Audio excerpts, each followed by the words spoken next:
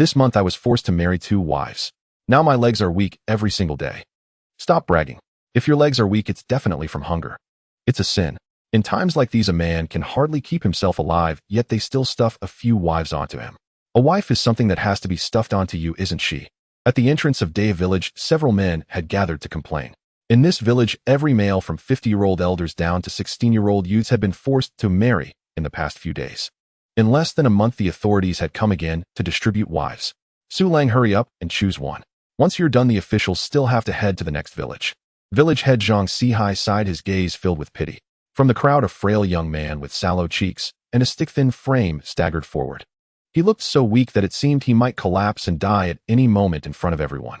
This pitiable young man, on the verge of starving to death, was Su Lang. Look at that Su boy, skinny as a monkey. Give him one more mouth to feed, and he'll be seeing the king of hell by tomorrow. The kid can barely survive himself. Add another mouth, and won't he die even faster? The surrounding villagers clustered nearby, pointing and whispering, most of them wearing expressions of sympathy tinged with a trace of gloating. Quiet, all of you. This is an imperial decree. After the war, male survivors are scarce. You must produce heirs and continue the bloodline. Any household that dares defy the order will be executed according to the law. The head constable Li Si spoke impatiently, the saber at his waist flashing glaringly in the sunlight. The villagers instantly fell silent, their faces clouded with sorrow. Su Lang licked his cracked lips, feeling the burning ache of hunger raging in his stomach. It had been 3 months since he transmigrated here, yet he had not eaten a single full meal.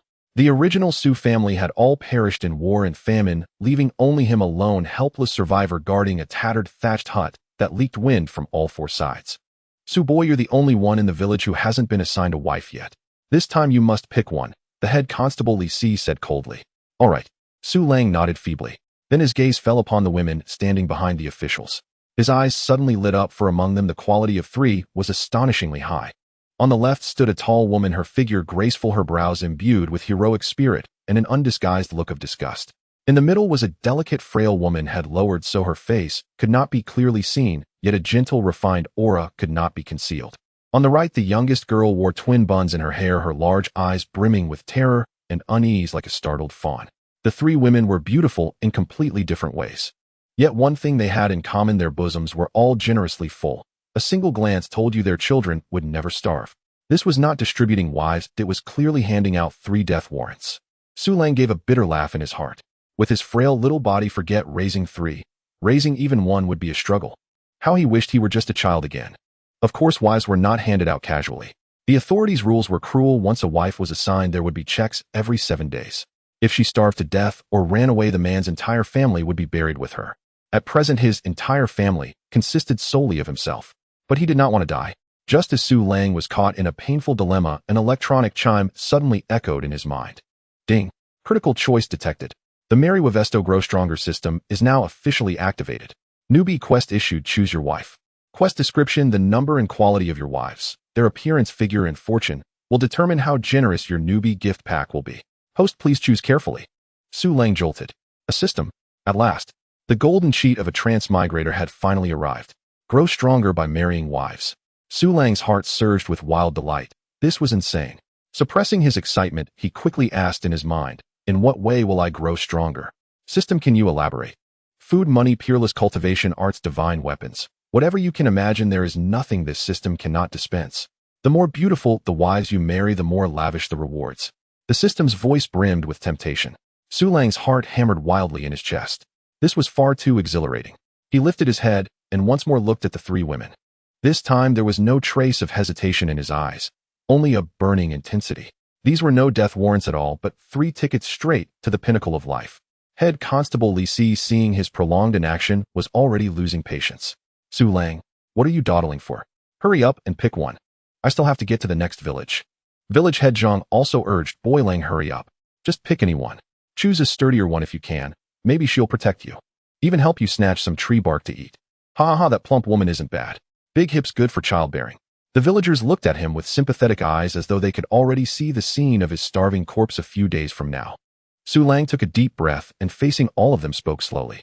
His voice was not loud, yet it clearly reached every ear present. Officer, I have a small request. What? Are you trying to defy the decree? Li Si's brow shot up. The village head panicked and hastily tried to dissuade him. Boy Lang, what nonsense are you spouting? This could cost you your head. No, no. Su Lang merely smiled faintly and dropped a bombshell. What I mean is, this one, and this one. I want all three. The moment those words fell, the place fell utterly silent. Everyone stared at Su Lang as though looking at a madman. After a brief hush, the crowd erupted like a boiling cauldron. Did I hear that right? He wants three. He's insane. The boy is definitely starving mad. What will he use to feed them? He can't keep even one alive and still wants three. Does he think he's not dying fast enough? Li Si was stunned as well, then let out a derisive snort. Boy, are you sure you're not raving? Of course not.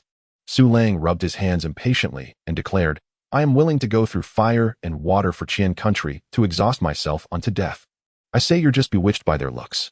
Li Si sneered, though his mission this trip was precisely to dispose of these women. If they could not be married off, he would have to allocate grain to keep them alive. As for whose households they entered and how they would live thereafter, that had nothing to do with him. In a year of famine, even the authorities had no surplus grain. Boy Lang, don't be reckless.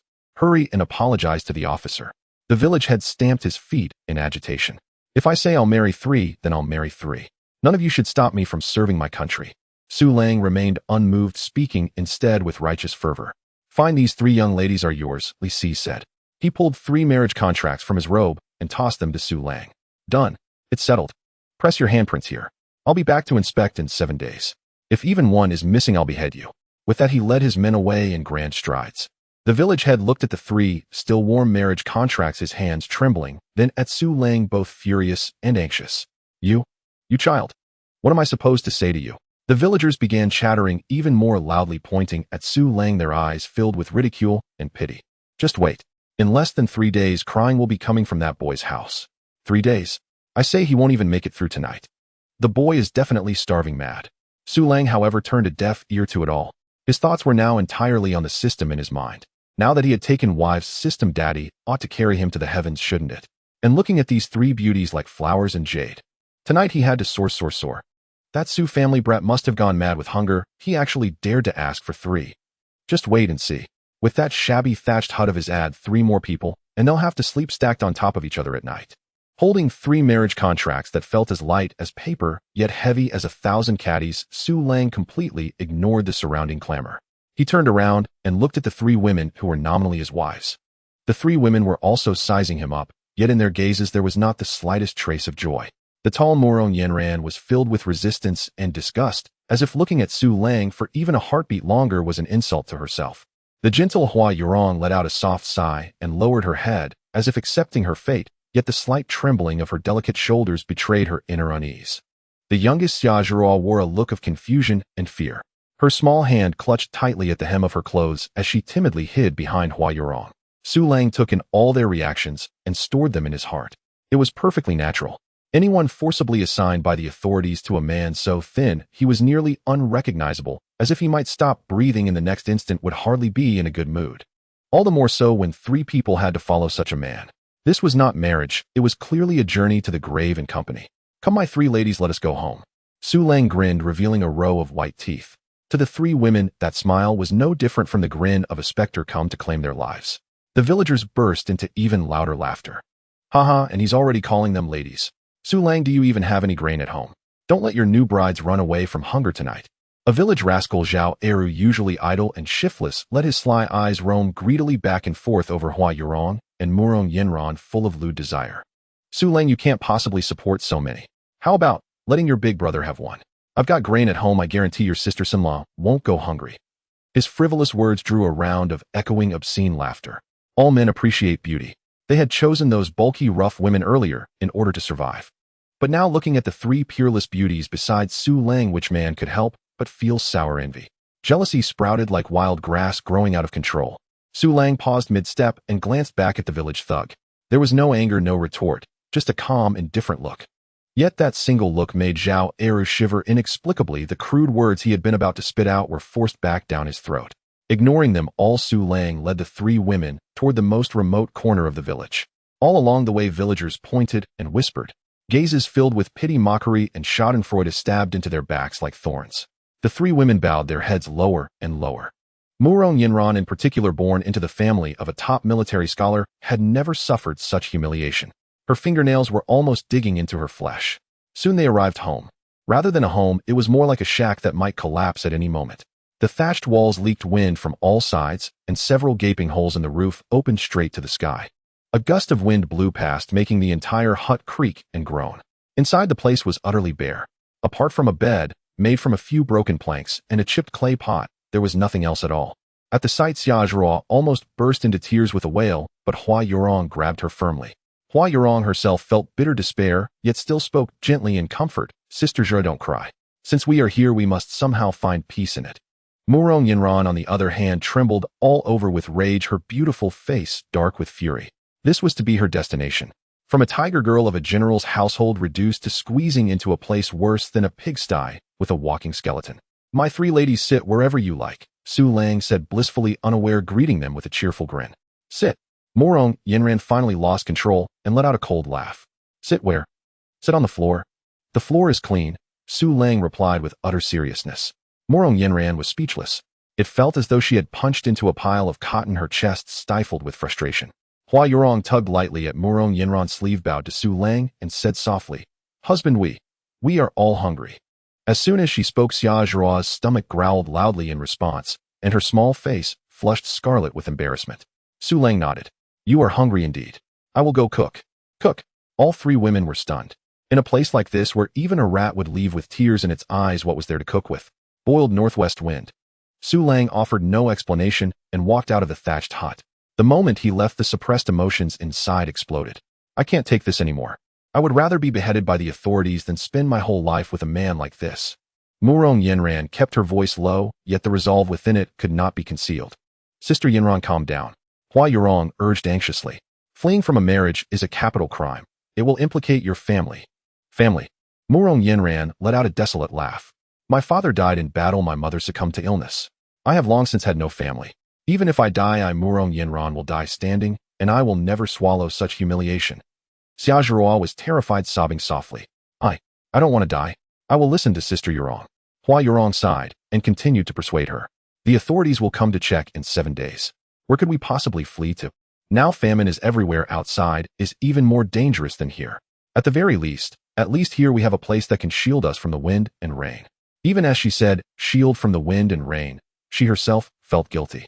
This broken shack would surely be livelier inside than outside on a rainy day. Shield us from the wind and rain. Hua Yurong, open your eyes and look. Is this a place fit for humans to live? Murong Yinran pointed at the holes in the roof. I would rather die outside than slowly starve to death in here. Just as Murong Yinran's emotions were about to spiral completely out of control, Su Lang's consciousness had already sunk into his mind. Ding. Congratulations to the host for completing the novice mission. Choose your wife. The novice gift pack has been issued. Please check host. Marriage rewards are being calculated. It had come. A surge of wild joy rose in Su Lang's heart. Open the novice gift pack. Ding. Congratulations to the host for obtaining 100 caddies of premium rice, 100 caddies of fine wheat flour, 20 caddies of dried cured meat, 10 caddies of fresh vegetables, 30 eggs, and 1 deluxe set of seasonings. Congratulations to the host for obtaining exclusive storage space x1 10 cubic meters time, frozen absolute preservation. Seeing the storage space crammed full of supplies, Su Lang was so excited he nearly jumped up. Grain. It was grain. In this era of famine, when human life was worth less than grass, this food was life itself. With the storage space, all future worries were resolved. He no longer feared anyone discovering his supplies and bringing deadly disaster down on him. Forcing down his excitement, he continued to check the rewards. Marriage reward calculation complete. The host has married 3 high-quality wives at once. Rewards are doubled. Congratulations to the host for obtaining divine level craftsman skill. Congratulations to the host for obtaining divine level culinary skill. Congratulations to the host for obtaining physical enhancement x2. In an instant, countless insights into construction, carpentry, and mechanisms surged into his mind, as though he had spent decades steeped in these crafts. At the same time, the cooking techniques of various cuisines, the mastery of heat, and methods of handling ingredients became crystal clear in his heart. More importantly, a warm current coursed through his limbs and bones. He could clearly feel his frail body being rapidly strengthened. His once weak, unsteady steps grew firm, his previously limp limbs filled with strength, and even the gnawing hunger in his stomach lessened considerably. Wonderful! Su Lang was overjoyed. Divine-level craftsman skills could be used to repair the house and even build better things. Divine-level culinary skills could turn the simplest ingredients into delicacies. Physical enhancement was the very foundation of survival. With these, how could he not live a good life? With a thought, Su Lang took from his storage space a small handful of rice, a palm-sized piece of cured meat, and a few green vegetables. He could not produce too much at once. It had to be done gradually, so as not to frighten them. He went to the back of the thatched hut, stacked a few stones into a simple stove, then fetched the lone cracked clay pot from inside, lit a fire, rinsed the rice, and sliced the meat. His movements flowed like drifting clouds and running water without the slightest trace of clumsiness. Inside the hut, the quarrel continued. Hua Yurong, stop trying to persuade me. Our paths are different, we cannot walk together. If you choose to accept your fate, I will not stop you. I am leaving right now. Murong Yinran's attitude was firm as she spun around to rush out. Sister Yinran. Hua Yurong and Xia Zhuruo panicked and hurried to grab her. At that very moment, a rich aroma so intense it seemed to make their very souls tremble drifted in without warning. It was not the bitter taste of grass roots and tree bark, nor the earthy stench of kale and clay. It was the scent of meat. Mixed with the mellow fragrance of rice, it invaded their nostrils with domineering force. The three women's movements came to an abrupt halt. The sounds of arguing and sobbing vanished in an instant. Within the thatched hut, only 3 increasingly loud gulps of saliva remained. The foot Murong Yanran had been about to set outside remained suspended in midair, utterly still. Murong Yanran's feet were frozen in midair, caught in a dilemma. Hua Yurong and Xiazhua also forgot to pull her back, their 3 pairs of beautiful eyes all fixed on the door of the thatched cottage. The fragrance grew closer and more intense. Su Lang walked in slowly, holding a chipped ceramic jar. Inside the jar was snow-white, glistening rice topped with glossy pieces of cured meat and garnished with a few vibrant green vegetables. Steam rose, and the aroma wafted through the air. In these years of famine, where even tree bark was nearly consumed, white rice and meat were like treasures from legends. The breath of the 3 women came to an abrupt halt. Gulps, someone uncertain of who struggled to swallow. Hua Yurong's eyes instantly turned red. She could no longer remember how long it had been since she had seen such clean white rice, let alone this shiny meat. The chaos of war and famine had turned her from a pampered young lady of a renowned medical family into a hungry refugee. Xia Zhuruo's big eyes were filled with disbelief. She timidly looked at Su Lang, then at the food in the jar, her little head filled with questions. Where did this nearly starving man conjure these divine dishes from? Is he a deity? Awe and curiosity intertwined in her sparkling eyes. Only Murong Yinran, after the initial shock, quickly regained her vigilance. She crossed her arms, forcibly suppressing the rumble in her stomach, and snorted coldly. Who knows where he stole this from? If we eat it, we might be captured and executed tomorrow. Yet her gaze was glued to the glossy pieces of cured meat, unable to look away. Ghoul, ghoul. A series of untimely sounds came from her stomach. Murong Yanran's cheeks flushed crimson, wishing she could find a crack in the ground to hide in. How shameful. Su Lang watched the starkly different reactions of the 3 women, his heart brimming with joy. Especially Murong Yanran's proud, yet conflicted demeanor was simply too amusing. He placed the ceramic jar on the worn wooden board and cheerfully said, "Ladies, please don't be shy. Sit down and eat." He paused and added leisurely, "After all, you are all my wives now. You need to eat well to have the strength to serve your husband tonight." This statement was like a thunderclap. Hua Yurong and Xia Zhuruo's faces turned instantly crimson, as if they could bleed, their heads bowed, shyly too embarrassed to look at the fragrant food again. Shameless. Murong Yanran's chest heaved with anger. She had never heard such blatant and frivolous words. "Yes, I am shameless." Su Lang acknowledged it calmly and picked up a pair of crude wooden chopsticks, slowly picking up the largest piece of cured meat and placing it in his mouth under the watchful gaze of the 3 women. Delicious. He closed his eyes, a look of ecstasy on his face. The savory, fatty flavor of the cured meat exploded in his mouth. After the divine cooking skills, this ordinary cured meat had its deliciousness magnified tenfold. Each bite was earth-shattering. Hua Yurong and Xia Zhuruo's saliva was nearly dripping down. Murong Yanran was even about to bite her own lips. That scoundrel. Rascal. He was definitely doing this on purpose. Su Lang chewed another piece of meat and took a large mouthful of the snowy white rice, savoring each bite. "So delicious, if you don't eat quickly it'll be gone," he said indistinctly while eating. The atmosphere in the thatched cottage became incredibly tense. The fragrance of the food mixed with the sound of Su Lang chewing was like countless little hands scratching at the hearts and stomachs of the 3 women. Finally, Hua Yurong could no longer hold out. She had never harbored much ill will towards Su Lang, and now that he presented such precious food, her remaining pride and unease had long been overwhelmed by intense hunger. She slowly walked to the wooden board, curtsied to Su Lang, her voice as soft as a mosquito, yet incredibly clear. "Husband. Thank you." This call of husband was sincere and sweet. Ding. Hua Yurong's favorability 20. Current favorability 30, slightly favorable, a prompt sound echoed in Su Lang's mind. Su Lang felt a surge of joy in his heart, but he maintained a calm demeanor, instead smiling more brightly. While cooking just now, he discovered that the system could also track favorability. Accumulating 100 points of favorability would yield a reward. If he accumulated 1,000 points of favorability, there would be a super prize. He nudged the ceramic jar towards Hua Yurong. Wife, eat quickly. Eat more. Hua Yurong nodded, gently picked up another pair of chopsticks, and carefully picked up a small mouthful of rice, bringing it to her cherry lips. The sweetness of the rice instantly brought tears to her eyes. It was the taste of being alive. Seeing Hua Yurong start to eat, Xiaozhua could no longer hold back. She swallowed hard, trotted to Su Lang's side, and mimicked Hua Yurong's manner, timidly saying, "Sister Hua called you husband.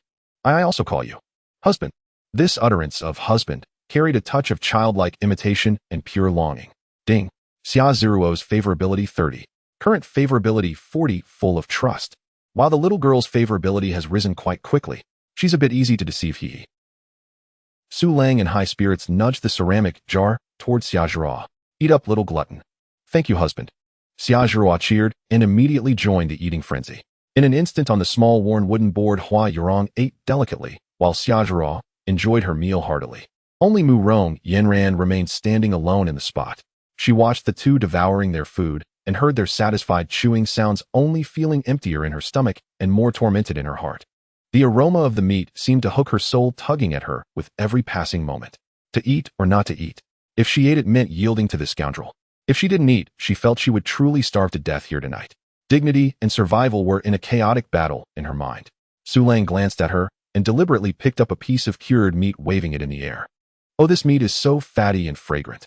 The first wife and second wife both get to eat, but some people won't have any." Mu Rong Yanran's body stiffened. This man was simply incorrigible. "You?" She was so angry she couldn't find her words. Su Lang said with a smile, "What? Do you want to eat?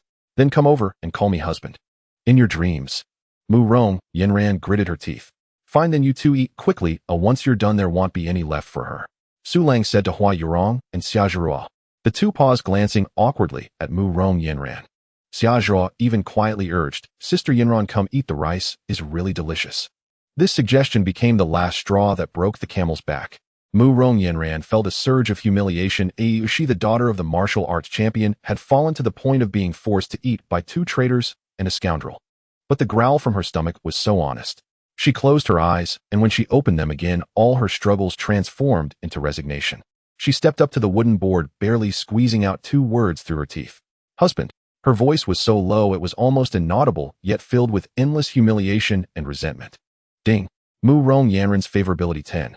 Current favorability 20, extremely disliked. Su Lang nearly burst out laughing. Favorability has risen, though still negative. It has improved from 30. This indicates progress. He suppressed his laughter and deliberately put on a stern face. Louder, I didn't hear you. You. Mu Rong Yanran's phoenix eyes widened, nearly spitting fire. "If you don't say it, then this last piece of meat." "Husband." This time Mu Rong Yanran nearly shouted it out. Now that's more like it." Su Lang nodded in satisfaction, passing the chopsticks to her, but his teasing continued. "But calling me now is too late. You can only be the third wife. Hua Yurong and Xiaozhua are both your sisters. He'll kill you." Mu Rong Yanran took the chopsticks, her first instinct not to eat, but to stab this detestable man in front of her. But the piece of cured meat shimmering in the ceramic jar ultimately quelled her murderous intent. She took a huge mouthful of rice and viciously picked up that piece of meat, as if she were devouring Su Lang's bones. So delicious. Su Lang watched as his three exquisite wives devoured their food without concern for their image, a profound sense of satisfaction swelling within him.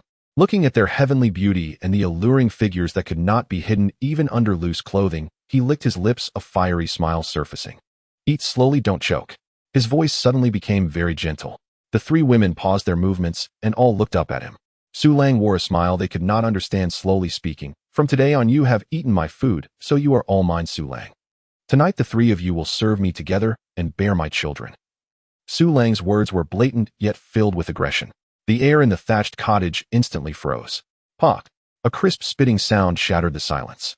Mu Rong Yanran slammed the wooden chopsticks in her hand onto the ground, her pretty face flushed red, her chest heaving violently. "Shameless scoundrel. You must be dreaming." She wished she could pierce Su Lang's throat with those chopsticks. This man was filled from head to toe with shamelessness and vile behavior. Hua Yurong's cheeks were so red they looked like they could bleed. She shyly lowered her head, her hands nervously twisting the hem of her clothes, lacking even the courage to glance at Su Lang. Serving one's husband is the duty of a wife. But the three of them together. This was simply too embarrassing. Xia Zhuo was half afraid, half curious. Her small face turned crimson as she instinctively hid behind Hua Yurong, but couldn't help but peek out from behind her shoulder to observe Su Lang. This husband. How bold he was. Yet she also felt that this matter seemed a bit amusing. Watching the starkly different reactions of the three women, Su Lang understood. Mu Rong Yanran was a thorny rose, Hua Yurong was a docile lamb, and Xia Zhuo was a curious kitten. Interesting. So very interesting. He didn't get angry. Instead, he leisurely pulled out the 3 marriage contracts from his pocket and waved them in front of them. In black and white with the official seal, nothing is missing. From the moment you pressed your fingerprints, you became my Su Lang's legally wedded wives. Su Lang slapped the marriage certificate onto the broken wooden board, producing a light sound. A husband and wife sharing a room is natural. You all agree, don't you? His words left Mu Rong Yanran momentarily speechless. She could curse Su Lang for being shameless, but she couldn't refute the marriage contract from the government. That was the law. In this world, the law was more important than life itself. Su Lang put away his playful demeanor and adopted an unprecedented seriousness. I know you all feel wronged and look down on me, this poor fool.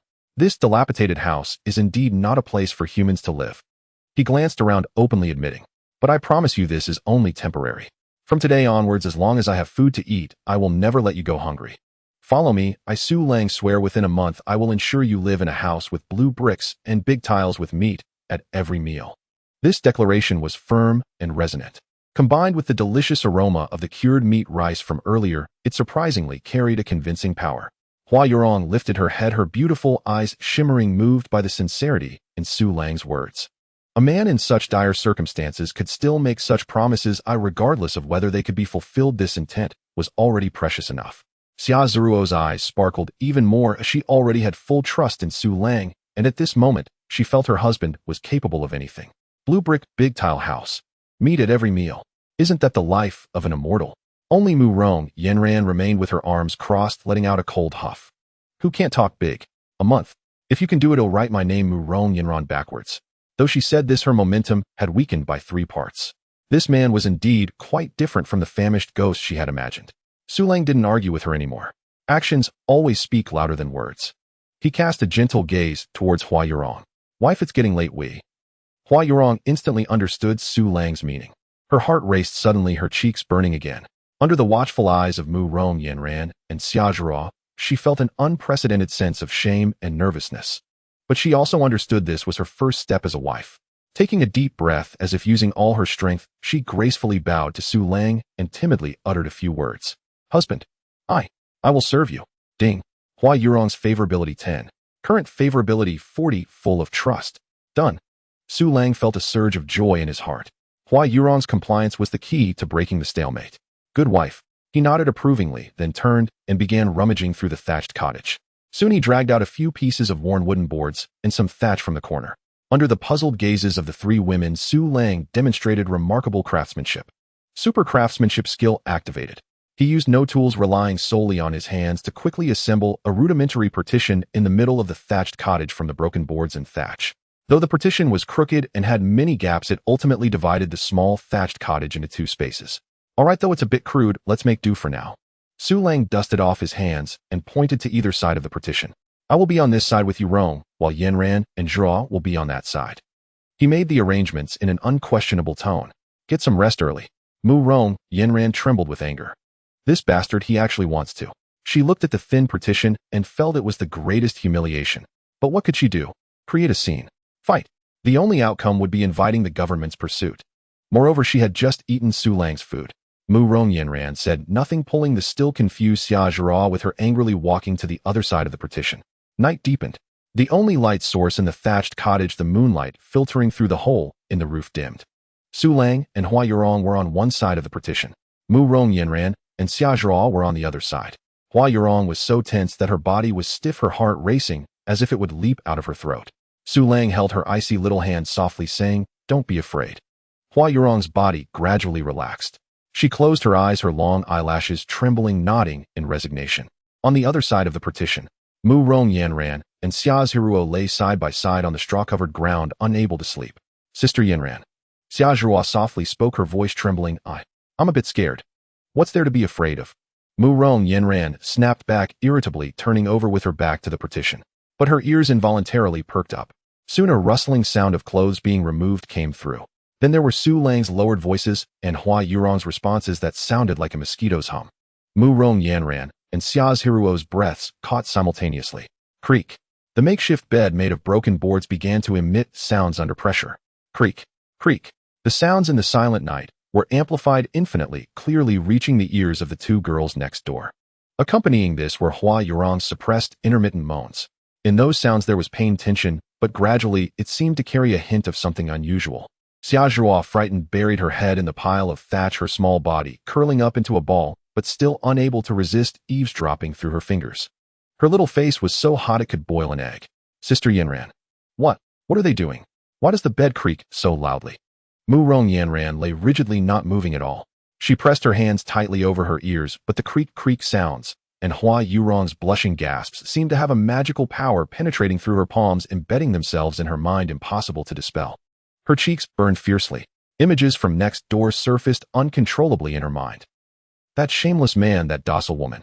Humiliation, anger, and a hint of a feeling she was reluctant to admit to herself, all surged wildly within her. This night was destined to be sleepless, and the creaking from the broken bed was somehow louder than Hua Yurong's cries, more tormenting. The next day, as dawn broke, Su Lang opened his eyes. He felt refreshed, filled with explosive power. The toil of the previous night did not leave him fatigued. Instead, he felt invigorated. The effects of physique enhancement X2 were indeed as remarkable as advertised. This system is incredible. He glanced at Hua Yurong, who was still sound asleep beside him. Her delicate brows slightly furrowed, a trace of tear stains at the corners of her eyes, but her sleeping face bore a beauty akin to a blooming begonia after rain. Su Lang smiled slightly and carefully got out of bed. As soon as he stepped out from behind the partition, he saw Mu Rong Yanran and Xia's Hiruo sitting up on the other side. However, the two of them looked somewhat disheveled. Xia Zhuo had two big dark circles under her eyes, her small face filled with exhaustion and confusion. Mu Rong Yanran looked even more disheveled, her hair a mess, her phoenix eyes bloodshot, with an aura of irritability and lethargy surrounding her. At that moment, Hua Yurong also came out, supporting her sore waist. She saw the state of the two next door, froze for a moment, then quickly understood, her pretty face turning red all at once. Though her own back and waist ached, at least she had managed to sleep. But looking at Mu Rong Yanran and Xia Zhuo's expressions, it seemed they were having a harder time than her, the main character. As Su Lang opened his eyes, he saw two pairs of bloodshot eyes on the other side of the partition.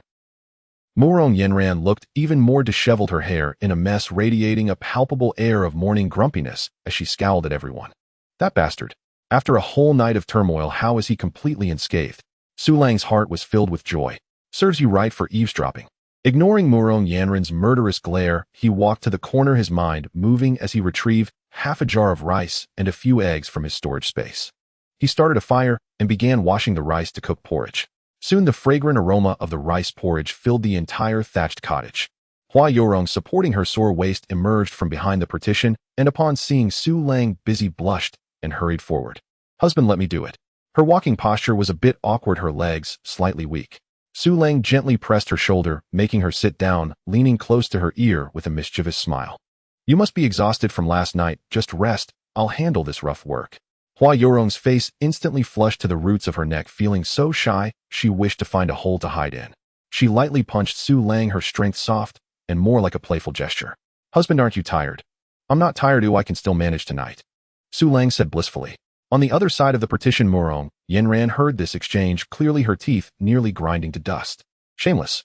Early in the morning being so lovey-dovey, what a disgrace. Xia Zhuo rushed out with a flushed face, not thinking too much, simply eager to help. Husband, I'll help you with the fire. She squatted in front of the makeshift stove, adding firewood with a bright-eyed gaze full of admiration for Su Lang. In that moment, the small thatched cottage was filled with warmth as Su Lang cooked porridge, Xia Zhuo tended the fire, and Hua Yurong watched gently. Only Mu Rong Yanran sat alone in the corner, her stomach unceremoniously growling, feeling both angry and awkward. Help out. She couldn't bring herself to do it. Just sitting here, feeling like a superfluous waste. In her heart, a battle raged, torn with conflict. Soon the white porridge was ready, and the eggs were cooked as well. Su Lang served everyone a bowl of porridge and handed out an egg. In this year of famine, this was the ultimate delicacy. Hua Yurong and Xia Zhuo sipped their porridge in small bites, their faces glowing with happiness. Even Murong Yinran, upon catching the scent, couldn't resist her hunger and silently picked up a bowl to eat. Yet her actions still held a hint of pride. After eating a few bites, Hua Yurong set down her bowl, picked up the egg in front of Su Lang, and delicately peeled the shell with her slender fingers. A smooth, tender egg was presented to Su Lang's lips. "Husband, you eat first." Her gesture was natural, filled with genuine care. Su Lang felt a warmth in his heart. This feeling of being cared for was truly delightful. Instead of using his hands, he opened his mouth to take the egg, gently pecking Hua Yurong's finger in the process. Hua Yurong instinctively withdrew her hand, her charming face reddening once more. "An egg peeled by my wife is simply delicious." Su Lang mumbled in delight as he ate. "Smooth talker," Hua Yurong playfully scolded, yet her heart felt sweet. Current affection level 60, deeply in love. Current affection level 50, admiring and dependent. Xiaozhua looked at the intimate interaction between the two, a face full of envy, and clumsily began to peel her own egg, seemingly wanting to give it to Su Lang. This scene made Murong Yinran even more furious. Traitors. Both of them are traitors. In less than a day, they were bought over by this scoundrel. She angrily stuffed the egg in her mouth, chewing fiercely, as if she were chewing Su Lang's flesh. Even this proud girl's affection level has risen. Su Lang was somewhat surprised, but then realized why. It seems stable food and a secure environment are more effective than any sweet talk. Affection level: Hua Yurong 60 points. Xiaozhua 50 points. Murong Yinran 15 points. There was still a long way to go to the big draw at 1,000 points. Not enough. He was already very close to the reward for 100 points of affection. It seems relying solely on Hua Yurong and Xiaozhua isn't enough. He must also conquer the hard nut that is Murong Yinran. Just as Su Lang was contemplating how to win over his proud third wife, the already rickety wooden door of the cottage was kicked open from the outside. Bang! A loud noise. A group of ruffian villagers barged in, led by Zhao Eru, the village scoundrel who had teased the three girls yesterday. They had come following the scent, wanting to see if Su Lang had stumbled upon some good fortune and found food. But as soon as they entered, they were all stunned.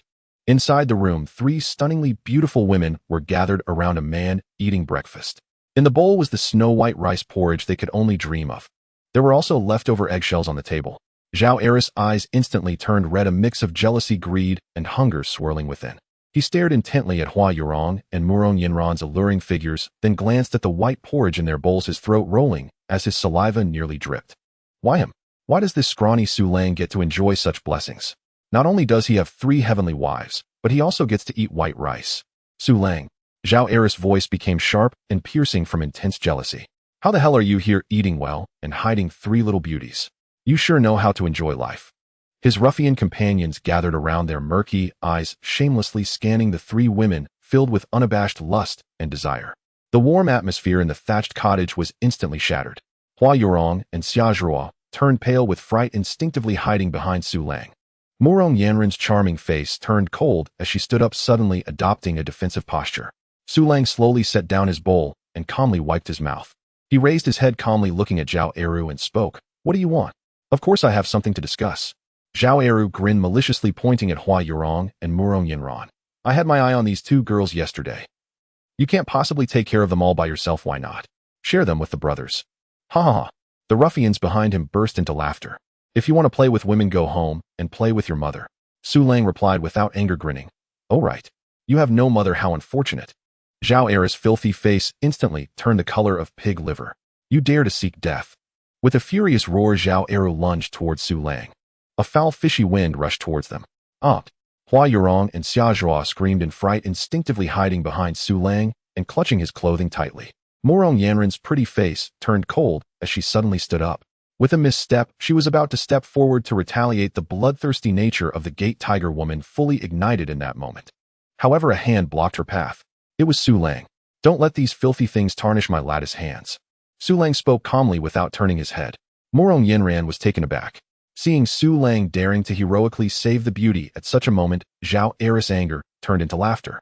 He stopped in his tracks, his murky eyes lewdly roaming over Murong Yanran's heaving chest and long legs. He don't rush beauty. After I deal with this skinny monkey, he'll take good care of you." One of the ruffians behind him chimed in. "Exactly. Su Lang is as skinny as a bamboo pole, clearly a pretty face, without real strength. He won't be able to satisfy you. Our brothers are strong, guaranteed to let you experience the true flavor of being a woman." Ha! The crude words were unbearable to hear. Hua Yurong and Xiaozhua trembled with anger, but out of fear, they dared not speak. Murong Yanren's face turned pale with rage. She had never endured such humiliation. This Su Lang, so self-righteous. If it weren't for him blocking her, she would have kicked that rogue away long ago. She was boiling with anger, deciding to let Su Lang suffer a bit. Let him know that without her he is nothing. After he was beaten half to death, she would step in to show him who was truly capable in this household. Just as Murong Yanren's thoughts raced, Su Lang moved. He didn't roar in anger or waste words. Facing Zhao Era's incoming punch, he merely tilted his body slightly. The movement was as graceful as brushing away a fallen leaf. Zhao Era's determined punch merely grazed the corner of Su Lang's clothing, and due to the excessive force he stumbled back. So fast, Murong Yanren's pupils constricted slightly. This was definitely not the reaction speed of an ordinary starving man. Before she could think further, Su Lang had already moved. He stepped forward, closing in on Zhao Eru, and with lightning speed grabbed Zhao Era's swinging wrist and twisted it outward.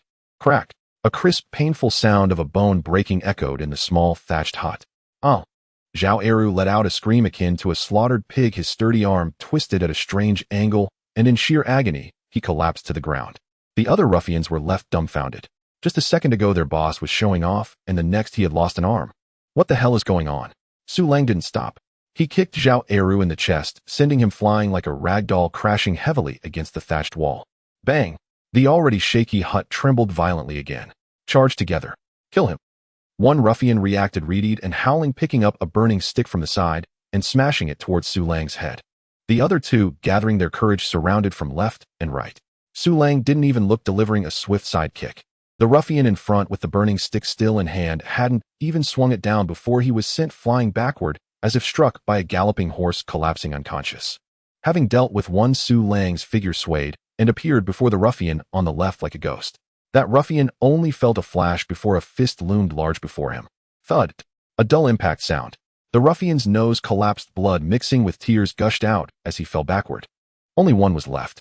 That person was already scared out of his wits, watching Su Lang, who resembled a god of death, let out a strange cry and turned to run. But as soon as he turned, he felt a tightness at the back of his neck. Su Lang gripped his neck with one hand, lifting him up as if he were a chick. The ruffian's feet left the ground as he struggled desperately, but he couldn't break free from that iron clamp-like grip. The sensation of asphyxiation turned his face purple, his eyes nearly bulging out. Bang! Su Lang casually tossed him aside, dropping him next to Zhao Eru. The entire process was fluid and clean. In just a brief moment, 4 aggressive ruffians were left, one with a severed arm, one unconscious, one disfigured, and one half dead. All lay on the ground moaning and rolling in pain. Inside the hut, there was a deathly silence. Only the ruffians' painful groans and the increasingly rapid breaths echoed. Hua Yurong and Xia Zhuo, hiding behind Su Lang, were already dumbfounded. Their mouths agape, their beautiful eyes filled with shock and disbelief. Is this still that husband who was so thin he could be blown away by the wind? How could he be so powerful? Xia Zhuo's heart raced wildly. She looked at Su Lang's not so tall, yet incredibly reliable back, her big eyes sparkling with shining stars. Husband, so handsome. Meanwhile, Murong Yanren, standing aside, was like struck by lightning. She stood frozen in place. Her mind was a blank. She had imagined 100 possibilities: Su Lang being beaten to a pulp, begging for mercy. Su Lang being bloodied and battered, prompting her to angrily intervene. Even Su Lang getting killed. But she never imagined this scenario. A complete crushing. This was an absolute domination. How could Su Lang's frail body unleash such terrifying strength and speed? That clean and decisive skill, that unhesitating brutality. This was definitely not an ordinary peasant. She had actually thought of letting him suffer a little before stepping in to save him. What a huge joke. A mixture of shock, shame, and curiosity surged wildly in her chest. Who on earth is this man? Ding. Murong Yanren's favorability 30. Current favorability 15. Shock and curiosity. Ding. Hua Yurong's favorability 10. Current favorability 70. Admiration. Ding. Xia Zhuo's favorability 20. Current favorability 70. Admiration and reliance. A series of system notifications made Su Lang feel elated. After a fight, the favorability rose rapidly, especially Murong Yanren, who had finally climbed out of the negatives. It seems that a man must rely on his fists to speak. He dusted off non-existent dust from his hands, turned around, and gave a radiant smile to his 3 stunned wives. Then he walked slowly towards Zhao Eru, who was lying on the ground trembling while clutching his severed arm. Su Lang squatted down, picking up the burning stick on the ground and weighing it in his hand. He smiled at Zhao Eru, his voice soft, but sending chills down Zhao Eru's spine. Just now, who did you say you wanted to play with? Zhao Eru, terrified, felt his soul leave his body, a warm wetness spreading in his pants, a foul smell permeating the air. I was wrong. Grandfather, I was wrong. Too late. Zhao Eru's pants had already soaked through, and the foul odor permeated the small thatched hut. He clutched his severed arm, tears streaming down his face, repeatedly bowing to Su Lang. Grandfather, I was wrong. I am not human. I will never dare again. Su Lang's smile remained undiminished, yet the stick in his hand was lifted with greater fervor. He turned his head to look at his three terrified wives behind him. Ladies, turn your heads away. The scene that follows might be a bit bloody, so as not to frighten you. Hua Yurong and Xia Jue were already so terrified that they were at a loss, and upon hearing his words they immediately obeyed and turned away, tightly closing their eyes. Only Murong Yanran remained frozen in place, her phoenix eyes fixed intently on Su Lang. She wanted to see what this man was really planning to do. Su Lang ignored her and focused his gaze back on Zhao Eru's head. In the next life, remember to be a good person. The moment the words fell, the stick in his hand swung down with a whoosh. Puff! A dull sound echoed. It was not the sound of bones breaking, but rather the sound of something heavier and wetter being smashed. Zhao Eru's howls and pleas came to an abrupt end. His head was shattered like a crushed watermelon, blood and brains splattering everywhere. The two remaining conscious thugs witnessing this scene nearly had their eyes pop out of their sockets, producing strange wheezing sounds in their throats, and they fainted from the sheer terror. The entire thatched hut fell into a deathly silence in an instant. The thick smell of blood mixed with the previous foul odor, creating a nauseating stench. Su Lang casually discarded the stick smeared with filth, as if he had merely done something trivial. So noisy. He uttered those three words in a bland tone. Hearing the commotion, Hua Yurong and Xia Jue couldn't help but glance back, only to stifle a gasp, their stomachs churning as if they were about to vomit. Murong Yanran's face turned pale, devoid of color. Although she came from a military family and had practiced martial arts, having witnessed the bloodshed on the battlefield, she had never seen such a calm and decisive execution. This man killed as if he were squashing an ant. You killed someone. Murong Yanran's voice trembled slightly, a quiver she wasn't even aware of. Su Lang cast her a glance unfazed. Yes, I killed him. These few scoundrels have been domineering in the village, bullying the weak, and their hands are stained with at least 2 lives. It's just that during these years of famine, the authorities can't be bothered, which is why they have lived until today. Su Lang's tone was very calm, as if stating an utterly normal fact. The authorities don't care, but I do. Keeping them alive will only harm more people. I am acting in accordance with the heavens, understand. Murong Yanran was rendered speechless by his words. The logic was sound. However, his extremely indifferent attitude was even more shocking than the act of killing itself. What kind of soul was hidden within this man? Ding. Murong Yanran's favorability 5. Current favorability 20. Deepening curiosity. Su Lang did not explain further and began to deal with the aftermath. Like dragging dead dogs, he pulled Zhao Eru and the 3 other thugs' corpses out of the thatched hut one by one and tossed them into the nearby mass grave. Inside the hut, the 3 women exchanged terrified glances, trembling. The once warm home was now filled with the stench of blood and death, making them restless. When Su Lang returned, the blood on his hands and face had been wiped clean as if nothing had ever happened. He looked at the 3 frightened quails and suddenly broke into a smile. What's wrong? Are you all dumbfounded? Don't worry, I am only harsh towards bad people, but I will cherish my own wives. He deliberately puffed out his chest, striking a heroic pose. This half-joking, half-teasing remark eased the previously tense atmosphere somewhat. Xia Jue let out a chuckle, her tears nearly turning into laughter, though there was still a hint of fear in her smile. Hua Yurong also sighed in relief, casting Su Lang a complex glance. There was fear, admiration, but more importantly a sense of security. This man, though ruthless, was protecting them. Murong Yanran still maintained a stern face, snorting coldly and turning her head aside, but her tense shoulders subtly relaxed. Su Lang's gaze swept over the 3 women and suddenly paused. They were still wearing the tattered, coarse clothes they had when they were escorted by the authorities, stained with dirt and patches. Especially Hua Yurong, the hard work from last night made her clothing appear even more disheveled, with a small tear at the collar. Your clothes are in such a state, I need to get you new ones. Su Lang muttered to himself. He walked to the corner, pretending to rummage, but in reality, he focused his thoughts and took out a small bag of white rice and the few boiled eggs left from the morning from his storage space. There is nothing else at home, I will take these to town and see if I can trade for some fabric. He placed the heavy bag of rice and eggs on a broken wooden plank. The 3 women were dumbfounded. In this world where a life was worth less than grass and a small amount of food could exchange for a living person, he actually wanted to use such precious food to trade for something useless like fabric, just to make them new clothes. Hua Yurong's eyes instantly turned red. Xia Jue was even more moved, her little mouth slightly agape, unsure of what to say. Murong Yanran's heart felt as if it had been struck hard by something. When her father was alive, he had also loved her like this. Husband, we will go with you. Hua Yurong was the first to speak, not trusting Su Lang to go alone. Yes, we will go together. It would be good to have someone to look out for each other on the way. Xia Zhiyuan nodded repeatedly. Su Lang thought for a moment and nodded in agreement. It was indeed worrisome to leave them here after someone had just died. The four of them quickly tidied up and left that remote corner, heading toward the outskirts of the village. Along the road, they saw starving villagers everywhere, their skins stretched tightly over their bones, their eyes hollow, lying or sitting around like walking corpses. One man was desperately pleading with a passing merchant caravan, holding his 7 or 80-year-old daughter. Sir, please have mercy. I can sell my daughter to you for just half a piece. No, just a little less than half a piece of bread. The girl, emaciated and pale, was numbly pushed by her father, not crying or making a fuss. Not far away, another man was beating his newlywed wife. You worthless piece of trash. Since marrying you, you can't even get me a bite to eat. I will beat you to death. Stop hitting me, stop hitting me. Where can I find food?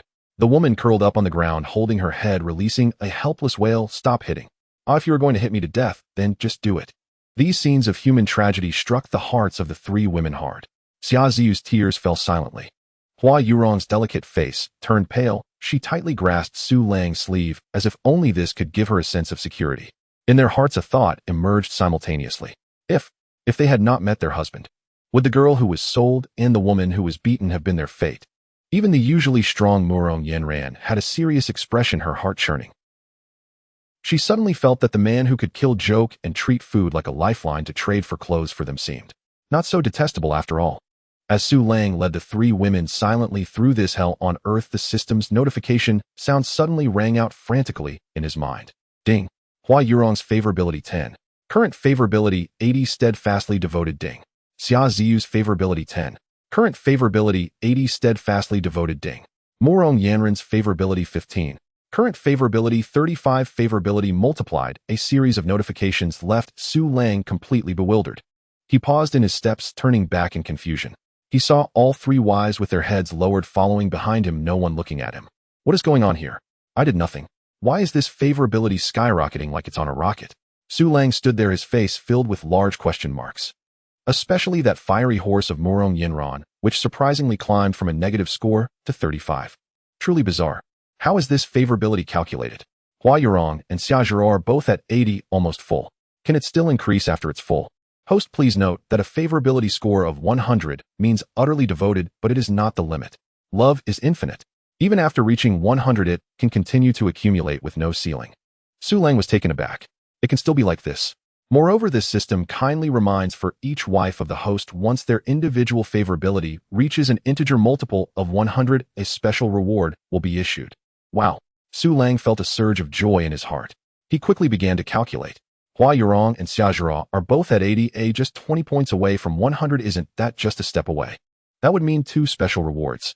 Especially for Xia Zhiro, that little girl is simply a treasure. It feels like she could conquer herself without him doing anything. Hua Yurong's favorability was gradually obtained by Su Lang. Xia Zhiro, that little girl is very naive, making her easy to win over. As for Murong Yanran, Su Lang glanced at the aloof third wife beside him, whose expression, although still stern, had softened noticeably. 35 points, although still not high, had already left the danger zone. The future looks promising indeed. Su Lang suppressed his excitement, filled with anticipation for a brighter life ahead. He cleared his throat, refocused his thoughts, and continued leading the three women towards the center of Qingshi town. The scene in the town was even more desolate than at the village entrance. The streets were empty, most shops were closed, and the few pedestrians looked weak and hollow-eyed. The four soon found the only fabric shop still open in the town. Though called a fabric shop, it was merely a small storefront with the sign's letters faded and the door in tatters. A man, emaciated to the point of losing his features, was languidly slumped over the counter. Upon seeing someone enter, he lazily lifted his head. "What can I do for you, sir?" The shopkeeper's voice trembled as if he might collapse at any moment. The fabric in the shop was covered in a thick layer of dust, clearly neglected for a long time. "Boss, how much is the fabric?" Su Lang asked. The shopkeeper weakly waved his hand. "We're not selling fabric. In this day and age, what uses silver? Can it be eaten?" He paused, his murky eyes scanning Su Lang and the others before finally uttering a few words. "Only food in exchange." As soon as he finished speaking, he saw Su Lang unfazed reach into his bag and pull out a large handful of rice. It was not rough rice mixed with sand, but pure snow-white, glistening rice, each grain plump enough to make one's heart tremble. In the dim shop, that handful of white rice was dazzling. Boss Zhang's breath instantly stopped. The three women were also stunned. Husband, Hua Yurong was the first to react, unable to help but tug at Su Lang's sleeve. This? So much rice, it's too wasteful. She looked filled with pity and heartache. If they were careful with it, this rice could last them for several days. Yet now it was to be exchanged for undable fabric. Xiaozhao also pouted, murmuring softly, "Yes, husband, our clothes are still wearable. It's not worth it to exchange for fabric." Morong Yanran was even more direct, coldly stating, "Su Lang, are you crazy? Do you know what a single grain of rice can be exchanged for outside? You want to trade these for a few feet of torn fabric?" Her words carried a hint of urgency, one she didn't even realize, out of concern for their family. However, before Su Lang could respond, a dull thud echoed. The previously half-dead Boss Zhang suddenly slid down from the counter, kneeling heavily on the ground. He stared intently at the handful of white rice in Su Lang's hand, his frail body trembling violently, making strange gasping sounds in his throat. Rice. Is white rice. In the next moment, this man in his 40s suddenly let out a wail, crying uncontrollably. While crying, he crawled to Su Lang's feet, clutching his legs, sobbing desperately, "Esteemed sir, please sell me that rice. I beg you. I have a daughter at home. She's only 6. Hasn't eaten for 3 days. She's about to starve to death. I don't want your money. You can take all the fabric in my shop. Just save my daughter's life." Boss Zhang's cries were piercing and desperate, each word striking heavily on the hearts of the three women. They were all dumbfounded. Hua Yurong and Xia Ziruo's eyes instantly turned red. Morong Yanran also stiffened, completely frozen in place. Just now they were still worried about the rice, still complaining about Su Lang's wastefulness in trading food for fabric. But now they truly understood. That handful of rice here didn't represent a few feet of fabric or a few meals. It represented a living life. And their husband was willing to use this life-saving item just to trade for a few new clothes for them. An indescribable warmth mingled with guilt, emotion, and shock instantly overwhelmed the last remnants of their reserve and calculations. Hua Yurong gazed adoringly at Su Lang's profile. This man, who appeared frivolous and somewhat rogue on the surface, actually harbored the deepest tenderness for them in his heart. Xiaozhao was even more moved, looking at Su Lang, feeling that her husband was the best person in the world. Even Morong Yanran was shaken to her core. She looked at the father, pleading desperately for his daughter, then at the man beside her, who silently contributed for them. The two figures gradually overlapped in her mind. She suddenly felt that the man forcibly pushed onto her by the authorities didn't seem so detestable after all. As the three women's thoughts swirled, a heavenly sound echoed in Su Lang's mind. Ding. Hua Yurong's favorability 20. Current favorability 100, utterly devoted. Ding. Xia Ziruo's favorability 20. Current favorability 100, utterly devoted. Ding. Morong Yanran's favorability 20. Current favorability 55, deeply moved. Success. 2 scores of 100. Su Lang felt ecstatic inside, but maintained a calm demeanor. He bent down to help up Boss Zhang, who was about to faint from crying. "Boss, please get up first." He then poured the large handful of rice into Boss Zhang's trembling hands. "Take this rice first to make porridge for your daughter. As for the fabric, you can decide what to do with it." Ding. Detected that the favorability of 2 wives has reached 100 points for the first time, calculating special rewards. Ding. Rewards are being sent. Ding. The favorability of the 2 wives has reached 100 points for the first time, calculating special rewards. Ding. Reward distribution in progress. Congratulations, host. You have received food gift pack 500 gene of fine rice, 500 gene of white flour, 100 gene of cured meat. Congratulations, host. You have received body strengthening X2. In an instant, Su Lang felt a warm current several times stronger than before surging through his limbs.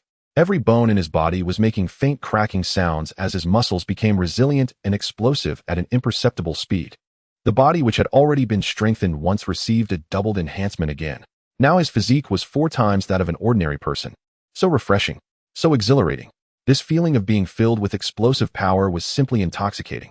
Before he could recover from this ecstasy, the system's notification sound rang again. Ding. Congratulations, host. You have received Super Seed Gift Pack 100 gene of potatoes, 100 gene of sweet potatoes, 100 gene of corn. Ding. Congratulations, host. You have received God-level hunting skills. Su Lang's heart raced wildly. If food and body strengthening were assurances for his survival, then these last 2 items were the wings that would allow him to soar. Potatoes, sweet potatoes, corn. These high-yield crops only existed in later generations, and in this era they were simply miraculous artifacts. With them, how could he worry about having no food? He could easily become a wealthy landlord. And there were god-level hunting skills. Countless knowledge and experiences about tracking, setting traps, archery, and combat flooded into his mind, making him feel like a top hunter who had lived in the deep mountains for decades. This meant a continuous supply of meat. Su Lang forcibly suppressed the joy in his heart and returned to reality.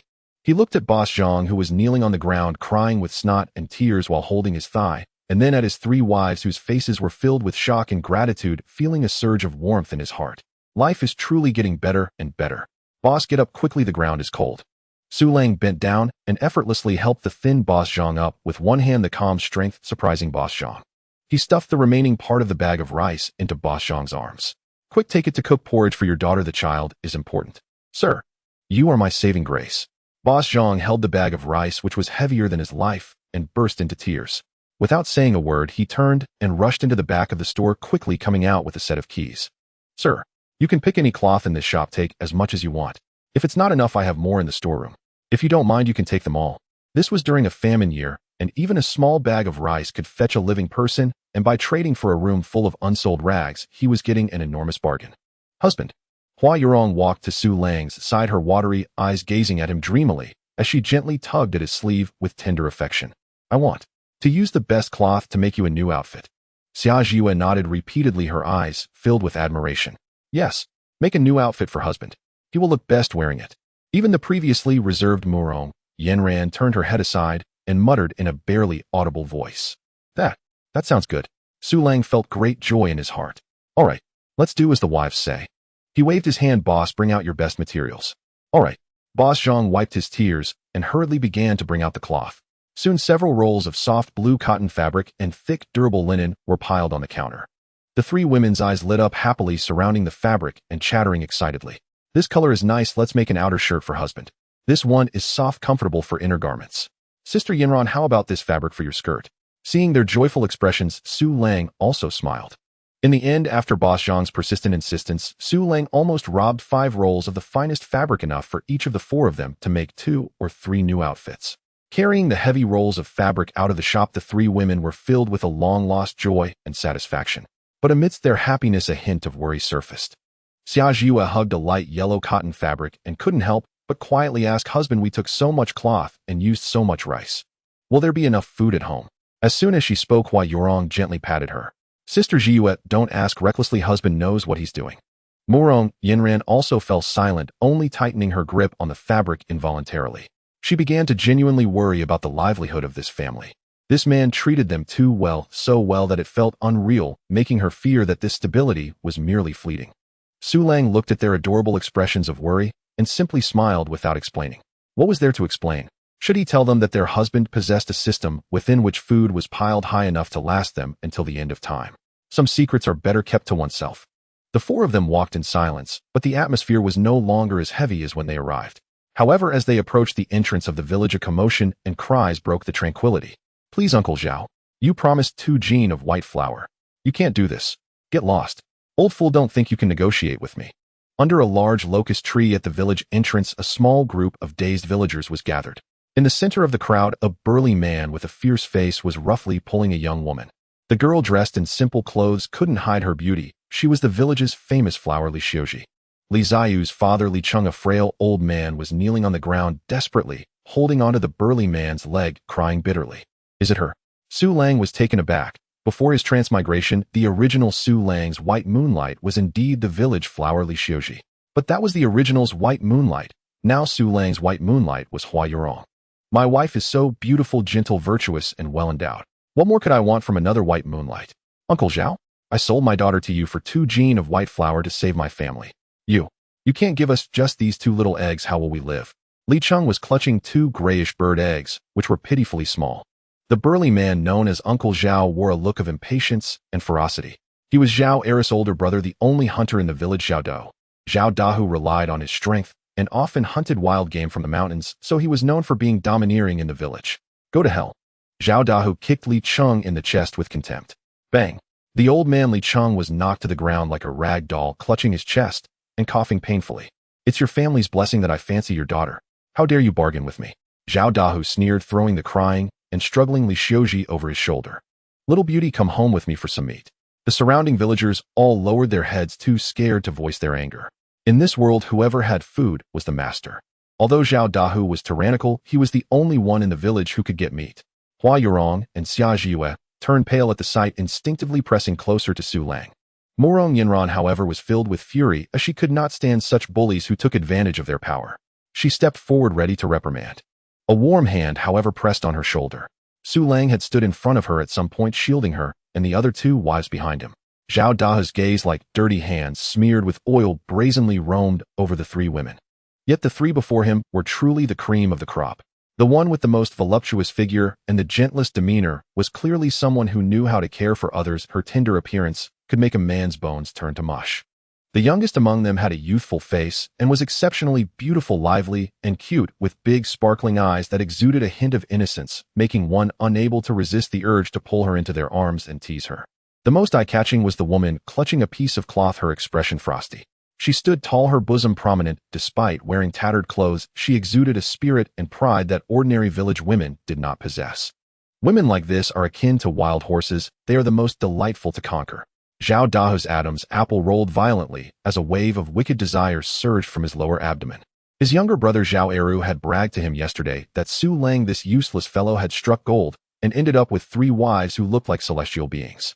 At the time, he did not believe it. Now, seeing it for himself, damn it, Zhao Eru had undersold it. As for Su Lang, Zhao Dahu did not take him seriously at all.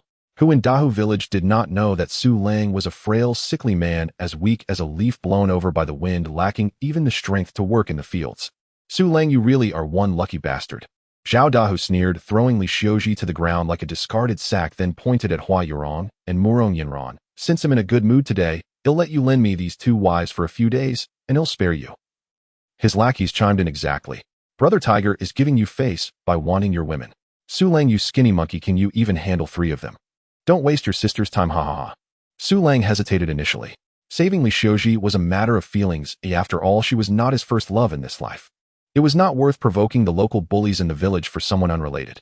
But now this matter could not be ignored. Dare to lay a hand on his wife's affairs. This was no longer about whether it was worth it. This was courting death. Brother Tiger, you've hit the jackpot today, one of the lackeys flattered. With Li Xiuji and these 3, that's 4 stunning beauties at once. Zhao Dahu puffed out his chest with pride and laughed heartily. That's right. Today I'm marrying all 4 at once. Su Lang, bring out those 3 marriage contracts and let me stamp them with my handprint. He had already regarded Hua Yurong's 3 women as his own possessions. Hua Yurong and Xia Zhao were frightened and hid behind Su Lang, their faces pale. Murong Yinran, however, was trembling with anger, her chest rising and falling irregularly. At that moment, Li Xiuji, who had been thrown to the ground, struggled to get up. She did not cry, but instead stood in front of Su Lang. Su Lang, you must leave quickly. Don't worry about me. This has nothing to do with you. After speaking, she turned around and knelt before Zhao Dahu, bowing her head. Zhao Dahu will go with you. He'll listen to everything you say. Please spare Su Lang. He is in poor health and cannot withstand this. This scene left everyone stunned. The villagers surrounding them looked at Li Xiuji with eyes full of sympathy and reluctance. Zhao Dahu was also momentarily taken aback, then laughed even more wildly. Little beauty, you're quite loyal. Don't worry, once I've dealt with this useless fellow, he'll come back and treat you well. Su Lang was also stunned.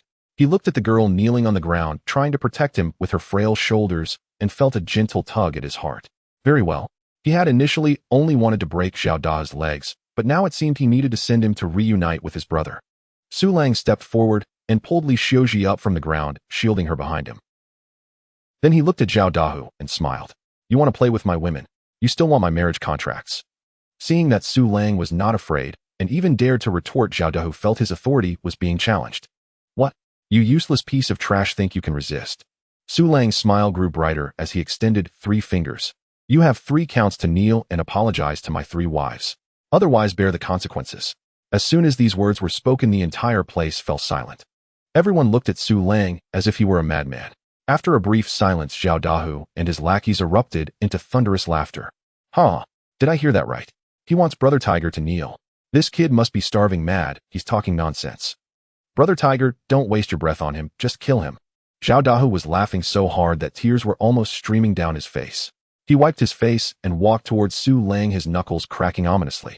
You little bastard, today he'll show you how to write the word death.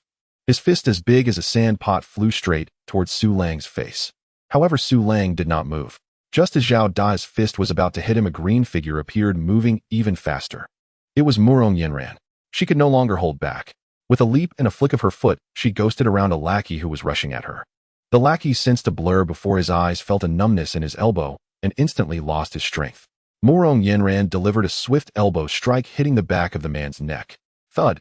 The lackey did not even have time to grunt, his eyes rolled back, and he fell limply to the ground. She did not pause for a moment, executing a nimble spin, her long right leg slicing through the air, accurately kicking another lackey's knee. Crack! A crisp sound echoed as the lackey let out a scream, collapsing to the ground, clutching his leg, unable to stand.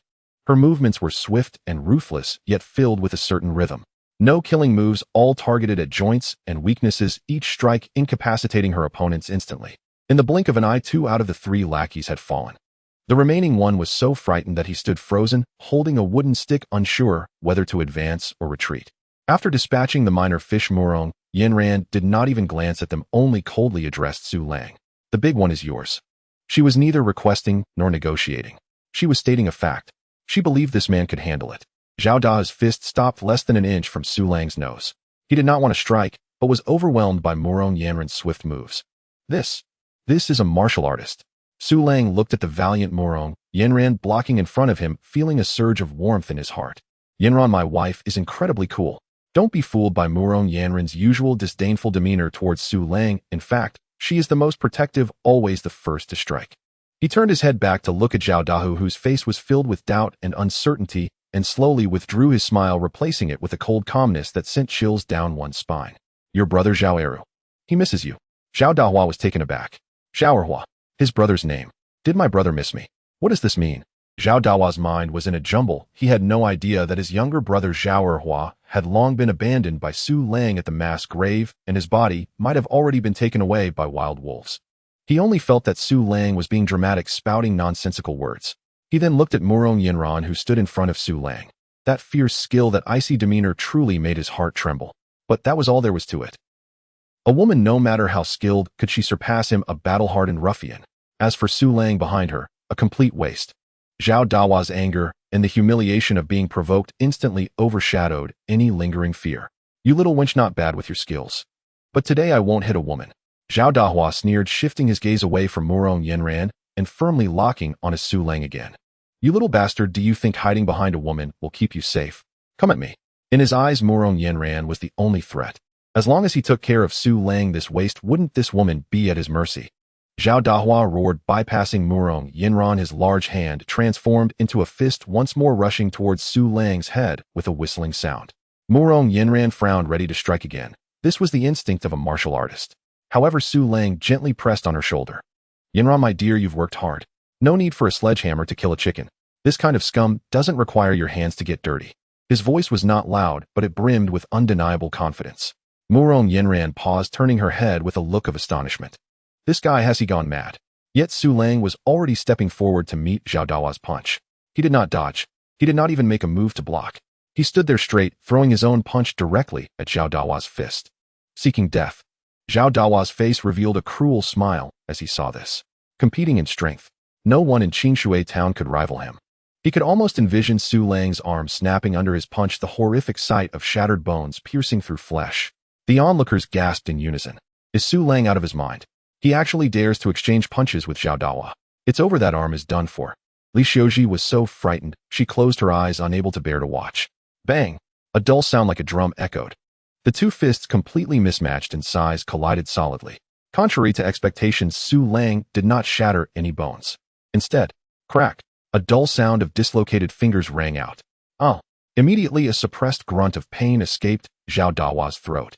The crowd stared in shock, all inhaling sharply. Zhao Dahua's robust body staggered back 5 or 6 steps, as if struck by a heavy hammer, his face turning a deep shade of purple. His proud iron fist now hung awkwardly, fingers curled in an unnatural position, the back of his hand swollen, clearly having taken a severe blow. In contrast, Su Lang had only been forced back half a step before stabilizing himself. He shook his slightly numbed fist, his expression showing no change. The entire scene fell into silence. Everyone seemed frozen, mouths agape, eyes wide in disbelief, as if they had seen a ghost. How is this possible? That utterly powerless waste, Su Lang managed to injure the tyrant of Qingshui town, Zhao Dahua, with a single punch. The remaining henchman dropped his wooden stick with a clatter, his legs going weak, nearly unable to stand. Murong Yanran's beautiful eyes were also filled with shock. She understood better than anyone how terrifying the power behind that punch had been. This man, how many more secrets was hidden within his body? Compared to when he dealt with Zhao Erhua, his strength had increased yet again. This was simply unreasonable. Su Lang felt the surging power within him, his heart filled with exhilaration. He stepped forward toward Zhao Dahua, who was clutching his fists and wore a face of agony, his smile cold as ice like frost in the depth of winter. I just said I would give you 3 counts. Unfortunately, you didn't cherish the opportunity. Now it's too late to leave.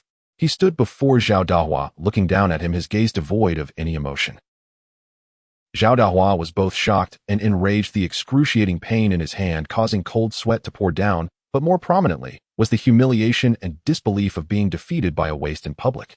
You dare, he shouted in a fierce yet weak tone. Su Lang smiled. Do you think I dare or not? Just as he finished speaking, he lifted his foot and kicked towards Zhao Dahua's knee. Stop! What are you doing? Fighting in the street? Do you want to end up in jail? A powerful shout came from outside the crowd. The crowd parted automatically, and a middle-aged man dressed as an officer with a sword at his waist strode in with 2 subordinates. The newcomer was none other than Li Si, the head officer of Qingshui town. At a glance, he saw the confrontation in the center, and the pain-stricken Zhao Dahua instantly furrowing his brows. What happened? Public brawling, is there no law anymore? Zhao Dahua, seeing Li Si, was not afraid. Instead, he coldly remarked, Headley, I bought a wife with food, and this kid Su Lang wants to rob my wife. Li Si's gaze fell on Su Lang, his eyes sharpening. Was it you? Before Su Lang could speak, Li Xiuji, who had been hiding behind, gathered her courage and rushed forward. She knelt down in front of Li Si with a thud, crying, Sir, it has nothing to do with Brother Su Lang. It was Zhao Dahua. He wanted to rob me and beat up Brother Su Lang. Brother Su Lang only defended himself. Upon hearing this, Li Si looked at the henchman beside him, who was scared stiff, and the few lying on the ground groaning, and he understood the situation. He knew well what kind of person Zhao Dahua was. This kid had often bullied men and women in the town because of his status as a ruffian. However, how had he bumped into a hard wall today? And this wall was Su Lang, the well-known waste. Although Li Si was puzzled, he did not show it, only snorting coldly as he reprimanded Zhao Dahua. Zhao Dahua. It's you again. All day long causing trouble. Today the fault lies with you first. If there is a next time, he'll throw you straight into jail. Get lost. Zhao Dahua was both shocked and angry, the intense pain in his hand and the humiliation in his heart almost driving him mad. He glared at Su Lang with venomous eyes as if he wanted to eat him alive. He touched the dagger at his waist. If it weren't for Li Si's arrival, Zhao Dahua would have truly wanted to stab Su Lang several times. Su Lang, you just wait. With that fierce remark, Zhao Dahua covered his injured hand and fled, his hateful gaze indicating that this matter would not end here. The tumultuous event temporarily settled down. The onlookers, seeing no more excitement, gradually dispersed. Li Si glanced at Su Lang again, his gaze filled with scrutiny and warning before leaving with his subordinates. Soon the once noisy street corner was left with only Su Lang and his family, along with Li Xiuji and her father still kneeling on the ground. Li Cheng looked at his daughter, then at Su Lang, his face filled with fear and trepidation. Though they had escaped a calamity today, Zhao Dahua's vindictive nature would certainly not let them off lightly. They were done for, and so was his daughter. Suddenly, as if he thought of something, he gritted his teeth and quickly walked to Su Lang, kneeling down with a thud. Su Lang, no, Lord Su. Li Cheng knocked his head several times on the ground. Thank you for saving my daughter today. We will never forget your great kindness. However, we have provoked Zhao Dahua, and we will surely have a hard time in the future. I have a humble request. Li Cheng raised his head, looking at Su Lang with a pleading face. You see, I will sell Xiuji to you. I don't want money. As long as you can give her a bite to eat and let her live, I will work like an ox or horse to repay you. Upon hearing this, Su Lang's heart instantly burst with joy. What the heck? Is there such a good thing? To pick up a gentle and kind beauty as a wife for free. Li Xiuji is so kind, her favorability would definitely be easy to raise, and also marrying a wife could also earn a big gift. This deal is a total profit. He had mentally agreed 1,000 times, but could not show it on his face. After all, there were 3 pairs of eyes in the family watching. He feigned a troubled look at Huan Yurong, Murong Yenron, and Xiaozhua beside him, letting out a sigh. Uncle Li, it's not that I don't want to help, but you know the situation in my family. Kneeling on the ground, Li Xiuji kept her head down. Hearing Su Lang's words, her delicate body trembled violently. She slowly raised her head, her tear-streaked face filled with despair. Indeed, Brother Su Lang has already saved me once, so why should he be responsible for me again? He already has 3 sister-in-laws like fairies at home, and life is difficult enough. How could she drag him down? It was all her fault. If it weren't for her, Brother Su Lang wouldn't have offended Zhao Dahua. Li Xiuji bit her pale lips, tears rolling down like broken pearls. Suddenly, she leaped up from the ground and deeply bowed to Su Lang. Thank you, brother Su Lang. You can rest assured I won't drag you down. After saying that, she actually turned and ran in the direction Zhao Dahua had left stumbling along. He'll go find Zhao Dahua. He'll tell him not to bother you again. Her voice was filled with a resolute determination. I will tell Zhao Dahua that as long as he doesn't trouble brother Su Lang, I will do whatever he says. I only ask for brother Su Lang to be safe. This scene left everyone dumbfounded. Hua Yorong, Murong Yinran, and Xia Zha gazed at that fragile figure who was willing to sacrifice herself to avoid dragging down her benefactor, their hearts softening at once. This girl is too foolish and too kind. Hua Yorong was the first to react, swiftly stepping forward to pull Li Xiuji back. Then with tearful eyes, she looked towards Su Lang. Husband. Hua Yorong held on to Li Xiuji, who was determined to die, her beautiful eyes filled with tears as they pleaded with Su Lang. That call was filled with a woman's compassion and kindness, like a feather lightly brushing against the heart of Su Lang. His heart was already blooming with joy. He had already agreed in his heart 1,000 times, yet he could not show it on his face. Especially with Murong Yinran, if he appeared too eager, the goodwill he had painstakingly built might fall back into the negatives. He had to remain steady. Su Lang sighed heavily, feigning a struggle, his face filled with righteousness and turmoil. He spoke with conviction, each word resonating. I, Su Lang, am a man of integrity. Oh, how could I take advantage of someone in distress? My 3 wives, you are all legally married to me, and I, Su Lang, have vowed to treat you well for life. If I were to accept Miss Xiuji today, would it not make me appear a frivolous and lecherous man? You all understand me. This declaration sounded grand and righteous. This was not only meant to soothe the emotions of the 3 women, but also to test Murong Yanran's attitude. However, this tactful refusal fell on Li Ziyu's ears like the last straw that broke the camel's back. Her last shred of hope was shattered. Yes, brother Su Lang was right. He was a hero of great stature. How could he want someone like her, a burden that only brings trouble? He already had 3 fairy-like sisters-in-law. What right did she have?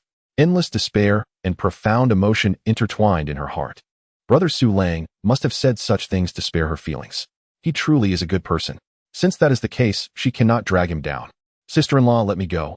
Li Xiuji suddenly struggled with astonishing strength, crying out as she tried to break free from Hua Yorong's hold. It's my burden on brother Su Lang. I cannot drag you down any longer.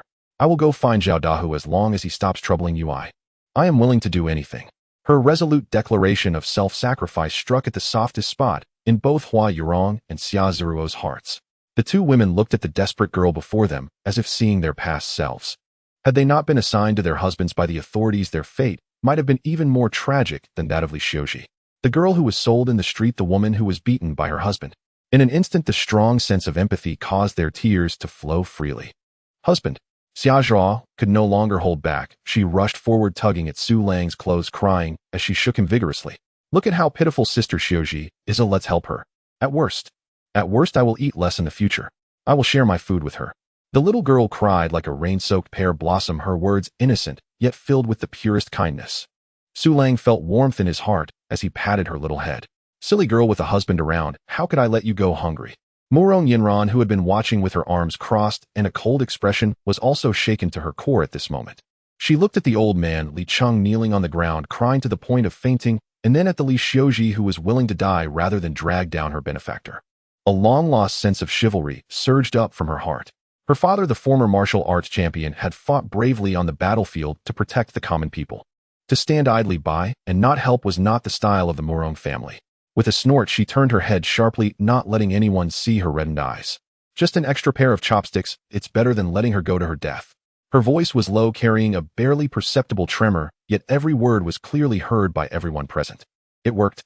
Su Lang saw the atmosphere reach a peak, knowing it was time for him to step in and conclude the matter.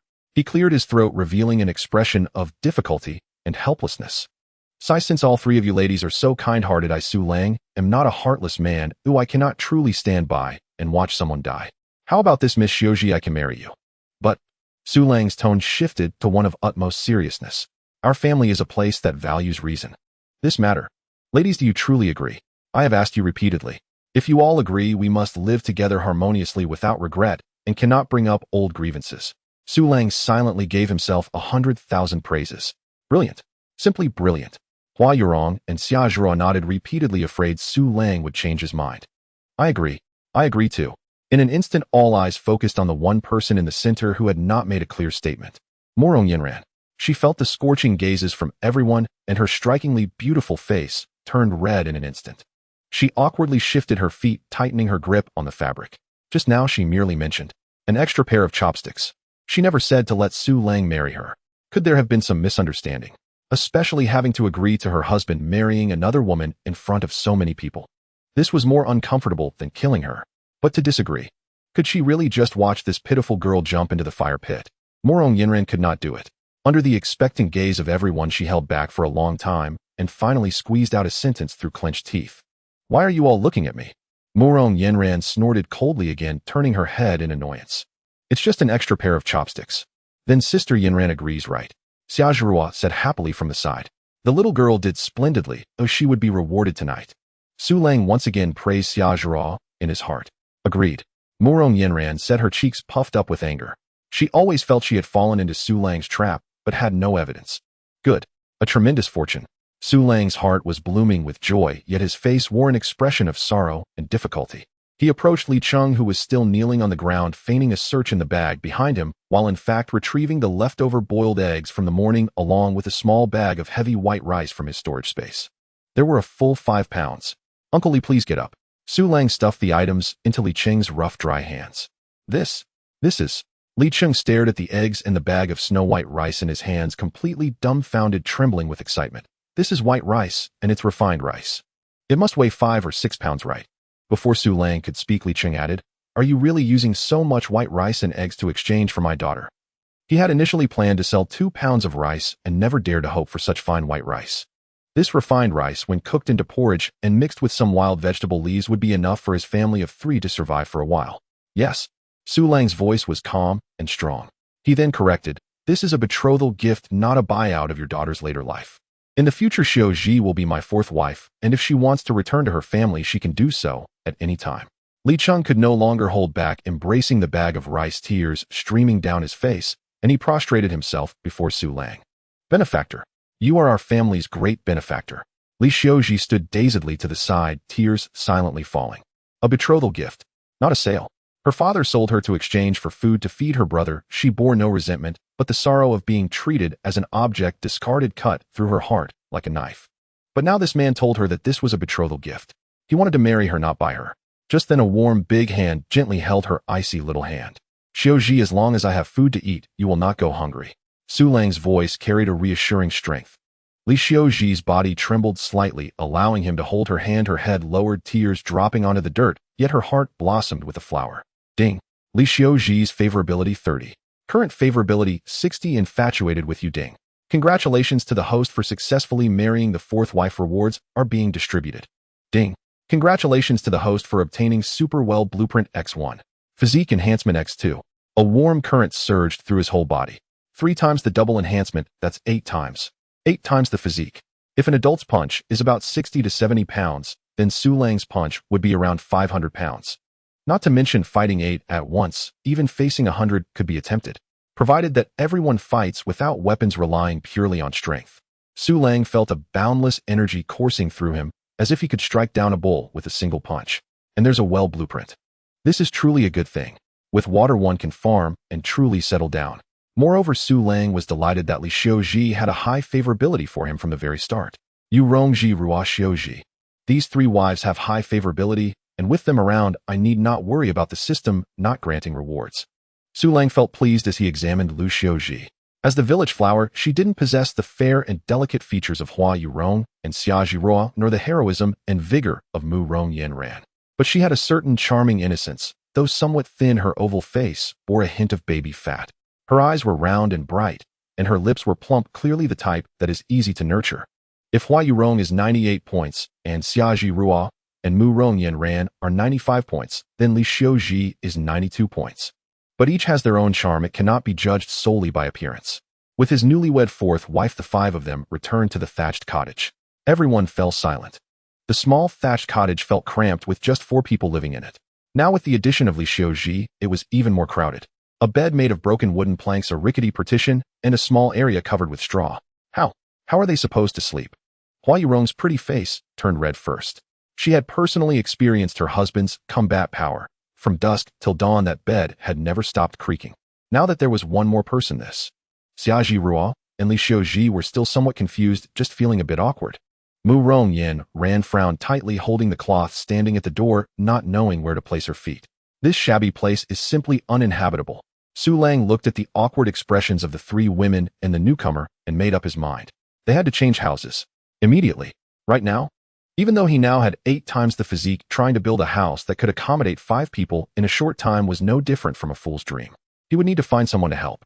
But in this year of disaster, if he wanted to hire someone, there was only one thing that could work. Food. Taking out food from the system would be too conspicuous and easily attract trouble. It seems it's time to try that new skill. Yu Rongji Rua, you two take Xiaozhi to get acquainted and prepare a meal.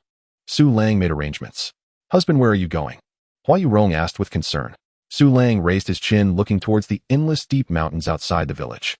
I'm going out for a walk, see if I can get some game for the wives and add a dish for dinner. He shook the axe in his hand, a confident smile on his face. Divine hunting skill activate. Upon hearing he was going to the deep mountains, both Hua Yurong and Mu Rong Yan Ran's expressions changed simultaneously. No, it's too dangerous. Mu Rong Yan Ran was the first to object, her tone anxious. Yes, husband. Hua Yurong also grasped his sleeve. I heard during my journey that several strong laborers entered the mountains and never came out again, they say. They say there are black bears inside. Su Lang patted Hua Yurong's hand, giving her a reassuring look. Don't worry, I know what I'm doing. I will just circle around the outskirts. He said, not waiting for the women to persuade him again, and turned to stride out of the thatched cottage. The scene around the village was desolate. There were no wild rabbits or mountain chickens, not even the roots and bark were left for the starving people to gnaw on. To find prey, one could only venture into the deep mountains and old forests rarely tread by humans. Su Lang gripped the axe, his steps steady, and soon entered the dark forest. The light in the woods dimmed in an instant. The scent of decayed leaves and damp earth rushed to his face. The surroundings were eerily quiet, with only the sound of him stepping on the dry branches and leaves making a rustling noise. I just need to catch some game and add it to the thin porridge to attract quite a few laborers. Su Lang thought to himself, not delving deeper. Instead, he used the axe to chop down a small tree, stripped off its bark, smoothed it down, and sharpened one into a fine point. After making 3 of these, Su Lang slung them over his back, gripped the axe tightly, pushed aside the waist-high ferns in front of him, and stepped into the deeper darkness. As he stepped into the deep mountains, Su Lang's entire demeanor transformed. His previously casual gaze sharpened, becoming as keen as that of an eagle. With the activation of the godly hunting technique, the world around him morphed into countless streams of information. A faint scent of crushed grass wafted in the wind.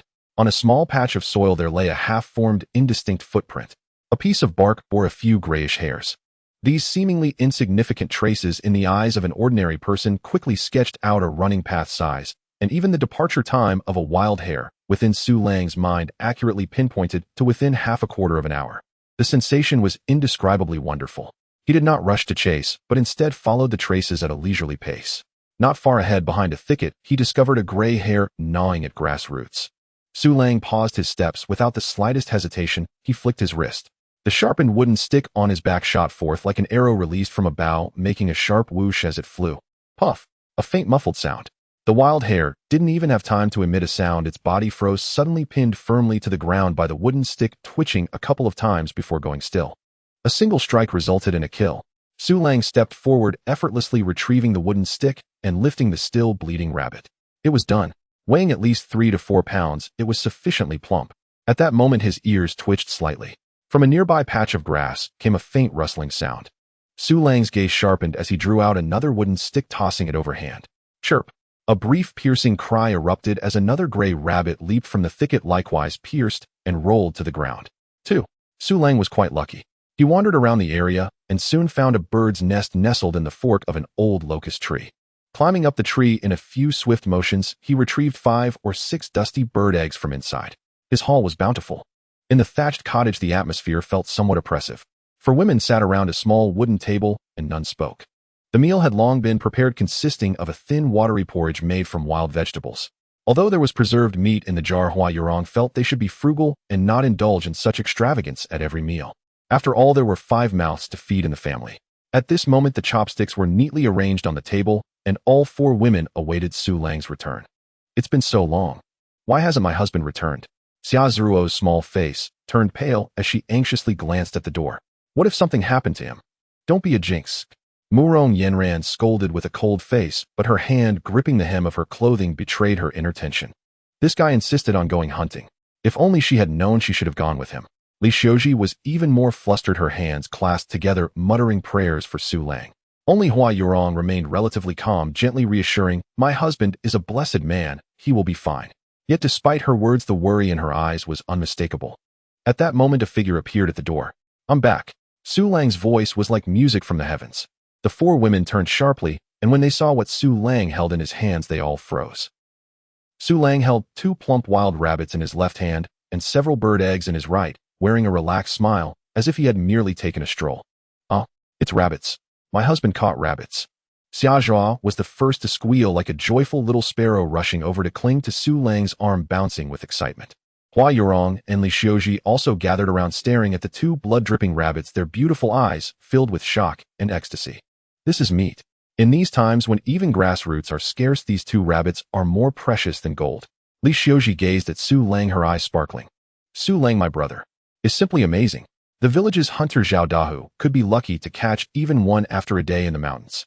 Su Lang had only been gone for a short time and returned with 2. Morong Yanran stood frozen, her mind blank. She looked at the 2 rabbits, then at the carefree Su Lang, her heart swirling with emotions. How many more surprises did this man have that she was unaware of? "Husband, are we having rabbit meat for dinner tonight?" Xia Zhao shook Su Lang's arm, almost drooling. Su Lang playfully scratched her little nose and shook his head. "Rabbits aren't for eating." He laughed, saying, "They're meant for building houses." As night fell, the bed remained the same, and the faces of the 4 women were flushed, each silent. Li Xiaoji felt particularly troubled inside. Having just entered the household according to customs tonight was supposed to be her turn to serve her husband. But with so many people, how was she supposed to broach the subject?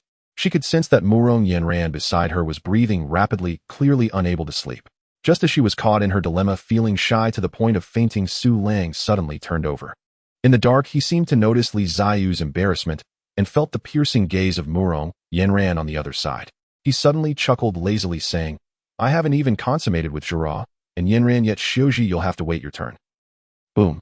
A single sentence sounded like thunder exploding in the minds of the 4 women. Hua Yurong instantly buried her head into her chest. Xia Zhao let out a small gasp, and Li Xiaoji felt so embarrassed she nearly fainted. Murong Yanran's face flushed crimson, both embarrassed and angry, wishing she could kick this lustunged rogue out of bed. Su Lang stopped speaking, only grinning. After dinner, Hua Yurong helped Su Lang take his measurements, preparing to first make him a set of clothes, then for herself and her 3 sisters. Su Lang stood still, raising his arms, feeling Hua Yurong's soft hands on him, sometimes lingering, sometimes gliding away. This was not just measuring sizes. Oh, indeed, it was measuring sizes. But with his youthful vigor, before long his thoughts began to wander. Before he knew it, they ended up on the bed. The creaky wooden bed groaned all night long. This, Li Xiaoji felt numb, her body tense, as if thousands of ants were crawling in her heart. Then a pair of arms wrapped around her. It was none other than Xia Zhao, her face beat red. Looking beside her, Murong Yanran was gritting her teeth in anger. The next morning, meat, rabbit meat. Heavens above, am I dreaming? And wild vegetable porridge to drink. The 2 rabbits in Su Lang's hands acted like colossal magnets, instantly seizing the very souls of everyone present. Those famine-stricken wretches who had lain motionless on the ground, resigned to death, now struggled upright. Eyes clouded, yet blazing with a feral emerald light, throats rumbling with bestial growls, as they surged towards Su Lang like a maddened tide. "Halt, every last one of you." Su Lang's thunderous shout, brimming with unshakable chi, froze the surging crowd mid-lurch. His gaze, sharp as lightning, swept coldly across faces grotesquely twisted by hunger. "You wish to eat? To feast on meat? Very well. But the deceitful, the idle, the shirkers, step aside. Now." He pointed sharply at a lanky, sly-eyed man in the crowd. "You, Zhang San. Last time grain was distributed by the magistrate's office, you snatched Widow Wang's portion. Out you go." Then he gestured toward another. "And you, Zhang Youfu. Strong enough to beat your wife, yet too weak to lift a hoe. Out you go too."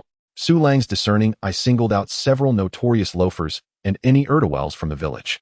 Those named paled, their faces flushing sickly green and white, but dared not protest.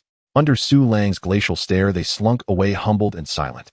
In times past, they would have seized his rabbits by force. But just yesterday, Su Lang and his beautiful wife had soundly thrashed Zhao Dahu and his gang of lackeys. The village was small, a word had spread like wildfire.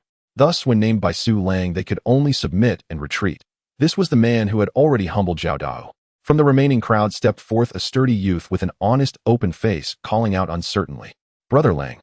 It was Wang Erniu, Su Lang's childhood friend. Su Lang gave him a curt nod. Ernie, you're in. Now pick 8 more able-bodied hard-working men. No slackers, no misfits. Yes, Brother Lang. Wang Erniu straightened with renewed vigor and immediately began selecting from the crowd. In moments, 9 broad-shouldered, powerfully built men stood before Su Lang. They gazed at him, not with suspicion but with awe and desperate longing. Su Lang nodded in quiet satisfaction and tossed one rabbit to Wang Erniu. Let's begin.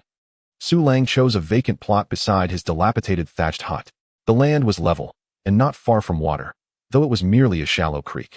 No bricks, then stone would form the foundation. No tiles, then timber and thatch would crown the roof. Under Su Lang's precise direction, the 10 men divided tasks and labored with fierce, unified energy. Some fetched stones from the creek, others felled timber nearby. Wang Erniu and the rest grew increasingly astonished. They realized Su Lang moved with the seasoned certainty of a master craftsman. Where to lay foundations, how to carve mortisian and joints into timber, he knew it all, directing each step with flawless clarity. Brother Lang, when did you learn carpentry?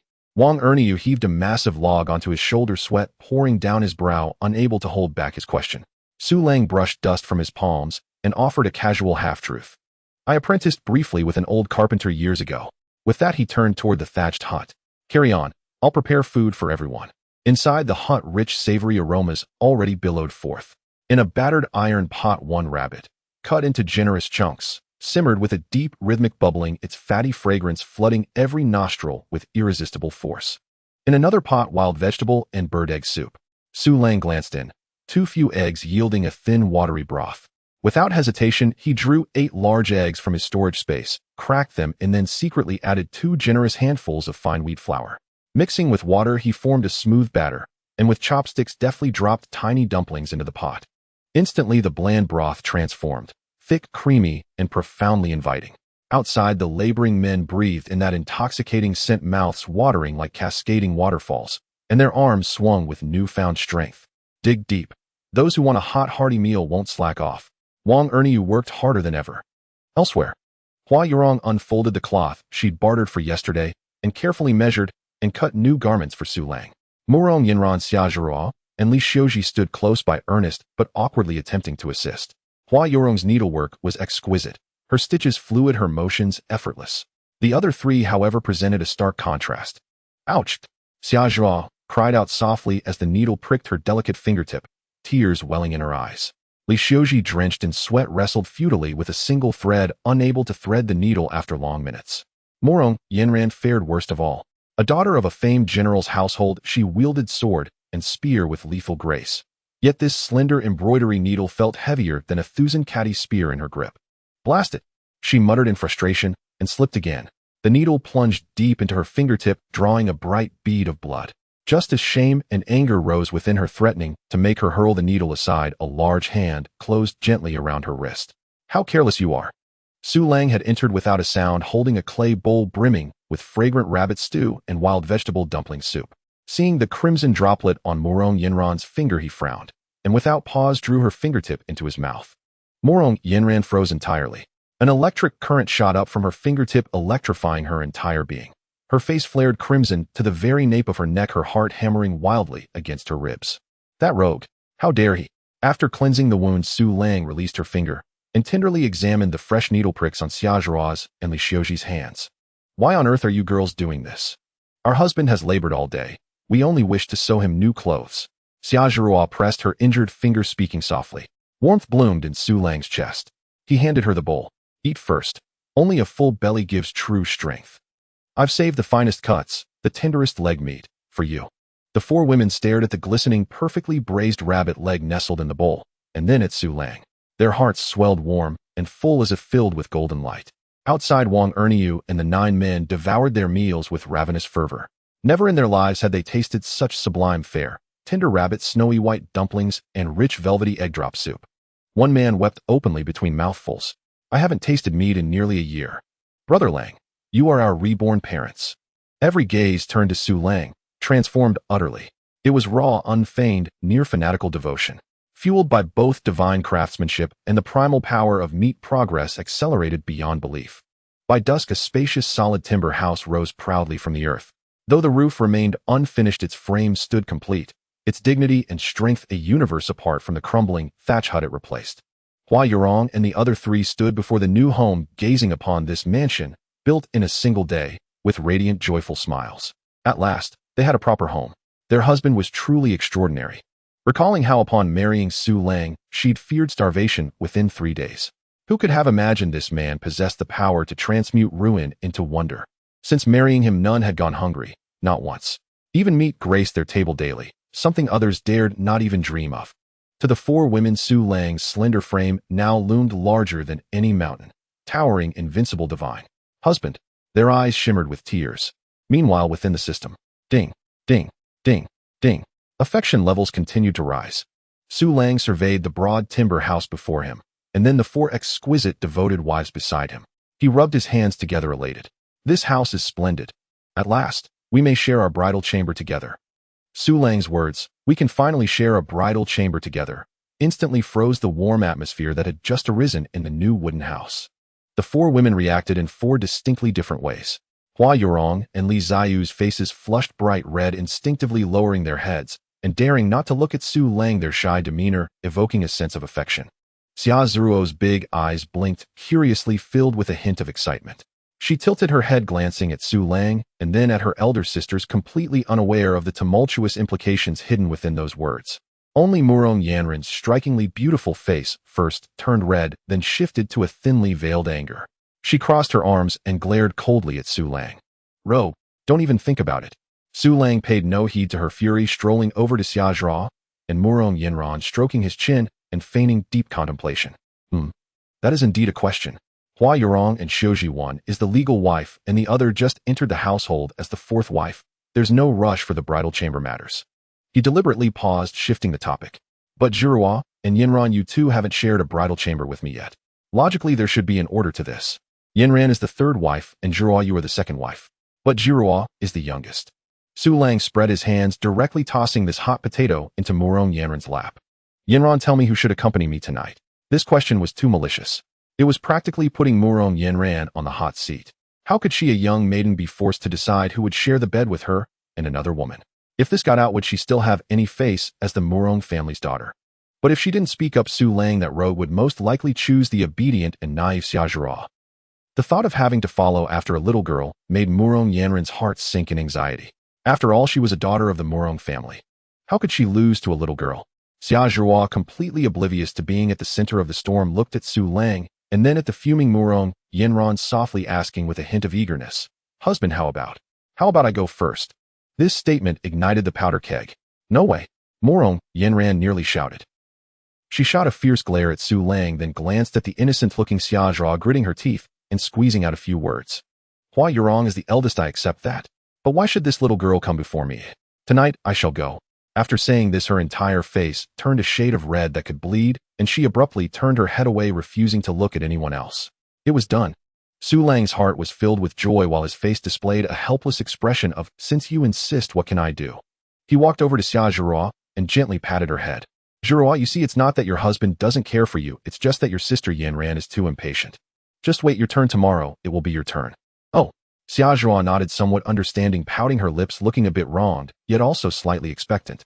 Su Lang stopped delaying and, taking the still flustered Murong Yanren, headed towards the newly built master bedroom. "Come on, Yanren dear, a moment of spring night is worth 1,000 gold. The door to the master bedroom closed. Hua Yurong took the somewhat dazed Xia Zhuo and the anxiously Xiuji into the adjacent guest room. Upon entering the master bedroom, Murong Yanren was stunned. The room was simply furnished with only a refreshing scent of wood filling the air. Yet the bed in the center was absurdly large. Not to mention accommodating 2 people, even 5 would be more than enough. Unable to help herself, she rolled her eyes and muttered a curse at Su Lang's back. What a lecher, making the bed this big. Su Lang, with keen ears, heard her clearly and turned around with a wicked grin. "What is Yanren dear saying? This is for our long-term considerations. Think about it in the future, if we have many children, 1 or 2, 3 or 4. If the bed isn't big enough, how will we fit?" This twisted logic made Murong Yanren furious, yet unable to refute. She watched Su Lang approach step by step, her heart racing faster, her body growing stiff. In the guest room. The bed in the guest room was also large, but the atmosphere was unbearably tense. The 3 women lay on the bed, unable to sleep. The wooden partitions of the new house had much better soundproofing than the thatched hut, but it was still just that. The noises from the next room intermittently drifted in. First there were the sounds of clothes rustling followed by Murong Yanran's stifled gasp, then the faint creaking of the bed. Although it wasn't very loud, it was even more torturous to listen to. Xia Zhuo leaned closer to Hua Yurong's ear, whispering in a voice as soft as a mosquito's buzz. Sister Yurong, what are they?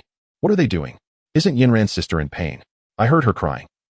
Hua Yurong's cheeks burned, and she quickly covered Xia Zhuo's mouth, feeling so shy that she wished she could sink into the ground. Don't say such things. Sleep quickly, sleep. But the continuous sounds made sleeping a luxury. Li Xiuji lay on the outer edge of the bed, her body rigid and breathing cautiously. She felt like an outsider, unworthy of being there, let alone listening to all this. Her heart was filled with inferiority. Sister Hua Yurong was gentle and virtuous, the legal wife of her husband. Sister Xia Zhuo was lively and adorable, deeply favored by him. Even at this moment, Murong Yanran next door, though ill-tempered, was skilled in martial arts and stunningly beautiful. And herself, just a village girl sold by her father and nearly fallen into the hands of a bully. The fact that her husband took her in was already a tremendous kindness. How could she dare to ask for more? Listening to the noises from next door, her heart was filled with both envy and trepidation. The three women endured inner turmoil, their cheeks flushed, and they couldn't sleep the entire night. Meanwhile, at the east end of the village, Zhao Dahu was irritably drinking alone. Damn it! Where the hell did Zhao Eru go? He kicked over a nearby wine jug, shouting at the only remaining lackey. It's been 2 days. Where is he? Didn't he say he was going to deal with Su Lang's wives? Not only had he not dealt with them, but he himself had vanished. The lackey trembled and replied, Tiger.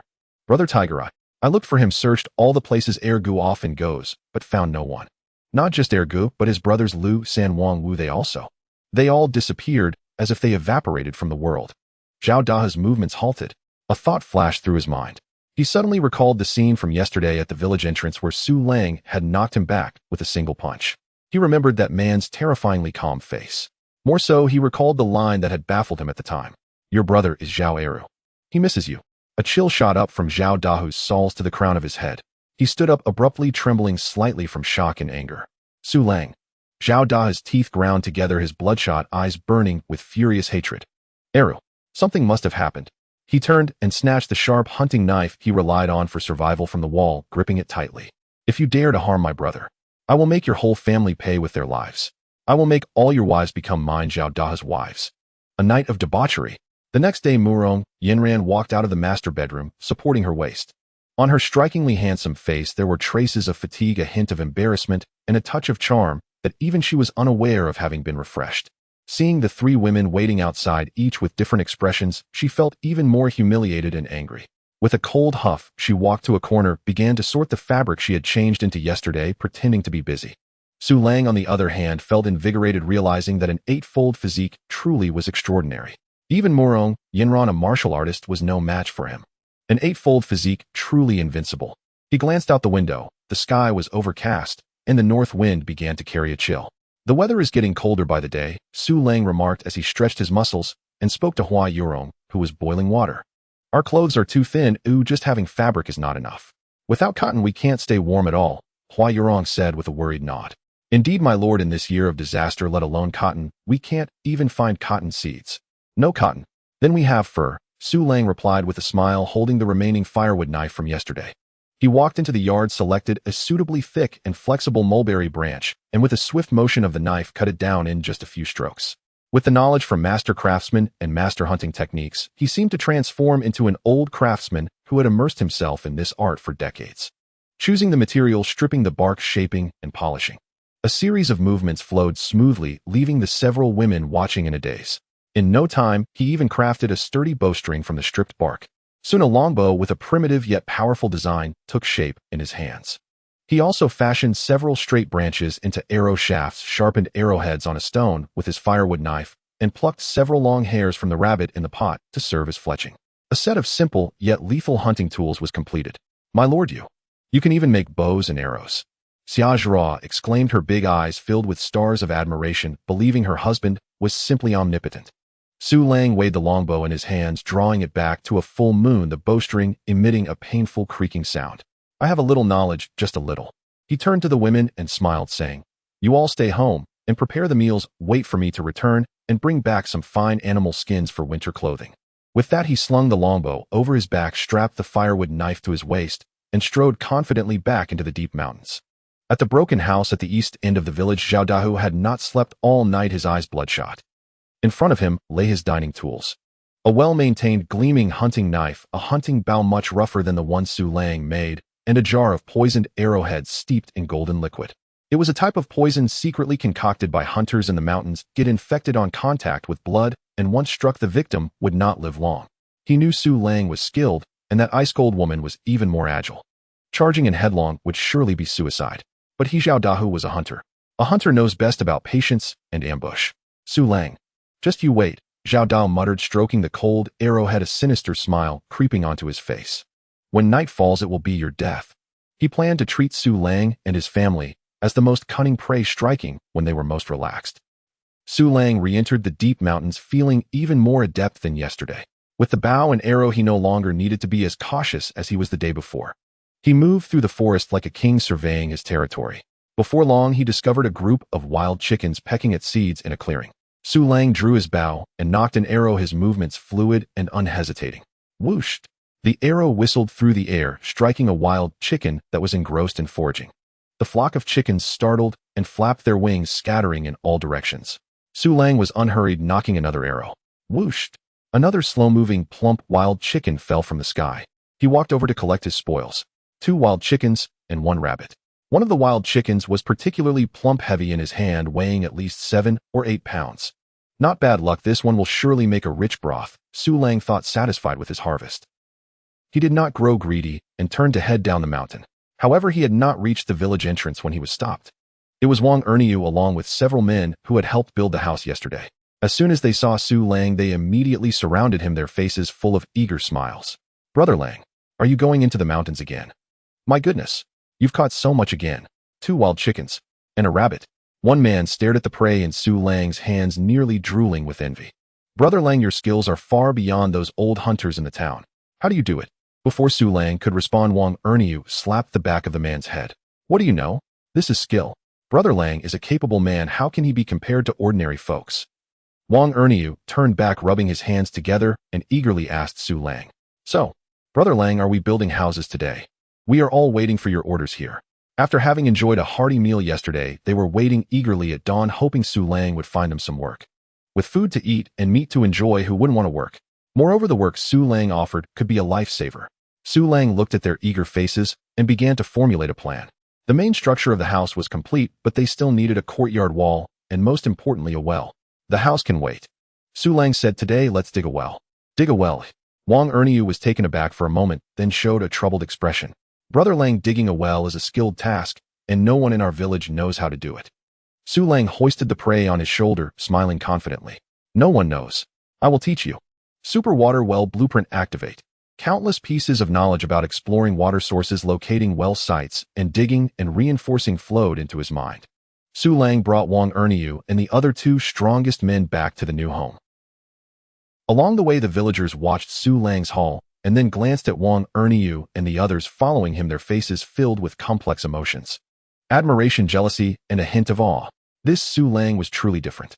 When Su Lang returned home, the 4 women were in the yard, awkwardly learning to sew by the light of the day. Upon seeing the fresh blood still dripping from the prey on Su Lang's shoulder, all 4 pairs of beautiful eyes lit up simultaneously.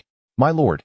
Xia Zhao was the first to drop her needle and thread, rushing over like a fledgling swallow, clinging to Su Lang's arm and refusing to let go. You're amazing. You've caught so much delicious food again.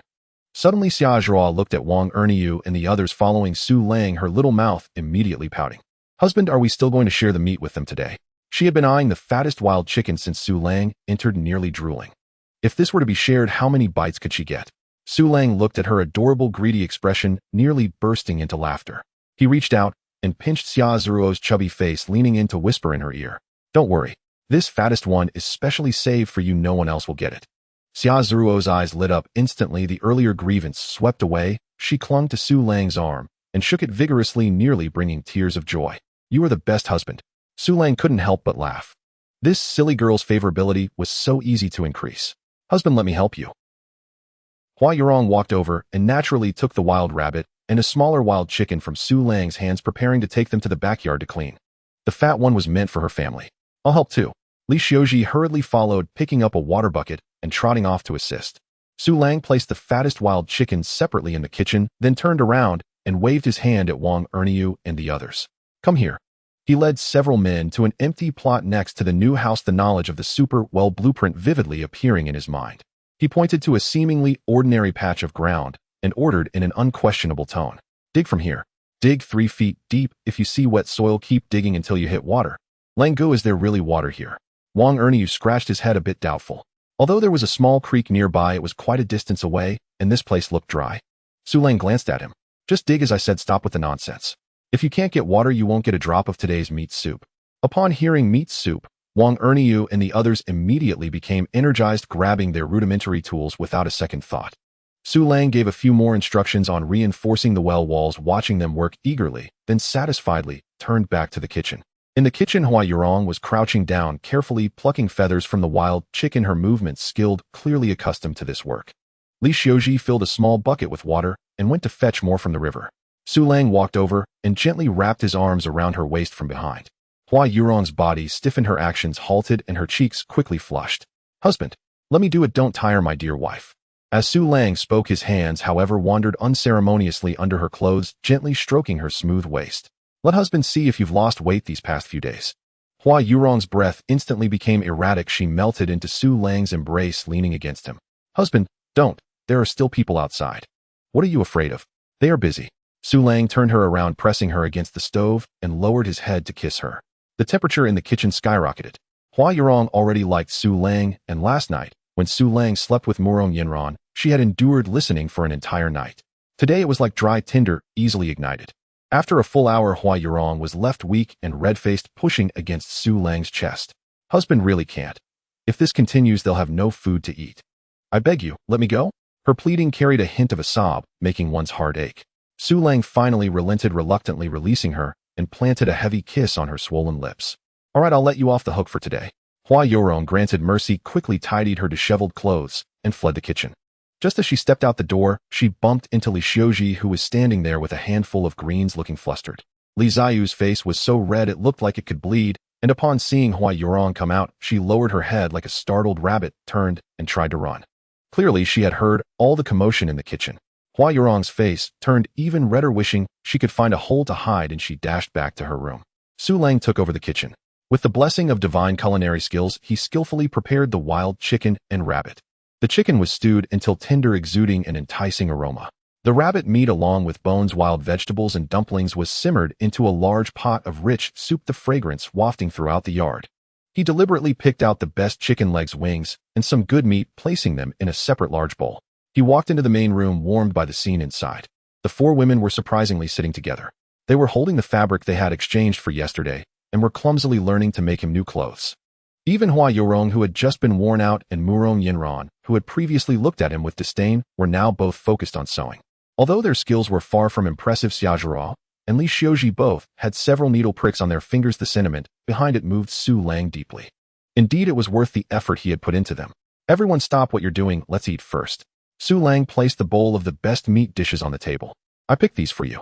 The 4 women looked at the glossy, fragrant meat in the bowl, then at Su Lang, their hearts warming. He instinctively glanced at the system panel. Ding. Hua Yurong's favorability 20. Current favorability 125, deeply devoted. Ding. Murong Yanran's favorability 30. Current favorability 95, deeply rooted affection. Ding. Xia Ziruo's favorability 20. Current favorability 135, deeply devoted. Ding. Li Ziyu's favorability 25. Current favorability 95, deeply rooted affection. Looking at these surging favorability points, Su Lang's grin nearly reached his ears. The few ladies were secretly boosting his favorability. It was too much, he. After speaking, Su Lang prepared to let them eat first while he went to get busy. Husband, aren't you going to eat? Hua Yurong hurriedly asked as she saw Su Lang about to leave. Especially for you. Su Lang looked at the bowl of the best meat on the table, then glanced at the 4 pairs of beautiful eyes staring at him, feeling warmth in his heart. Seeing the 4 ladies still not moving their chopsticks, he urged, Why are you looking at me? Eat. Hua Yurong was the first to gently speak, pushing the bowl towards Su Lang. Husband, you eat first, you work the hardest for everyone. Yes, yes. Xiaozhiruo nodded repeatedly like a little chick pecking at grains. If husband doesn't eat, we won't eat either. Although Li Ziyuzi and Murong Yanran didn't say anything, their intentions were crystal clear. Su Lang found it amusing and somewhat touching. He deliberately put on a stern face. Is the world turned upside down? Are you not listening to my words? He pointed at the bowl of meat and said in an unyielding tone, you all hurry up and eat. Don't wait for me, I still need to supervise them digging the well, and we'll just eat something with their nyo outside later. Such good meat will taste bad once it gets cold. Looking at Su Lang's tyrannical, yet caring demeanor, the hearts of the four women softened.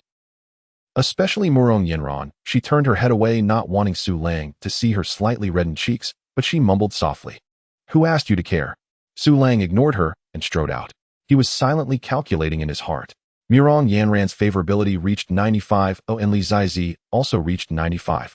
Just one step away. Soon he could obtain 2 big rewards. Please don't enhance my physical constitution again. Su Lang lamented inwardly. If this continued, not to mention just one Murong Yanran, even all 4 wives together might end up being defeated, crying for mercy. Digging wells was much faster than building houses. With Su Lang the divine engineer present, precise positioning and proper commands, and with Wang Erniu and the other men wealth, they were full of energy. In just half a day's work, accompanied by a gush of spring water bubbled up from the well.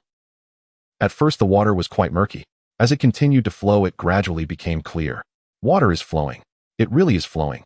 Wang Erniu and the others threw down their tools, excitedly jumping around. After lunch, everyone left satisfied. Seeing Wang Erniu about to leave, Su Lang called out to his childhood friend. He packed the remaining rabbit heads and wild vegetable soup from the pot into a broken earthen jar and handed it to Wang Erniu. Ernyo, take this back for your wife and children to taste. Wang Erniu looked at the steaming earthen jar, and his eyes instantly turned red. After that, Su Lang stuffed 2 pounds of white flour into Wang Erniu's hands. Langu, I can't take this to your family also. Stop the nonsense.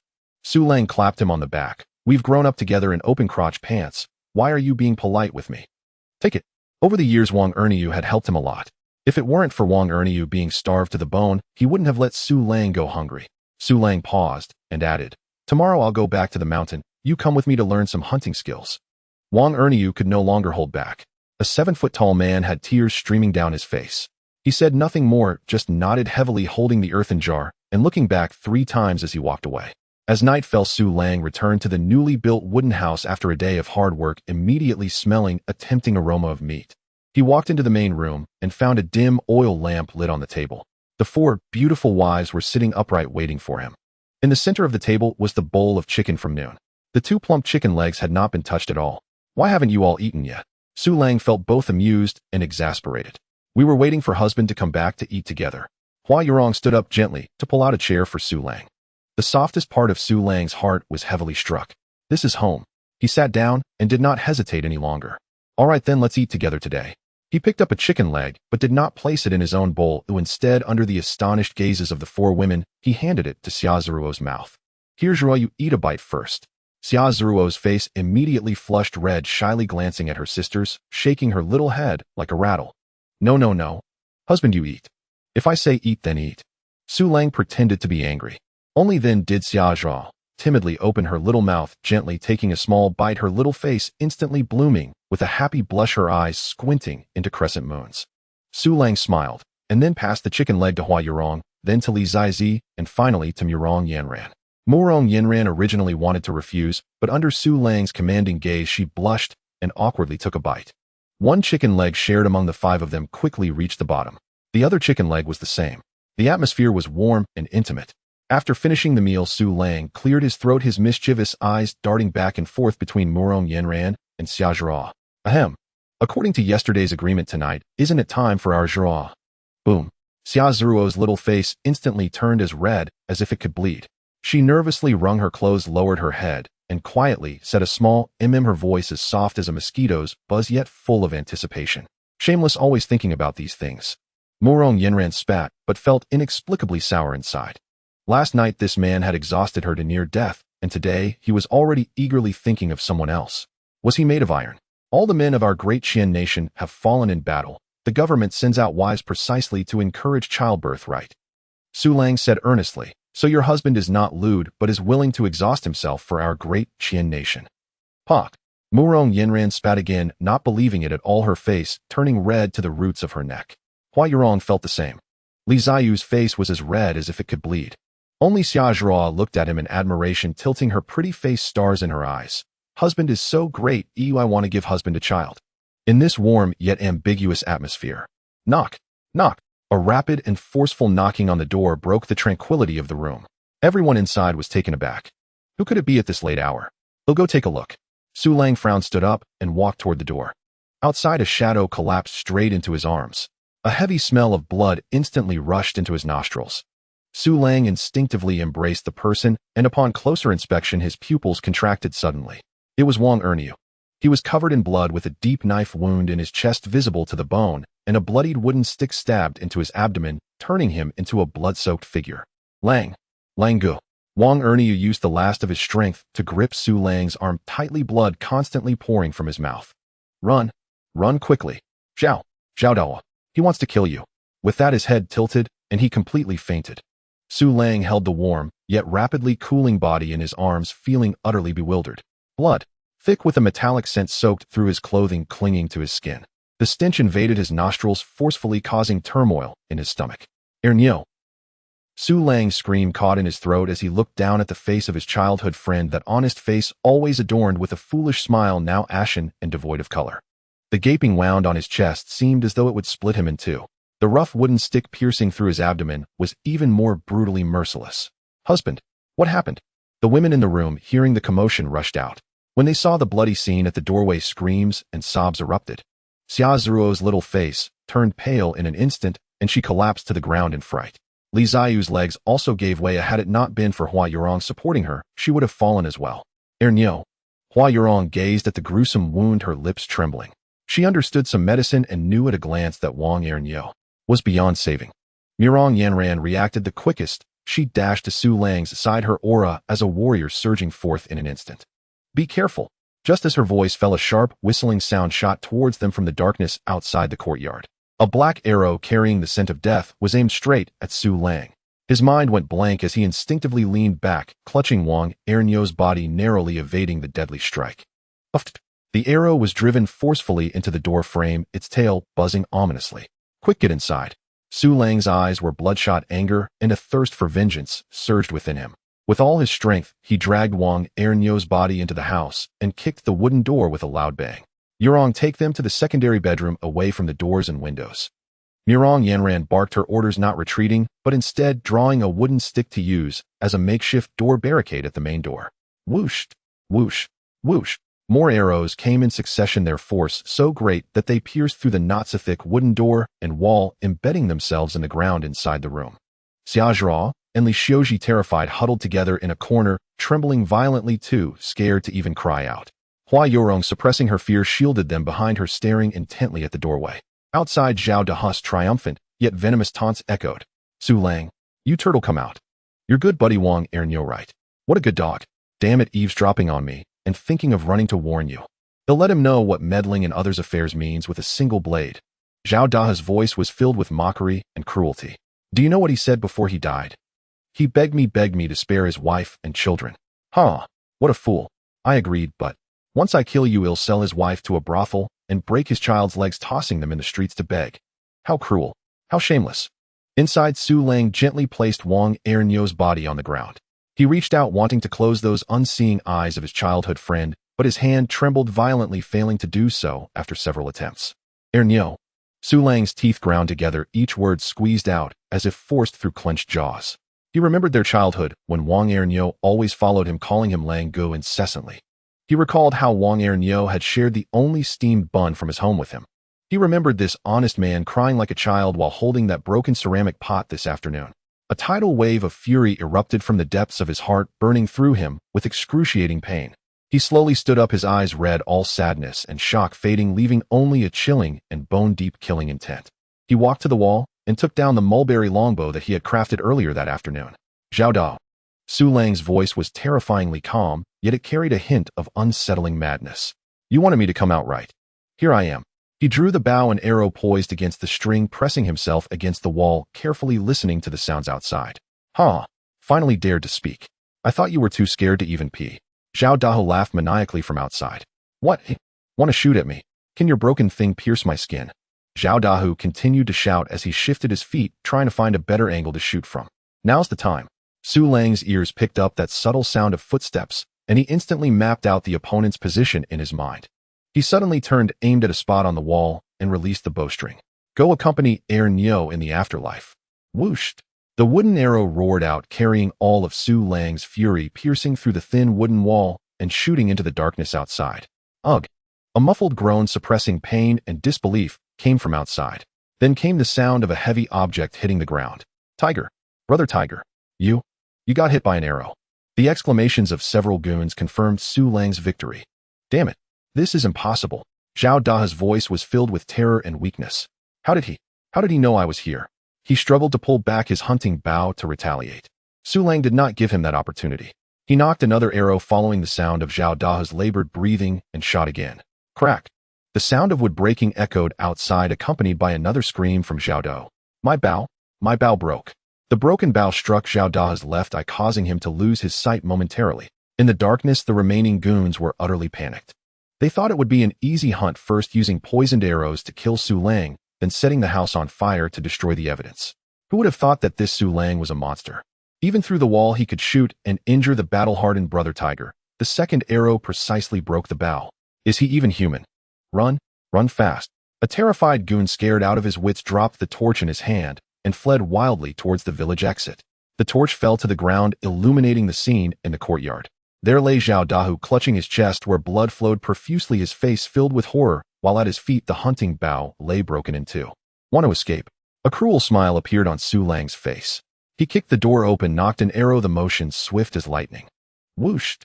The leading goon felt a sharp pain in his back, unable to let out a scream, and toppled to the ground. Whoosh! Whoosh! 2 more arrows flew. Among the remaining 2 fleeing goons, one was shot through the neck and the other through the head, dying on the spot.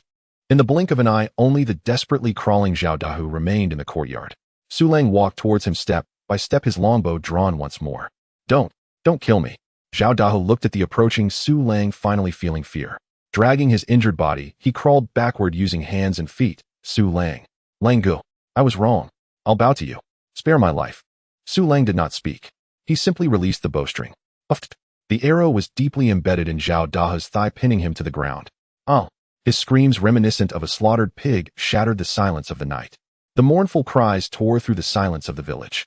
Zhao Dahe looked at the quivering wooden arrow embedded in his thigh, the excruciating pain twisting his entire face. He crawled on the ground, dragging a long trail of blood. Don't kill me. Master Lang. I was wrong. I truly regret it. Fear completely overwhelmed him, tears streaming down his face as he frantically kowtowed to Su Lang, who was approaching step by step. I will give you all my money. I still have land. It's all yours. Spare my life. Please. Su Lang's face showed no emotion, his red eyes reflecting only a frozen wasteland. He once again drew back the long bow made of mulberry wood. The creaking sound of the bowstring became Zhao Dahe's death knell. No. PFF. Another wooden arrow shot out, precisely piercing Zhao Dahe's other thigh. Oh. Zhao Dahe's screams grew even more piercing, writhing like a mad dog nailed to the ground. Su Lang remained unfazed and knocked another arrow. PFF. This time it struck Zhao Dahe's right arm, which he had raised in a desperate plea. The intense pain and despair caused Zhao Dahe's mind to completely collapse. He ceased his begging and screaming, instead letting out a series of strange, raspy laughs from his throat. He lifted his blood and dirt-smeared face and glared at Su Lang with venom. Ha ha ha. Kill me. If you have the guts, then kill me. Su Lang, do you think you've won? Do you think you've avenged that fool Wang Erniu? Zhao Dahe's wild laughter was sharp and grating. You've lost. You've lost utterly. Ha! You will never have a peaceful night's sleep for the rest of your life. Every night you will dream of him. Dream of his entire family. Su Lang's heart sank with an ominous premonition that seized his very core. Zhao Dahe noticed the change in his expression and laughed even more maniacally, reveling in his triumph. What's wrong? Afraid? Ha! If you dare go check on Wang Erniu's family. Go see.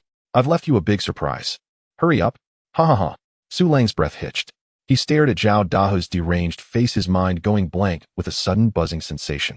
He did not give Zhao Dahe another chance to speak. Whooshed. The final wooden arrow, fueled by all his strength, pierced through Zhao Dahe's laughing mouth and exited through the back of his head. The laughter abruptly ceased. The world fell silent. Su Lang discarded the bow in his hand, not even glancing at the bodies on the ground, and turned to flee towards the west end of the village. He disregarded everything else, his mind consumed by a singular thought. To Wang Erniu's house. Wang Erniu's home was at the far west of the village, a hut even more dilapidated than the one Su Lang had lived in before. From a distance, Su Lang saw that the broken wooden door was ajar with no light inside, only an eerie silence. His heart sank deeper. He staggered to the doorway, reaching out a hand, but hesitating to push the door open. He was afraid. He was afraid of seeing the so-called surprise Zhao Dahu had mentioned. Hua Yurong and the other 3 women followed closely behind, and upon seeing Su Lang frozen at the door with a pale face, they were all too frightened to make a sound. "Husband," Hua Yurong called softly. Su Lang seemed not to hear. He gritted his teeth and forcefully pushed open the wooden door. A heavy stench of blood mixed with a nauseating odor rushed at him. The room was dark. With the moonlight, Su Lang finally saw the scene inside. A small figure huddled in the corner, unmoving. It was Wang Ernia's 5-year-old son. In the center of the room on a mat lay another figure, Wang Ernia's wife. Her clothes were torn to shreds, her body twisted in a humiliating posture, bruises covering her eyes wide open, staring blankly at the thatched roof. Boom! Su Lang's entire world collapsed. An overwhelming fury was extinguished in that moment by an even colder flood named guilt. His legs gave way, and with a thud, he fell heavily to his knees. Wang Erniu had been targeted by Zhao Dahu because he wanted to alert Su Lang, leading to the slaughter of his entire family. If it weren't for himself, this honest man who only wanted to survive would not have died. His poor wife and child would not have. Su Lang let out a beast-like low growl and slammed his fist down onto the ground. "Husband!" The women behind him saw the tragic scene in the room, and Xia Zhao and Li Xiuji screamed in terror, hugging each other and weeping uncontrollably. Murong Yanren's body trembled as she gazed at the gruesome sight. A surge of righteous indignation rushed to her head, but more so, she felt heartache at Su Lang's collapse. She quickly moved to Su Lang's side, squatting down and reaching out her hand, uncertain where to place it, eventually just resting it awkwardly on his trembling shoulder. "This is not your fault." Her voice was hoarse, trembling with an emotion she was not even aware of. Hua Yurong covered her mouth, tears silently streaming down. But she did not break down as she glanced at the pitiable woman, silently turned around and removed her outer garment, walking over to gently cover her, arranging her tattered clothes, preserving her final dignity. Su Lang knelt on the ground, motionless, allowing the excruciating guilt to tear him apart. Su Lang did not know how he left the room. He did not go home, but instead picked up a shovel and began to dig a grave in Wang Ernia's yard. 1, 2, 3. He resembled an emotionless machine, merely repeating the motions of digging. The 4 women stood a short distance away, silently accompanying him, none daring to disturb him. As dawn broke, 3 small mounds appeared in the yard. Su Lang discarded the shovel, knelt upright, and heavily knocked his head 3 times at the 3 new graves. His forehead was bruised, blood mixed with dirt, yet he felt no pain at all. Back in the newly built wooden house, Su Lang locked himself in the shadows of the corner, silent. The 4 women, having not slept all night, looked at his lifeless appearance, their hearts twisted in anguish. As the sun rose, a beam of morning light shone into the room, dispelling some of the coldness. Finally, Su Lang moved. He slowly raised his head and saw the 4 women surrounding him, all with faces full of worry. Hua Yurong's eyes were swollen, Murong Yanran looked haggard, and Xia Zhao and Li Xiuji were crying so much that their eyes were nearly swollen shut. Su Lang's heart was sharply pricked. He forced a smile that was even uglier than crying. "I'm fine." His voice was hoarse. "Life has to go on." He looked at them, speaking each word deliberately. "I can't let you live in fear with me. I still have to support you so you can give me sons and daughters." After speaking, he struggled to stand up and walked towards the kitchen. He saw the plump wild chicken he had saved from yesterday. So many had died this time. Although Zhao Dahu had provoked it, 4 lives had been lost. In these chaotic times, lives were worth little, but the government would not ignore it. This matter must have a conclusion. He picked up the wild chicken and turned to the women, saying, "I need to go to town and have a word with the constable Li Si. He'll go with you." Murong Yanran was the first to step forward, worried about Su Lang's current state, fearing he might be at a disadvantage. "What if they are unreasonable? I can protect you." Su Lang glanced at her and shook his head.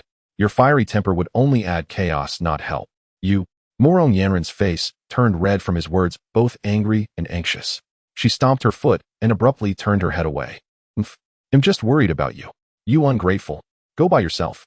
Who needs you?" Although her words were tough, the deep concern she felt was impossible to hide. "You look like a soulless ghost, going alone to town. That's nothing short of walking to your death. Those wolves in the yamen won't leave even a scrap of your bones." Murong Yanran clenched her teeth in frustration, yet everyone knew full well she was terrified for Su Lang. "Husband, let elder sister Yanran accompany you. She's skilled in martial arts. She can protect you." Hua Yurong chimed in, pulling a small porcelain vial from her bosom and pressing it into Su Lang's palm. "This is golden wound salve I prepared long ago. Take it with you, just in case you need it." Xia Zhao and Li Xiuji, the two young maids, had already dissolved into tears. "Husband, please return safely. We'll wait for you." Su Lang gazed upon their tear-reddened eyes and at Murong Yinran's bravado, the fierce scowl masking utter dread. And deep within his heart, the frozen tundra that had formed after Wang Erniu's death cracked open just slightly. He reached out and gently stroked each woman's head in turn. "Rest easy, I know what I'm doing." Then he turned to Murong Yinran, teasing deliberately, "That fiery temper of yours. If you came along, trouble would brew even where none existed. Stay home and guard the house for me. You, Su Lang, you wretch." Murong Yinran stamped her foot furiously, her delicate face flushing crimson. "My kindness mistaken for donkey's liver. Better you die out there, then I'd be free to remarry." She whirled away, cheeks puffed with indignation, refusing to look at him again.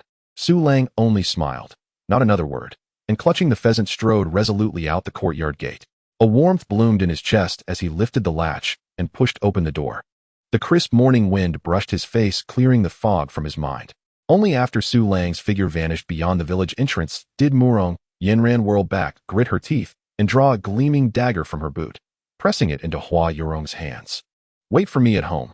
I'll follow him in secret. If those corrupt officials dare scheme against him, I'll give my life to bring him back." She didn't wait for the three women's reply. Drawing breath, she leapt skyward, vanishing over the rooftops in 3 silent bounds. Though Day Village lay close to the town, Su Lang walked with deliberate slowness. Wang Erniu's death weighed upon his chest like a boulder. Each step felt suffocating. He could not fall. If he fell, what would become of the 4 women waiting at home? At the town, he found Constable Li Si yawning lazily before the Yamen gate. No effort required. Li Si squinted sideways, picking idly at his teeth, radiating bored disdain. "What do you want? Where are you from?" Su Lang said nothing, merely slammed the heavy pheasant onto the desk before him. A dull, resonant thud echoed. Plump and glossy, the bird weighed no less than 7 or 8 jin, its iridescent feathers shimmering under the sun. Li Si froze mid-pick, his clouded eyes flared wide with sudden sharp hunger. "Oh!" He snatched up the bird, hefting it with practiced ease, laziness evaporating, instantly replaced by raw avarice. "What a beast! Must be 7 or 8 jin, brother, you're—" "A humble token of respect, Sir Constable." Su Lang bowed, crisply, cutting straight to the matter. "There was an incident last night in Day Village." He recounted the affair, embellished, polished, casting himself as an upright commoner driven to desperate resistance by a tyrannical bully. "Zhao Dao led men to break into my home at night, intent on violating my wives. In my panic, I struck and killed them." Li Si's smile faded. He set the pheasant down and tapped his fingers slowly upon its glossy breast. "Accidentally." His gaze cold and mocking locked onto Su Lang. "You alone accidentally killed Zhao Dahu and his 3 brothers. Su Lang, is it? Do you take me for a 3-year-old? Leaning forward, he lowered his voice. "This matter is perilous. 4 lives lost. If this reaches higher authorities, losing your head would be the mildest consequence. I bear no such risk, unless—" He trailed off, his shrewd eyes darting greedily over Su Lang's frame. Su Lang suppressed a sneer, feigning terror instead. He fumbled a small cloth pouch from his robe, reaching for scattered silver. His hand trembled. The pouch slipped, spilling open upon the ground, scattering gleaming snow-white grains across the dusty floor. "These, the road was too rough. Rice for my wives." Su Lang knelt in dismay to gather them. Li Si's breath caught, suspended entirely. His eyes locked onto the pristine rice. His throat bobbed, saliva nearly dripping. This was refined rice, polished, luminous, impossibly fine. He'd served as constable for decades. Never seen rice so exquisite. Brother Su, what are you doing?" Li Si's demeanor flipped 180 degrees. He clapped Su Lang's shoulder with effusive warmth. "Why didn't you say so sooner? Zhao Dahu and his ilk were village tyrants, oppressing the people, committing countless evils. You've delivered justice, performed a great service to all." He hauled Su Lang upright, patting his back with brotherly vigor, then swiftly kicked the scattered rice toward himself, declaring with righteous fervor, "This case is settled. Let it be recorded as bandits slain in internal strife, death most deserved." He thumped his chest, pledging full authority. "Rest assured, in that godforsaken hamlet, Day Village, I am law. Should any trouble arise there, speak my name, Li Si. Dare anyone harm you, they defy me. This, Sir Constable. Still Sir Constable, 4th brother. Now that's better." Li Si slapped Su Lang's shoulder, grinning broadly. "From now on, you're my sworn younger brother. 4th brother, next time I hunt game in the mountains, I'll bring it straight to you." Half an hour later, stepping out of the yamen, Su Lang exhaled deeply, a long, slow release. For deaths resolved, by a single pheasant and 2 jin of rice. This world truly was absurd. He turned into an empty alley, halted, and spoke to the vacant corner wall. You followed me all the way. Aren't you tired yet? Won't you step out? Must I invite you, Lady Morong? A figure behind the corner stiffened abruptly. Morong Yenran emerged reluctantly, shock and fury warring across her face. How did you spot me? Her stealth technique had been taught by her father. Not masterful perhaps, but more than sufficient against ordinary folk. Su Lang turned appraising her with a slow skeptical glance, and smirked. That amateurish craft of yours couldn't even fool a mountain pheasant. What makes you think it could fool me? He stepped closer, eyes lingering on her flushed, indignant face, and then unexpectedly laughed. But since you're so fiercely devoted to your husband, I'll pretend I never noticed. Who said I worried about you? Morong Yenran's face blazed scarlet as she snapped her neck upright. I was afraid you'd die and leave me a widow. I refused to become a widow before my prime. Her words bristled, but her dewy eyes betrayed both lingering terror and profound relief. No widowhood for you tonight. Only the blissful contentment of a cherished wife. Su Lang grinned playfully. Pa, of course your thoughts run impure. Morong Yenran stomped once more, and hurried after him muttering softly, what on earth did I ever see in you? Oomph. Su Lang and Morong Yenran walked along the path back to the village, the atmosphere subtly tense. Su Lang spoke first. Who did something foolish? Morong Yenran retorted stubbornly, yet her steps unconsciously drew closer to him, huffing. I was just afraid you would mess things up, and we would all suffer because of you. Su Lang chose not to argue with her, but as he walked to the gate of the courtyard, the fatigue that had been coiled tightly within him all night surged forth. The door creaked open. Husband. A petite figure rushed out first. It was Xiaozhua. She dove straight into Su Lang's arms, rubbing her small head against his chest, her voice tinged with tears. You finally came back. You scared me to death. I was so worried you wouldn't return. Hua Yurong and Li Xiuji quickly followed, both with red-rimmed eyes, clearly having not slept all night. Hua Yurong said nothing, stepping forward to scrutinize Su Lang closely, confirming that he had no injuries before she let out a sigh of relief. Li Xiuji stood timidly to the side, her big eyes glistening with tears as she looked at him, her expression heart-wrenching. All right, I'm back now, aren't I? Su Lang patted Xiaozhuo's back, feeling warm inside. Xiaozhuo raised her head from his embrace, and upon seeing Morong Yenran behind him, instantly pouted. Just you followed husband out, leaving us at home to worry. Morong Yenran's face flushed, wanting to retort, but finding herself at a loss for words, she could only turn her head away. All right, let's all go inside. Su Lang pulled Xiaozhuo along, leading the women into the house. The death of Wang Erniu had cast a shadow over this courtyard, which had just begun to feel like home. Su Lang did not want this atmosphere to linger. He took out a small cloth bag from his pocket. Inside were a few seeds that looked dark and unremarkable. Let's not just stand around, come help. Su Lang walked to a corner of the courtyard, using a shovel to turn over a small patch of soil. We'll plant these, and we won't have to worry about food in the future. Husband, what kind of seeds are these? They look so dark. Xiaozhuo leaned in curiously. Good stuff. Su Lang smiled mysteriously as he carefully placed the seeds into the soil. The other women followed suit, coming to help. Hua Yurong moved skillfully, clearly accustomed to farm work. Li Xiuji also squatted down, earnestly helping to water. Morong Yenran hesitated for a moment, then rolled up her sleeves. Although her movements were a bit clumsy, she worked diligently. Only Xiaozhuo was awkward, either overwatering or compacting the soil, making Su Lang chuckle. Silly girl, come here, I'll teach you. Su Lang took her hand, demonstrating how to loosen the soil and cover it.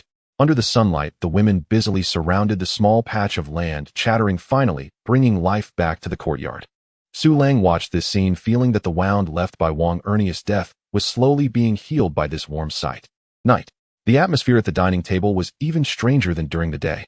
Xiaozhua was fidgeting, her little face flushed, occasionally stealing glances at Su Lang, then quickly lowering her head to push her rice around. Morong Yenran had a cold expression, her eating motions filled with anger. Hua Yurong and Li Xiuji exchanged glances, silently lowering their heads to eat, not daring to speak. After finishing their meal, Su Lang cleared his throat. Zhuru. Xiaozhuo's body trembled, almost spilling the bowl in her hands. According to our agreement tonight. I know. Xiaozhua interrupted, standing up with a red face, whispering something like a mosquito, then hurriedly dashed into the master bedroom. Eager little brat. Morong Yenran muttered under her breath, slamming down her chopsticks, and returned to her room. Su Lang rubbed his nose and followed her into the master bedroom. In the room, Xiaozhua sat nervously at the edge of the bed, her small hands anxiously twisting the hem of her clothes. Husband, what are you afraid of? Su Lang sat down beside her, pulling her into his embrace. The little girl's body was stiff, but trembled with a hint of anticipation. Husband, they say it will hurt a lot. Don't worry, husband will be very gentle. Su Lang lowered his head and kissed her. The little girl responded awkwardly, her entire being melting into his embrace. When Su Lang's hand ventured under her clothing, he couldn't help but pause. This girl looking petite and delicate, who would have thought? She was so well endowed. Truly a hidden gem of youthful beauty. The bed creaked again. In the next room, the three women lay on the bed, unable to sleep. The sounds from next door were clearly audible. First came Xia Zeruo's muffled gasp, followed by intermittent pleas tinged with tears.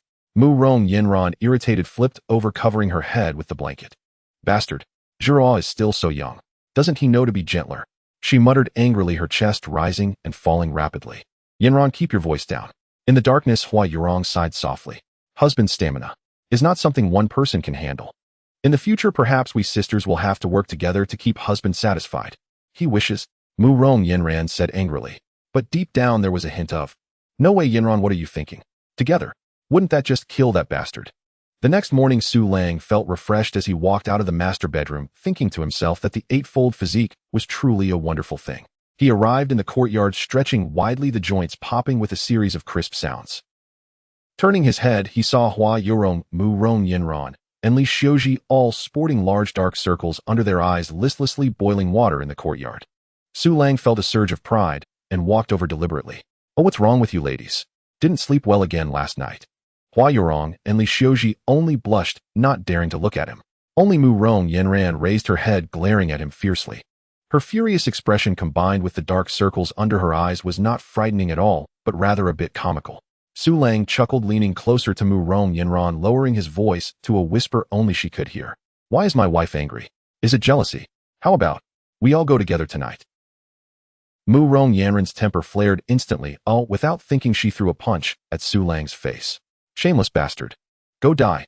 Mu Rong Yanran's fist, accompanied by the sound of rushing wind, charged straight towards Su Liang's face. Su Liang did not evade. He did not even blink as he casually extended his hand and grasped her snow-white wrist. The force was not great. Yet Mu Rong Yanran's fierce punch was instantly frozen in midair, unable to advance even a fraction. Mu Rong Yanran's face instantly flushed a mix of shame and anger. She tried to pull her hand back with all her might, but Su Liang's grip was like an iron clamp, unyielding. Let go of me. I won't. Su Liang chuckled, wrapping his other arm around her slender waist. With a slight force, he pulled her completely into his embrace. Boom. Mu Rong Yanran's mind went blank. This formidable daughter of a general was easily subdued by this rogue, and now she found herself held tightly in his arms. Su Liang, you are looking for death. In her sheer humiliation and anger, she swung her other hand into a fist. Su Liang still casually caught it, then crossed her wrists and pinned them behind her back. This position made her perky breasts press tightly against his chest. She could clearly feel his powerful heartbeat and the intense heat emanating from him. My wife is so lively, throwing herself into my arms so early in the morning. If I don't show some response, wouldn't that be too lacking in romantic understanding?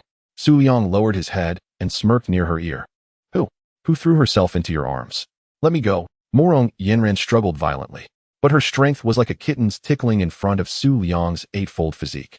Su Liang was too lazy to argue with her. He lifted her up effortlessly.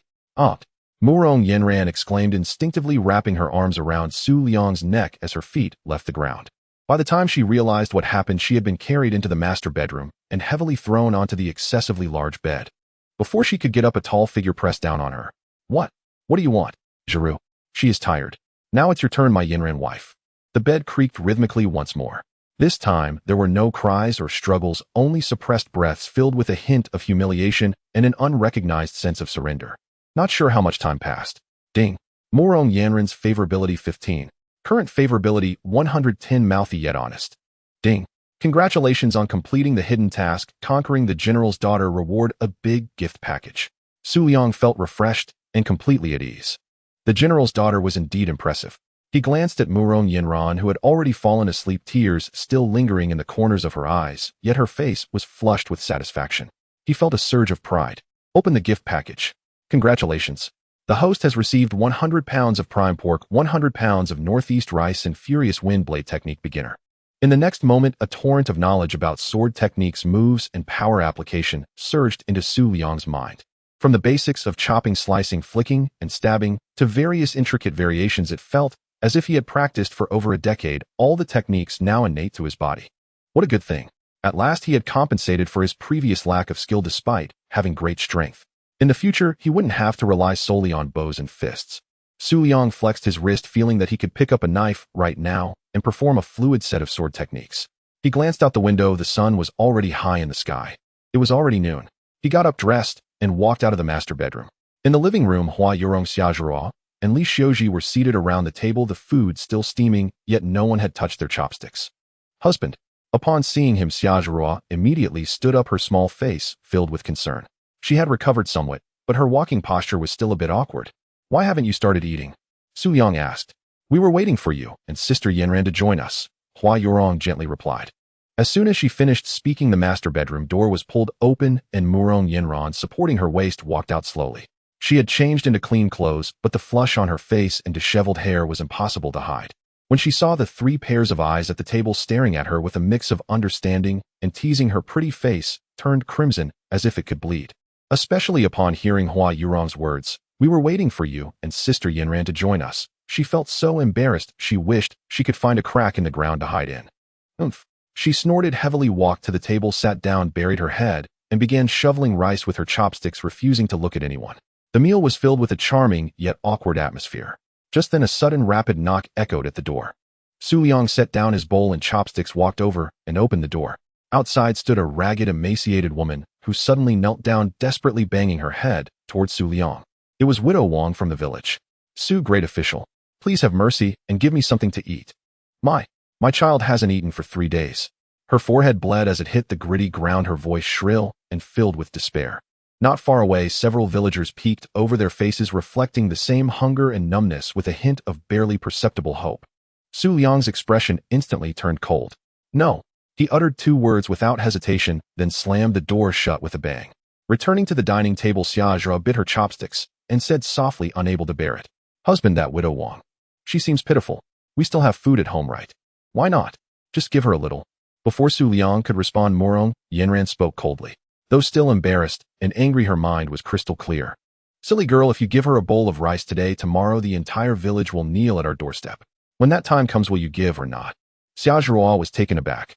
She looked at Su Liang's calm yet determined face, then at Murong Yinran, and instantly understood. Indeed, saving one would attract 100. In that case, the whole family would be dragged into it. Her husband was not cold-blooded, he was protecting their home. Thinking of this, admiration and affection grew in her gaze as she looked at Su Liang. This man was not only strong, but also had such foresight. After the meal, Hua Yurong tidied up the dishes and spoke with some concern. Husband, we don't have much rice and meat left at home. The storage jars were nearly empty. Su Liang nodded. The wild chicken he hunted yesterday, he had given one to Li Si and eaten one for lunch. Although there were still many grains in the system space, he couldn't frequently transform them. The wives were not fools and would definitely become suspicious. I will go to the mountains again. He stood up, preparing to take his bow and arrows. Husband, be careful. The 4 women spoke in unison, their faces filled with worry. Now in their hearts, Su Liang was no longer the frail man he once was. His shoulders had broadened and his figure had become immensely imposing, the sole pillar of their family. Su Liang pushed open the door, ready to depart. Outside, Widow Wang was still kneeling there. She no longer banged her head or cried out. She simply knelt there stiffly like a lifeless statue, her eyes empty and filled with desolation. Su Liang paused, looking down at her. Widow Wang trembled slightly, slowly raising her head to meet him with a pair of desperate eyes. If you want to eat, you can. Su Liang spoke, breaking the silence. A glimmer of light sparked in Widow Wang's eyes. Follow me into the mountains to hunt. Su Liang's words, however, were like a plunge into an ice cave for her. If you can survive and return, there will be food. I dare not just roll away. After saying this, he no longer glanced at her, striding towards the depths of the mountains. The Widow Wang knelt stiffly in place as Su Liang's icy words pierced her already numb heart like a needle tempered with cold poison. Into the mountains. To that wretched place where even Zhao Dahu dared not venture, rumored to be haunted by a black bear. Previously, Zhao Dahu only dared to hunt around the mountains, sometimes lucky enough to catch a bit of food in 2 or 3 days. Now, with the surrounding game nearly depleted, if one did not venture into the depths of the mountain, finding food was nearly impossible. But entering the depths, that was not merely seeking food, it was seeking death. Not far behind her, the villagers who were watching also heard Su Liang's words. A wave of suppressed murmurs spread through the crowd. Mad? This kid Su Liang is truly mad. Letting a widow go into the deep mountains with him. Isn't that just sending someone to their death? Shoo, lower your voice. Have you forgotten how Zhao Da died? This Su Liang is even more ruthless than Zhao Dao now. The faces of the villagers reflected the same hunger and numbness, but more prominently was a sense of indifference and fear, as if it had nothing to do with them. Su Lang stopped, slowly turning around. His gaze was like two sharp blades sweeping over the pallid faces. Those who met his eyes instinctively lowered their heads, unable to meet his gaze. "You are the same." Su Lang spoke, devoid of any emotion. "If anyone is on the verge of starving and cannot wait for the government rice, you can come with me into the mountains. I cannot guarantee you will return alive, but I assure you as long as you survive there will be meat to eat." The entire scene fell into a deathly silence. The sound of a falling needle could be heard. No one moved, not even daring to breathe loudly. To fight with wild beasts in the deep mountains. What a joke. Although the rice issued by the government was mixed with sand and husks, causing one to choke, at least it could sustain life. With a bit of rice one could dig for wild vegetables by the mountain, gnaw on tree bark. Though starving and dizzy every day, at least one could survive. Survival was more important than anything. Looking at the cowardly demeanor of these people, Su Lang felt a cold laugh rising within him. Truly sad and laughable. When Zhao Dahu was rampaging through the village, where was their resistance? They not only kneeled at the door begging for food, but would also detour at the mere sight of Zhao Dou. Now that he had killed Zhao Dahu, they dared to kneel at their own doorsteps, trying to bind him with morality. Did they really think Su Lang was some kind-hearted pushover? The tragic death of Wang Ernia's family had already cruelly shown him that in this chaotic world rampant kindness was a lethal poison. He was too lazy to waste words on this group of people turning around and preparing to leave. Just then a voice called out from the crowd. "Su, Brother Su." A somewhat timid yet resolute voice came from the back of the crowd. Su Lang paused. A stout man of short stature squeezed out of the crowd, looking anxious, his face trembling slightly. Su Lang looked at him. "You also want to go into the mountains?" Zhang Xing nodded vigorously. He did not dare to meet Su Lang's eyes, merely lowering his head, clutching his clothing tightly, and said with all his strength, My mother gave birth to another brother a few days ago. At home, we truly cannot make ends meet. I want to follow Brother Su into the mountains to try my luck." He raised his head, eyes full of pleading. If we can catch some game, you are the boss, you take the big share. I only need a little, just enough to make a bowl of soup for my mother to recover, and I will be satisfied." The great Qian kingdom had suffered years of war, leaving many men dead or wounded, with 9 out of 10 households empty. To encourage population growth, the government issued a strict order that regardless of whether they were newlywed wives or original spouses, any family that could give birth to a son would receive 10 jin of rice from the government. Although that rice was mixed with various things and hardly counted as good rice in this year of cannibalistic famine, it became the greatest hope for countless families. Zhang Xing's mother had risked her life to give birth to another child for that 10 jin of life-saving rice. But now that the child was born, the mother was too weak to get out of bed, unable to eat even a warm meal. Su Lang looked at Zhang Xing's face, filled with filial piety and determination, and somewhere in his heart, he felt a gentle stirring. He seemed to see Wang Erniu, who had cried like a child while holding a clay pot. Men trying desperately to survive for their families. "All right," Su Lang uttered a single word. "Go back and find a suitable tool, an axe or a spade will do. I will wait for you at the village entrance." Zhang Xing's eyes lit up instantly, hardly believing his ears. "Okay, thank you, Brother Su. Thank you, Brother Su." He was so excited that he stammered, bowing repeatedly to Su Lang before turning around and running home like a madman. The surrounding villagers looked at this scene with a complex expression. There was shock, confusion, but more was a kind of pity, as if watching a fool. Another person willing to risk their life. After a moment at the village entrance, Zhang Xing came running, panting, carrying a rusty chopping knife. He had changed into an even more tattered piece of clothing, clearly wearing the best possessions from his home. "Brother Su, am here." Su Lang nodded, not wasting more words, turning and heading towards the depths of the mountains. Zhang Xing followed closely behind him with the knife. The two of them, one in front and the other behind, appeared somewhat desolate, yet imbued with a sense of tragic determination in the morning mist. The widow Wang still knelt there, watching the direction in which the two disappeared, and finally 2 streams of murky tears flowed from her hollow eyes. The deeper they went into the mountains, the darker it became. Towering trees obscured the sky, and a damp, rotten smell filled the air. The surrounding bird calls and insect chirps gradually faded away. Only the sound of their footsteps on the withered branches and fallen leaves remained. Zhang Xing, feeling nervous, had sweaty palms tightly gripping the chopping knife, not daring to stray too far from Su Lang. The atmosphere here was stifling, making it hard to breathe. Suddenly, Su Lang, who was walking in front, stopped, sharply raising his hand. Zhang Xing was startled, immediately stopping, as well as body tensing up. "Su, Brother Su, WH. What is it?" He lowered his voice, trembling uncontrollably. Su Lang did not turn around or answer. He remained silent, slowly raising his other hand, pointing to the ground not far ahead. Zhang Xing followed his direction of pointing. There on a patch of wet mud 3 steps ahead of them, a massive footprint was distinctly imprinted. That footprint was larger than the combined foot size of 2 adult men, deeply sunk into the mud with 5 clear claw marks along the edges. A giant footprint clearly declared the master of this forest. A black bear. Zhang Xing's face turned pale. In an instant, all color drained from it. The axe in his hand fell to the ground with a clang. His whole body trembled like leaves in an autumn breeze. A bear. It's a bear. He stuttered, unable to utter a complete sentence. Su Lang ignored his panic. He stared at the footprint, the knowledge of divine hunting technique racing through his mind. From the depth and size of the footprint, it was clear that this was an adult male black bear weighing at least 400 pounds. Such a beast was the absolute ruler of the mountains. Although he had an 8-fold physique, he was still made of flesh and blood. Engaging directly would be too risky. Moreover, bear skin is tough, and the meat is stringy and sour, making it hardly worth the effort. With 4 delicate wives waiting at home, there was no need to risk his life for a piece of unappetizing meat. Pick up your axe. Su Lang's voice was calm. We'll go around. Okay, let's run. Zhang Xing finally snapped out of his stupor.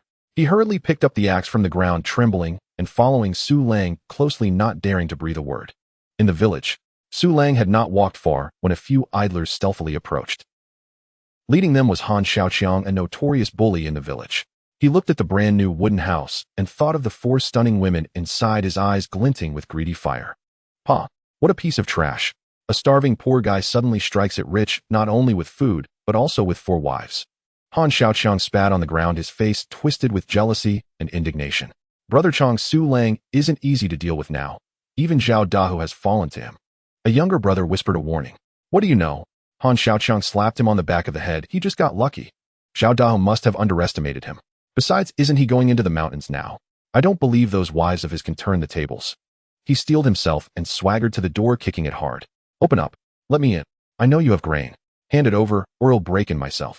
Inside, Hua Yorong, Xiaozhuo, and Li Xiuji were startled by this sudden turn of events. What should we do? It's Han Xiaoqiang and the others. Xiaozhuo's face turned pale. Don't be afraid, brace the door. Hua Yorong tried to sound calm, but her trembling voice betrayed her. At that moment, Morong Yenran, who had been sitting silently in the corner, suddenly stood up. Without hesitation, she walked to the door and pulled back the bolt. Get lost. A single cold word escaped her lips. Han Xiaoqiang did not expect the door to suddenly open, nor that it would be the most beautiful and coldest woman who would open it. He was momentarily stunned, then a lewd smile crept onto his face. Oh, the little lady is quite spicy. What's up? Is your man not home, and you're feeling lonely? Before he could finish, Mirong Yanran moved. She spoke no further words. A swift and clean kick landed heavily on Han Xiaoqiang's stomach. Bang! Han Xiaoqiang was sent flying, crashing heavily 3 meters away, clutching his stomach, writhing in pain like a shrimp with its tail stepped on, unable to get up for a long time. The surrounding villagers and Han Xiaoqiang's followers were all dumbfounded. No one expected that this seemingly slender and delicate woman could be so fierce. Morong Yinran didn't even glance at him and turned to close the door. You dare hit me? Bitched.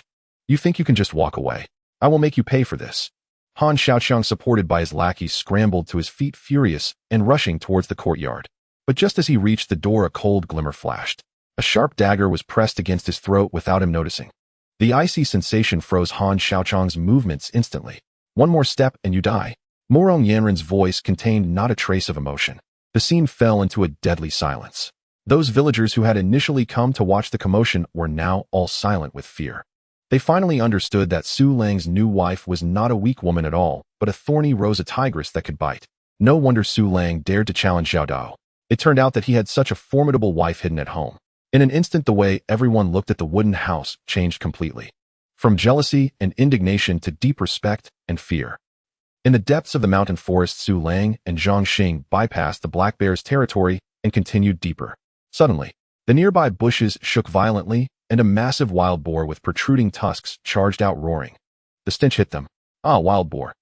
Zhang Xing was terrified, screamed, turned, and ran, forgetting about the axe in his hand. Su Lang, however, stood still, not moving at all. He calmly knocked an arrow, his movements quick as lightning. Just as the wild boar was less than 10 meters away. Whooshed! The first arrow flew out, precisely hitting the wild boar's left eye. The wild boar howled in pain, but charged on. Su Lang remained calm and knocked another arrow. Whooshed! The second arrow pierced its right eye. The now blind wild boar went completely mad, still charging towards Su Lang. Su Lang, unflinching, drew his bowstring again. Whoosh! Whoosh! 2 more arrows. One arrow pierced the wild boar's throat, while the other deeply embedded itself in its brain from its open mouth. Bang! The massive body weighing over 300 pounds crashed to the ground, sliding several meters before finally stopping less than a foot from Su Lang's feet.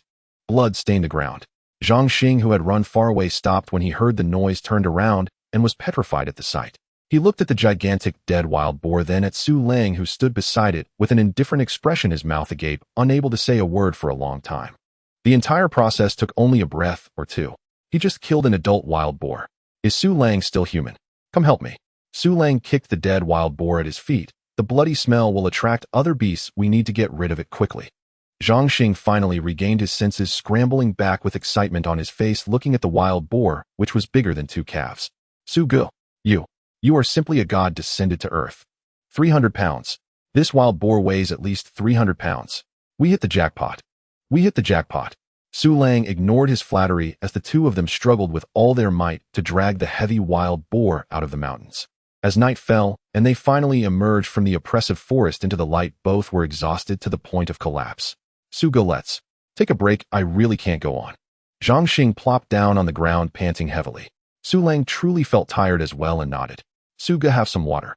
Zhang Xing took off his water pouch and gratefully handed it over. You've worked the hardest, you drink first. Su Lang took it without much thought, tilting his head to drink. At that moment, as his Adam's apple bobbed, the honest and grateful look in Zhang Xing's eyes instantly faded, replaced by a cruel and determined glint. He quietly seized the rusty axe beside him and swung it down towards Su Lang's unguarded neck. The cold wind swept across the blade, carrying a scent of rust and sweat. At the moment the rusted chopping knife was about to touch Su Lang's neck, Su Lang's body reacted faster than his mind. He did not retreat nor block, but rather, in an astonishing angle, he suddenly leaned back violently. Swish! The cold blade grazed past his Adam's apple. A slight sting emerged, and a line of blood quietly appeared. Su Lang pushed away the water pouch in his hand, and clear water splashed all over the ground. He didn't even glance at the water on the ground, but instead stared at the man in front of him, who had just moments ago looked naive, but now bore a fierce expression. Zhang Xing. In a flash of insight, everything became clear. This wild boar, weighing over 300 pounds, was a moving treasure in this year of famine. And in this remote mountain, what was one human life worth? As long as he killed himself, the wild boar would belong to him. Upon returning to the village, he could simply say he was taken away by a black bear. Who would doubt it? Who would dare to question it? The image of Wang Ernia's family being brutally killed resurfaced in Su Lang's mind. In this world, there has never been any reason to speak of. With a missed strike, the naivety in Zhang Xing's eyes was completely replaced by madness. He howled, raising the chopping knife with all his strength, swinging it down towards Su Lang's head once again. He had already torn his face. There was no turning back. He calculated that at such a close distance, Su Lang's extraordinary archery skills would be of no use. Su Lang didn't even twitch an eyebrow. He couldn't even be bothered to pick up the mulberry wood longbow on the ground. He simply drew the short knife at his waist, which was also used for chopping wood. At the moment when Zhang Xing's knife was about to fall, countless techniques of the furious wind blade technique transformed into instinct within Su Lang's mind. He did not take it heeded. He simply took a small step to the left. It was this small step that perfectly allowed him to avoid the powerful downward strike. At the same time, the short knife in his hand slashed upward at an extremely tricky angle. Puff! A dull sound echoed as flesh was cut. Zhang Xing's scream got caught in his throat as he looked down in disbelief at his right wrist. A deep wound visible to the bone was gushing blood. His hand holding the knife instantly lost strength. Clang! The rusted chopping knife fell to the ground. Zhang Xing staggered back, his face filled with terror and confusion. How is this possible? How could he? Su Lang did not give him a moment to think. He stepped forward, the short knife in his hand, without any fancy moves, simply directly thrust brutally into Zhang Xing's chest. Ugh! Zhang Xing's body stiffened suddenly, all his strength seemingly drained in an instant. He weakly knelt on the ground, blood gushing from his mouth, making a gasping sound. Lang! Brother Lang! He reached out with his uninjured hand, trying to grasp Su Lang's pant leg, his eyes filled with pleading. I was wrong. Please. My mother. My newborn brother. Su Lang looked down at him, his face devoid of any expression. I did not kill you. His voice was chillingly calm. You died in the mountains, bitten by wild beasts. After speaking, he withdrew the short knife, and under Zhang Xing's despairing gaze, cleanly and decisively sliced across his throat. The world fell silent. Su Lang stood still, looking at the corpse on the ground and the wild boar. After a moment of silence, he bent down and wiped the blood off his knife with Zhang Xing's tattered clothing. Using his enhanced physical strength, he tied a rope to the boar's hoof and began dragging the heavy prey step by step towards the foot of the mountain. When Su Lang appeared at the village entrance dragging the enormous wild boar, the entire day village was in an uproar. The villagers gathered at the village entrance, sunbathing and gnawing on tree bark, all stood up stretching their necks as if they had seen a miracle. Heavens! Is that a wild boar? It must weigh over 300 pounds. My goodness! It's Su Lang. Did he take it down by himself? Where is Zhang Xing? Where did Zhang Xing, who entered the mountains with him, go? The murmurs and exclamations echoed back and forth. Su Lang ignored everyone. He simply dragged the massive wild boar through the crowd, his expression blank. The villagers instinctively parted to make way for him, watching the blood that did not belong to the wild boar on him, and his face cold as ice left them all speechless, not daring to even breathe. Jealousy. Envy. No. Now there was only deep marrow-deep fear. This Su Lang was no longer human. He was a devil. Su Lang paid no heed to the villagers and directly dragged the wild boar home. Bang! He kicked open the courtyard door. Husband, you're back. 4 figures rushed out of the house almost simultaneously. When they saw Su Lang and the enormous wild boar behind him, they all gasped in astonishment. Husband, you're amazing. It was Xia Zhuo who reacted first. Like a joyful little bird, she flew into Su Lang's arms, nuzzling her little head against his chest. Hua Yorong and Li Xiuji quickly surrounded him, their faces filled with joy and admiration. Only Murong Yanran walked up to Su Lang, carefully inspecting the bloodstains on him. Are you hurt? It's not my blood, Su Lang replied indifferently. Murong Yanran let out a sigh of relief, then, as if recalling something, leaned closer to Su Lang and lowered her voice. Where is Zhang Xing? Su Lang glanced at her. He fed the bears. Murong Yanran's body stiffened slightly, but she said nothing and silently stepped back. Husband, you don't know. Xia Zhuo wriggled out of Su Lang's embrace, tugging at his sleeve, her little mouth pouting adorably, starting to whine and report. Not long after you left, that rogue named Han Xiaoqiang brought people here. He even tried to kick down our door and steal our grain. If it weren't for Sister Yanran being so powerful, kicking him away with one blow, we wouldn't have known what to do. After hearing this, a slight change finally appeared on Su Lang's previously expressionless face. He slowly lowered his head, looking at Xia Zhuo's face, filled with reliance and grievance. A strange mix of violent and satisfying emotions surged within him, bullying the weak and fearing the strong. He reached out and ruffled Xia Zhuo's hair. Got it. He turned and said to the women, you take care of this pig first. After speaking, he stepped forward, walking out of the courtyard. Husband, where are you going? Hua Yorong asked worriedly. Su Lang did not look back. I'm going to teach that group of bullies a lesson. Su Lang walked straight out of the courtyard. However, he did not head directly to Han Xiaoqiang's house at the east end of the village, but instead took a detour around the village. The roads in the village were uneven, and everywhere were gaunt villagers pale from hunger. When they saw Su Lang, they lowered their heads and scurried away like mice from a cat. In a corner, Su Lang found a small boy, thin as a skeleton, licking his fingers. The boy froze in fear at the sight of him, turning to run. Stop! Su Lang spoke. The boy's body stiffened, too frightened to look back, trembling like a dry leaf in the wind. Su Lang pulled out a small warm egg wrapped in oiled paper from his pocket and tossed it over. The egg landed in the boy's arms, and the rich aroma instantly filled his nostrils. The boy's throat moved as he stared intently at the egg in his hands, drooling uncontrollably. Do you want to eat it? Su Lang asked. The boy nodded frantically, his big eyes filled with desire. Help me with the task. My voice is quite calm, Su Lang continued. If you complete it, not only will you get this egg, but I will also give you meat soup to drink tonight. Meat soup. The boy's eyes brightened with excitement. You say, I will do whatever you ask. Go to the town's yamen and find a constable named Li Si. Just tell him that his brother Su Lang has caught a 300-pound wild boar in the village and ask him to come over tonight for meat. And also, Su Lang added, tell him I am at Han Xiaoqiang's house at the east end of the village waiting for him to come deal with those blind dogs. Though the boy did not understand fully, he committed every word to memory. Did you remember? I remembered. Go now. The boy nodded, stuffing the egg into his mouth before sprinting madly towards the village's exit. Killing was easy, but what Su Lang wanted was not mere murder. He aimed to kill the chicken to warn the monkey. He wanted everyone in Dahu village to know that Su Lang and his home were entities they could never provoke. Han Xiaoqiang's house was not much better than Su Lang's previous hut, equally dilapidated and on the verge of collapse. From a distance, one could hear the sounds of boasting coming from inside. What is Su Lang even worth? Isn't he just lucky? It was Han Xiaoqiang's voice, like a duck's quack.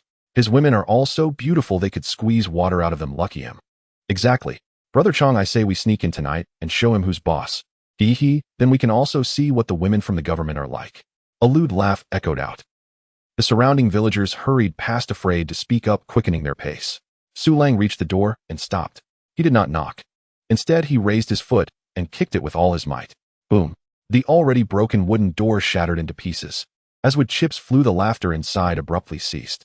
Han Xiaoqiang and his friends stared in shock at the figure exuding a fierce aura at the door. Su Lang. Han Xiaoqiang trembled, dropping the grass roots from his hands. Su Lang said nothing. He simply stepped forward, walking inside step by step. The people in the room instinctively recoiled. What do you want? Let me tell you, don't cause trouble under broad daylight. Han Xiaoqiang shouted with a feigned bravado. Su Lang's lips curled into a cruel arc. He lunged forward suddenly, and before Han Xiaoqiang could react, he landed a heavy punch right on his nose. Crack! The sound of bones fracturing rang clearly. Ow! Han Xiaoqiang let out a pig-like scream, falling backward, blood spraying from his nose like a burst dam. Brother Chong. The remaining lackeys were filled with shock and anger, grabbing benches and wooden sticks from the room, rushing at Su Lang. Seeking death, Su Lang dodged a wooden stick swung at him, grabbing the assailant's wrist and twisting it with force. Ow! The man's arm twisted at an unnatural angle, and with a scream, the wooden stick fell from his hands. Su Lang kicked him away, sending him crashing into the two behind. The entire process took just a blink of an eye. Han Xiaoqiang's lackeys were already sprawled on the ground, moaning incessantly. Su Lang stepped in front of Han Xiaoqiang, placing a foot on his chest. Cough! Cough, cough! Han Xiaoqiang coughed violently, each cough bringing out mouthfuls of blood. You dare hit me. I won't let you go. He still tried to act tough. Su Lang pressed down harder. Ugh! Han Xiaoqiang felt as if his chest was about to be crushed, tears and mucus flowing freely from his face. Lang Yi, I was wrong. Spare me. He finally got scared and began to plead desperately. Outside, the villagers had already gathered, watching the spectacle with eager eyes. They stretched their necks, faces filled with a mix of fear and excitement. Just then a loud shout came from outside the crowd. The constable is here. Constable Li Si is here. The villagers immediately erupted, parting to make way. Now there's a good show to watch. What if this kid Su Lang goes against the constables? He's injured so many people, he's done for. Deserved. Let him be arrogant a bit longer. Some people began to gloat, waiting to see Su Lang get captured and executed. Upon hearing that Li Si had arrived, Han Xiaoqiang felt as if he had grasped a lifeline, his eyes rekindling with hope. Under the complex gazes of the crowd, Li Si swaggered in with two constables. He paused for a moment at the bloody scene within. When he saw Han Xiaoqiang, who was being trampled by Su Lang and barely recognizable, his brows furrowed. Constable Li, save me. Han Xiaoqiang used the last of his strength to reach out for help. It's Su Lang. He wants to kill me. Everyone expected Li Si to immediately draw his blade and apprehend Su Lang. However, Li Si merely glanced at Han Xiaoqiang, then walked straight up to Su Lang with a beaming smile. Oh, I thought it was someone else. Brother Su, what are you doing? Why bother with trash like this? With that, he raised his foot and fiercely kicked Han Xiaoqiang in the face. I spit. Han Xiaoqiang, are you tired of living? Li Si spat a thick phlegm on his face, cursing. Brothers, us women are registered with the government, meant to help expand the Qian kingdom. If you dare harbor ill intentions, you're going against the government. You're going against the court. I will deal with you today. The entire courtyard fell into a deathly silence. All the villagers, including the few lackeys moaning on the ground, were dumbfounded. They could hardly believe their ears. Not only did Li Si not arrest Su Lang, he was even helping him beat people. After cursing, Li Si turned around and affectionately threw an arm around Su Lang's shoulder, his voice loud enough for everyone in the courtyard to hear. Su Lang is my little brother Li Si. Whoever dares to lay a hand on him will have to deal with me. With that, the two constables following Li Si immediately drew their weapons. This frightened Han Xiaoqiang to the core, and the onlooking villagers all nervously stepped back. Seeing that the intimidation had worked, Li Si licked his lips eagerly, saying, Brother Su, I've heard you caught a big wild boar. Let's go, let's not waste time with these scoundrels, take me to have a look. Su Lang's expression remained neutral as he simply replied with a faint hum. Then, under the petrified gazes of everyone, Su Lang raised his foot and stomped viciously onto Han Xiaoqiang's knee. Ow! A scream escaped Han Xiaoqiang's lips as his kneecap was crushed. Han Xiaoqiang's screams were no longer human-like. The excruciating pain from his shattered kneecap made him convulse all over, his eyes rolling back as he fainted from the agony. The entire courtyard fell into a deathly silence. The onlooking villagers turned pale, their legs trembling with fear. In front of the officials, a crippled man. That Su Lang was not just ruthless, he had gone mad. Li Si's two henchmen with their hands on their knives looked utterly astonished, unsure of how to react. Li Si, however, acted as if he saw nothing, still affectionately draping his arm around Su Lang's shoulder, his smile even brighter than before. Su, my young brother, such skill. To deal with scum like this, one must be ruthless. Don't worry, I'll label him with a charge of intent to rebel, attacking the officials' families, ensuring he rots in jail. His words were not loud, but they clearly reached every villager's ears. A chill surged from their feet straight to the crown of their heads. It's over. This Su Lang is no one in Day Village can provoke anymore. Not only is he a ruthless killer, but he also has the government backing him. Su Lang smirked slightly, saying nothing. This was the effect he wanted. Let's go, let's not waste time on this scum. Li Si licked his lips, growing impatient. Brother, I came here smelling the fragrance of meat. Where's that big wild boar of yours? Quickly take me to see it. Su Lang nonchalantly replied with an turning to leave amidst the entourage of Li Si and 2 officials. The courtyard was left in disarray with a group of villagers rendered speechless. Back at the doorstep, Li Si spotted the massive wild boar, its belly cut open, and his eyes instantly lit up. My goodness, what a catch! He rushed into the courtyard in a flurry, marveling around the wild boar. But when he took a closer look, he froze in shock. The 300-pound wild boar had been cleaned up thoroughly, its hair stripped away, and even the organs were neatly categorized. The entire process was clean and swift, without a trace of messiness. Su, my young brother, your family has such skilled hands. Li Si was somewhat astonished. Before Su Lang could respond, Xia Zhiru bounced out from the house, hugging Su Lang's arm, her little face filled with pride. Of course, it was Sister Xiaoji who did it. She pointed at Li Xiaoji, who was busy by the stove, her pretty face slightly flushed from the heat. Sister Xiaoji is amazing. That huge pig, she managed to handle it all by herself in no time. The black seeds you planted all were taken care of by Sister Xiaoji too. Li Xiaoji, praised by her, turned red, quickly lowering her head and softly defending herself. I didn't do much, it's just what I should do. Although Xia Zhiru entered the house before Li Xiaoji, she was the youngest and usually called Hua Yurong and Li Xiaoji as sisters. Su Lang looked at the frail figure busying herself, who dared not meet his gaze, feeling a slight stir in his heart. This shy girl turned out to be diligent and capable. Though she claimed it was nothing, sweat dotted her face, clearly exhausted. All right, everyone stop standing around, quickly start cooking the meat. Su Lang commanded. Today Brother Si is our guest, so choose some good meat. Hua Yurong gently replied and began to busy herself with her 2 sisters. Soon a rich aroma of meat wafted from the earthen pot, dominating the entire courtyard. The 2 officials who came with Li Si couldn't help but drool, their eyes glued to the pot. Chunks of pork rolled in the pot, tender and flavorful. Su, my young brother, come. Today we will drink until we're satisfied. Li Si unfastened a dark wine gourd from his waist, uncorked it, and a rich aroma instantly filled the air. I heard you hunted a wild boar, so I saved this wine. I've been saving it for a long time, but couldn't bear to drink it. Su Lang and Li Si sat opposite each other at the table, eating meat and drinking wine heartily. After a few rounds, Li Si's face was already flushed, and he became more talkative. He patted Su Lang's shoulder, slurring, Su, my young brother. Don't worry. With Brother Si around, no one in Day Village dares to touch a hair on you. Even if there are some who are blind and provoke me, you need not fear. Li Si burped, lowering his voice, leaning in mysteriously close to Su Lang. Let me tell you a secret. The county magistrate in our town, he's my uncle. My wife is his biological sister. Su Lang paused for a moment, his hand holding the wine bowl stilled. This was indeed an unexpected joy. Initially, he thought Li Si was just a minor local tyrant with some small authority, but didn't expect he had such a strong backing. It seems that this wild chicken and 2 pounds of rice were worth the cost. In the future, whoever dares to provoke you is provoking me. Provoking me is disrespecting the county magistrate. Li Si patted his chest, taking full responsibility. They had feasted until dusk. Li Si, supported by his 2 henchmen, was already drunk beyond measure. Su Lang personally sent him to the door and instructed Hua Yurong to bring 2 hind legs of the pig tied up with straw ropes weighing at least 20 pounds. Brother Si, this little gamey treat is just a token of my respect. I take it back and enjoy it.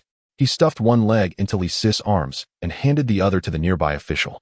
This one, please help me respect the county magistrate on my behalf.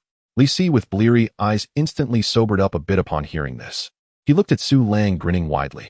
Good brother. I acknowledge you as my brother, Su. After sending off Li Si, the courtyard finally fell silent. Su Lang returned to the house, where several women had already cleaned up the dishes. He gazed at the pile of pork in the corner, but his mind drifted to Zhang Xing's pleading eyes before his death. My mother. My newborn brother. He paused for a moment. Yurong wrapped 10 pounds of meat for me. Hua Yurong was taken aback for a moment, but asked nothing, simply nodding in agreement. Soon she wrapped 10 pounds of well-mixed pork in a large lotus leaf and handed it to him. Su Lang carried the heavy package of pork and walked out of the courtyard, heading straight towards the dilapidated thatched hut at the west end of the village. Zhang Xing's home.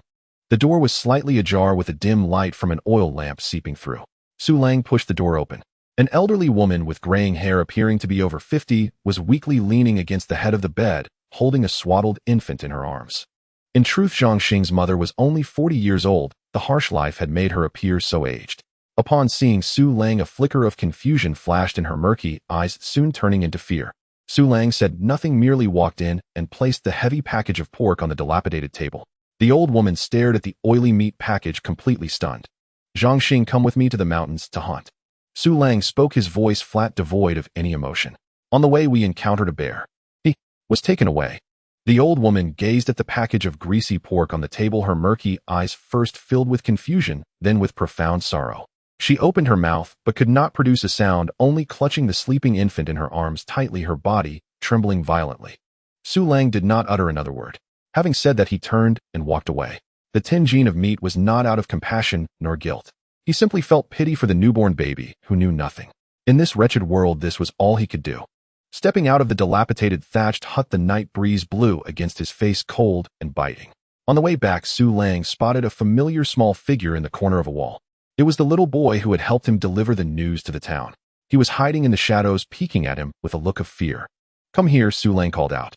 The little boy shivered in fright and turned to run away. I told you to come here. Su Lang's voice was calm, yet it carried an undeniable authority. The little boy froze in place, hesitantly stepping out from the corner, his head lowered, afraid to breathe. What's the matter? Are you afraid of me? The little boy remained silent, burying his head even lower. Su Lang knew that the bloody scene from earlier that afternoon at Han Xiaoqiang's door had utterly terrified the child.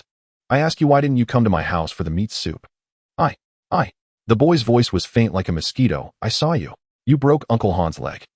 Su Lang smiled. He pulled out a piece of cooked meat wrapped in lotus leaves, still steaming, and tossed it into the boy's arms. The rich aroma of meat instantly invaded the boy's nostrils. I, Su Lang, am only ruthless to my enemies. You help me, and I won't treat you poorly. Remember to come to my house tomorrow at noon. There will be plenty of meat. After saying that, he disregarded the boy who stood there holding the meat in a daze, turning and striding away. Su Lang never owed anyone anything. Upon returning home, the yard was already tidied up. The door to the secondary bedroom was slightly ajar, emitting a faint light, but it was eerily quiet inside. The main bedroom door, however, was tightly shut. Hua Yurong and the others were quite sensible. Su Lang pushed open the door to the main bedroom. Under the dim light of an oil lamp, Li Xiuji sat anxiously on the edge of the bed. She had already changed into a clean outfit, and her hair was neatly arranged. Her delicate face appeared especially beautiful under the light. Upon hearing the door, her body noticeably shivered, and her small hands nervously twisted the hem of her clothes. Her face flushed crimson. Husband, Li Xiuji stammered. Su Lang smiled, walked over to sit beside her, but did not hastily make any advances. He simply gazed at her and suddenly spoke up. Xiuji, do you know? Back in the village, you were the girl I liked the most. Su Lang's voice held a hint of nostalgic warmth. This sudden statement left Li Xiuji momentarily stunned. All her tension and awkwardness were replaced by a more wondrous and shy emotion. I am not. She buried her head deep into her chest, muttering softly. When we were young, we even went to the river to catch fish together. Su Lang continued. Li Ziyu's heart skipped a beat. Of course she remembered. But as they grew older, the differences between men and women gradually distanced them. She secretly lifted her eyes to look at the man before her. He was no longer the frail and silent youth from her memories. His shoulders had broadened and his features had become more defined, especially those deep-set eyes that captivated the heart, drawing one in at a glance. Husband, you are not the same as before, Li Xiuji said softly. Do you prefer the current me or the past me? Su Lang asked with a mischievous smile. Li Ziyu's face turned even redder, biting her lip. She said in a barely audible voice. I like both. Su Lang said nothing more, merely extended his hand and gently embraced her. Li Ziyu's body stiffened for a moment, but quickly softened, obediently leaning against his chest, feeling the strong heartbeat. Husband, I will take good care of you. I can do all kinds of chores. Silly girl. Su Lang lowered his head and kissed her. The flickering lamplight. The bed once again rhythmically creaked, playing a new melody. The next day, Su Lang stepped out of the main bedroom, feeling refreshed, his body brimming with limitless energy. He glanced at Li Xiuji, who was still fast asleep beside him, her face adorned with a satisfied blush, feeling a surge of pride. Ding. Li Ziyu's affection 20. Current affection 115, deeply in love. Ding. Congratulations, host, for completing the hidden task. Equal distribution of rain and due reward, a big gift bag. Open the gift bag. Congratulations, host, you have obtained lightness skill, no trace in the snow. Entry level 100 pounds of top quality 5-flour pork. In the next moment, countless techniques regarding body movements, steps, breath control, and leaping surged into Su Lang's mind. He felt as if his body had become much lighter, as if he could easily leap onto the roof. What a great treasure! With this lightness skill combined with the divine level hunting technique and the gale blade technique, even if he encountered a bear in the mountains in the future, he could escape even if he couldn't fight. Su Lang, feeling satisfied, got dressed and walked out of the main bedroom. As soon as he stepped outside, he saw Hua Yorong, Murong Yenran, and Xiaozhou, each sporting identical dark circles under their eyes, listlessly sitting in the yard boiling water. Li Xiaozhi, supporting herself on her waist, limped out of the room, and upon seeing the three women, her pretty face instantly flushed red, embarrassedly lowering her head. Su Lang chuckled, deliberately walking in front of them and clearing his throat. "Oh ladies, what's the matter? Did you have trouble sleeping again last night?" Hua Yorong only smiled gently without saying a word. Xia Zhirua pouted, casting him a resentful glance. Only Murong Yenran raised her head and glared at him fiercely. Su Lang walked up to her, grinning, and said, "Since you all are now my women, I think we should just stop dividing the main and secondary bedrooms and sleep together. Wouldn't that be livelier?" "Dream on." Murong Yenran exploded without a second thought. She threw a punch straight at Su Lang's face. Su Lang grabbed her wrist, pulling her into his embrace, whispering in her ear, "Do you want to give it a try? I guarantee it will be more comfortable than sleeping alone." "Get lost, you shameless bastard." Murong Yenran cried out in indignation, struggling violently in his embrace, but he held her tighter. Su Lang gave a light pat on her firm backside, feeling the astonishing elasticity, before finally letting her go with satisfaction. At breakfast, the atmosphere was both enchanting and strange. After the meal, Hua Yorong brought out a brand new piece of clothing from the house. "Husband, this is a shirt I made for you when I found the time. Try it on and see if it fits." It was a coarse blue short shirt with fine stitching showing clear effort. The transformation from the eightfold physique had already remade him. His once frail frame had now become tall and robust, his muscle lines smooth and powerful. Wearing a simple coarse short shirt did not make him appear shabby. Instead, it highlighted his extraordinary demeanor like a sword about to be unsheathed. The four women in the room were all stunned. In Hua Yorong's eyes there was an unbreakable tenderness. In Li Xiaozi's eyes there was an abundance of adoration. Even Murong Yenran, who had always been at odds with him, flashed a hint of surprise and complexity in her eyes. "Wow, husband looks so handsome." It was Xia Zhirua who first broke the silence, fluttering over to Su Lang's side like a butterfly, tilting her face up, her big eyes sparkling with admiration. Su Lang admired their infatuated expressions, feeling a surge of pride. He loved how blindly they worshipped him. After breakfast, Li Xiaozhi went to tend to the vegetable garden, but as soon as she stepped into the courtyard, she was stunned. In just one night's time, a patch of neatly sprouting green seedlings over 10 centimeters tall had emerged from the previously bare land. "Heavens!" Xia Zhirua, following behind, couldn't help but exclaim, rubbing her eyes in disbelief. Hua Yorong and Murong Yenran were also left speechless. The seeds planted just the day before had grown this tall today. This was simply a miracle. "Xiaozhi, how did you grow this? It's amazing." Xia Zhirua ran to her side, filled with admiration. "Indeed, Xiaozhi, your skills surpass even those of the old farmers in the village who have been tilling the land for a lifetime." Hua Yorong praised sincerely. Li Xiaozhi felt her face heat up from the compliments, her head nearly burying into her chest, as she softly defended, "No. It's not me, but it's the seeds given by my husband." She gazed at the vibrant seedlings, her cheeks flushed, nervously clutching the hem of her clothes. Su Lang chuckled, not offering an explanation. The matter of the super seeds was best kept known to as few people as possible. It was noon. The little boy who had helped Su Lang send a message indeed arrived at the entrance of the courtyard as promised. He peeked in his face, displaying a mix of eagerness for meat and deep-seated fear. As Su Lang brought out a bowl of steaming meat soup, he spotted the boy. "Come in," he said. The little boy hesitated as he stepped inside, his throat bobbing as he smelled the rich aroma of meat, yet he shook his head. Su daren't I don't want to drink meat soup." Su Lang was somewhat surprised. "Why? Afraid I poisoned it?" "No." The little boy quickly waved his hands, mustering all his courage to look Su Lang in the eye. "I want to go hunting with you. I don't want to be hungry all the time and rely on others' charity." Su Lang observed the boy's eyes, which appeared unusually large due to hunger, burning with a stubbornness and fierceness not typical for his age. "Interesting. Do you know that Zhang Xing, who went into the mountains with me the day before yesterday, has already died in the depths of the mountains?" Su Lang's voice was calm. The little boy's body trembled slightly, yet he nodded vigorously. "I'm not afraid of dying. Starving to death is still death. Being eaten by a bear is also death. It's better to take a gamble." Su Lang smiled. He placed the bowl of soup into the boy's arms. "All right, but you must finish this bowl of soup first to have the strength to hunt with me." The little boy cradled the warm soup looking at the chunks of fatty meat inside, and his eyes instantly reddened. Without saying more, he squatted down and began to wolf it down. What is your name? Lu. Lu Shidu, the little boy mumbled, his mouth stuffed with meat. Who else is in your family? No one, they all starved to death. Su Lang fell silent. Having a helper to carry back rabbits or wild chickens would indeed make things easier. Once you finish eating, come with me. Yes. Lang Gu. Lu Shitu gulped down every last drop of soup and stood up, responding robustly. As they re-entered the deep mountains, Lu Shitu followed Su Lang closely, his palms sweaty with nervousness. Yet Su Lang strolled as if he were in his own backyard.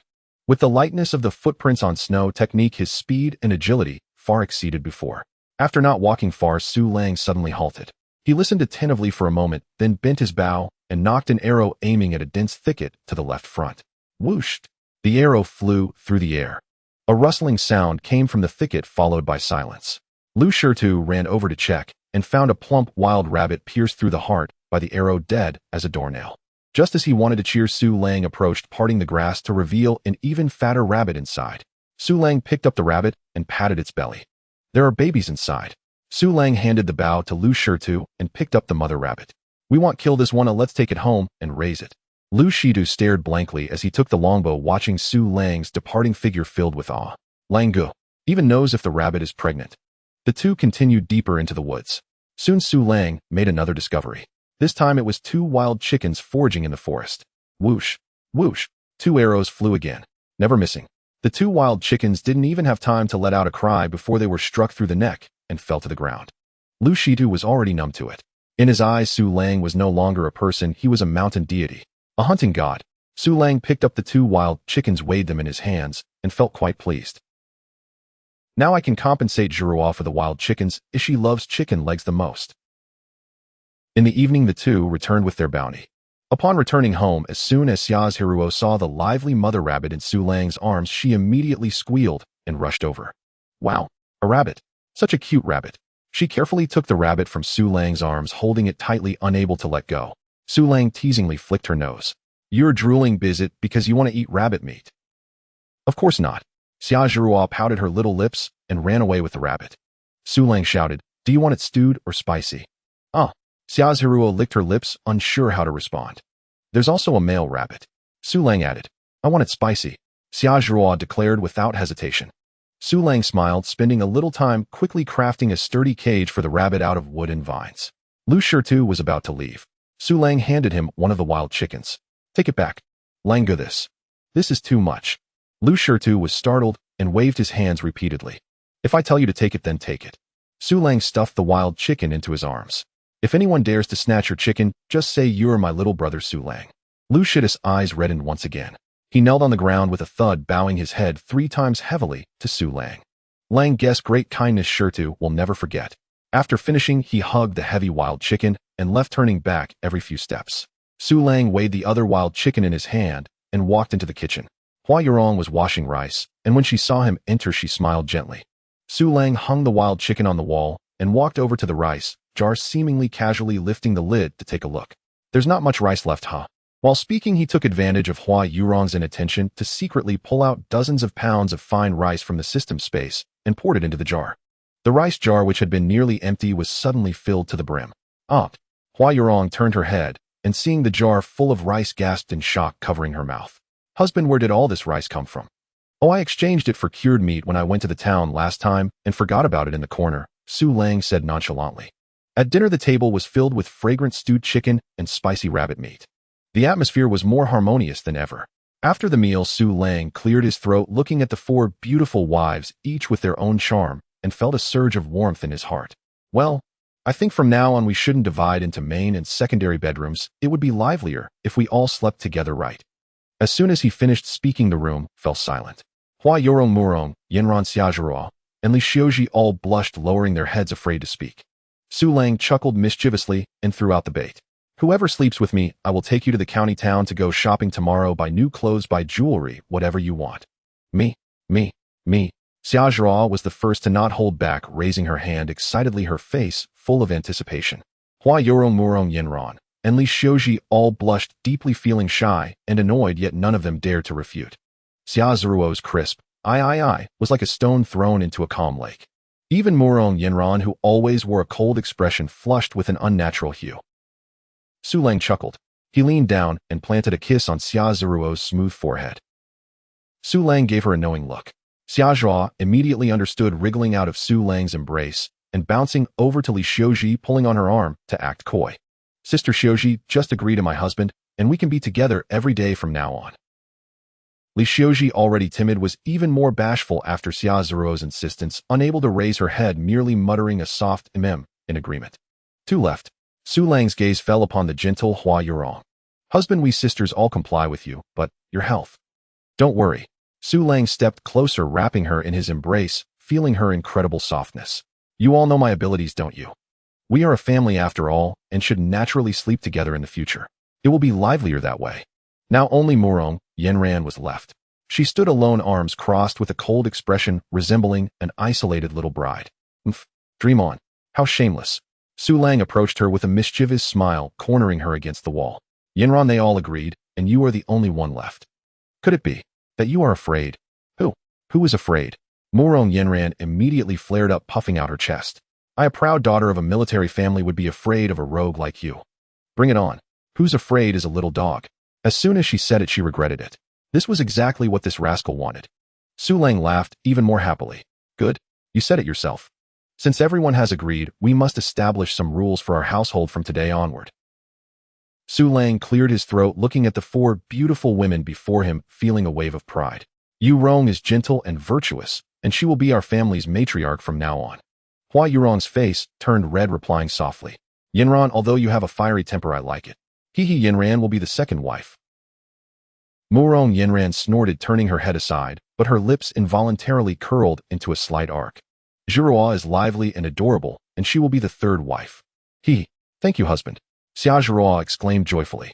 Li Xiuji is diligent and capable, and as the last to enter, she will be the fourth wife. Li Xiuzi lowered her head shyly, yet her heart was filled with sweetness. With the titles established, the hearts of the several women seemed more settled. All right, let's rest early. Su Lang waved his hand. Tomorrow I will take you to the county town for a stroll. Yage? Xia Zeruo's eyes sparkled instantly. However, Hua Yurong appeared somewhat worried. Husband, should we exchange the food and wild boar meat for something? In this famine year, silver was no longer useful. Food was the real currency. Silly girl, Su Lang said, pinching her nose. Although autumn has arrived, so much fresh meat won't last long before spoiling. That would be a real waste. Instead, let's take advantage of the freshness and exchange it for more useful items, and I will get you some new clothes and jewelry. Su Lang thought to himself that there were still several hundred pounds of meat in the system's warehouse. This little bit was nothing. Hearing about the new clothes and jewelry, the eyes of the several women revealed a hint of anticipation. After all, no woman dislikes beauty. That night, the excessively large bed in the master bedroom was filled for the first time. And it was far more complex and intense than ever before. Who goes first? No one spoke. Zeruo, why don't you show them how it's done? Husband, you are so annoying. The next day, Su Lang felt refreshed. He checked the system. Hua Yurong's affection 5. Current affection 130 devoted. Murong Yanran's affection 5. Current affection 120 hard on the outside, soft on the inside. Xia Zeruo's affection 5. Current affection 130 deeply in love. Li Ziyu's affection 5. Current affection 125 devoted. Su Lang was very satisfied. He went to the kitchen and asked Hua Yurong to wrap 10 pounds of the best pork in lotus leaves. In the courtyard, Xia Zhua was crouching in front of the rabbit cage, carefully feeding the mother rabbit with freshly picked tender grass, mumbling to herself. With everything ready, the five of them locked the courtyard door and set off towards the county town. Dawa village was not far from the county town, and they arrived after about half an hour. Although it was a famine year, the county town was still much more prosperous than the village. The streets were bustling with people, most of whom bore haggard expressions, but at least they were still alive. Various small stalls lined the streets.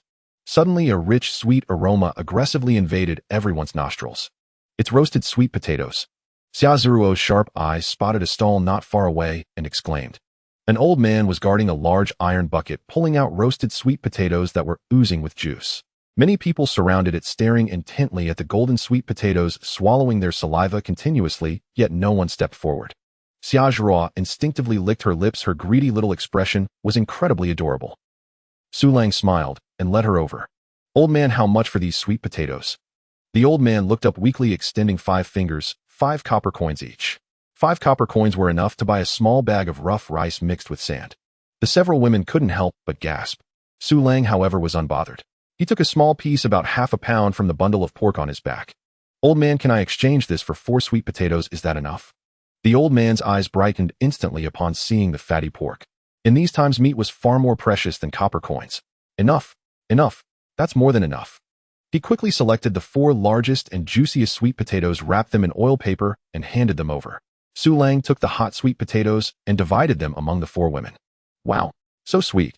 Xia Zhao was the most impatient, blowing on it twice before taking a big bite, burning her mouth, but reluctant to spit it out. Hua Yurong and Li Xiuji also took small bites, their faces full of happiness and satisfaction. Even Murong Yinran, usually picky, was enjoying it with relish. Ding. Hua Yurong's affection 5. Ding. Murong Yanran's affection 5. Ding. Xia Zeruo's affection 5. Ding. Li Ziyu's affection 5. A series of notification sounds made Su Lang feel elated. To gain affection just from a few roasted sweet potatoes, his wives were truly simple and easy to please. At that moment, a ragged beggar emanating a foul smell approached with a broken bowl. "Sir, please give me something to eat." "Get lost." Su Lang frowned coldly, shouting, without any sympathy. The beggar trembled in fear of Su Lang's imposing aura scrambling away. It wasn't that he lacked compassion, but there were many beggars watching from a distance. If he showed any kindness, countless beggars would swarm over. Not far away, several wealthy young masters dressed in fine silks and satin had long been eyeing this side. Especially when they saw the 4 stunning women beside Su Lang, their eyes lit up. Where did this bumpkin come from, bringing along 4 such lovely wives? The lead young master, oiled hair and powdered face, waved a fan with a lecherous grin. "Looks like a newcomer. Doesn't seem like a rich man either. Truly a case of flowers and cow dung." They laughed and surrounded Su Lang's family, blocking their way. Xia Zeruo's face turned pale with fright, quickly hiding behind Su Lang. Li Xiuji was even more nervous, gripping Su Lang's sleeve and lowering her head, not daring to look at anyone. Hua Yurong frowned slightly, subtly moving closer to Su Lang. "What do you want?" Murong Yinran, however, had an icy expression, taking a half step forward and placing her hand on the dagger at her waist. "Wife, let me handle this." Su Lang restrained Murong Yinran. Such matters were naturally to be handled by himself. The young gentleman, slick-haired and powdered, fanned himself, while his sly eyes roamed over the 4 women, surveying them as if appraising goods. "Tisk, tisk, truly exquisite." The few lackeys beside him cheered in agreement. "Kid, you are indeed fortunate." The leader of the young gentlemen, Li Yunfei, pointed at Su Lang with his fan, adopting a patronizing tone. "How about this? I'll borrow these young ladies for a few days of fun.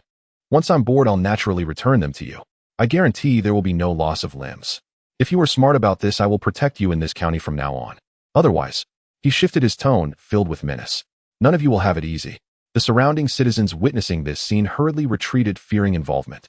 Su Lang was too lazy to waste words with him. When dealing with such people, action is always more effective than words. He moved. Before anyone could react, he suddenly raised his foot and kicked Li Yunfei in the abdomen. Bang! Li Yunfei curled up like a shrimp, his folding fan falling to the ground and his handsome face twisted in agony. "You? How dare you hit me?"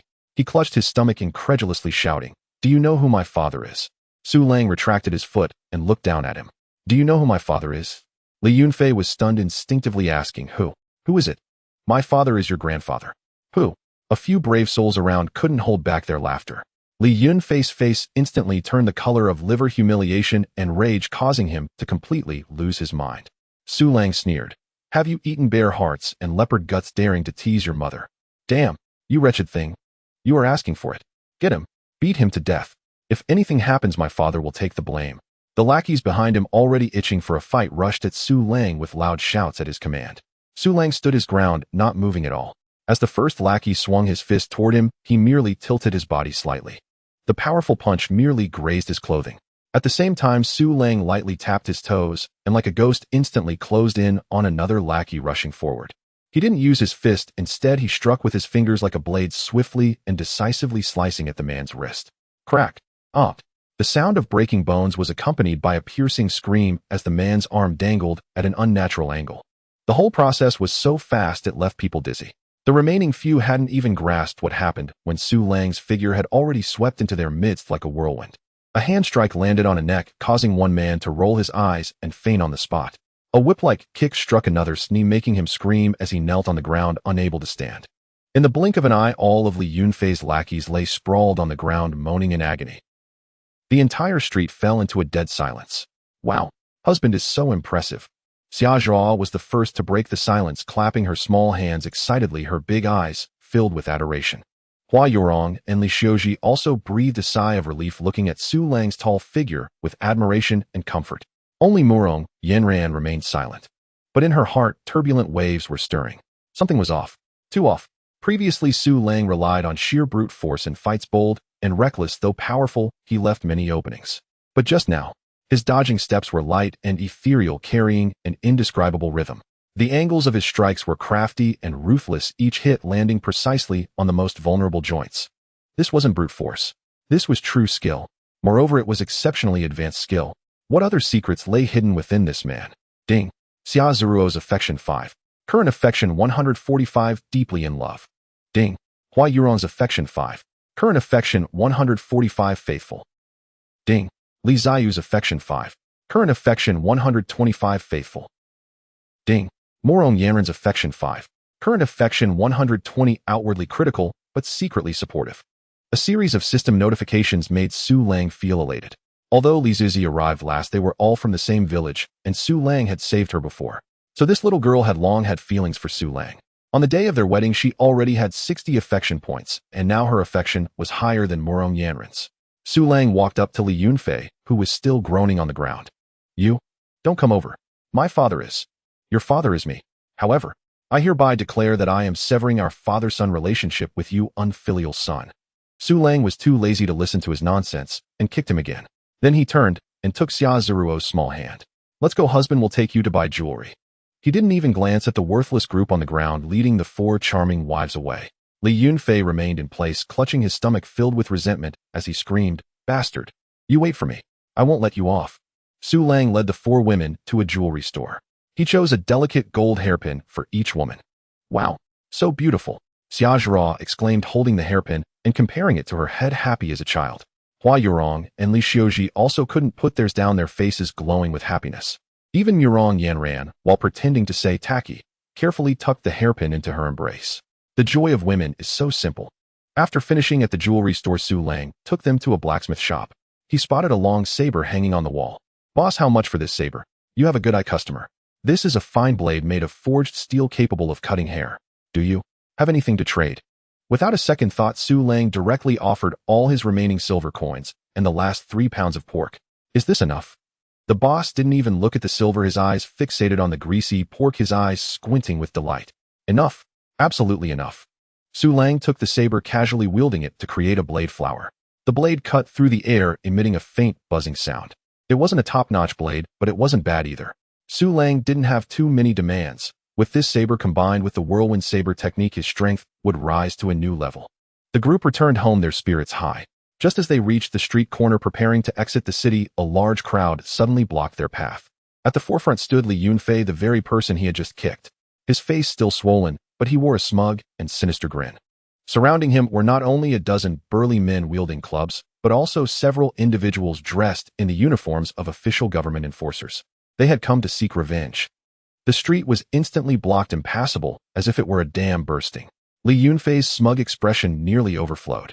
Behind him stood a dozen burly men wielding clubs, each bearing a fierce expression. Even more eye-catching were the few individuals dressed in official attire. Xia Zeruo's face turned pale in an instant as she clutched Su Lang's sleeve tightly, hiding behind him. Li Xiuji trembled with anxiety, bowing her head low, afraid to look at the scene. Hua Yorong frowned silently, protecting her 2 younger sisters even more closely. Only Murong Yanran still had her hand resting on the dagger at her waist, her expression icy, ready to strike at any moment. Su Lang kept the 4 women sheltered behind him, his newly bought broadsword still in hand, too lazy to sheath it. Trouble. However, it came just at the right time. Just right to test the sharpness of this steel blade. You scoundrel, let's see how you run this time. Li Yunfei clutched his still paining stomach, shouting resentfully, "If I don't break your limbs today, I won't be surnamed Li." The head of the officers beside him also pretended to step forward, sternly shouting at Su Lang, "Bold ruffian, committing violence in the street, even injuring young Master Li. Come take him down." A few officers swiftly drew their waist knives and moved forward. At that moment, a lazy yet powerful voice came from the back of the crowd. "Everyone stop." Upon hearing that familiar voice, the officers froze in their tracks. The crowd parted automatically as Li Si strode forward with confidence. Dad, it's this scoundrel. He not only hit me, but also dared to commit violence in public, defying the law. Quickly arrest him and chop off his head. Daddy. Su Lang raised an eyebrow. This slick-faced young man was Li Si's son. Quite interesting. Li Si's face was as dark as the bottom of a pot. He completely ignored his useless son, quickly approaching Su Lang, his face suddenly filled with a warm smile. Oh, Su, my old brother. What's going on? Why are you arguing with these blind fools? This dramatic scene left everyone around stunned. Li Yunfei was even more dumbfounded. Dad called this bumpkin who hit him his old brother. Fourth brother. Su Lang feigned surprise. Haha, what a coincidence, it's actually you. Li Si laughed heartily, throwing an arm around Su Lang's shoulder, then suddenly turning and kicking Li Yunfei hard in the rear. You little bastard. Have you gone blind? Do you know who this is? This is my good brother. If you dare provoke him, are you tired of living? Li Si was still not satisfied, kicking him twice more. Li Yunfei rolled on the ground, completely stunned. Dad, why are you hitting me? He hit me first. I'm hitting you. Li Si fumed, clearly aware of his son's character. Seeing the 4 captivating women by Su Lang's side, he could easily guess what had transpired. My son is unruly and spoiled. Do I apologize to you, Su, my old brother? Li Si clasped his hands apologetically towards Su Lang. Then pointing at Li Yunfei on the ground, he yelled, come here. Bow to Uncle Su and admit your mistake. Su. Uncle Su. Li Yunfei's face instantly turned the color of liver. How could he call someone who looked about the same age as him and who had just beaten him uncle? This was more painful than being killed. I won't. Li Yunfei stubbornly said. Say it again. Li Si suddenly drew his waist knife, the blade pointed directly at Li Yunfei's throat. Li Yunfei shuddered in fear. He understood that his father was truly enraged. He dared not defy him any longer and could only grit his teeth, crawling to Su Lang, humiliation flooding over him as he squeezed out 2 words. Su. Uncle. Xia's Haruo couldn't hold back a laugh, quickly covering her mouth, but her crescent-shaped eyes betrayed her glee. That light laughter became the final straw that broke Li Yunfei's back. He trembled with rage, wishing he could find a crack in the ground to hide in. Su Lang smiled, patting Li Yunfei on the shoulder in a tone of an elder. Good. From now on, when you see your aunts, you must be polite, understood? Hua Yurong and Li Xiuji couldn't help but chuckle. Even the usually cold Murong Yanran had the corners of her lips curve into a barely noticeable arc. Li Yunfei felt his blood boil, his vision darkening as he nearly fainted from anger. Su Lang ignored him, pulling out the last 3 pounds of pork from his backpack and stuffing it into Li Si's hands. Fourth brother, you arrived just in time. This bit of game will serve as a side dish for our drinks. Oh, how can I accept this? Li Si feigned politeness, yet his hands securely accepted the meat, his smile growing even brighter. Su, my old brother, it's still early. Oh, why not come to my residence for a visit? Let's have a couple of drinks, just the 2 of us. Su Lang looked at the sky and then at the several women behind him. Let's leave it for today. It's almost dark and my younger brother still needs to return to Dave Village. I'll definitely visit another day. All right, then I won't keep you any longer. Li Si knew that the world was unstable now, and it was indeed unsafe for such beautiful women to be outside. Before leaving, he leaned closer to Su Lang's ear, lowering his voice, and said mysteriously, Su, my old brother, let me tell you something. The magistrate's office has heavy tasks. In a couple of days, they might issue wives to bachelors again. If there are any pretty ones, I'll save them for you. Li Si's wife was the younger sister of the county magistrate. He dared not remarry himself, but was eager to help his brothers out. Su Lang's eyes brightened upon hearing this. Then I'll thank fourth brother greatly. Fourth brother, you truly are my own brother. Who are we to each other? After exchanging a few more pleasantries, Li Si happily left with his entourage. Su Lang ensured that the women had not overheard their conversation before continuing toward the village with them. After bidding farewell to Li Si, Su Lang and the 4 women walked toward the village, feeling quite content. On the way back, they passed a tea stall and heard a few traveling merchants discussing. Have you heard? The capital has changed. What happened? The current emperor passed away a few days ago. Now several princes are nearly fighting over the throne. My heavens! Then the world is going to be even more chaotic, right? The famished villagers, seeing the several equally frail youths behind Lu Shitu, gained a sudden surge of courage. These are just a few little brats. Su Lang. Who knows where Su Lang is now? Let's rush in and grab the food first. Charge in. Dying in a fight is still better than starving to death. A bold man shouted, and the crowd immediately erupted into chaos, surging forward. Lu Shitu gripped the iron shovel tightly, his small body trembling violently with fear and anger, yet he did not take a step back, ready to fight desperately. At that moment, a voice devoid of any emotion resonated from the back of the crowd, piercing clearly into everyone's ears. Let me see who dares to touch my home. The noisy crowd seemed to have been pressed on pause, falling instantly silent. Everyone turned their heads rigidly, only to see Su Lang standing there casually, a newly bought broadsword draped over his shoulder, its sheathed blade reflecting a chilling light under the setting sun. He stood there effortlessly, followed by 4 stunning women emanating an overwhelming aura of intimidation. Lang. Brother Lang. Su Lang is back. The crowd erupted in excitement. The villagers who had just been clamoring to charge and now fell silent, instinctively retreating to clear a path. Lu Shida's eyes reddened upon seeing Su Lang, his tense body instantly relaxing, nearly collapsing to the ground. Brother Lang, he cried out with a sobbing tone. Su Lang strode over without unnecessary words, simply reaching out to pat the disheveled head. He helped an elderly man slumped on the ground. The village chief. Chief, are you all right? Oh, this old body of mine is fine. The village chief sighed, his wrinkled face filled with helplessness. Su Lang, everyone is starving mad. I couldn't stop them. We are all fellow villagers. Please don't hurt them. The village chief knew that Su Lang was no longer the same as before. However, they were all from the same village, and he did not want to see infighting. Su Lang nodded, assisting the village chief to sit on a stone at the entrance before turning around, his sharp gaze slowly scanning each villager present. Those who met his eyes lowered their heads in guilt, unable to meet his gaze. I, Su Lang, never give alms to the lazy who have hands and feet. Yet I will not stand by and watch my fellow villagers starve to death. If you want food, you can. He paused, speaking each word clearly. Exchange it for your labor. At these words, all the villagers were stunned. Exchange labor. In this famine year, there are barren lands everywhere, whose family is still planting food, with strength, but no place to use it. Brother Lang, are you serious? A villager asked, mustering his courage. As long as we work, we can have food. Of course, Su Lang nodded. The crowd erupted in excitement. I will do it. Brother Lang, let me do anything. And me? I am strong. Thud.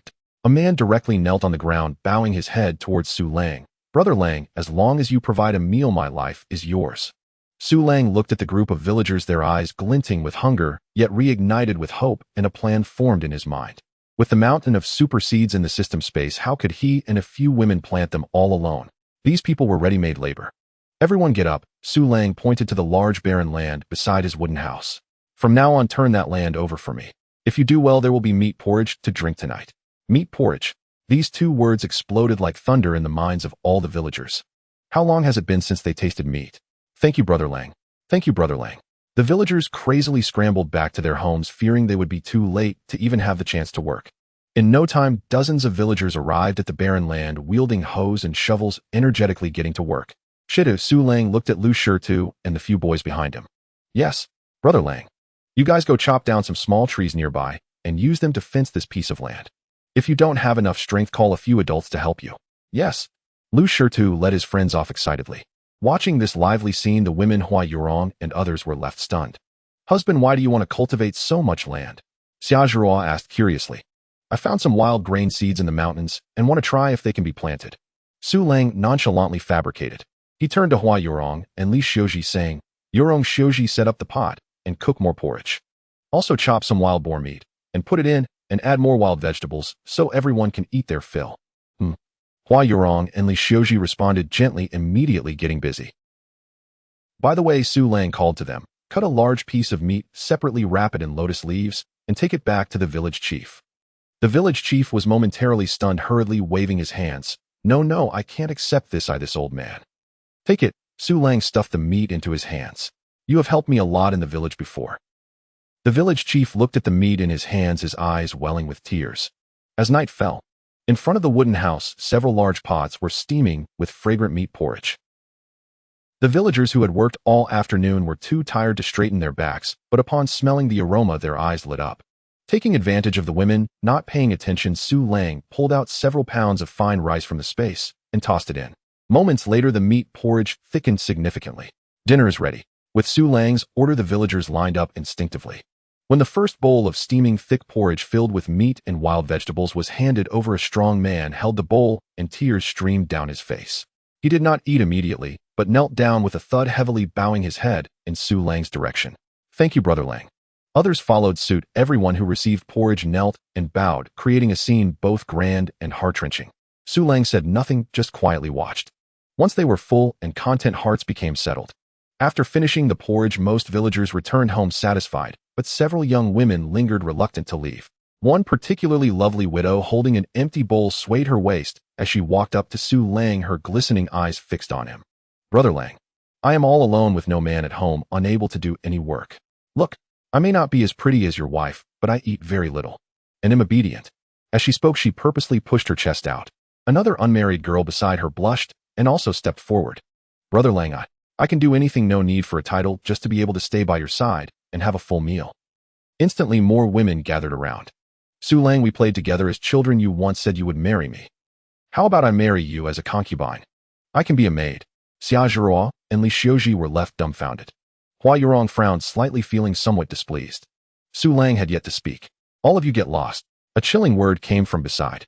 Murong Yinran had somehow stood next to Su Lang, arms crossed, her delicate face cold as ice, looking at the women as if they were mere flies. "If you don't leave, I'll break your legs. How dare you covet my husband, Murong Yinran?" The few women, frightened by Murong Yanran's imposing aura, turned pale and hurriedly fled. However, Murong Yinran did not calm down. She turned around, her phoenix eyes glaring fiercely at Su Lang. She let out a heavy huff and threw a soft punch towards Su Lang's chest, lacking any real strength, more like a display of affection.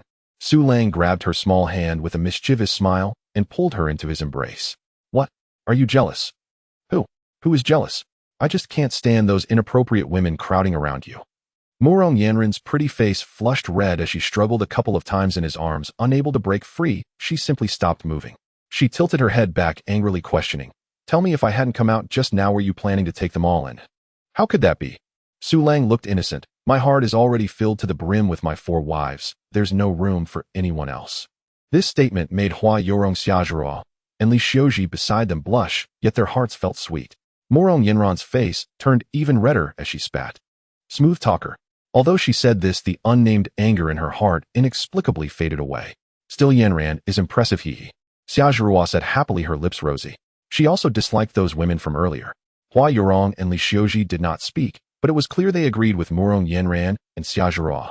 After a small disturbance passed, the sky turned completely dark. The villagers dispersed, each returning home to savor the flavor of the meat porridge. Su Lang called out to Lu Shidu, who was about to leave with his friends. "Shidu, from now on you guys shouldn't sleep on the street anymore." Lu Shidu was taken aback. Su Lang pointed to a shabby thatched house not far away. "That was where I used to live. It's a bit run down, but at least it can shelter you from the wind and rain. You guys can stay there from now on." Lu Shidu's eyes instantly turned red. The few half-grown boys behind him were also too excited to speak. Thud. Lu Shidu and his companions knelt on the ground in unison. "Brother Lang, you are our reborn parents.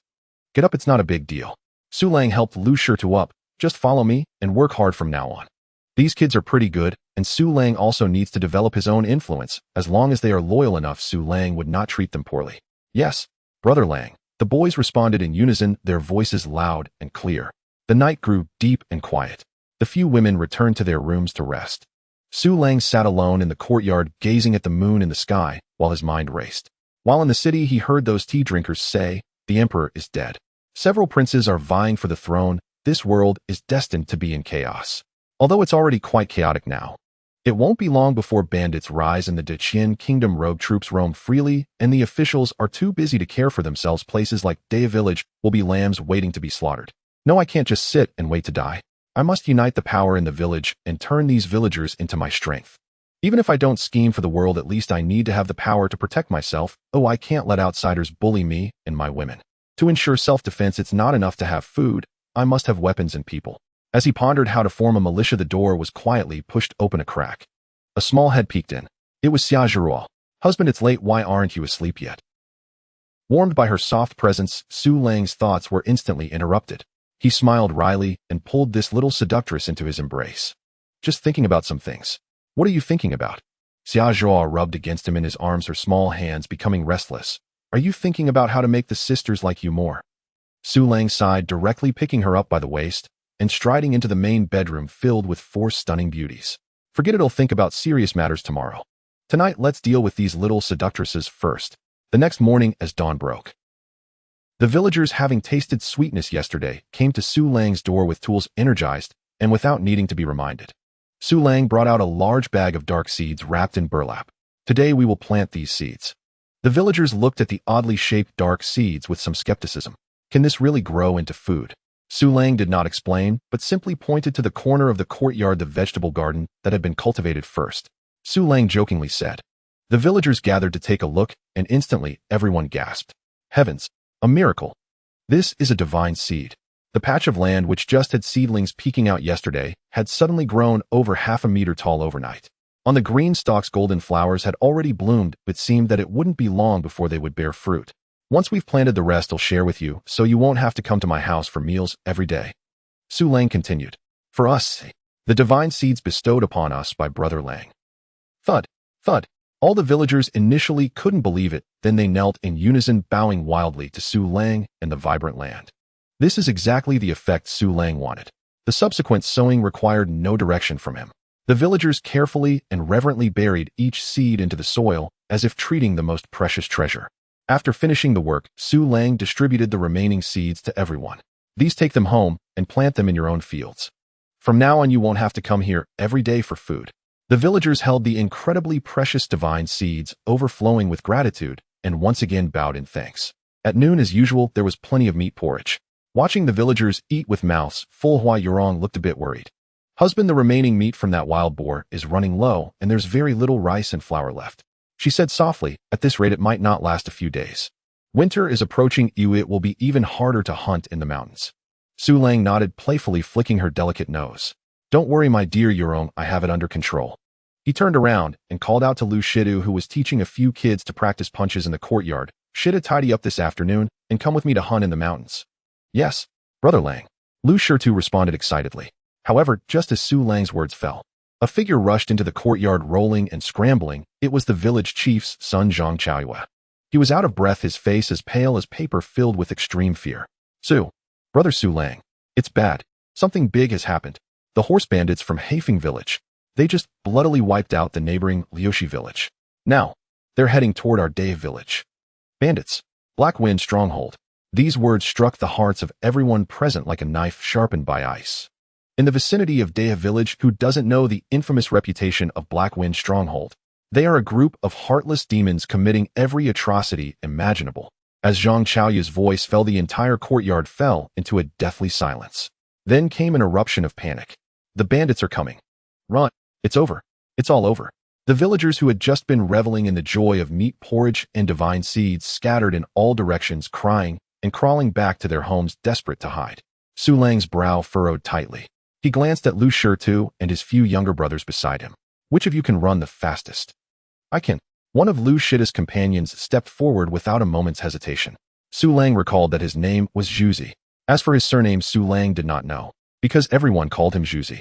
Good. Su Lang pulled out the token Li Si had given him and handed it to Zhuzi. Go to the county town, immediately find Captain Li Si and give this to him. Tell him the bandits from Blackwind Stronghold have come, and he needs to bring men to aid us quickly. Yes, Brother Lang. Zhuzi took the token and turned sprinting madly towards the village exit. The rest of you go into the village and gather all the men. Tell them it's Su Lang who said it, and if they don't want their wives and daughters to be violated, they should bring weapons and assemble at the village entrance. Understood. The remaining youths with red eyes dashed into the chaotic village.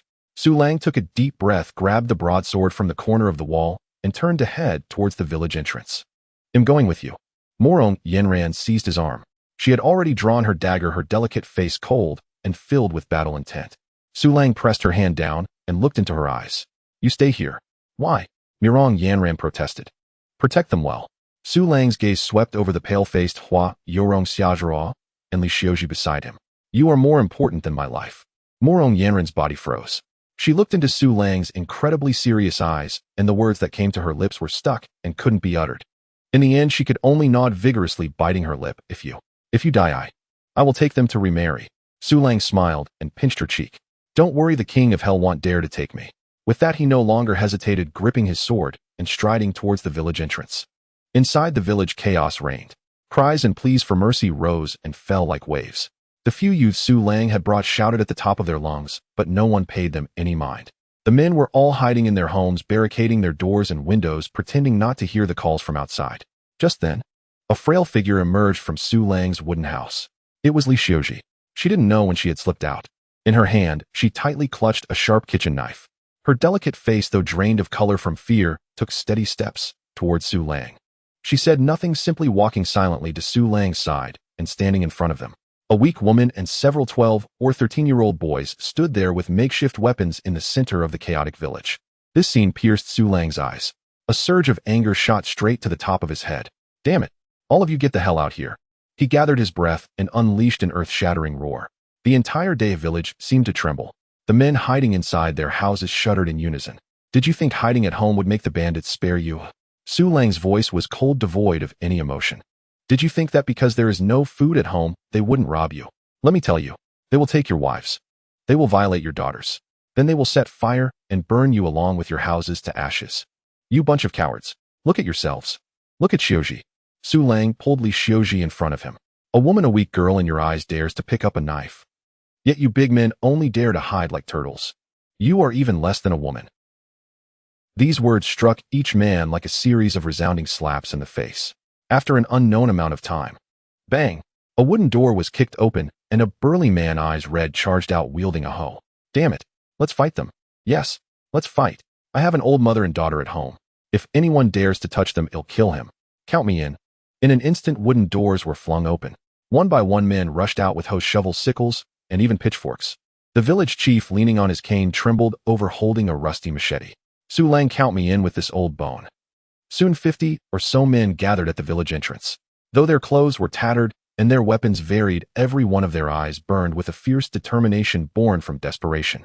Some even placed iron pots atop their heads as makeshift helmets. Su Lang looked at this ragtag but united group and nodded. They were ready to fight. Just then, on the dirt road leading from the village to the county town, a great cloud of dust rose into the sky. They're coming. A lookout, Zhang Chaoyue let out a hoarse scream. Everyone's heart tightened as they looked over.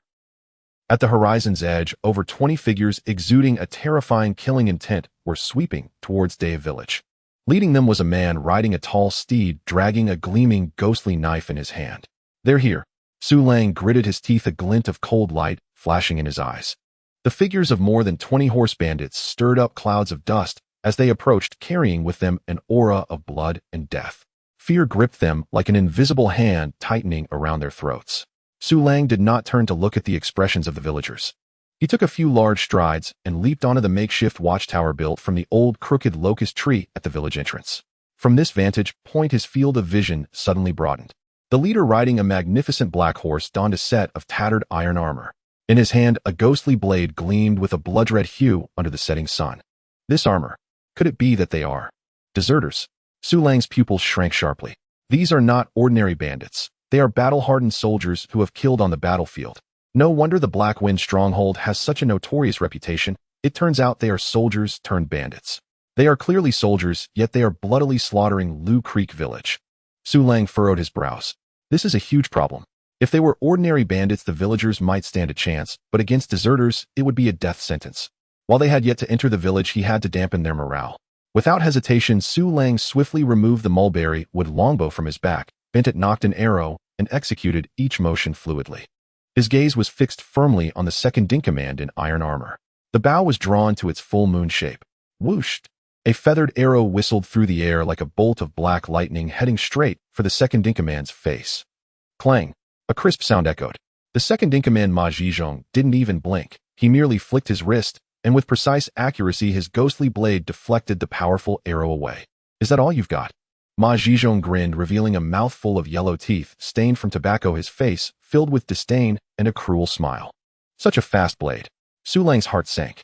This guy is tough. It would be impossible to kill him with a single arrow. Since that's the case, Su Lang's gaze shifted instantly, no longer paying attention to the second-in-command, but instead targeting the ordinary bandits behind him. Whoosh, whoosh, whoosh. In the blink of an eye, 3 arrows were fired in rapid succession. This time he did not aim for vital points, but targeted the mounts of the bandits. Thud, thud, thud. The sound of 3 arrows sinking into flesh echoed. The 3 bandits at the forefront had their horses let out a mournful cry, rearing up suddenly and throwing their riders to the ground. Before they could get back up, the hooves of the following horses trampled mercilessly over them. The sound of bones cracking was clearly audible. Lang Gu is mighty.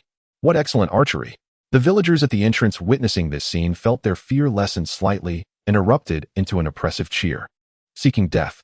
Ma Zhizhong was infuriated. He had not expected such an exceptional archer to exist in this village. Charge! Kill them all. Leave no one behind.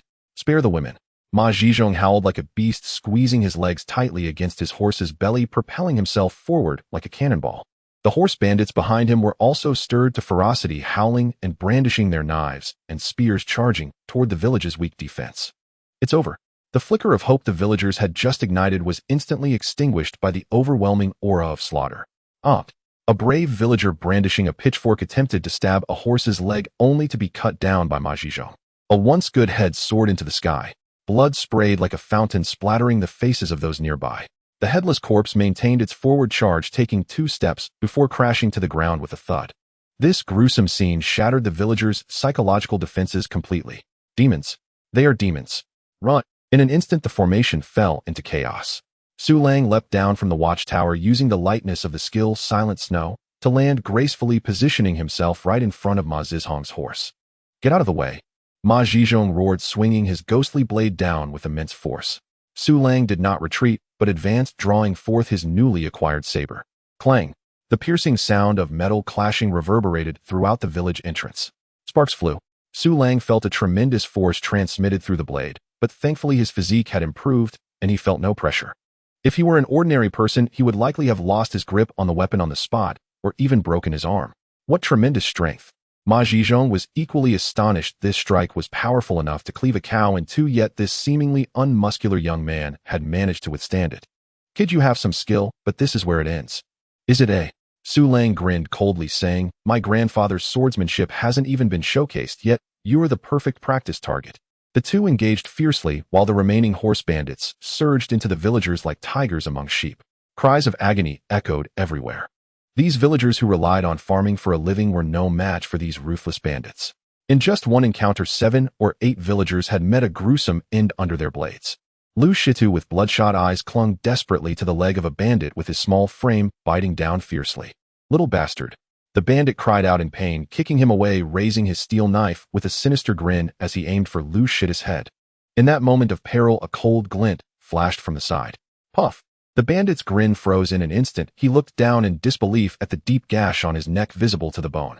He opened his mouth to say something, but the gush of blood choked his throat. Thud! The body fell heavily to the ground. Morong Yenran held a blood-dripping dagger. Her beautiful face was pale from anger, but her phoenix eyes burned with overwhelming killing intent and fury. Without a moment's pause, she discarded the dagger in her hand and picked up the blood-soaked steel knife from the corpse. The moment her slender fingers wrapped around the handle, her entire aura transformed. If she had been a thorny rose before, now she was an unsheathed, unparalleled treasure sword. Get back. Don't get in the way. She turned and coldly shouted at Lu Shitu, who was already petrified with fear. Then her figure moved like a fluttering butterfly, actively charging toward another bandit who was slaughtering villagers. The flash of the blade was fleeting. The bandit didn't even see how she struck. He only felt a chill at his neck before the world plunged into eternal darkness. One slash to seal the throat. Clean. Crisp. Su Lang, entangled with Ma Zizhong, caught a glimpse of this scene from the corner of his eye, and his heart surged with waves of shock. Is this the true power of a tiger woman from a prominent family? No wonder she is my wife.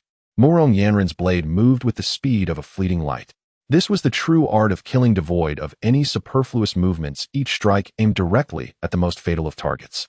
Her petite figure weaved between several burly bandits like a dance of death. Where the blade passed, there erupted fountains of blood and fallen corpses. Ma Zizhong, who was entangled with Su Lang, caught a glimpse of this scene from the corner of his eye, his heart startled. This woman possesses such formidable skill. Yet in the next moment, this shock morphed into a more cruel and ecstatic desire. What a fiery mare! Ma Zizhong let out a sinister laugh, intensifying his attack with the ghostly blade, forcing Su Lang to retreat repeatedly. Once I slay your beloved, I'll come tame you properly. This statement ignited the powder keg within Su Lang's heart. Already inflamed by the villagers' tragic deaths, hearing such foul words instantly shattered the dam of his rationality with a surge of violent killing intent. You seek death. Su Lang's voice was deep like a whisper from hell. He no longer blocked, but fiercely pushed off the ground, snow trampling without a trace.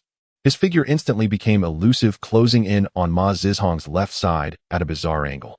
Ma Zizhong was greatly shocked. He never expected the opponent's speed could reach such heights, leaving him no choice but to hastily block with his blade. However, Su Lang paid no heed to his ghostly blade, instead channeling 8 times the terrifying strength of an ordinary person into the horizontal blade in his hand. First style of the Gale Blade technique, Mountain Split. No flashy techniques, only the utmost strength and speed. Clang! With a tremendous sound, Ma Zizhong felt an unstoppable, terrifying force emanating from the blade, as if he had been struck hidden by a rampaging giant elephant. The ghostly blade in his hand was brutally knocked away. PFF. Ma Zizhong spat out a mouthful of blood. His tiger's mouth shattered, and the bones of his entire arm creaked under the unbearable strain. The sneer on his face froze, replaced by endless fear and disbelief. Is this the power of a human? Before he could react, Su Lang's second strike arrived. The blade, carrying a chilling aura, sliced across his neck. A massive head soared into the sky. The headless corpse still maintained a standing posture, blood gushing from the neck, like a fountain shooting over a meter high. Bang! The corpse crashed heavily to the ground. The entire battlefield fell into an instant silence. Everyone paused, staring blankly at this scene. The second-in-command is dead.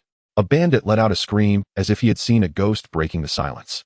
The remaining dozen or so bandits looked at the headless corpse, their fierce and cruel expressions instantly replaced by terror.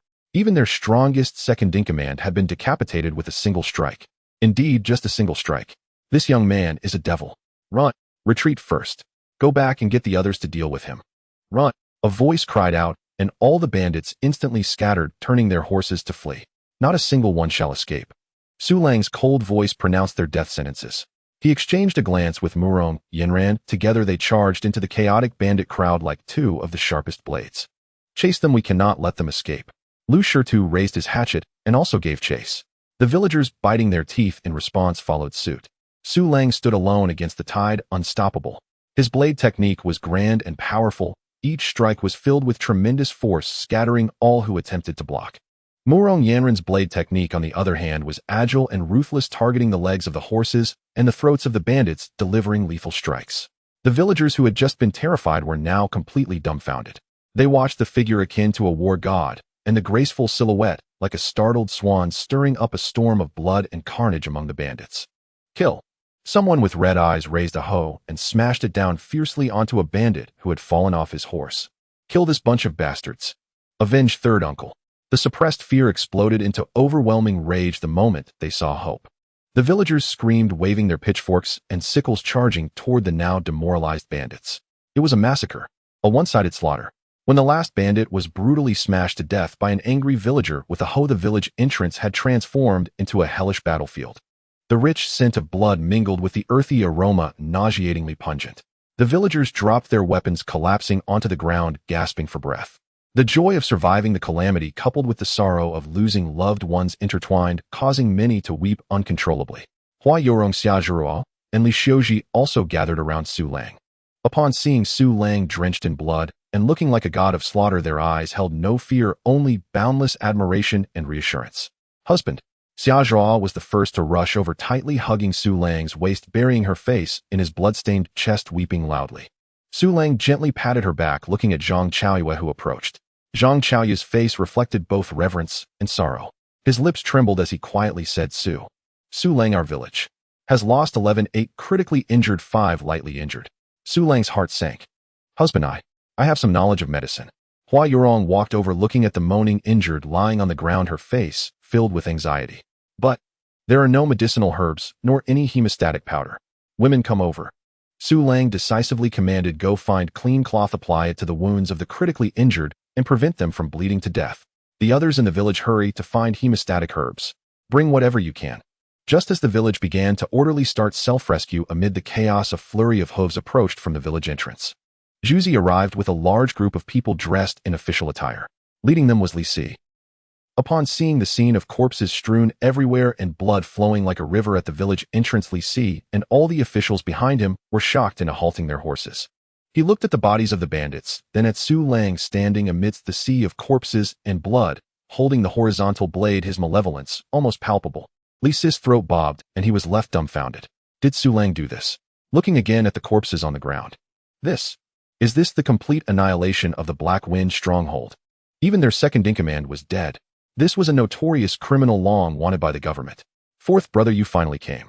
Su Lang looked at the tardy officials, feeling a sense of speechlessness. Indeed, the movies didn't lie to me. The government officials always arrive after the matter is settled. Brother, did you kill them all? Li Si stared at the carnage before him. The human hellscape strewn with corpses, then down at Su Lang's broadsword, still dripping blood. His sword and brush. Li Si felt a chilling surge rise from his soul straight to the crown of his head. The dozens of constables he had brought with him all turned ashen-faced. A few novices leaned against the wall, retching violently. Was this total annihilation? Li Si carefully examined the bodies. Yes, Ma Zhizhong, the Black Wind Bandit Camp's second chief, whose wanted poster had hung in the county yamen for 2 years with a 50 teal silver bounty, now lay decapitated in a pool of blood. Li Si's gaze drifted once more to the man standing amid the slaughter, broadsword in hand, drenched head to toe in blood. Su Lang. His aura of slaughter was so dense it seemed almost tangible, a blood-soaked azure risen fresh from the deepest hells. It was me. Su Lang's voice was calm, unshaken. Li Si jolted upright, instantly snapping back to awareness. He dismounted in one fluid motion and strode swiftly towards Su Lang, his face contorted with contrition and lingering dread. "Oh dear, my dearest brother. I arrived too late. You must have been terrified." As he spoke, he subtly scanned the surroundings. Though over a dozen villagers had perished, most remained alive. Every single Black Wind Bandit, however, lay dead where they stood. In that instant, Li Si formulated his plan.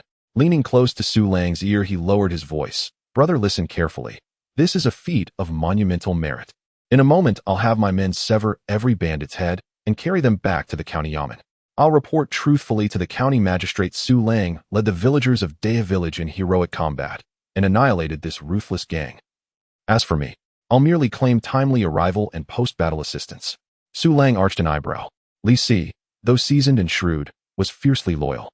He claimed no glory for himself. Instead, he credited everything to Su Lang. At most, he'd earned goodwill, a reputation for wise recommendation and sound judgment before the magistrate. "Then many thanks, Brother Si," Su Lang nodded. "What kinship could be closer than ours?" Li Si laughed heartily, then abruptly hardened his expression and bellowed at the stunned constables behind him. "What are you all gawking at? Get moving, tend to the wounded, count the corpses." The constables exhaled in collective relief and sprang into action. "Sure to." Su Lang beckoned to Lu Shitu, who stood some distance away. "Here, Longa." Lu Shitu dashed over, his youthful face alight with awe. "Go, gather up all the bandits' weapons and those horses. There are spoils of war." "Yes, sir." Lu Shitu cried out eagerly and immediately rallied several adolescent boys to begin sifting through the corpses. Swords, spears, staves, every manner of weapon, more than 20 pieces in all, and 7 battle-ready horses. Unremarkable in build, yet priceless in these famine-ravaged years. Su Lang surveyed the spoils, already calculating how best to arm the village militia. Yet something felt amiss. Logically, the Black Wind Bandits had just sacked Lushi village. Their plunder should have been immense. Why so little? Only weapons and horses. Where were the grain? The women? Just then, a rhythmic creaking of cartwheels echoed along the dirt road leading from the village to Lushi. Moments later, muffled male laughter drifted faintly toward them. "Hurry up, you lot. The second chief and his men must have seized the village long ago." "Exactly. At this pace, we'll return to find all the choicest spoils snatched by those bastards." A particularly leering voice chimed in. Heh. I'm not after gold or silver. I'll tell you true. I nabbed a young woman earlier, strapped right onto my cart. She's exquisite. So fresh I nearly drained myself dry just looking. Once back at the stronghold, I'll be first to enjoy her." "Ha ha. Always so impatient, you monkey." Their voices drew nearer. Su Lang blinked, then couldn't help but smile. Well now, in this age, did couriers still deliver themselves, voluntarily? He exchanged a subtle glance with Li Si, then gestured toward the direction of the approaching voices. Li Si understood instantly. He signaled silence to his men, and the entire group melted silently into the roadside grass and behind nearby houses. Soon enough, 4 men clad in bandit garb appeared at the village entrance, pushing 2 heavily laden carts and laughing amongst themselves. When they beheld the carnage, corpses strewn like fallen leaves, rivers of blood, they froze in utter disbelief. "Aye, damn it. What in blazes? Wah, where's the second chief and his men?" The leader, a scarred brute, stared at Su Lang, who stood calmly at the center of the slaughter, drenched in gore, smiling faintly as he held aloft his bloodied broadsword. The man instinctively swallowed hard. Oh, a survivor. One lanky bandit, his wits clearly lagging, mistook Su Lang for a villager and sneered as he stepped forward. "Boy, you're lucky to be alive." "Just my luck. I haven't had my fill yet. Time to sharpen my blade on you." Su Lang's smile widened. "No, you are the survivors." The words had barely left his lips. Su Lang moved. His figure dissolved into a phantom blur, vanishing from sight. The lanky bandit saw only a flash, before a glint of cold steel erupted in his pupils, expanding with terrifying speed. Thwip! A head soared skyward. The remaining 3 bandits shattered with terror. "Run!" The scarred leader shrieked, abandoned the cart, and bolted, only to trip over a corpse after 2 strides, crashing face first into the dirt. Before he could rise, a frigid broadsword pressed against his throat. The other two bandits were cut down mid-flight by Li Si and his constables bursting from the grass with a storm of blades. "Great hero, spare my life. Mercy, noble warrior." The scarred man sobbed, urine soaking his trousers, reeking of fear. Su Lang spared him no further words, raised his blade, and brought it down. Silence fell. Su Lang approached one cart and pulled aside its oilcloth cover. Beneath lay sacks brimming with millet and white flour, and several bound wild chickens and rabbits. Altogether well over 100 jin. On the second cart, 10 women, tightly bound, mouths gagged with rags. Their garments were torn, some stained with blood. Tear-streaked faces bore expressions of raw terror and utter despair. But when their eyes met Su Lang's, a fragile ember of hope flickered anew within their hollow gazes. "Shirtu, come help." Su Lang and Lu Shirtu worked side by side to untie the women and remove their gags. "Wah. Thank you, benefactor. Wah. I thought I was doomed." Once freed, the women collapsed into each other's arms, weeping uncontrollably, then prostrated themselves before Su Lang in profound, trembling gratitude. Su Lang glanced at the grain, then at the villagers, still trembling from battle, grieving lost kin. He bowed respectfully to Li Si. "Brother Si, this grain was stolen from Lushi village. It is ill-gotten wealth. I wish to distribute it among our afflicted fellow villagers. What say you?" Li Si studied the grain, then studied Su Lang, and gave a quiet inward nod. This youth, neither greedy nor grasping, understood how to win hearts. A true leader. Brother speaks wisely. Such stolen goods rightly belong to the people. You may distribute it as you see fit. Li Si waved dismissively, adopting the air of official impartiality. "Many thanks, Brother Si." Su Lang turned to address the entire crowd. "Fellow villagers, this grain is our hard-won spoils, bought with blood and courage. Families who lost loved ones or suffered injury in today's battle shall receive double portions. Thank you, Longa." Longa's benevolence is boundless. Overwhelmed with gratitude, the villagers knelt again, tears streaming, foreheads touching earth. After the grain had been distributed, Su Lang's gaze settled upon the 10 women. Their sobs had subsided. They stood together, timid and trembling, eyes shimmering with a complex blend of fear, reverence, and desperate dependence. To them, this man was no mere mortal. He was the god who had dragged them from hell's very jaws. Su Lang looked upon them and wondered what was to become of these women.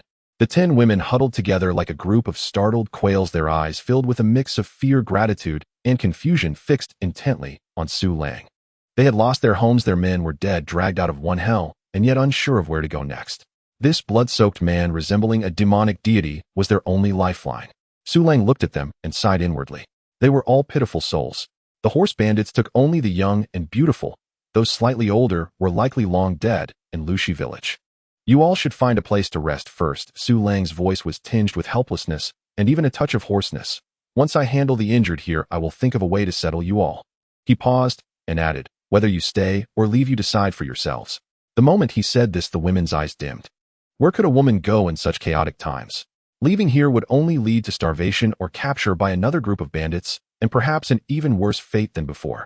They said nothing, hesitating briefly before silently finding a slightly cleaner corner.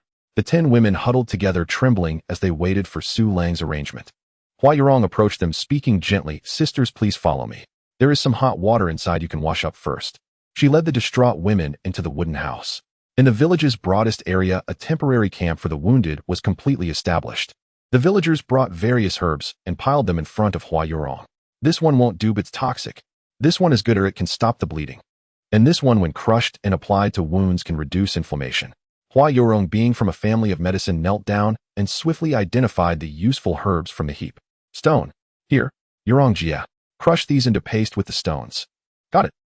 Lu Shidu, along with a few young boys, quickly found clean stones and began to work busily. Su Lang and Li Si took experienced laborers responsible for the bloodiest task, cleaning the wounds of the injured and bandaging them. A man's thigh had been slashed, exposing bone. Su Lang directly applied the crushed herbs, causing him to let out a scream of agony. "Bear with it. If you want to live, don't move." Su Lang growled, deftly wrapping the wound tightly with cloth.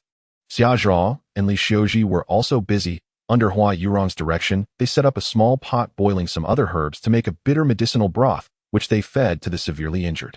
After a flurry of activity, most of the injuries were finally under control. "Chao Yue, come here." Su Lang called out. "Hey, Lang Gu." Zhang Cheiyue, the village chief's son, hurried over, his face filled with admiration. "First cook something for the injured, then distribute the spoils." Su Lang pointed to the pile of spoils. "Weapons should be prioritized for Shirtu and his group. and those who bravely charged in front this time. Although Lu-To and his little brothers didn't kill many during the battle, their fearless attitude was noted by everyone. The villagers had no objections to this. Being able to survive this time was entirely thanks to Su Lang and Murong Yanran. This youth Lu-To, with his reckless courage, would surely achieve great things in the future. They deserved the best weapons. Lu-To excitedly picked up a relatively sharp saber, unable to part with it.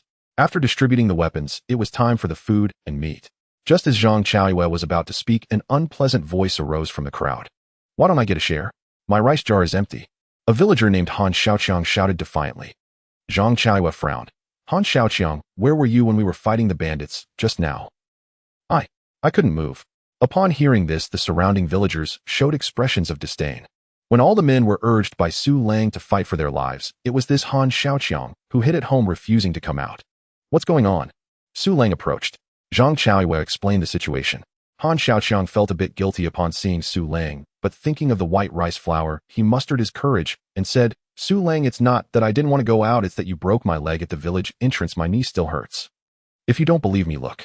He limped a couple of steps while saying this. Su Lang laughed. He suddenly lifted a foot and kicked Han Xiaoqiang squarely in the stomach. Bang! Han Xiaoqiang curled up like a shrimp, clutching his stomach as he fell to the ground, his face turning green with pain. "To hell with you." Su Lang looked down at him, his voice icy. "The women and children in the village have all come out with kitchen knives. Uncle Wu, who has trouble walking, is using a crutch to fight. And you're just a big man, and this is your excuse. You're nothing but a coward afraid of death. If you had participated in fighting the bandits this time, I could have overlooked past grievances. But now I have nothing but contempt for you." Su Lang surveyed the crowd and declared loudly to all the villagers, "I'll put it this way today. All those who participated in fighting the bandits will receive food according to their contributions. For those who lost family members, their households will receive an extra 3 portions. For the severely injured, an extra 2 portions. As for those who hid at home watching their fellow villagers get slaughtered while waiting for us to risk our lives for food." Su Lang's gaze, sharp as a knife, swept over the few who lowered their heads in the crowd. "Not even half a grain of food will you get. Anyone who is dissatisfied, stand up now. Come and compare yourself with me, Su Lang." The entire scene fell into a dead silence. Those villagers who hadn't dared to fight were all rendered speechless, not daring to utter a sound. Han Xiaoqiang lay on the ground, trembling with anger, but not a word could he say. He knew that if he dared to say another word, Su Lang would definitely cripple him on the spot. The distribution of the food proceeded in an orderly manner. Those villagers receiving food wore expressions of joy, as if they had survived a disaster. Beside them, Murong Yanran said nothing, but looked at Su Lang with shining eyes. That frail young man had now become the pillar of the family, and even the entire village. "In the past, my father and brothers were like this," Murong Yanran murmured. Han Xiaoqiang got up from the ground, watching the bustling scene, his eyes nearly overflowing with resentment. He snorted coldly, and in a voice loud enough for everyone to hear, mockingly said, "What's there to be proud of? You killed the second-in-command of the Black Wind camp, slaughtered more than 20 of their brothers. Just wait. Once the big boss of the Black Wind camp finds out, none of you will live. I might not starve to death, but you will definitely be killed, ha ha ha." As soon as he said this, the joyful atmosphere that had just begun to rise in the village square instantly froze. Everyone's smiles froze on their faces.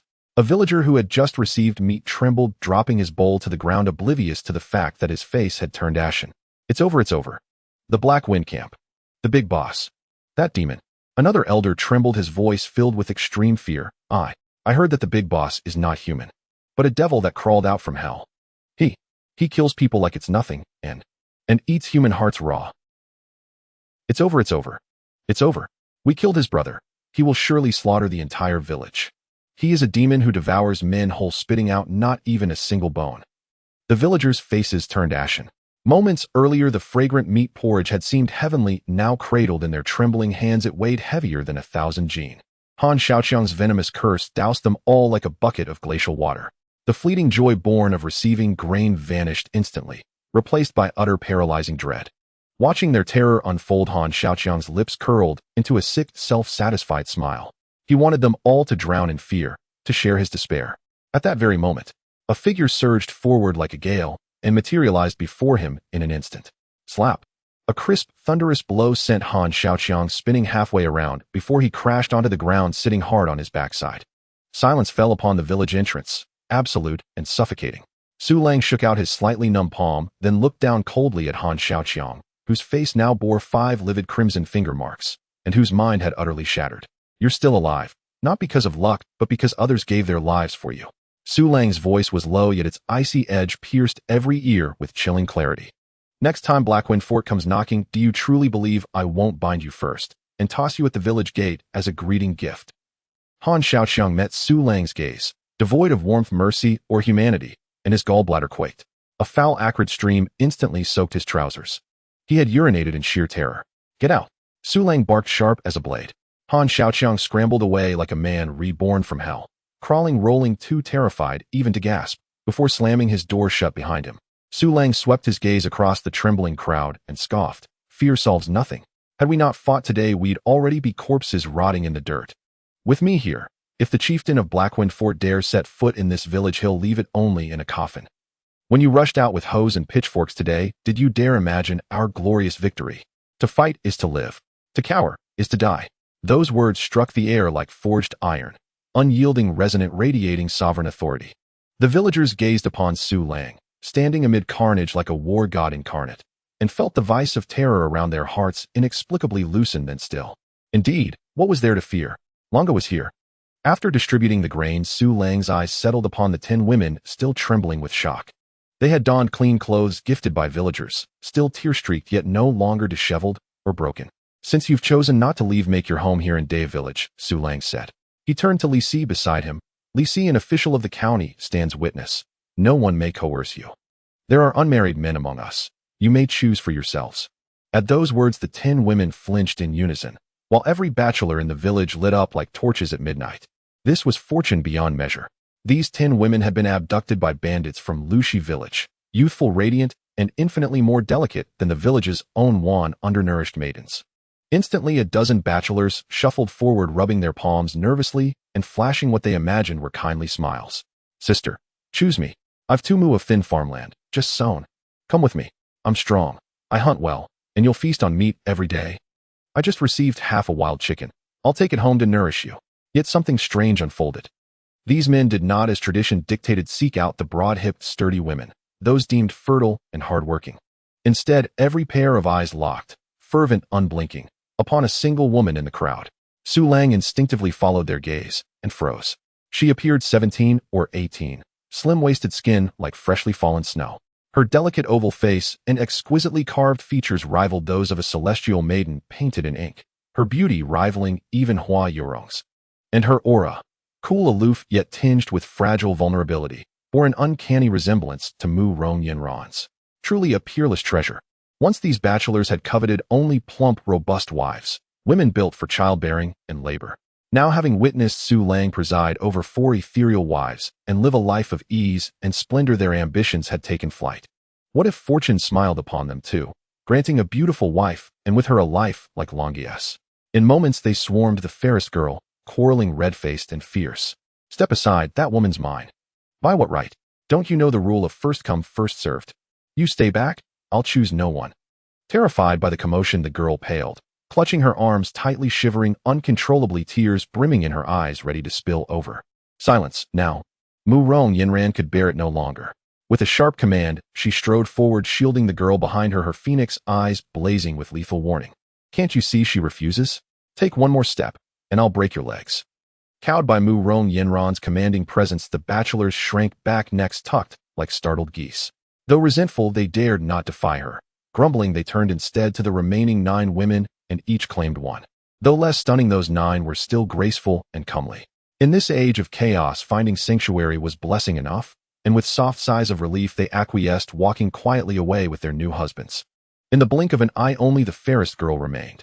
Su Lang approached, stroking his chin with a faint, knowing smile. Well, everyone else has found shelter. What of you? He teased deliberately. Don't think you can linger at my house for free. I've barely enough grain to spare. You. The girl flushed crimson, stamping her foot. Adorable, defiant, and utterly charming. Husband, let her stay with us. She's so pitiful. Xiaozhua, ever the most tender-hearted, hurried over and clasped the girl's hand warmly. Don't be afraid. My husband is truly kind. If you won't choose them, then choose my husband. None of us sisters will ever mistreat you. I'd rather not. Without hesitation, she refused, glancing once at Su Lang, then lifting her chin stubbornly. I'd rather starve to death outside than accept a single morsel from him. Oh, Su Lang chuckled. Hadn't Mu Rong Yinran once scorned him too? Yet now her affection nearly overflowed. I refuse to believe I cannot win over this fiery little pepper. Still, this woman was extraordinary. Her bearing, her grace, evidently cultivated in luxury and refinement. How then had she fallen to such straits? Enough, the hour grows late. Let's take her home, Hua Yurong said, softly stepping forward. The girl glanced at the darkening sky, then at the desolate landscape around her. After biting her lip, she said nothing, silently accepting. Back inside the wooden cottage, she remained vigilant, huddled silently in the corner. What is your name? Su Lang asked. She hesitated, then through clenched teeth whispered 3 characters, Jiang Zhaoyue. Jiang. Su Lang's heart lurched. The imperial surname of the great Qin dynasty was Jiang. And just days ago he'd heard whispers. The emperor had died, princes battled fiercely for the throne. Could she possibly be a fugitive princess? While Su Lang wrestled with speculation, night had fully descended. Under Hua Yurong's guidance, Xia Vra and Li Xiuji busied themselves brewing medicine and tending the wounded, their delicate faces etched with exhaustion after a day of relentless labor. Mu Rong Yinran, having endured a brutal battle and sustained intense mental strain, now wavered on the edge of collapse. All of you rest now. Su Lang watched his beloved wives, his heart swelling with tenderness. Tonight I'll cook. His physique, 8 times stronger than any mortal's, granted him boundless stamina and endurance. This day's exertions were but a whisper to him. Husband is truly wonderful. Xia Zhuo burst into joyful cheers. Su Lang smiled faintly and stepped into the kitchen. Soon a rich, intoxicating aroma of roasted meat wafted through the cottage. He carved a generous slab from the remaining wild boar, sliced 1/3 of the plump wild chicken, and added cured bacon, simmering it all together in a large pot.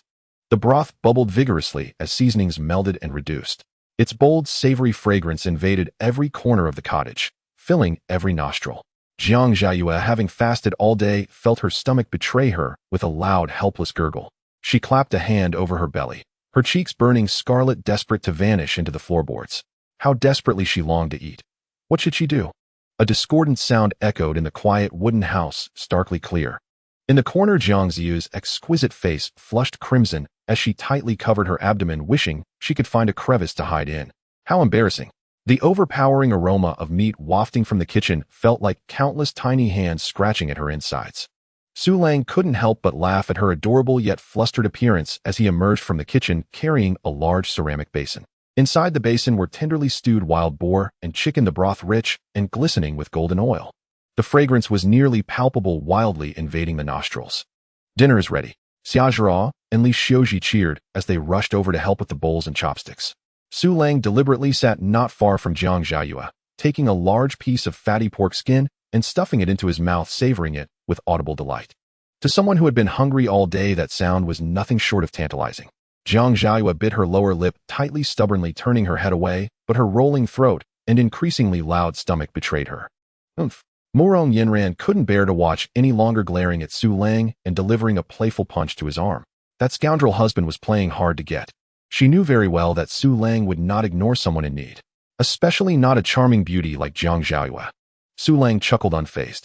It was Xia Zhuo with her tender heart who served a bowl full of meat to Jiang Zhaoyue, taking her icy hand. Sister, come eat with us, you've been hungry all day, the little girl innocently urged. Don't worry, my husband is really nice. Jiang Zhaoyue gazed at the tempting pieces of meat in the bowl, struggling for a long time. Although it was a hodgepodge of ingredients, it was just right. Little did they know Su Lang possessed divine culinary skills. If he wanted to show off, a single dish would leave 5 beauties utterly captivated. In this time of famine, he needed to maintain his image as a rural lad. Moreover, even a pot of stew from a divine chef could be top-notch delicacy. The dish was visually appealing. Staring at the fragrant meat and a flatbread, even Jiang Zhaoyue, though very hungry, did not reach for it. She lifted her head, her cold eyes gazing at Su Lang, who looked at her with a smirk. Su Lang smiled and said, "Eat up." Those 2 words felt like a kind of permission. A surge of humiliation welled up within Jiang Zhaoyue, but the protests of her stomach ultimately triumphed over her meager pride. She accepted the bowl. Even though her stomach was practically touching her back, her manner of eating remained elegant and composed, chewing slowly and silently. This behavior further convinced Su Lang that this girl absolutely hailed from nobility. He exchanged glances with Mu Rong Yinran, both seeing the same thoughts reflected in each other's eyes. Could she really be a runaway princess? The meal concluded in a strange yet warm atmosphere. Mu Rong Yinran wiped her mouth and suddenly spoke up. Husband, today, when I saw you fight with that bandit leader, your swordsmanship was remarkable. At this, Hua Yurong and the others turned their curious gazes towards Su Lang. His swordplay was bold and domineering, far from what an ordinary hunter should possess. Moreover, Su Lang had not even been a hunter before. He was just an ordinary person. Oh, about that. Su Lang had long prepared a story and began to spin a yarn without skipping a beat. When I was young, I encountered a starving old beggar in the mountains and gave him half of my bun. The old beggar saw my extraordinary bone structure and insisted on teaching me an unparalleled sword technique. He recounted a classic plot from a martial arts novel, embellishing it as he went along. Strangely enough, people in this world ate this story up. The women listened dumbfounded, especially Xia Zhihua, whose big eyes sparkled with wonder. Wow, so my husband has such a miraculous experience. Even the usually calm Murong Yanran was half convinced. After all, there were always some eccentric individuals in this world. Though Su Lang's narrative was absurd, it was the most reasonable explanation at the moment. Just then a notification sound rang in Su Lang's mind. Ding. Murong Yanran's favorability 10. Current favorability 135. Ding. Hua Yurong's favorability 10. Current favorability 145. Ding. Xia Zhihua's favorability 10. Current favorability 145. Ding. Li Ziyu's favorability 10. Current favorability 140. What a great situation. After fighting, his favorability skyrocketed.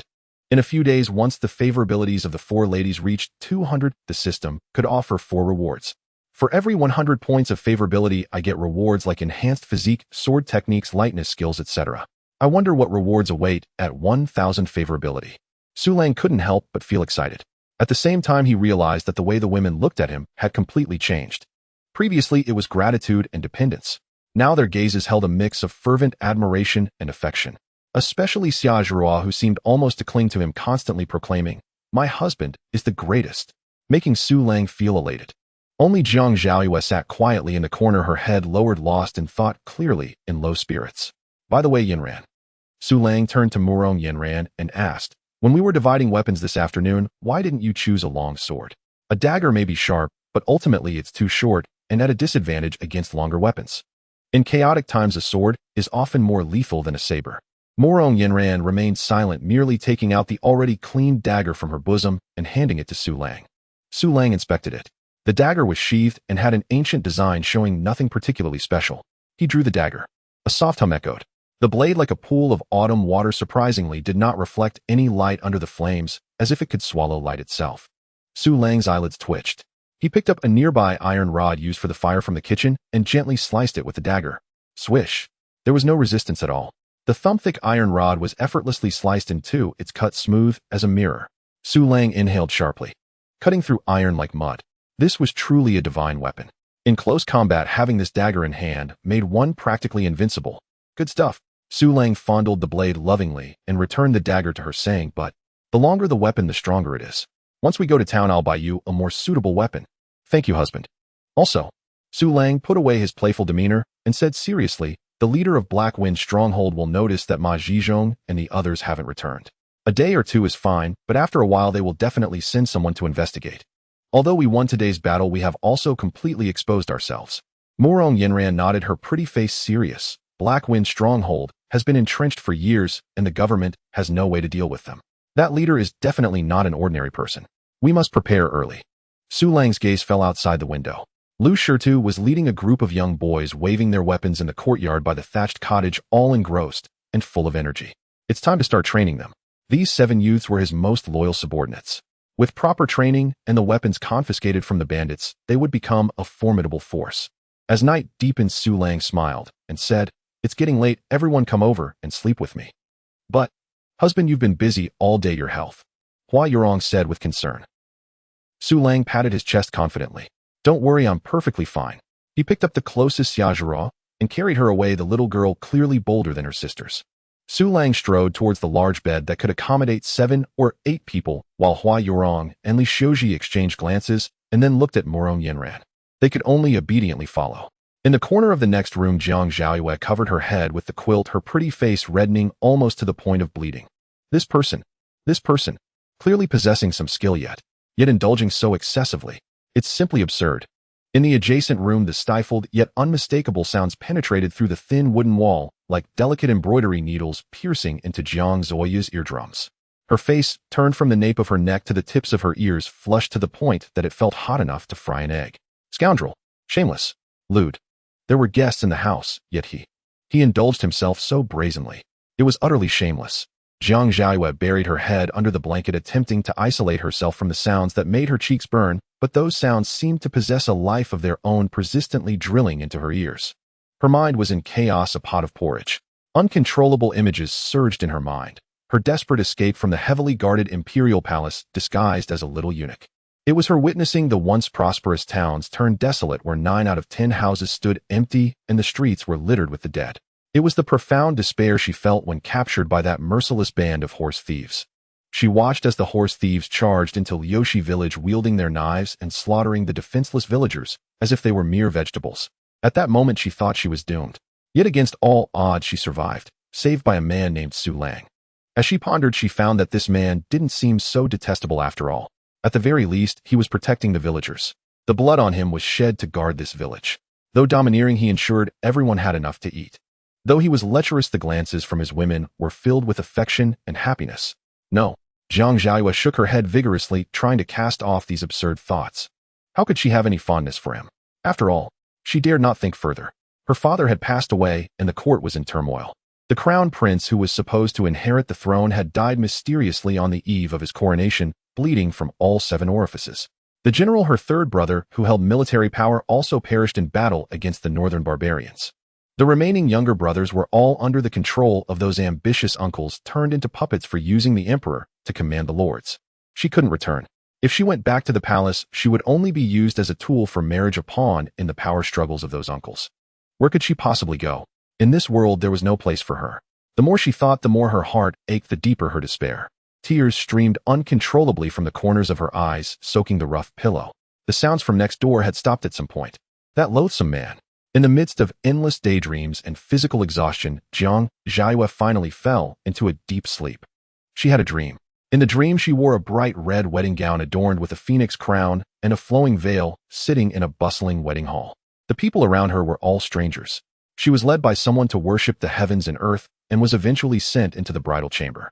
When the man in a bright red wedding robe approached her with a smile, ready to lift her veil, she saw his face clearly. It was Su Lang. "Aunt!" Jiang Zhaiyue cried out in shock, sitting up abruptly from her bed. Outside the window the day had already brightened. The next morning, when Su Lang stepped out of the master bedroom, he immediately saw Jiang Zhaiyue, who had large dark circles under her eyes, staring at him with a complex expression. "What are you staring at?" Su Lang snorted, stretching lazily with a good mood.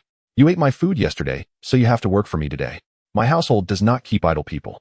With that he whistled and went into the kitchen to prepare breakfast. Sun Hua Yorong, rubbing her eyes, got out of bed and naturally joined Su Lang in the kitchen to help. Xia Zhao and Li Xiuji chattered as they carried wooden buckets, heading to the creek to fetch water.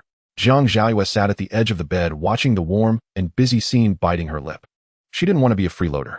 After hesitating for a moment, she stood up and quietly followed behind Xia Zhao. After all, among these women, this young girl with a childish face was the most innocent and kind-hearted towards her. After breakfast, Hua Yorong and the others were going to water the vegetable patch. "Ah, a rabbit. The rabbit has given birth." Xia Zhao exclaimed with delight as they reached the vegetable patch.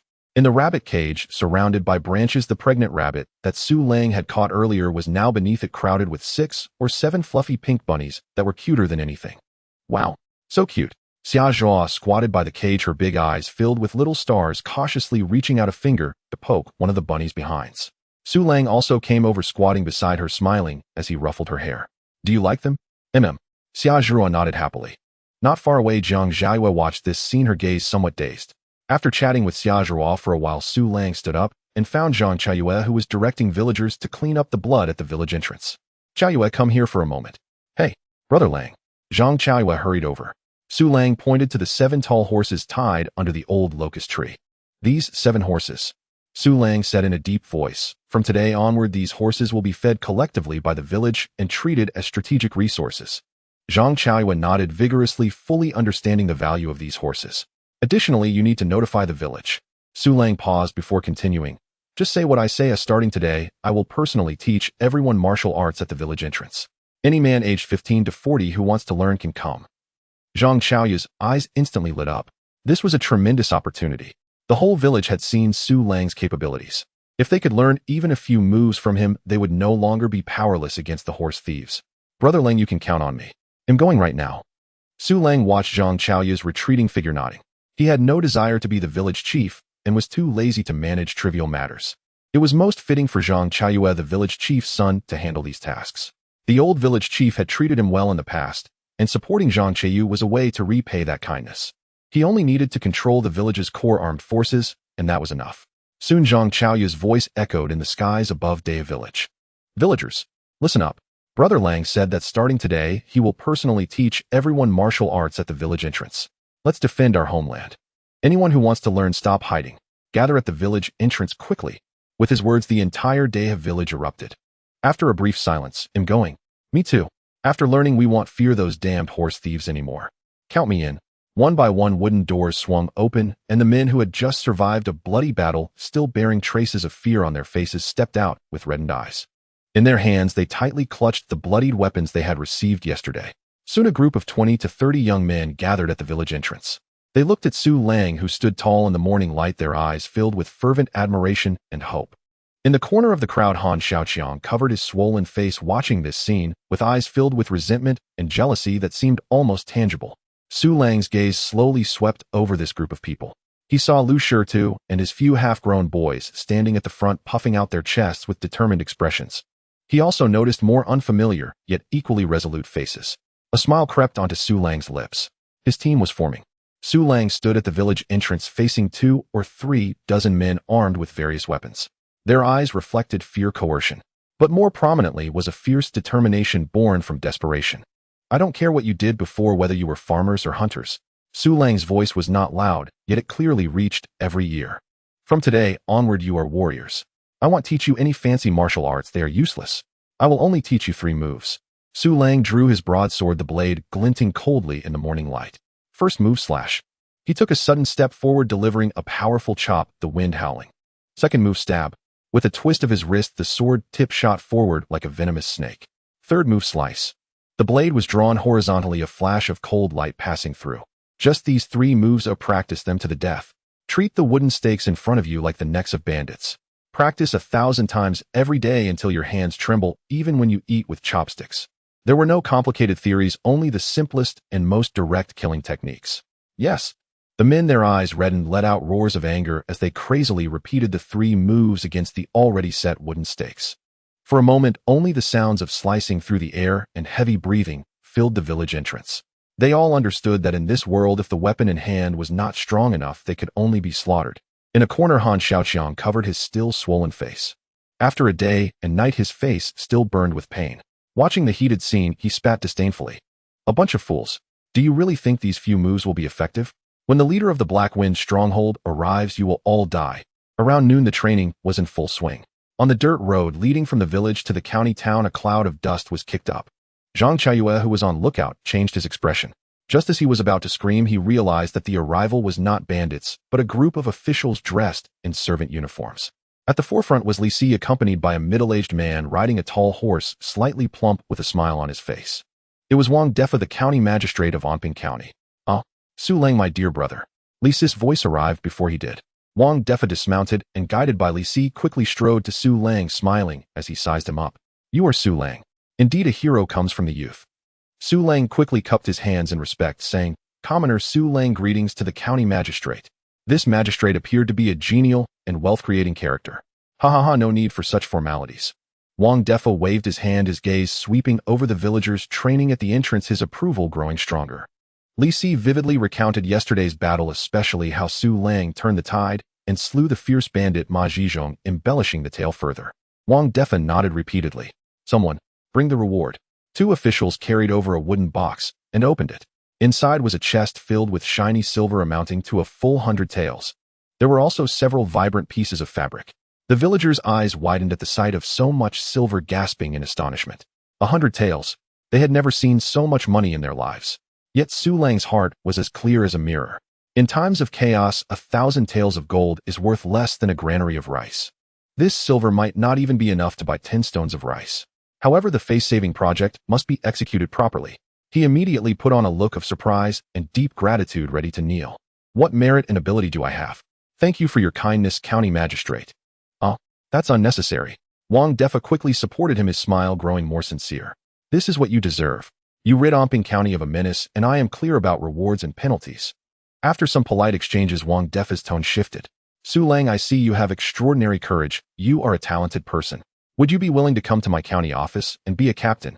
I will ensure your bright future. Su Lang understood. He cupped his hands again with a hint of sincere difficulty on his face. Thank you for your kind offer, my lord. However, Dahu village is the place where I was born and raised. Now that the bandit threat remains, I cannot rest easy leaving my fellow villagers. I wish to stay here and protect this place for you. This statement was flawless, expressing loyalty while flattering the county magistrate and establishing his role as the protector of the people. Though Wang Defa felt regret, he still patted Su Lang's shoulder, praising him greatly. Good. What a loyal and righteous man. I did not misjudge you.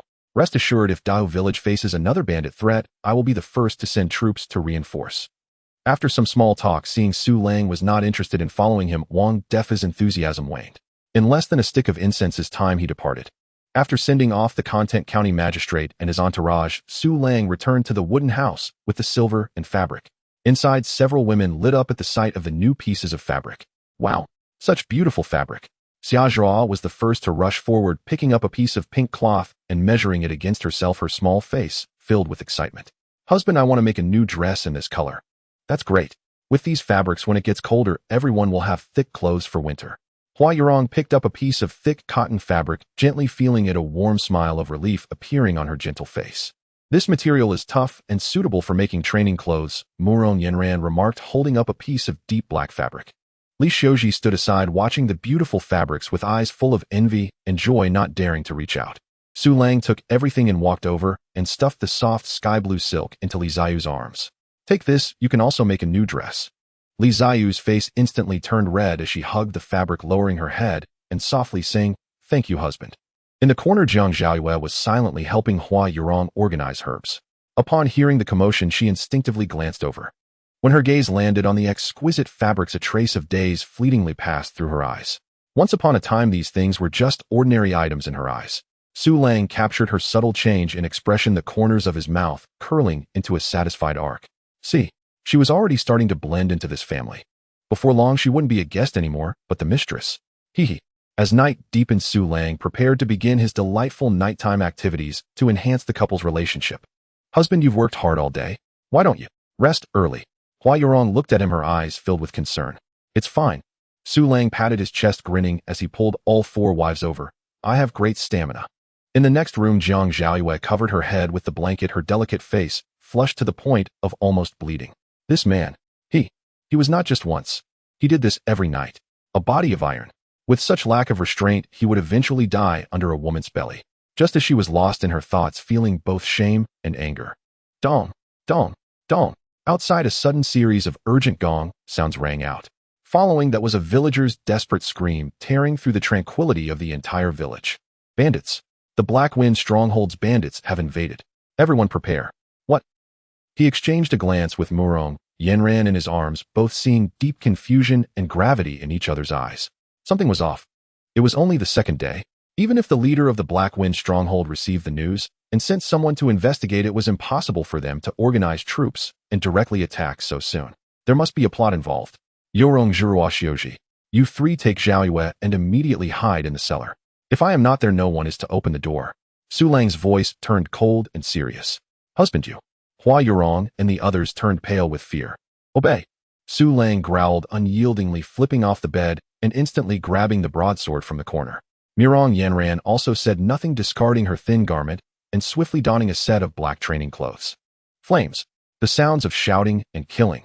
The sharp clang of the copper gong struck heavily on everyone's hearts like a life-threatening incantation. Husband.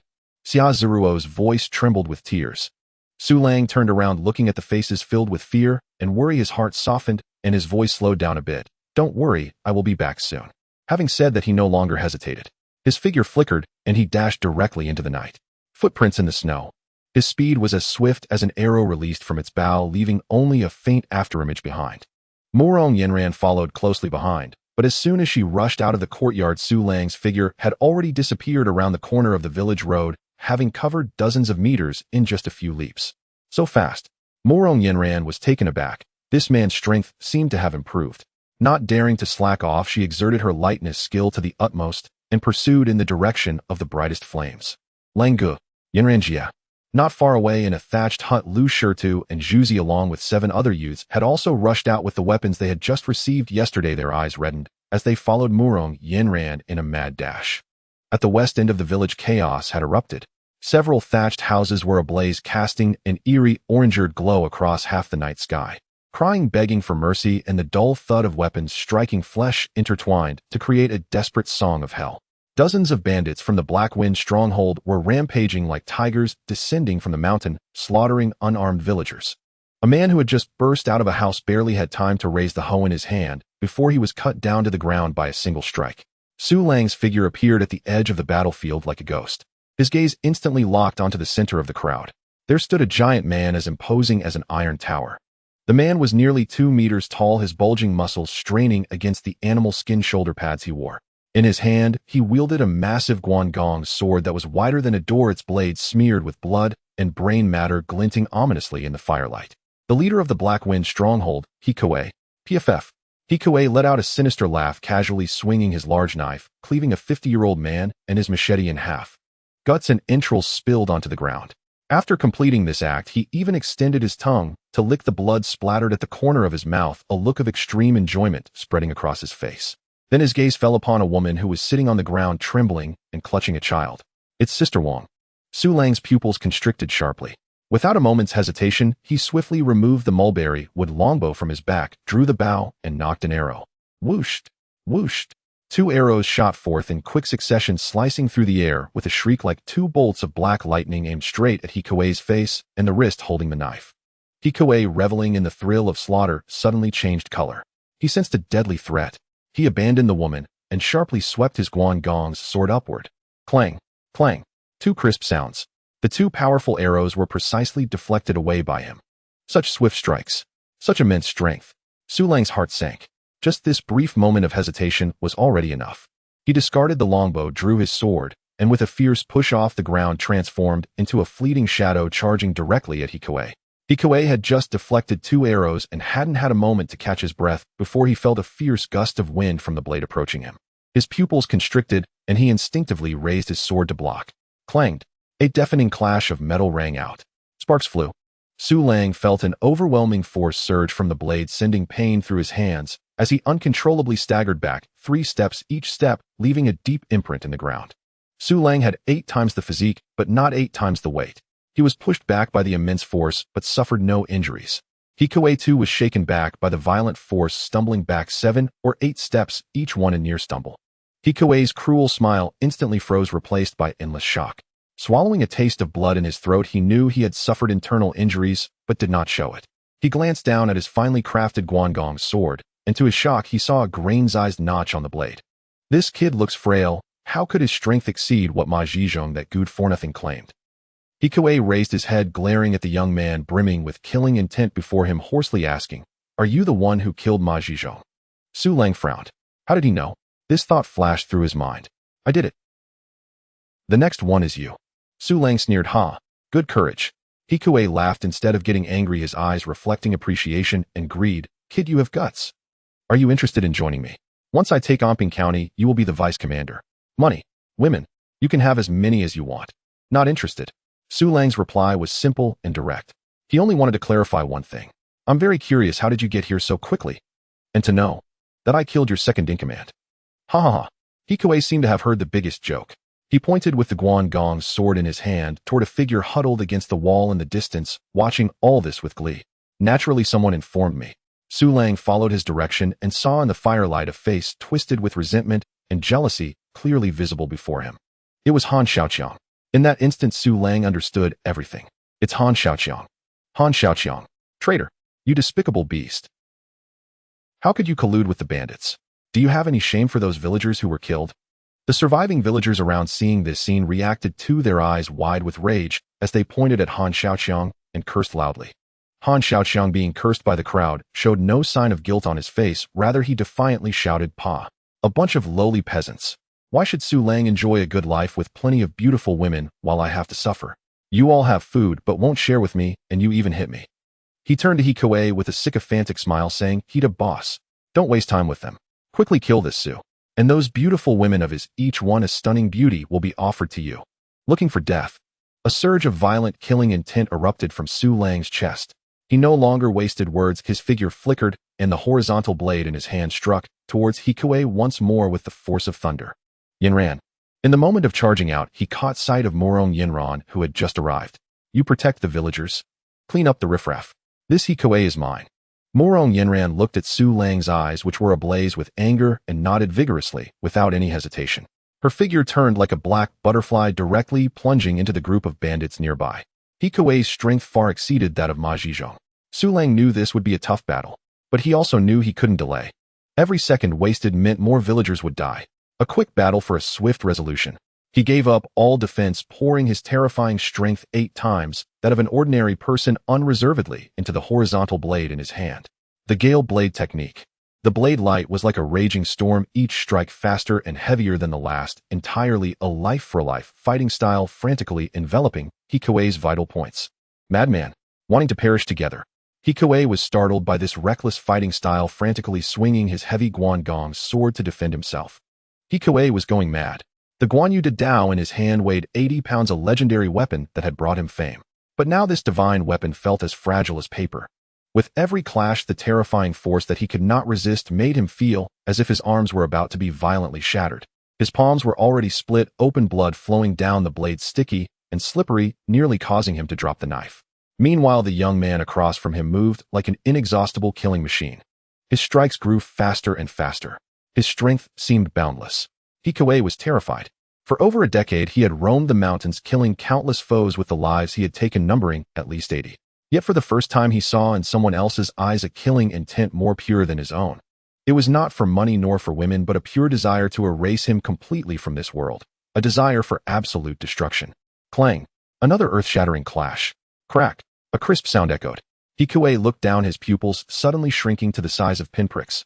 The finely crafted Guanyu Dao in his hand had been cleaved by his opponent's seemingly ordinary horizontal blade, creating a deep notch half an inch long. What kind of monster is this? Just this moment of distraction, Su Lang seized the opportunity. The bloodlust in his eyes intensified, and with a sudden feint his figure flitted like a ghost, circling to Hikuei's left side. Furious Wind Blade Technique, sweeping like the wind through the leaves. The blade gleamed like a streak of lightning, carrying a chilling aura sweeping outwards. No! Hikuei let out a terrified roar. He attempted to return his blade to block, but his heavy Guanyu Dao could not be raised in time at such close quarters. Uft!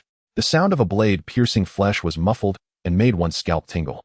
A thick arm shot up, bursting forth like a spout of hot blood. Ah! Hikuei let out a chilling wail, incredulously staring at his empty left shoulder, where blood poured out like a fountain. Not far away, Han Xiaochang smirked, and glee froze completely. The color drained from his face in an instant, his lips quivering, his teeth chattering, producing a rattling noise. He did Danjia. That merciless demon was defeated with a single blow. It's over. This thought thundered in his mind with a deafening roar. Run fast. Without a moment's hesitation, Han Xiaochang turned and fled. He used every ounce of strength to crazily dash into the darkness outside the village. With one arm severed, Hikuei's fighting power plummeted instantly. He stared at Su Lang, who was once again raising his blade, blood-soaked and resembling a hellish azura, his face finally showing fear. Don't kill me. I'll give you all the treasures in the stronghold. Women. I have several beautiful women. I've captured all for you. Su Lang's face showed no emotion. The only response he offered was a cold gleam of the blade. A large head rolled to the ground. In those copper bell-like eyes, endless fear and disbelief lingered. Su Lang did not even glance at the headless corpse that fell heavily to the ground, his gaze instantly locked onto the fleeing figure in the darkness. Sure to. Su Lang let out a furious roar. Here, Brother Lang. Not far away, Lu Shidu, who had just taken down a bandit, responded with bloodshot eyes. Go. Capture that traitor who is worse than a pig or dog, and bring him back. Alive. Yes. Lu Shidu did not hesitate, brandishing his knife and leading Zhuzi and several other youths rushing like a pack of hungry wolves in pursuit of Han Xiaoqiang's fleeing figure. Su Lang paid no more attention to him, and with a flash directly charged into another battle group. With his addition, the already crumbling bandit line under Murong Yanran's onslaught collapsed instantly. Su Lang's blade swung with unstoppable momentum, every strike resulting in a bandit screaming as they fell. Murong Yanran's dagger danced like the scythe of death amidst the crowd, each flash precisely slicing open a bandit's throat. One strong and one agile, one forcefully overcoming 100, one skillfully breaking 1,000. They complemented each other seamlessly. This was no longer a battle. This was a slaughter. When the last bandit was decapitated by Su Lang's blade, the entire village fell into a hushed silence. Only the crackling sound of the straw huts burning and the muffled cries of the survivors could be heard. Su Lang and Murong Yenran stood side by side, both covered in blood, unable to distinguish whether it was their own or that of their enemies. The intense smell of blood was nauseating. Zhang Cheiyue, his eyes red, trembled as he walked past the corpses with several villagers counting the casualties. After a long time, he finally approached Su Lang, his voice hoarse, his lips quivering, almost unable to speak. Lang, brother Lang, our village, 32 died, including 5 children and 7 elders. 41 injured, 15 seriously injured, some of the critically wounded. They might not make it. Zhang Cheiyue, a 7-foot man, unexpectedly squatted down and began to wail. Su Lang's heart sank heavily. 32 had died. A few of the seriously injured might soon perish. Su Lang looked at the familiar or unfamiliar faces lying in pools of blood, unable to open their eyes again. A tidal wave of anger and helplessness threatened to engulf his sanity. At that moment, footsteps echoed at the village entrance. Lu Shidu, holding a knife with blood still dripping from the tip, was followed by Zhuzi and another youth who dragged back the terrified and limp Han Xiaoqiang like a dead dog. Bang! Han Xiaoqiang was thrown in front of Su Lang. Brother Lang, caught him, Lu Shidu panted. The surrounding villagers, upon seeing Han Xiaoqiang, had their sorrowful expressions instantly replaced by endless rage and hatred. Han Xiaoqiang, you beast! My father was killed by you. I want to kill you. Kill him. Tear him to shreds. An elderly woman who had lost her son rushed forward like a madwoman, biting fiercely into Han Xiaoqiang's ear. Han Xiaoqiang let out a blood-curdling scream. He looked at the countless eyes around him that seemed ready to devour him alive, staring at Su Lang, who stood expressionless in the pool of blood, and finally fear froze him to the core. Brother Lang, Su Lang, I was wrong. I was really wrong. He knelt on the ground, frantically banging his head, tears and snot streaming down his face. Please spare me. I won't dare again. I was just momentarily confused. Su Lang slowly walked up to him, looking down from above. Death. Su Lang's voice was icy, devoid of warmth. That would be too easy for you. He coldly uttered a few words to Lu Shidu beside him. Cut the tendons in his feet for me. First save the people. After saving them, let him experience what it means to live worse than death. Han Xiaoqiang's cries abruptly stopped, replaced by an endless despair and terror. No, please don't. Lu Shidu showed no hesitation, raising his knife. After 2 piercing screams, the world fell silent. All women come here. Hua Yorong, suppressing her grief, began directing the scene. Go boil hot water. Find clean cloth. Hurry. The village women wiped their tears and immediately sprang into action. Zhang Xiaoyue also ran out from the cellar, her face pale at the sight of this hellish scene. She watched as Hua Yorong and the others methodically cleaned, medicated, and bandaged the wounded, gritting her teeth and running over to help. A man's calf had been slashed, blood flowing profusely. Zhang Xiaoyue imitated Hua Yorong, picking up a piece of cloth, intending to press it against the wound. She trembled and pressed against the bone beside the wound, causing the man to let out a painful scream. I'm sorry. I didn't mean to. Zhang Xiaoyue panicked and quickly let go, her pretty face filled with distress and guilt. She tried to help another injured person change the dressing, but clumsily tore open the bandage she had just applied. Miss, are you sent by the bandits to kill me? The man cried out in pain. I. After messing up several times in a row, Zhang Xiaoyue no longer dared to approach, helplessly standing aside, watching those in pain on the ground, and seeing Hua Yorong and the others sweating profusely, her eyes reddened, tears welling up. She felt utterly useless. At that moment, a shadow with a strong stench of blood loomed over her. Su Lang stood before her, covered in blood with splatters of unknown brain matter on his face, his eyes still harboring a killing intent, making him appear like a demon risen from hell. Jiang Ziyu was so frightened that her body stiffened instinctively, taking a step back. Su Lang reached out with his blood-soaked hand. The anticipated slap or shove did not come. A warm, large hand rested gently on her head, softly patting her. Jiang Ziyu froze entirely. The hand that had just crushed the throat of a fierce bandit and ordered the tendons of the traitor to be severed. It was covered in warm, fresh blood and grayish brain matter, carrying an overwhelming and inescapable stench of blood. Yet when that very hand rested atop her head, its touch was as gentle as caressing a feather. Just learn slowly, and you'll be fine. The man's voice, hoarse from long battles, felt like a warm current that instantly broke through the dam built of coldness and pride in her heart. Zhang Xiaoyue was stunned. A sudden pang hit her nose, and the tears welling up in her eyes could no longer be controlled, cascading down in large droplets. During this time, she had escaped from the heavily guarded palace, experiencing betrayal, pursuit, and hunger. Even a few men had attempted to forcefully possess her. If it weren't for Jiang Zhaoyu's cleverness, she might have already. She had witnessed too many tragic events in the world and felt the chill of society's indifference. This was the first time someone had not despised or mocked her when she felt clumsy and worthless, but instead offered her comfort. Su Lang looked at her tear-stained face, and his heart softened as well. He reached out with another somewhat cleaner hand, gently brushing his fingertips across her smooth cheek, wiping away the glistening tears. Jiang Zhaoyue instinctively wanted to dodge, but when she saw Su Lang's eyes still tinged with blood, yet clear as water, her body inexplicably froze. She allowed the finger roughened and smelling of blood to leave a faint red mark on her face. The treatment of the injured continued until dawn broke. With Hua Yurong's exquisite medical skills and the unrestrained use of herbs, most of the critically injured had at last been pulled back from the brink of death. However, after a night of fighting and healing, everyone had reached their limit. Looking at those whose faces had turned pale from excessive blood loss, Su Lang frowned. He turned around and shouted to the still persevering Lu Shidu Shirtu, "Here, Brother Lang, go set up the biggest pot in the village. We'll go get some fine rice and cured meat. Let's cook some meat porridge for the villagers to replenish their strength." Upon hearing this, the surrounding villagers were stunned. Fine rice, cured meat. In a year when even chaff is hard to come by, these two items are worth more than gold. Brother Lang, this is too precious.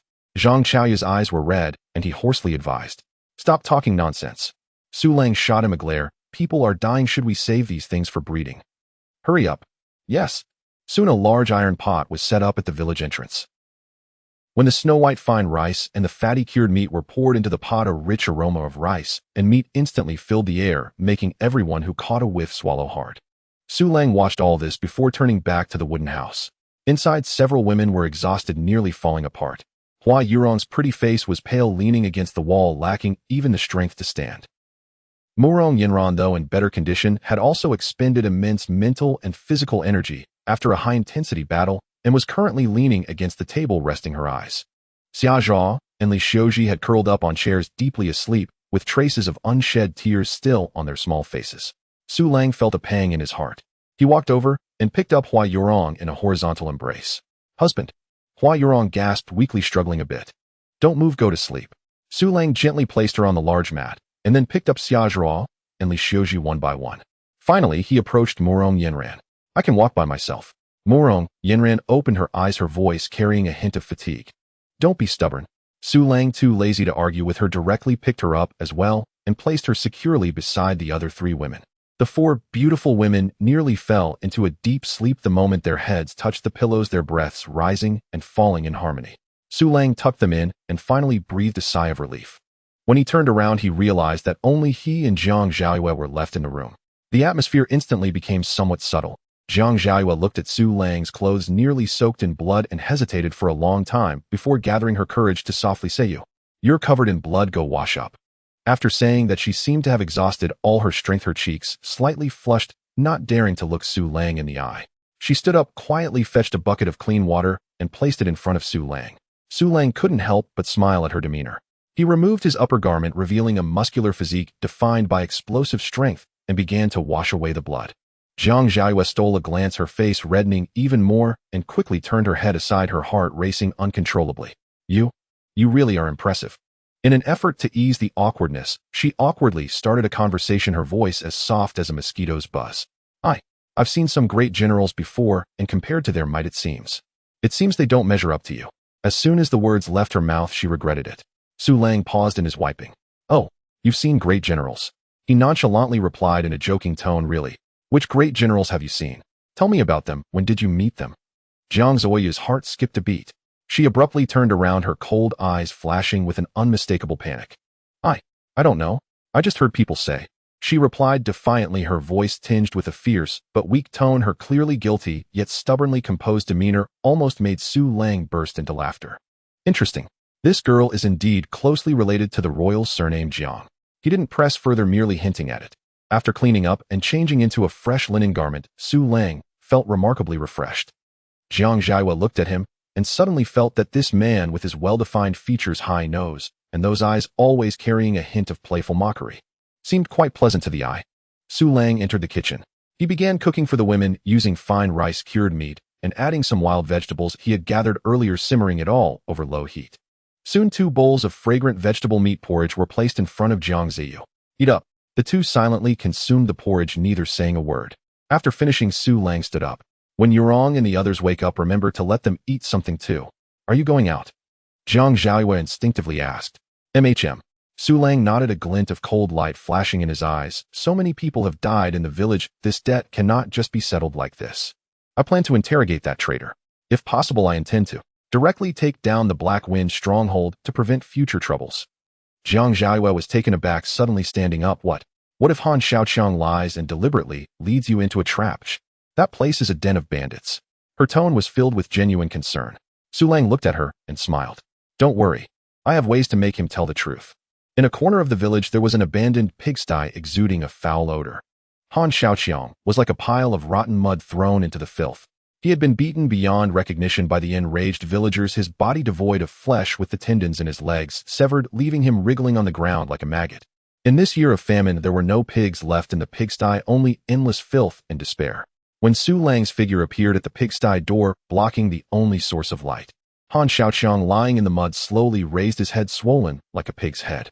His eyes, caked with blood and pus, struggled to open a slit. In that gap, there was no longer fear or pleas for mercy. Only a tangible, bitter hatred, deeply rooted and extreme. Han Xiaoqiang raised his head, his eyes matted with pus and blood glimmered with resentment and hatred thick as substance. Su Lang exchanged a glance with him. Not a word was spoken. He simply took a step forward, one foot after another, moving closer. Bang! A straightforward kick landed squarely on Han Xiaoqiang's already swollen face. The sound of bones cracking was distinctly audible. Han Xiaoqiang was sent flying like a ragged sack, crashing heavily against the stone wall behind him, then sliding down, spitting out a mouthful of blood mixed with several teeth. Huh. He wanted to scream, but could only emit a sound like a broken bellows from his throat. Su Lang did not stop. He stepped forward, lifting his foot, and stomped down on the puddle of flesh that was once a body again and again. Bang, bang, bang. Each kick was delivered with full force. Each stomp was accompanied by the dull sound of bones breaking. This was not an interrogation. This was pure venting. For the 32 villagers who died tragically, for the innocent children, for the elderly who were cut down in terror. After a long while, Su Lang finally stopped. His chest heaved violently, and the bloodlust in his eyes gradually faded somewhat. On the ground, Han Xiaoqiang had completely lost all semblance of a human, resembling a pile of mashed meat, with only the faint rise and fall of his chest proving he was still alive. The resentment in his eyes had long since vanished. In its place was an endless, bone-deep fear. How many are left in Hefeng village? Su Lang's voice was as cold as the winds of the harshest winter. None. None left. Han Xiaoqiang used the last bit of his strength, his voice hoarse like sandpaper rubbing together. He Kuei brought over 30 brothers. Almost all came. In the village, only a few guards, cooks, are left. Su Lang nodded. It was roughly as he had expected. He Kuei, having learned of Ma Zizhong's death in Dahu village, would surely not be careless. To avenge his brothers, he would undoubtedly bring everyone out. This questioning was merely to confirm his suspicions. Subsequently, Su Lang turned and left that hellish place reeking of despair and filth. He did not look at Han Xiaoqiang again. The traitor's fate was already sealed. The villagers would not let him go. At the village entrance, Lu Shitu and the other 6 boys were eagerly gulping down meat porridge from large bowls. After a bloody battle, they were starved. When Su Lang's figure appeared, the 7 boys immediately dropped their bowls and stood up straight. Lang good. Are you full? Su Lang looked at them. Full. The 7 replied in unison, their voices booming. If you're full, come with me to kill people. Su Lang's voice was very calm, as if he were discussing something utterly ordinary. The eyes of the 7 boys instantly lit up. No fear, no hesitation. Only a nearly fervent excitement and adoration. They had witnessed how Su Lang killed He Kuei and had personally taken down those marauding bandits who had bullied them. Blood had already been spilled. Their courage had also grown. Now they were a pack of howling wolf cubs, and Su Lang was their alpha wolf. Bring out the horses. Yes. Soon 8 magnificent steed were led to the village entrance. Su Lang mounted the horse and looked at the 7 youthful faces behind him, still innocent, but filled with determination, nodding. Set off. 8 riders galloped away, the dust kicked up by their hooves resembling a rolling yellow dragon under the morning sun. 2 hours later, beneath a steep mountain peak, a stronghold made of giant logs and stones appeared before everyone. Hefeng village. The village was built against the mountain in a precarious position, accessible only by a narrow mountain path, with steep cliffs on either side. At the top of the gate, a drowsy bandit, sensing the sound of hoofbeats, lazily poked his head out. He rubbed his eyes, just about to ask, "Who goes there?" Whooshed! An arrow like a venomous snake with keen sight struck true, piercing through his open mouth and exiting through the back of his head. The bandit did not even grunt before his body swayed and fell from the lookout tower. Charge! Su Lang put away his longbow, drew his broadsword, and led the charge towards the slightly ajar gate. Lu Shitu and the 7 releasing excited roars followed closely behind. Boom! The 8 warhorses crashed into the wooden gate, shattering it to pieces. Enemy attack! Enemy attack! Instantly the village was thrown into chaos. Several bandits who had been gambling were startled by the sudden turn of events and scrambled to grab their weapons. Kill! Lu Shitu was the first to leap off his horse, dual-wielding knives. With a mighty and heavy chop, he cleaved a bandit who hadn't reacted yet in half, along with the pai gao he held. Blood and brain matter splattered across his face. He paid it no heed, wiping his face, eyes reddened as he lunged toward the next target. Zhuzi exploited his speed advantage, darting behind a bandit and plunged his short knife fiercely into the bandit's back. The battle erupted in an instant. Su Lang did not join the fray. He merely sat on his horse, slowly drawing back his longbow, his sharp eyes like an eagle locking onto the entire battlefield. He wanted these 7 boys to face it themselves. This was their rite of passage. One boy, slightly nervous, was being pushed back by a fierce bandit seemingly about to be struck on the shoulder. Whooshed! An arrow flew silently, striking the bandit's wrist holding the knife. The bandit let out a scream as the long knife slipped from his grasp. The boy seized the opportunity, roaring as he thrust his knife into the bandit's belly. The entire battle lasted less than the time it takes to burn a stick of incense. When the last bandit's head was severed by Lu Shitu and Zhuzi working together, the entire Hefeng village fell completely silent. The 7 boys, each injured but standing proud, gasped heavily, their faces unable to suppress their joy and excitement. "We won. By our own efforts, we took down a bandit den. Langgu, we did it." Lu Shitu, holding a still dripping knife, ran to Su Lang and shouted excitedly. Good." Su Lang nodded and dismounted. "Go count the spoils." "All right." The boys cheered and immediately dashed into various rooms of the village. Soon exclamations rang out one after another. "Langgu, so much food. At least several hundred pounds. There are so many weapons here. Better than ours. Heavens, gold and jewels." The boys brought everything they plundered to the central clearing in the village. Piles of weapons and armor formed a small mountain. Bags of heavy grains and cured meats emitted an enticing aroma. Most eye-catching was an opened wooden chest filled with yellow and white items and various glamorous jewelry, sparkling almost blindingly in the sunlight. Lu Shitu and the others, gazing at the wealth they had never seen in their lives, were all wide-eyed and excited, dancing with joy. Su Lang, however, had little interest in these things. His gaze slowly scanned the entirety of Hefeng village. He climbed up to the high wall of the village, touching the cold, hard giant stones, gazing at the only narrow path leading outside the one-line sky mountain road. Easily defensible, yet hard to attack. This place was practically a natural military fortress. Compared to the open and defenseless Dao village, its safety was more than 100 times greater. A bold thought ignited like a prairie fire in his mind. What if all the villagers were relocated here? Once this thought takes root, it grows like wild grass, impossible to contain.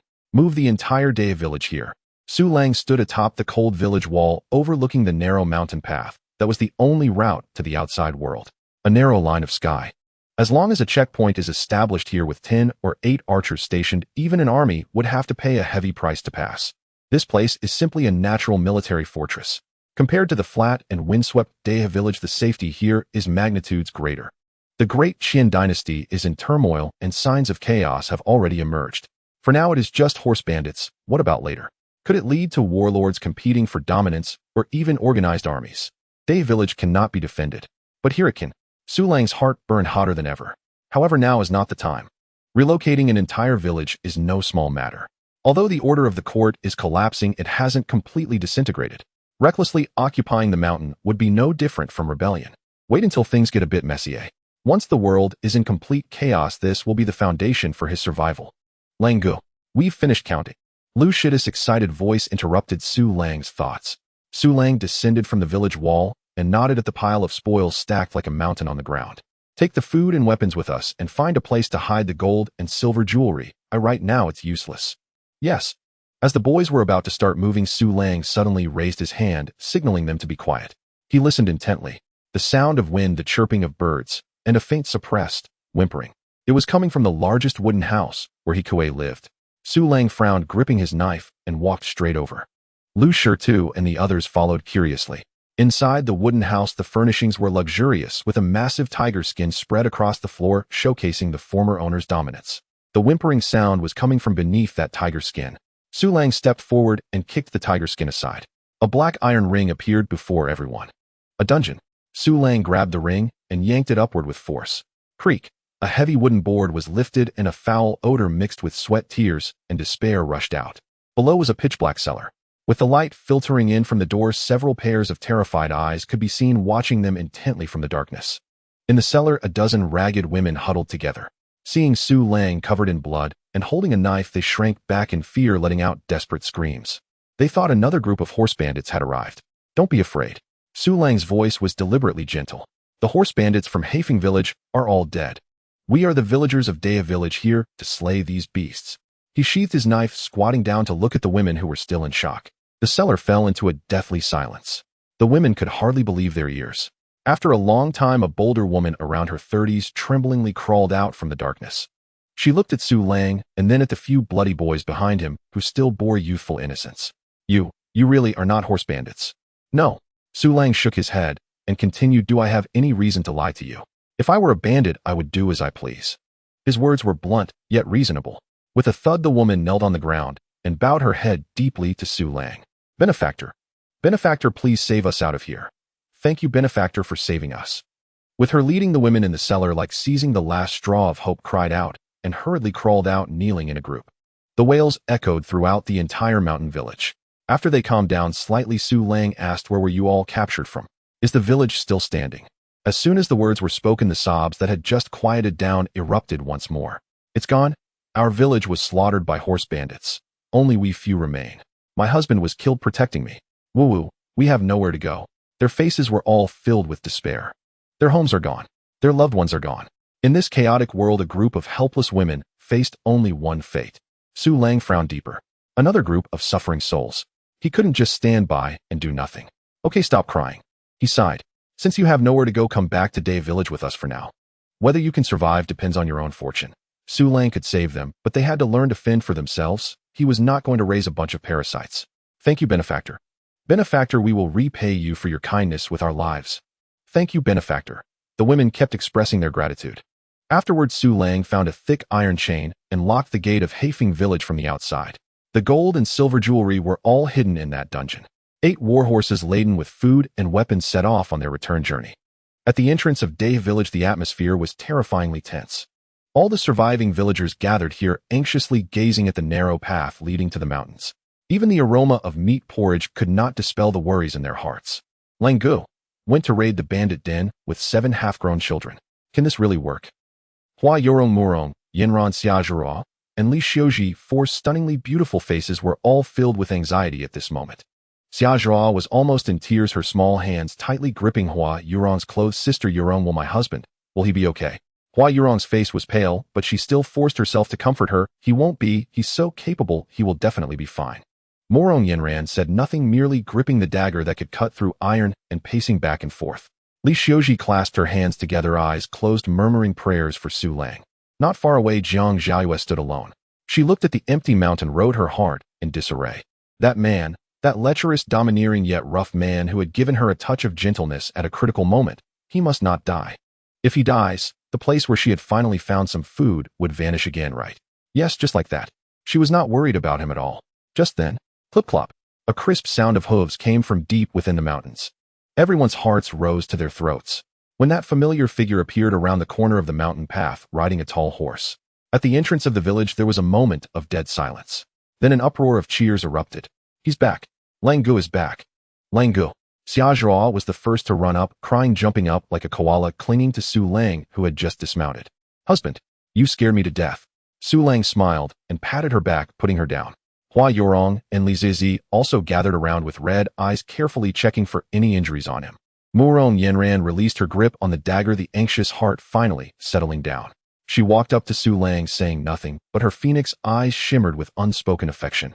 Jiang Zhaoyue stood in place, watching Su Lang surrounded by beauties, gazing at his confident smile, and her restless heart inexplicably calmed. She realized that her lips had unknowingly curled into a slight smile. Villagers, Su Lang raised his hand and announced loudly to all the villagers.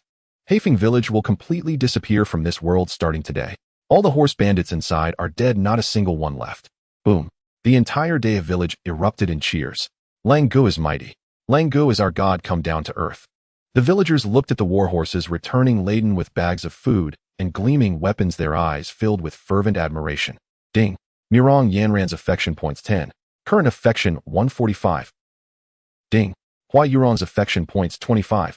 Current affection 165. Ding. Xia Zeruo's affection points 30. Current affection 175. Ding. Li Ziyu's affection points 20. Current affection 160. Su Lang listened to the series of notifications in his mind, feeling elated. As expected, it's Xia's Hiruo who admires me the most. Afterwards, Su Lang instructed Lu Shitu and the others to distribute the food and weapons, ensuring that every villager who had fought in the bloodshed received a better weapon than before. The entire village was immersed in the immense joy of surviving the disaster and the success of revenge. Just then an inappropriate voice rang out. Lu Shitu pointed at the dozen women who were following behind, looking awkwardly at everything, and shouted loudly, Lang Gu, what should we do with these women? Should we distribute them as wives like last time? Then lowering his voice, he said in Su Lang's ear, Lang Gu, I noticed a couple of pretty ones. He'll send them to your house. Hey, you little rascal. Su Lang's arm rested on Lu Shitu's shoulder, his expression somewhat serious. In an instant, Lu Shitu's face turned pale with fright as he stammered, Brother Lang, you really are clever. I didn't raise you for nothing. Su Lang wore a smiling expression. Brother Lang, you scared me to death. Lu Shitu's tense body immediately relaxed. Which two women, point them out for me. Just as Su Lang spoke, a graceful figure had already swept past like the wind. Ouch! Lu Shitu let out a tragic scream. His ear was tightly twisted by Murong Yanran's delicate hand, turned a full 180 degrees. You little brat, what did you just say? Murong Yanran's eyebrows shot up, her phoenix eyes filled with menace. What nonsense are you thinking all day long? Is your skin itchy? It hurts, it hurts. Sister Yanran, I was wrong. I was wrong. Lu Shitu grimaced in pain, quickly casting a pleading look at Su Lang. Brother Lang, save me. Su Lang watched this scene. Not only did he not save him, but he found it amusing. He walked over, patted Lu Shitu's shoulder, and said seriously, Kid, your brother is not that kind of person. You deserve to be taught a lesson by Sister Yanran. Sister Yanran, you can twist him hard, no need to consider my feelings. Xia Zhuo couldn't hold back and laughed first. The surrounding villagers also burst into laughter, instantly dispersing the originally tense and awkward atmosphere. Lu Shitu covered his bright red ears, grinning foolishly, feeling no pain. After the laughter subsided, the issue remained before them. Those more than 10 women knelt on the ground, trembling, looking at Su Lang with eyes filled with near desperation. Su Lang put away his smile and surveyed the villagers present. Fellow villagers, these are the unfortunate people whose families were killed by the beasts of Haifeng's High. Is there anyone willing to take them in? As soon as he finished speaking, the previously lively villagers fell into silence. They exchanged glances, their eyes filled with hesitation. The last time they distributed wives was under a forced order from the government, and they were even given life-saving corn. But now, in this year, which household isn't tightening their belts to survive?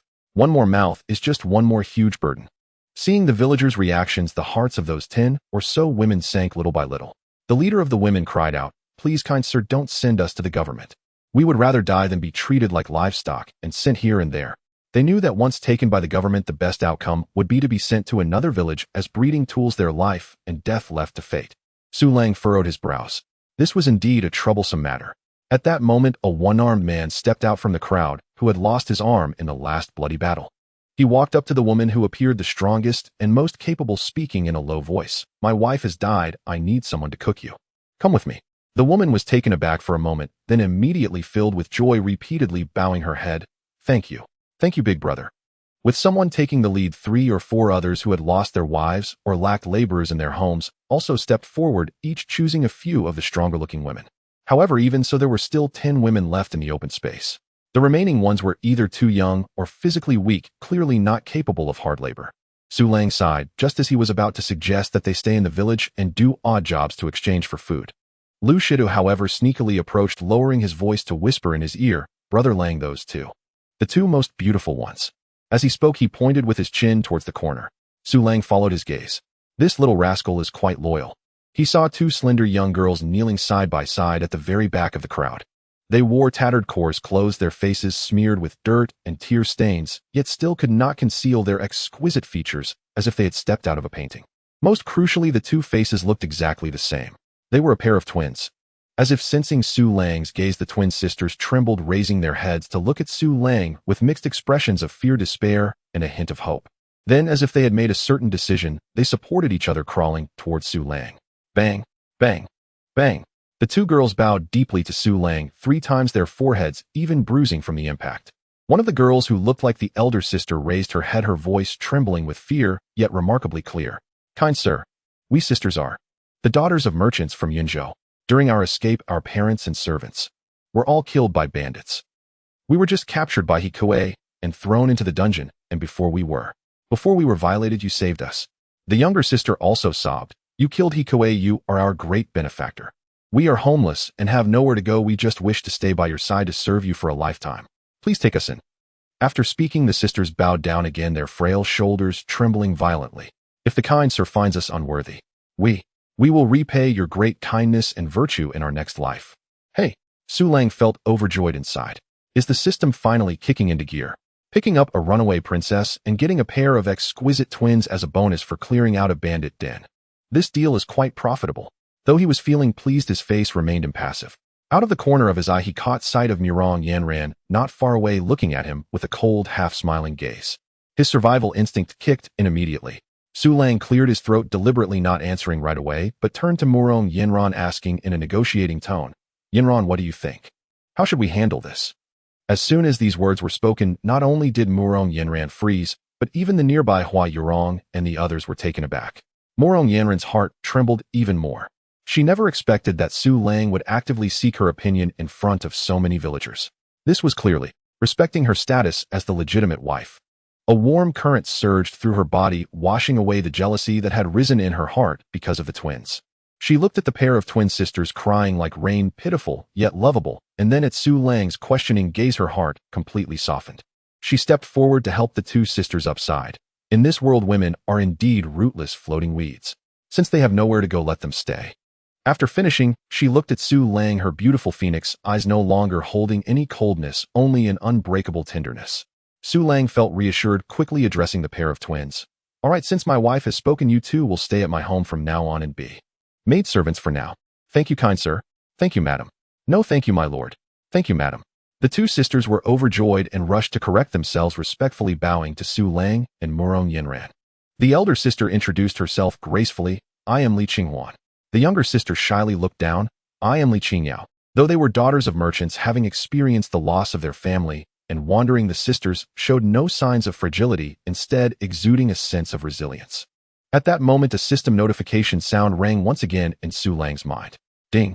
Murong Yanran's favorability 5. Current favorability 150. Ding. Hua Yurong's favorability 5. Current favorability 170. Ding. Xia Zeruo's favorability 5. Current favorability 180. Ding. Li Ziyu's favorability 5. Current favorability 165. Su Lang was bewildered. There's a favorability rating. Just for asking a question. System, are you suddenly powering up? He looked at the exquisite twin sisters in front of him, then at the several women behind him, who gazed at him with eyes filled with affection, feeling even more love for his wife. It seems like life is becoming more and more promising. Su Lang took in the pair of twins. The other women looked at Su Lang with wide eyes. They were all rescued by Su Lang, and they knew that he was the most respected person in the village. However, they ultimately could not compare to Li Qinghuan and Li Qingyao in beauty. Even for such exceptional twins, they could only serve as slaves, so what qualifications did they have? The atmosphere became awkward once more. Several single men had chosen the able-bodied ones, leaving behind these 10 who were either frail or too young and clearly not fit for hard work. In years of famine, even one extra mouth to feed could drag an entire family down. Su Lang glanced at the villagers' evasive gazes, his heart clear as a mirror. He looked toward Zhang Chaiyue. Chaiyue, are there still a few vacant houses in the village that no one lives in? There are, but they're quite dilapidated and drafty. Zhang Chaiyue hesitated for a moment before nodding. As long as they can be lived in, that's fine. Su Lang waved his hand, making a decision. First, let's settle them in there and give each of them 5 pounds of grain. As for the government side, I will talk to them. The head of the guards, Li Si, and the county magistrate will still give me some face. I can guarantee you won't be taken away by the government, but once you finish those 5 pounds of grain, you will have to rely on yourselves. These words were said with great authority. The villagers looked at Su Lang with eyes filled not only with admiration, but also a touch of reverence. Being able to speak with the county magistrate was a skill far more impressive than killing a few bandits. The 10 women were overjoyed, repeatedly bowing and crying out, "Thank you, young master, thank you, benefactor." With the matter settled, Su Lang turned to Lu Shitu and the other 7. "You all take the weapons you've been assigned, bring the grain, and hurry back to your house to eat." "Yes." The 7 young boys, the oldest no more than 14 or 15 and the youngest only 12, didn't care about women and didn't understand the complexities of human relationships. With new weapons in hand and food sufficient to fill their stomachs, each of them wore a pure expression of joy, chattering as they ran back to the thatched hut where they had previously lived. Su Lang watched their retreating figures, feeling quite gratified. A pack of wolf cubs must be fed well to follow the lead wolf in hunting. As the crowd dispersed, only Su Lang and Zhang Chaoyue remained at the village entrance. Su Lang pointed to the newly confiscated war horses, totaling 11 when combined with those from before. "You will be in charge of these horses. Brother Lang, this. With so many horses, feed is a big problem." Zhang Chaoyue wore a worried expression. "It's hard to find even a blade of grass in the fields now. People are starving, so where will there be anything to feed the horses?" "I'll think of a way for that." Su Lang patted his shoulder. "You take care of it first. Later tell the villagers that if anyone can procure feed for the horses or beans, they can bring it here in exchange for meat." Exchange for meat. Zhang Chaoyue's eyes lit up instantly. This was a huge opportunity. "Rest assured, Brother Lang. I guarantee to feed those horses until they are fat and strong." After assigning all the tasks, Su Lang finally returned to his large wooden house with the bustling female army. Upon entering, the pair of twin sisters Li Qinghuan and Li Qingyao immediately began to busy themselves without even stopping to drink water. Sister Qinghuan was quick, picking up a broom to start cleaning the blood and dirt off the floor. Meanwhile, Sister Qingyao ran to the kitchen and, seeing the water jar was empty, without a second thought, picked up a wooden bucket to fetch water. "Let me do it." Summer Jiju, seeing her frail figure, felt a bit reluctant and proactively took the bucket. Li Qingyao's charming face flushed as she quickly waved her hands. No, madam, it's fine for me to do this. It's what I should do." The way they naturally referred to themselves as servants impressed Su Lang with their strong survival instincts. Fortunately, there had been enough space left when the house was built. Su Lang allocated the innermost small room to the twin sisters. The two of them expressed endless gratitude as they went in, not even taking the time to tidy the bedding before rushing back out. One to help cook in the kitchen, and the other to kneel on the ground, carefully wiping the dust off the tables and chairs with a cloth. Their diligent and self-aware demeanor softened the hearts of the few women who had originally been somewhat guarded. Hua Yurong and Li Xiuji exchanged glances, seeing a hint of sympathy in each other's eyes. Murong Yenran leaned against the door, arms crossed, watching the two busy, frail figures. She didn't say anything, but the coldness on her face dissipated considerably. In a corner, Zhang Xiaoyue silently observed all of this, feeling a mix of emotions. She too had been rescued by Su Lang. But this pair of twin sisters, upon entering the door, already knew their place as servants working tirelessly just to earn a meal and a place to stay.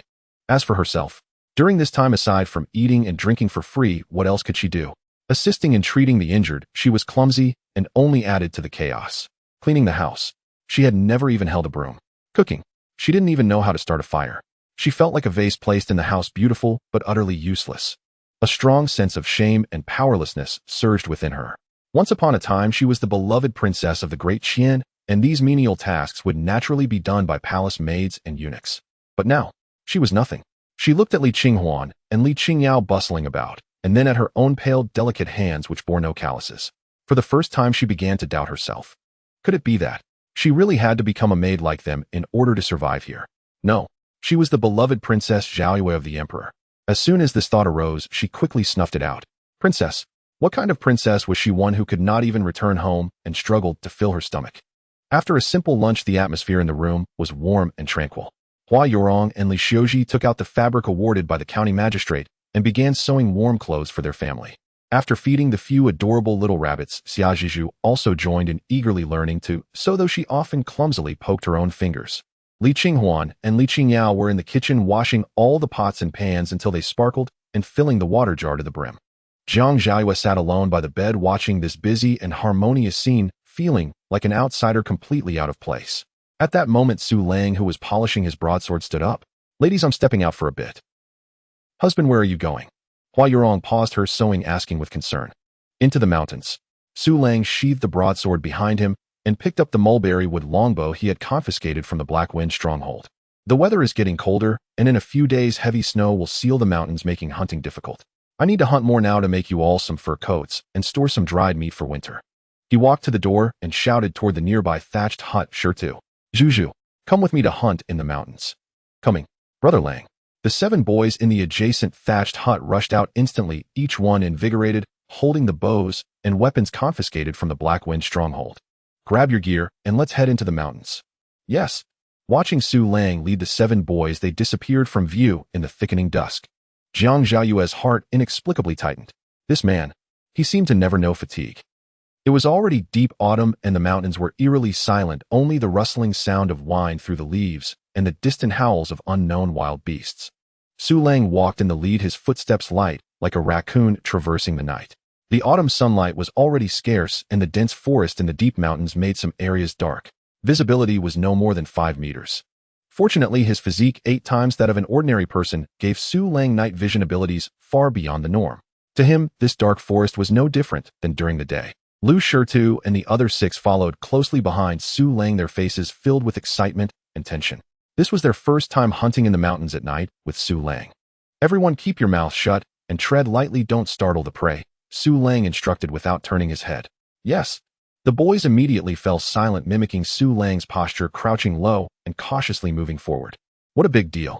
These 3 words fell like buckets of ice water over the heads of the 7 young boys, instantly cooling the excitement they had felt. The surrounding darkness seemed to come alive in an instant. The rustling of leaves in the wind sounded like the whispers of a monster. The occasional howling of wolves from afar sent chills down their spines. "Lang, Brother Lang." Zuzi's voice trembled as he tightly gripped the short knife in his hand. "Everyone stay quiet and climb the trees." Su Lang's voice was low but carried an undeniable command. The 7 boys didn't dare to waste a moment scrambling towards the thickest trees nearby. Their movements were somewhat clumsy, but the instinct for survival unleashed an unprecedented potential within them. Su Lang did not immediately climb the tree. His sharp eyes, still keen as an eagle in the darkness, were fixed intently on a thicket several dozen meters ahead. A rich scent of blood wafted through the air, mingling with the distinct stench of wild beasts. After confirming that the boys had safely climbed to a sufficient height, Su Lang lightly tapped his toes on the tree trunk and silently ascended a thick horizontal branch like a monkey. He pushed aside the leaves in front of him. The scene before his eyes made his pupils constrict slightly. In the moonlight, on a littered clearing, a massive spotted deer lay in a pool of blood, its throat clearly bitten through, signaling its demise. And on either side of the deer's corpse stood 2 colossal beasts. On the left was a wild boar with tusks protruding outward, its bristles standing on end like steel needles. Judging by its size, it weighed at least 400 to 500 jin. On the right was a giant black bear, standing taller than an adult. It reared up on its hind legs, its paw the size of a fan, the sharp claws glinting with a chilling light under the moon. These 2 top predators of the forest were actually confronting each other over the deer. Su Lang's heart suddenly surged with excitement. What a lucky break. This truly was a pie falling from the sky. When the clam and the snipe fight, the fisherman benefits. The black bear launched the first attack, roaring as its massive body charged toward the wild boar with a fierce gust of wind. The wild boar, unwilling to back down, lowered its head, aiming its sharp tusks like short swords at the bear's belly, charging forward recklessly. Bang! A muffled sound. The black bear's giant paw slammed down on the wild boar's back, producing a crack as bones shattered. Meanwhile, the wild boar's tusks successfully carved 2 deep gashes into the bear's abdomen, revealing bone. Blood instantly soaked the ground. The 2 colossal beasts became completely bloodthirsty, tearing, colliding, and striking each other. Bear roars and wild boar grunts filled the air. The sounds of claws ripping flesh and tusks piercing bodies created the most primal and bloody symphony of violence in the still mountain forest. The 7 boys in the trees watched in terror, their faces pale as ghosts. In a battle of this magnitude, even just watching made their legs feel weak. Su Lang, however, was watching with great interest. Fight! Fight even harder. It would be best if they could both take each other out. The battle raged on for a stick of incense's worth of time. In the end, both beasts were nearing their limits. Half of the wild boar's body was shredded by the bear's claws, lying on the ground, only exhaling, not inhaling.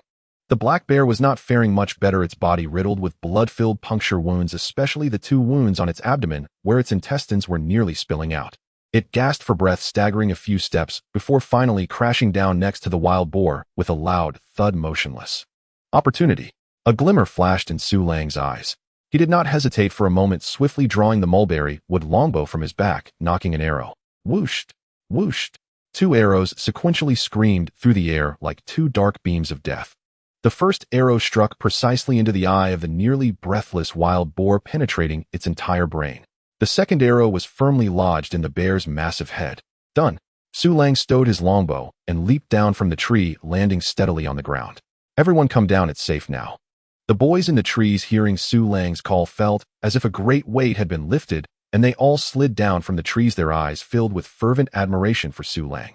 Brother Lang, you're so impressive. To was the first to rush over, his face flushed with excitement as he looked at the two massive corpses on the ground. Stop talking nonsense, quickly think of a way to get these three big guys back. Su Lang's words were not finished. Suddenly, an unexpected change occurred. Just as Shidu ran to the black bear, preparing to touch its shiny fur, the bear, which should have been dead, suddenly opened its tightly shut eyes. Inside there was no sign of death, only endless ferocity and cunning. It was pretending to be dead. Roar!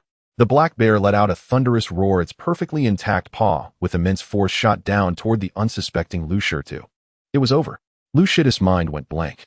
He watched helplessly as the paw larger than his head rapidly loomed in his vision. His body felt as if it were nailed to the spot, unable to move a muscle. The shadow of death instantly enveloped him. Watch out! At the critical moment, a dark figure like an arrow released from the bow instantly rushed in front of Shidu. It was Su Lang. Snowless steps. He didn't even have time to draw his knife. In the split second before the bear's paw fell, Su Lang kicked Shidu in the rear, sending him flying. As he did so, he rolled in a clever angle, slipping under the black bear. Thud! A dull sound of a blade entering flesh. Su Lang's horizontal knife, which had somehow been drawn, viciously thrust into the bear's soft jaw from below the tip, piercing through the top of its head. The giant body of the black bear stiffened suddenly. The raised paw froze in midair. The ferocity in its eyes quickly faded, replaced by endless disbelief. Boom! The massive corpse crashed to the ground, kicking up a cloud of dust. The entire world fell silent. Shidu fell several meters away, staring at the bear's corpse, closed by trembling all over, his face as pale as a sheet. He nearly wet himself. Su Lang got up from the ground, walked up to him, looking down from above. Remember, in the mountains, never trust any corpse that looks dead. With this lesson learned, all the boys became much more vigilant on the way back. 1 bear, 1 wild boar, 1 deer. In total, they weighed over 1,000 jin. The 8 of them exerted tremendous effort, using wooden planks and vines to create a makeshift sled, barely managing to drag it. Just as they were about to exit the forest, 2 gray shadows suddenly sprang out from the grass. It was 2 plump wild rabbits. Before Su Lang could draw his bow, 2 soft whoosh sounds rang out from beside him. 2 arrows accurately pinned the fleeing rabbits to the ground. Su Lang turned in surprise. He saw a slender boy at the end of the line, named Xiao Bao, awkwardly holding up his bow. He was one of the 7 boys, usually quiet and unobtrusive. You shot those? Su Lang asked. I don't know. Xiao Bao scratched his head, his face turning bright red. I just had a feeling they would run there, so I shot. Su Lang walked over to him, patted his shoulder, and looked into his clear, yet slightly confused eyes. This kid was a natural sharpshooter. Well done. Su Lang's praise was simple and direct. Xiao Bao's eyes instantly lit up, his chest puffing out proudly. When Su Lang returned to the village with the 7 boys dragging 3 massive beasts and a pile of small game, the entire Do village was in an uproar. Heavens! It's a bear and a wild boar. A deer. It's a deer. Such large game. Combined, it must weigh over 1,000 jin. Brother Lang is truly a god sent from the heavens. The villagers gathered around, their eyes gleaming with greed as they looked at the mountain of game, saliva nearly dripping from their mouths. Zhang Chaoyue also rushed over upon hearing the news, and upon seeing this scene, he was so excited that he stumbled over his words. Su Lang stood atop the pile of game, loudly announcing to all the villagers. You should have already told you. Now let me say it again. 5 jin of fodder in exchange for 1 jin of meat. Anyone who wants meat, get moving. Boom. The crowd exploded. In a year when even the grass roots and tree bark were nearly devoured, meat was life. In an instant, all the villagers, regardless of age or gender, went wild, grabbing sickles and baskets, rushing toward the surrounding areas of the village, frantically searching for anything to feed the horses. Su Lang brought the game back home. Several women, seeing so much meat, were all smiles. Hua Yurong immediately rushed over to the spotted deer, carefully inspecting it. She looked up, a lovely blush blooming on her gentle face as she gazed at Su Lang and softly said, "Husband, this is a great find. Deer blood, deer antlers, and deer tendons. I will make you some nourishing medicine to replenish your body." She had always worried about Su Lang's health. Each night was like this. Even iron could not withstand it. Su Lang's eyes lit up upon hearing this. What a gem. His wife truly understood him. He dashed over, swept Hua Yurong off her feet, and whispered mischievously in her ear. Yurong, you understand me the best. Tonight, I must properly reward you. Hua Yurong's delicate and gentle face was as red as if it could drip blood. Held in Su Lang's embrace, feeling the masculine aura mixed with blood and sweat, her heart nearly melted. Husband. She shyly buried her head into Su Lang's chest, her voice as soft as a whisper. Su Lang laughed heartily and kissed her forehead before finally setting her down. Remember, the rewards for later, we'll claim them tonight. Right now the important task is at hand. A bear, a wild boar, and a deer. 3 enormous creatures lay in the yard resembling 3 small mountains. Skinning, deboning, cutting meat. A grand project was about to unfold. Several women instantly transformed into the most skilled butchers. Hua Yurong took out a set of exquisite small knives, skillfully starting to process the spotted deer. The deer blood was carefully stored in a clay jar, and the antlers were completely severed. As for the prized item that even men understand, she meticulously wrapped it in oiled paper, preparing to concoct it into medicinal wine later. Morong Yenran was holding a dagger facing the tough wild boar. She seemed quite interested in this rough task, her hands moving swiftly and decisively, impressing Su Lang with her skills. Xia Jiyue and Li Xiuji were responsible for boiling water and making soup, tossing huge bones with meat into the pot. Soon the rich aroma of bone broth filled the entire yard. The newly arrived sisters Li Qinghuan and Li Qingyao exerted all their strength. They dared not touch the most precious deer nor handle the fiercest bear. They merely picked up kitchen knives, cutting the wild boar meat into evenly sized strips, preparing to make cured meat. Their desperate determination to prove their worth tugged at the heartstrings. In the yard, only one person appeared out of place. Jiang Zhaoyue. She watched the busy figures around her, the bloody scene, gritted her teeth, and picked up a knife, wanting to help cut the meat. But how could her hands, which had never even held a needle, cut meat properly? Hiss! The knife slipped, nearly slicing off her own nail. She was so frightened that she quickly let go, the knife clattering to the ground and splattering a small amount of blood. She tried to help with the fire, but was choked by the thick smoke, making her eyes water. She wanted to help carry water, but her frail body couldn't lift a full bucket. For a moment, she stood helplessly in the center of the yard, watching everyone find their role, while she felt like a useless burden. A strong sense of humiliation surged within her. Just then, Su Lang's voice came from the side. Go take those cut meat strips and rub them with salt. Jiang Zhaoyue looked up sharply, seeing Su Lang pointing at a large basin of cut pork nearby. This task required neither strength nor skill. She paused for a moment, then walked quietly to the basin, extending her delicate fair hands to awkwardly rub salt onto the bloody meat strips. The cold, sticky sensation made her uncomfortable, yet she remained silent, burying her head and diligently repeating this simple action over and over. After a busy period, the sky began to darken. Su Lang looked at the mountain of meat and waved his hand. Sure to. Here, Brother Lang. You and Juzi carry these 300 pounds of meat back. Eat as much as you want. If it's not enough, come back for more. Yes, Brother Lang. Lu Shirtu stared at the large pile of still warm, fresh meat, his eyes wide with excitement, unable to speak, just nodding vigorously. After instructing his underlings, Su Lang sorted the remaining meat into categories. He kept the bear paw and some precious cuts for himself, while most of the wild boar meat was made into cured meat, with the rest saved for the villagers and to exchange fodder for the horses. In chaotic times, having war horses could significantly enhance the strength of the team. Over 1,000 pounds of meat were arranged clearly. During dinner, the wooden house was bustling with activity. The rich aroma of bone broth paired with fragrant roasted meat made everyone's appetite stir. However, as more people gathered, the originally spacious room felt cramped. The octagonal table could hardly accommodate so many people. Sisters Li Qinghuan and Li Qingyao, very self-aware, did not join the table, but filled a bowl with soup, taking a piece of roasted meat, quietly squatting in the corner of the room, nibbling delicately. Su Lang noticed this and thought to himself that he would need to make a larger table tomorrow. A family should sit together neatly for meals. What a pity. These 2 twin sisters, so well-behaved and understanding, had not married him, and their names did not appear on the system's favorability panel. Otherwise, he would have received 2 more rewards. However, it was comforting to know that the other 4 were already close to reaching max level. Morong Yenran favorability 150. Hua Yurong favorability 170. Xia Jiyue favorability 180.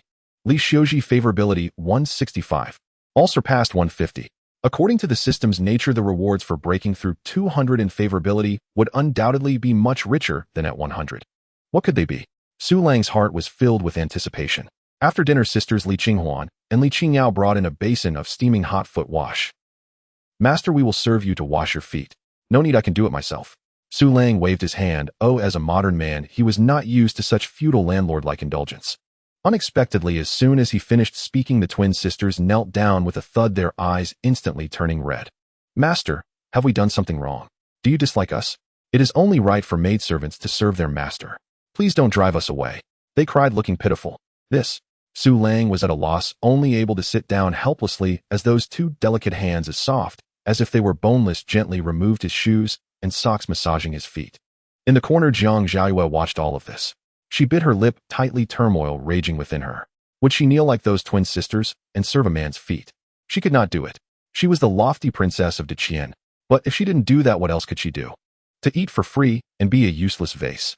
She could not continue being a pest. This man, though overbearing and rough, had given her a place to stay, providing her with a sense of security she had never experienced. Marrying him, being his wife or concubine? No, absolutely impossible. But she could not bring herself to be a maid. The more Jiang Zhaoyue thought about it, the more agitated she became, for the first time feeling deep disgust towards her so-called princess identity. Night fell. Su Lang and the four ladies returned to the master bedroom early. Jiang Zhaoyue slept alone in the guest room, while the twin sisters slept in another room. Soon familiar sounds which made her blush came from next door. Jiang Zhaoyue covered her head with the quilt, her pretty face burning. This lecher, indulging excessively. Sooner or later he would die at the hands of women. Though she scolded him in her heart, listening to the waves of suppressed joyful noises, she inexplicably found that her initial disgust faded, and instead, she got used to it. In another room, in the darkness, two pairs of bright eyes were quietly opened. Sister, the master is so amazing. The younger sister, Li Qingyao, spoke in a very low voice filled with naive admiration and curiosity. Back home, father. At most he would let one concubine accompany him for a night. But the master has four. Don't say any more. The elder sister, Li Qinghuan's voice was filled with shyness. What are you afraid of? No one can hear. Li Qingyao scooted closer to her sister, her eyes shining brightly in the darkness. She paused, then in a dreamy tone softly asked, Sister, when do you think we can truly serve the master? The next day? Before the sun had fully risen, a long queue, the end of which was invisible, had formed at the entrance of the large wooden house of the Su family. In the entire day village, nearly everyone who could still breathe had come out. The men carried and bore loads while the women held and lifted. Even the half-grown children had tucked a few bundles of withered fodder under their arms, eagerly gazing at the tightly shut wooden door. In their eyes, the numbness and despair of the past had vanished, replaced by an almost fanatical anticipation. Meat. 5 pounds of fodder could be exchanged for 1 pound of meat. Jiang Zhaoyue stood at the front of the queue, meticulously helping the villagers weigh and record with a smooth wooden board and a piece of charcoal. Zhang San's family, 13 pounds of hay, 7 pounds of straw, a total of 20 pounds. Remember it. Aunt Li, see, you've mixed dirt into this fodder. That won't do. Take it back to clean it up first. Lang Gu said it must be fair. He had now become Su Lang's chief steward, standing tall and speaking with confidence. The villagers were not angry. They chuckled as they placed down the fodder, waiting for Jiang Zhaoyue to record the weights. Soon the pile of fodder in the open space had turned into a small mountain weighing over 1,000 pounds. Lang Gu. Zhang Zhaoyue, accompanied by several villagers, excitedly ran to the wooden house's entrance, shouting at the top of his lungs. The door creaked open. Su Lang yawned as he stepped out. Behind him, Hua Yorong, Murong, Yenran, and the other two women all had rosy faces and sparkling eyes like delicate flowers nourished by dew, radiantly beautiful. Looking further inside, Jiang Zhaoyue and the pair of twin sisters had dark circles under their eyes. One was restless in her heart, while the other two had genuinely eavesdropped all night. Su Lang's gaze swept over the faces of the women, and he felt a surge of happiness. He walked to the fodder pile, looking at the wooden board handed over by Zhang Zhaoyue and nodding in satisfaction. All right, let's start cutting the meat. Su Lang drew out a cleaver, and with a swift motion, large chunks of fresh meat, still glistening with blood, were skillfully sliced away. When the first villager received that hefty piece of meat from Su Lang's hands, a 7-foot-old man suddenly burst into tears. Thud. He dropped to his knees. Thank you, Lang Gu. Thank you for saving my life. His kneeling was like toppling the first domino. All the villagers who received meat spontaneously knelt down, voices of gratitude rising one after another. Lang Gu is truly our living bodhisattva. With this meat, my child can survive until New Year. The villagers' admiration and trust for Su Lang reached an unprecedented peak at that moment. Once all the villagers had completed their exchanges, Su Lang directly cut off a large piece of nearly 30 pounds of bear hind leg meat and stuffed it into Zhang Zhaoyue's arms, who was still busy calculating. Zhaoyue, you've worked hard these days. I can't let you do it for nothing. Take this back to nourish your parents. No, Lang Gu, this is too much. Zhang Zhaoyue looked at the large piece of marbled bear meat, startled, and repeatedly waved his hands. Stop talking nonsense, just take it. Su Lang glared. Zhang Chaoyue immediately didn't dare to say more, clutching the heavy meat, feeling a surge of blood rushing from his feet to his head, an impulse rising within him to die for a true friend. At noon, around the extended new dining table, a circle of stunning beauties set the atmosphere warm and inviting. The aroma of bone soup mingled with the charred scent of roasted meat made one's fingers tingle with anticipation. Su Lang's gaze circled around the table only to find one person missing. He furrowed his brow. Where is Zhang Xiaoyue? The laughter and chatter at the table fell silent instantly. Xia Zhao, hearing the question, lowered her head somewhat guiltily, twisting her clothing's hem, and said softly, Sister Xiaoyue. She said she wanted to contribute to the family and couldn't just eat and drink for free, so she took a small knife and went to the back mountain to catch a few wild rabbits. Her voice grew softer, nearly inaudible. She didn't want me to tell you, saying she had learned hunting from her father before, so we shouldn't worry. Smack. Su Lang slammed his chopsticks heavily on the table, producing a sharp sound. His expression darkened instantly. Learn hunting. Noble hunting is merely a recreational activity with many followers, catching wild rabbits or deer. One would never encounter fierce beasts. But in the mountains far from the village there are indeed ferocious beasts. Ordinary adult men wouldn't dare to go. She a pampered princess. Nonsense. This is simply ridiculous. A cold aura radiated from him, causing the temperature in the room to drop several degrees. Murong Yanren's brows also furrowed, urgently asking, when did she leave? She left over an hour ago. Xia Zhao looked at Su Lang's frightening expression, her eyes reddening with tears welling up on the verge of crying. Over an hour ago. Su Lang's heart sank heavily. What kind of place is the Autumn Mountains? Fierce beasts, in order to store fat for winter, are at their most aggressive and hungry. She, a delicate princess with no strength to crush a chicken, could hardly hold a knife going into the mountains alone. What's the difference between that and presenting a cleaned piece of pork to a hungry wolf? That damned woman. Su Lang felt an intense urgency, standing up abruptly, grabbing the cleaver hanging on the wall and the captured mulberry longbow. He spoke to the women in a deep voice. You all stay at home, don't go anywhere, I will go find her. As soon as he finished speaking, Su Lang stepped out of the wooden house and executed the lightness skill of treading snow without a trace to its utmost, his figure becoming a blurred shadow, instantly disappearing down the path leading to the mountains. In his heart, anger and worry intertwined. This damned proud princess bantering in daily life was one thing, but now she was joking with her own life. She was truly a source of worry. If something happened to her, Su Lang dared not think further, quickening his pace. In the dense mountain forest, the sky was obscured, the light dim, and the silence was terrifying. Where was there even a trace of Zhang Xiaoyue? Su Lang forced himself to calm down. He stopped slowly, closed his eyes. In his heart, he silently chanted, activate divine level hunting skill. In an instant, the whole world in his perception became different. The wind was no longer just wind. Within the wind, there was a faint trace of the delicate fragrance belonging to Zhang Xiaoyue. In the air, traces of the weak airflow she caused when she passed by remained. On the ground, the freshly trampled grass, the broken marks were as vivid as if they had just occurred. Not far away on a tree trunk, an almost invisible light yellow fabric fiber was gently swaying with the breeze. Countless pieces of information surged into Su Lang's mind like a tide. These chaotic clues were rapidly integrated, analyzed, and linked in his brain. Deep within the mountains, the light grew increasingly dim. Su Lang's figure moved like a ghost, skimming the ground, swiftly weaving through the gnarled trees. Once the divine hunting technique was activated, the invisible trail left by Zhang Xiaoyue became as clear to him as black ink under daylight. Following the trail, his anger was gradually replaced by a heavy sense of worry. The footprints on the ground were uneven and chaotic. In several places there were obvious signs of stumbling and slipping. This was not hunting, it was a desperate flight for survival. This reckless woman. Su Lang's expression grew darker. Suddenly a commotion erupted in the bushes ahead, startling several brightly feathered plump mountain chickens that flapped their wings and flew towards the nearby treetops. Normally this would be a delightful treat. However, at this moment Su Lang didn't even lift his eyelids, his feet never pausing. His mind was filled with the dangers that woman might be facing. After chasing for about half an hour, the scene before him made his heart sink. At the bottom of a steep slope, there were signs of struggle in the dirt. At the end of these marks lay a pink embroidered shoe, lonely and abandoned. This is Zoeyu's shoe. Su Lang bent down to pick it up. The shoe was stained with dirt, but at the point where he held it, he could still feel a trace of warmth belonging to a woman, and the familiar faint fragrance lingered at the tip of his nose.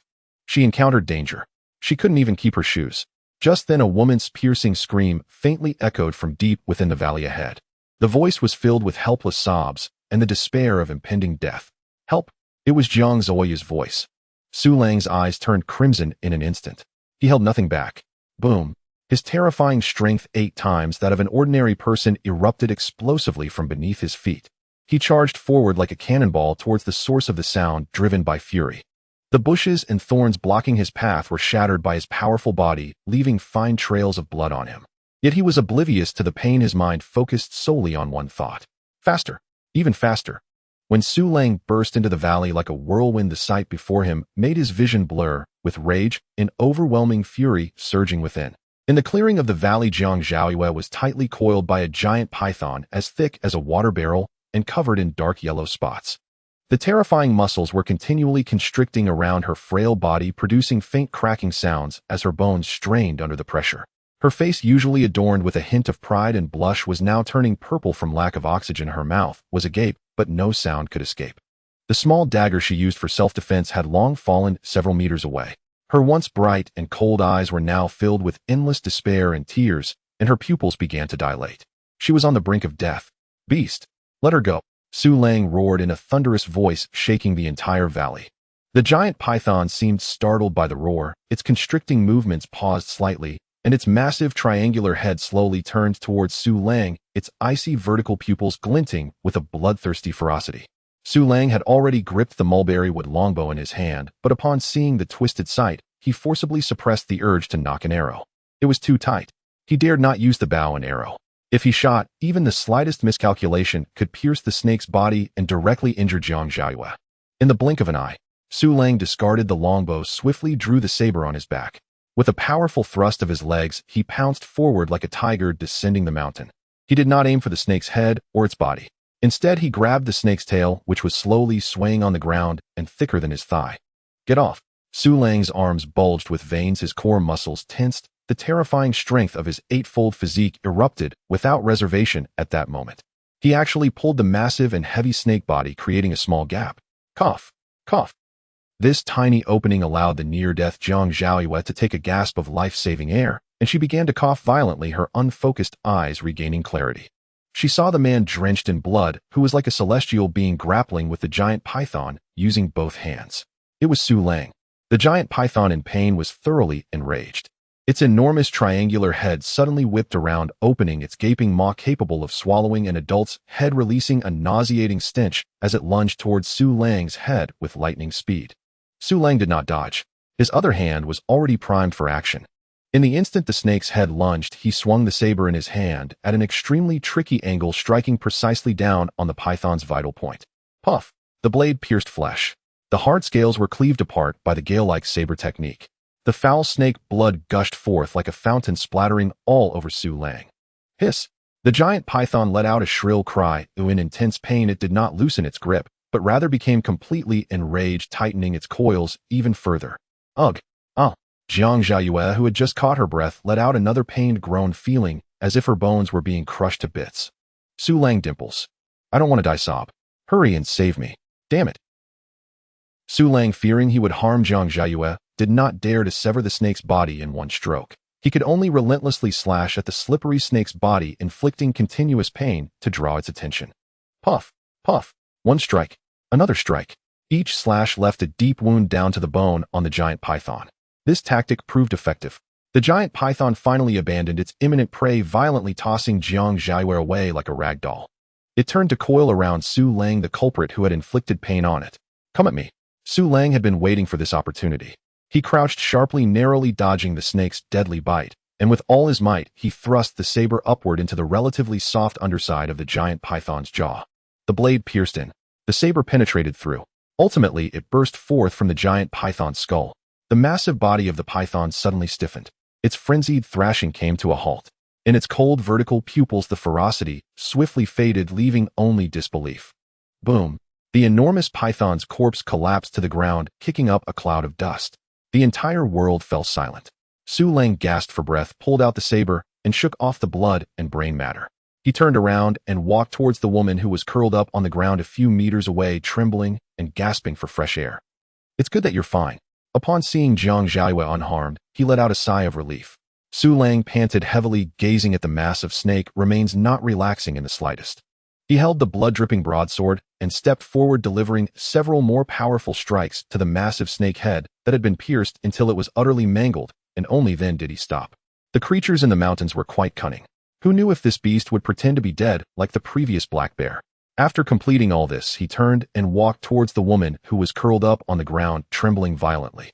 Jiang Zhaoyue still maintained the posture of having been thrown aside, curling up tightly, her hands hugging her knees as she buried her face deep within. She was shaking all over, resembling a leaf about to wither in the cold wind. Su Lang squatted down in front of her, observing her disheveled appearance. Somehow the anger in his heart dissipated by more than half, leaving only an indescribable sense of helplessness and pity. He reached out his hand, intending to pat her shoulder. However, just as his hand was halfway extended, Jiang Zhaoyue seemed to be startled by something and suddenly looked up. Her face, smeared with dirt and tears, was filled with confusion from surviving a catastrophe and a deep-rooted terror. When her gaze finally focused on Su Lang's familiar face, her eyes, which had barely held together, instantly broke. Wow! A piercing cry echoed throughout the valley.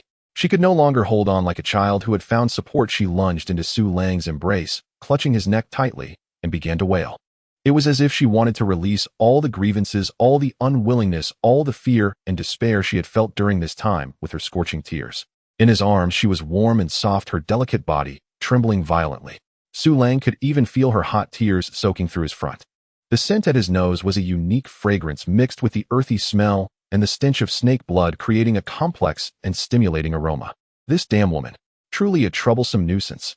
Su Lang cursed silently in his heart, and the hand that he had lifted gently landed on her quivering back, patting awkwardly.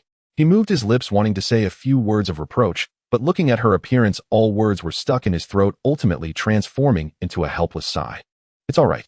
His voice carried an unexpected hoarseness and gentleness. It's all right, I'm here. These simple 5 words were like a warm current capable of toppling everything, instantly breaking down the last dam within Jiang Ziyu's heart, which had been desperately held up by pride and stubbornness. She cried even harder. In her wails, there was no longer the sharpness and fear from before, only endless grievances and reliance, crying to the point of nearly losing her breath. Whoa, I thought I was going to die. I was so scared just now that snake almost crushed my bones. She buried her face deep in Su Lang's chest, as if only by doing so could she absorb a bit of comforting warmth and strength. Su Lang held the soft beauty in his arms, feeling her incredible elasticity and warmth pressed against him, yet not a hint of desire arose in his heart. He could see the bruises on her body through her torn clothing. However, now was not the time to worry about such things. The sky had already completely darkened. In the valley, the corpse of the giant python was exuding a thick and unyielding smell of blood.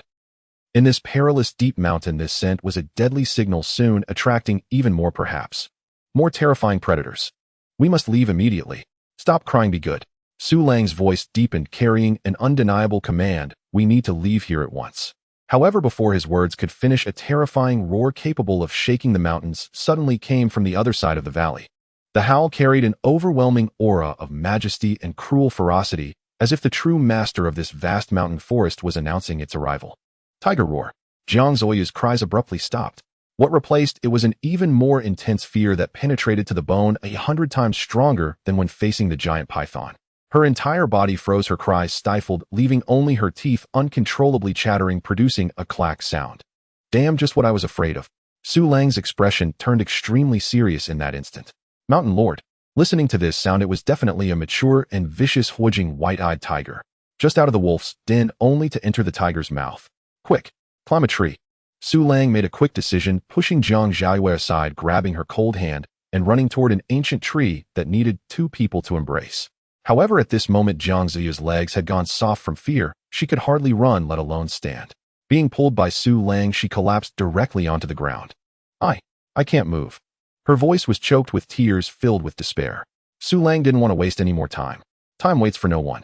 He bent down, one hand swiftly wrapping around her delicate waist, and the other unceremoniously holding up her rounded, exceptionally buoyant bottom, his arms exerting force and lifting her up. Let's go. Oh. Jiang Zhaoyue let out a short cry, her charming face instantly flushed red, as if she were about to bleed. She could distinctly feel a scorching hand firmly pressed against her most embarrassing area. Yet under the immense threat of death, this slight embarrassment was instantly washed away by the instinct to survive. She clung tightly to the rough tree trunk, not caring if her delicate palms were scraped, using all her strength to climb upward. Su Lang closely followed like a guardian deity, shielding her from below. His hand even occasionally pushed on her pert bottom to help her gain leverage. The two had just climbed to a sturdy branch over 10 meters high when a massive blackened yellow figure appeared with elegant yet deadly steps in the valley. In the moonlight, its form was clearly visible. It was a colossal creature exceeding 3 meters in length and nearly 1.5 meters at the shoulders. Huijing white-eyed tiger. Its crimson tongue occasionally flicked out, licking the snake blood that stained its mouth. Its tiger eyes, the size of copper bells, gleamed with a chilling ferocity in the darkness, locking onto the two fresh prey in the tree. Jiang Zhaoyue had never seen such a ferocious beast. In the palace, all she had seen were sickly old tigers caged up. But this one before her was the true king of the mountains. The oppressive feeling of being at the top of the food chain nearly suffocated her. Her soul felt like it was scattering. She could no longer care about any gender barriers or the dignity of a princess. With a scream, she tightly clung to Su Lang's arm, her whole body shaking uncontrollably, as if only by doing so could she absorb a shred of security. The mountain lord seemed more interested in the two moving snacks in the tree than the cold snake corpse on the ground. It lifted its head, letting out a low growl from its throat, revealing sharp, canine teeth capable of easily biting through necks. In the next second, its robust hind legs exerted powerful force muscles bulging. The massive body, carrying a foul wind, pounced violently towards the tree trunk where the two were. A loud bang echoed through the air. The sharp claws of the tiger carved deep grooves into the 100-year-old tree where the two were perched, sending wood chips flying. Oh, is it going to come up? Will it break the book? Jiang Zhaoyue was terrified, letting out a suppressed scream as she clung tightly to Su Lang's body, wishing she could merge herself into his bones. It's okay, it's okay. Su Lang held the woman in his arms tightly, softly reassuring her. Yet his brows were furrowed tightly together. The power and leaping ability of this mountain lord exceeded Su Lang's imagination. But ultimately, its heavy body made it unable to continue climbing despite its sharp claws embedding deep into the trunk. Halfway up, it slid down helplessly due to insufficient grip, accompanied by a series of ear-piercing friction sounds. Roar! After several failed attempts, the king of the forest was thoroughly enraged. It ceased its climbing attempts, its crimson tiger eyes fixed on the two people in the tree, pacing back and forth around the massive trunk, occasionally emitting a low growl that shook the leaves above. Man and tiger stood in silent confrontation in the increasingly profound darkness. Su Lang's expression was grim. The mulberry wood longbow had been abandoned next to the corpse of the giant python during the chaos of the rescue. Now all he had was a broadsword in his hands. In this cramped branch, he could not utilize the advantages of the gale blade technique. To descend and engage in hand-to-hand combat with the fierce tiger, that would be tantamount to seeking death. The mountain lord seemed to have lost its patience. It no longer paid attention to the two unreachable snacks in the tree and instead approached the giant python's corpse, which reeked of blood. Crack, crack. The sounds of bones shattering and flesh tearing were chillingly clear in the silent valley. Jiang Zhaoyue watched as the ferocious tiger effortlessly tore through the tough skin of the giant python, gulping down the snake, her stomach churning as if she might vomit at any moment. She looked at Su Lang's profile, which was sharply defined and serious under the moonlight, filled with endless self-blame, regret, and fear. If only she hadn't recklessly run out. If only she hadn't insisted on proving herself. Su Lang wouldn't have found himself in such a dire situation to save her. I'm sorry. It's all my fault. I've put you in danger. Her voice was faint, tinged with a heavy sob. Su Lang didn't even glance back at her, simply stating, "It's useless to say this now. Conserve your strength and don't make any noise." His tone held no blame.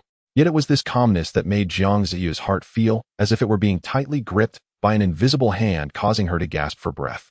Soon the mountain lord had consumed most of the giant python, its belly clearly distended. It let out a blood-scented belch, showing no intention of leaving, instead lying lazily at the base of the tree, licking the blood from its claws, and began to doze off. However, those copper bell-like tiger eyes remained half open, never leaving the tree by even a fraction. It had seemingly made up its mind to wait for its prey. It's over. Jiang Ziyu's heart sank to the bottom of the valley. The two were utterly trapped in a situation of complete despair. The night grew deeper. The temperature in the mountains plummeted and the damp cold wind sliced through like a knife, sending chills down to the bones. Jiang Zhaoyue was dressed in a thin gauzy dress soaked in sweat from her earlier running and struggle with the giant python.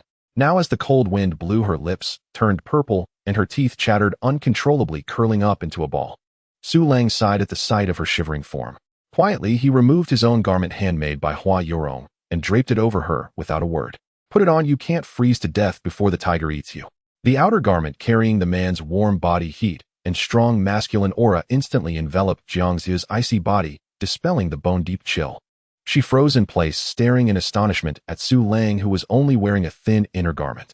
The moonlight filtered through the gaps in the leaves, casting mottled shadows on his sharply defined face.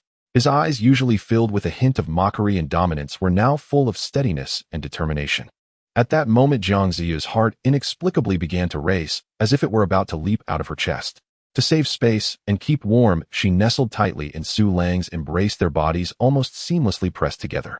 She could clearly feel his strong, powerful heartbeat and the intense warmth radiating from his body through the thin fabric. "Aren't you cold?" she mumbled, burying her face in his chest, her voice barely audible. "I have a good constitution, and I'm not afraid of the cold." Su Lang answered succinctly, his eyes still vigilantly watching the dozing tiger below the tree. Jiang Zhaoyue stopped speaking greedily, soaking in the warmth from him. Her heart was filled with mixed emotions. This man was rough, domineering, and lecherous. But it was also this very man who had saved her time and again from peril, granting her an unprecedented sense of security. For the first time, she began to think seriously. If she really had to marry him and become one of his many women, it didn't seem like such a difficult thing to accept. "How about you hold me a bit tighter? Then it won't be so cold. Then I have no choice but to obey." In Dahu village, Su Lang's wooden house was brightly lit, as bright as day. Hua Yorong Murong, Yanran Xiazhua Li Xiuji, along with the newly arrived sisters Li Qinghuan and Li Qingyao, 6 women sat around the newly made long table, none of them willing to sleep.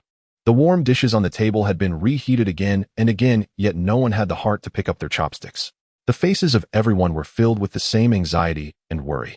"It's so late. Why haven't my husband and sister Zhaoyue returned yet?" Xia Zhuo's eyes glistened with unshed tears, her small hands tightly gripping the corner of her clothes, her voice trembling with emotion. "They must be on their way back." Li Xiuji clasped her hands together, repeatedly chanting prayers for the two.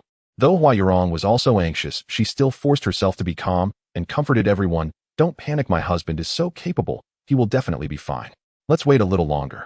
Li Qinghuan and Li Qingyao stood silently to the side, watching the anxious expressions of the matriarchs, their own hearts also filled with turmoil, not daring to breathe. Time passed second by second. The night outside grew denser. Murong Yanran's heart, which had been hanging in suspense, sank deeper. She gripped the dagger at her waist, tightly pacing back and forth in the room, her beautiful phoenix eyes already filled with anxiety and restlessness. Finally, she stopped. "No, I can't wait any longer." The most strong-willed Murong Yanran suddenly stood up, her handsome face filled with determination. "I have to go find him." She grabbed the dagger from the table, turning to head out. "Yanran, my dear sister, do not act rashly." Hua Yorong moved swiftly, seizing her wrist just in time. Murong Yanran's hand, still clutching the dagger, trembled faintly. Her striking, spirited face was streaked with tears and hardened with resolve. "But my husband." Tears welled in Murong Yanran's phoenix eyes as she stamped her foot in anguish. "What if something has befallen him? You must trust your husband." Hua Yorong's voice, though soft, carried an unshakable authority.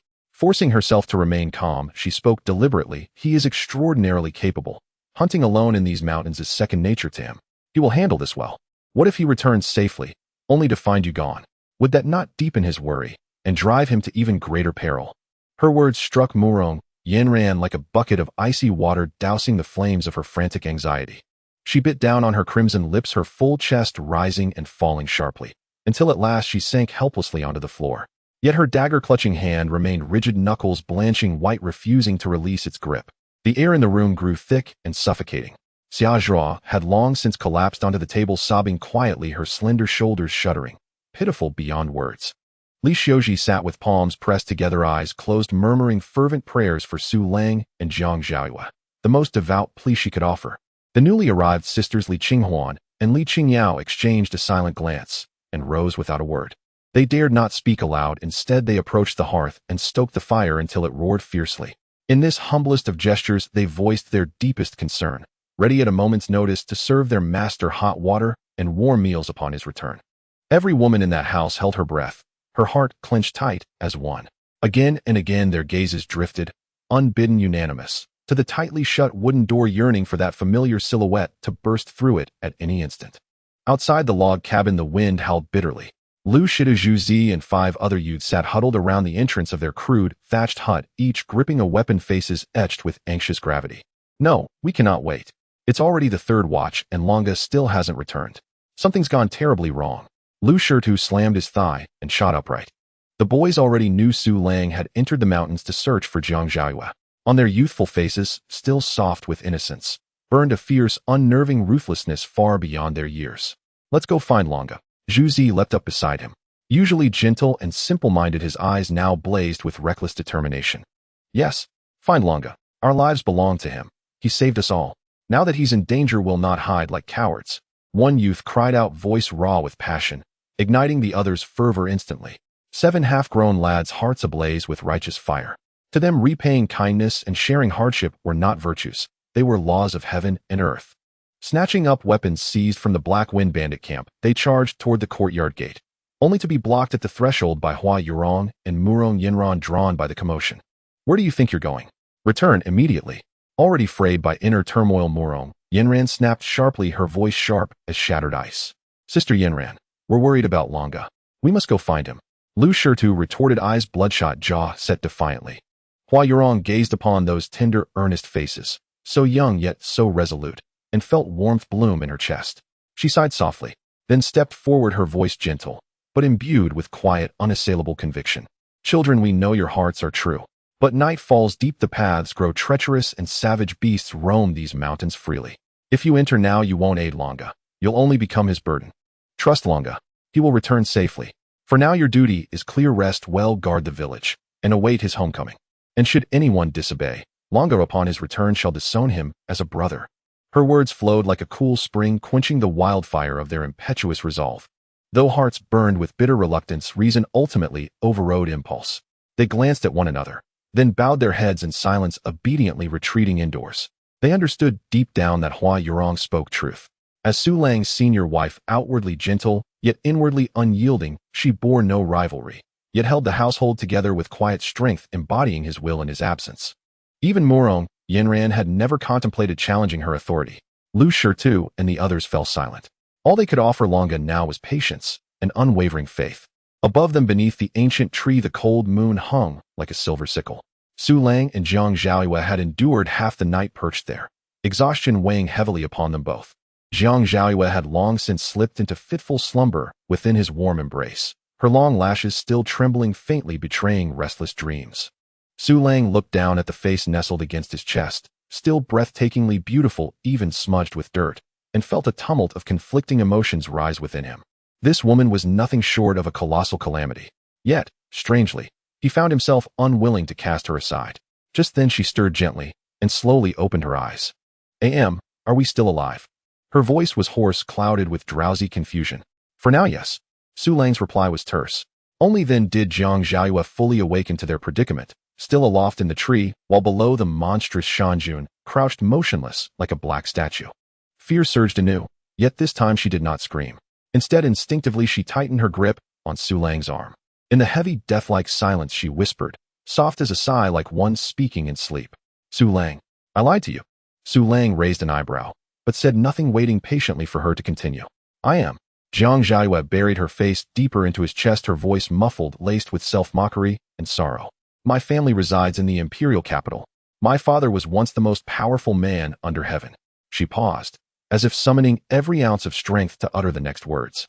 "I am Princess Jiang Zhaoyue of the great Qian dynasty." A princess. A ripple stirred within Su Lang, but settled just as quickly. No wonder she carried that innate grace and that haughty pride. So she truly was royal-born. He guessed correctly. Yet, how had a princess fallen so far? He asked nothing, merely listened, still and attentive. Jiang Zhaoyue, as if finally surrendering, laid bare every secret she held. His imperial majesty passed away. The crown prince, my elder brother, was to ascend the throne, yet he died suddenly. Several imperial uncles rose in rebellion, slaughtering one another for the throne. Blood flowed like rivers in the capital. It had become a living hell. I refused to be captured, used as a pawn to sway factions, or worse, sent to the steppes to marry barbaric chieftains who feast on raw flesh and blood. So, I fled in secret. Her voice trembled with boundless grief and disorientation.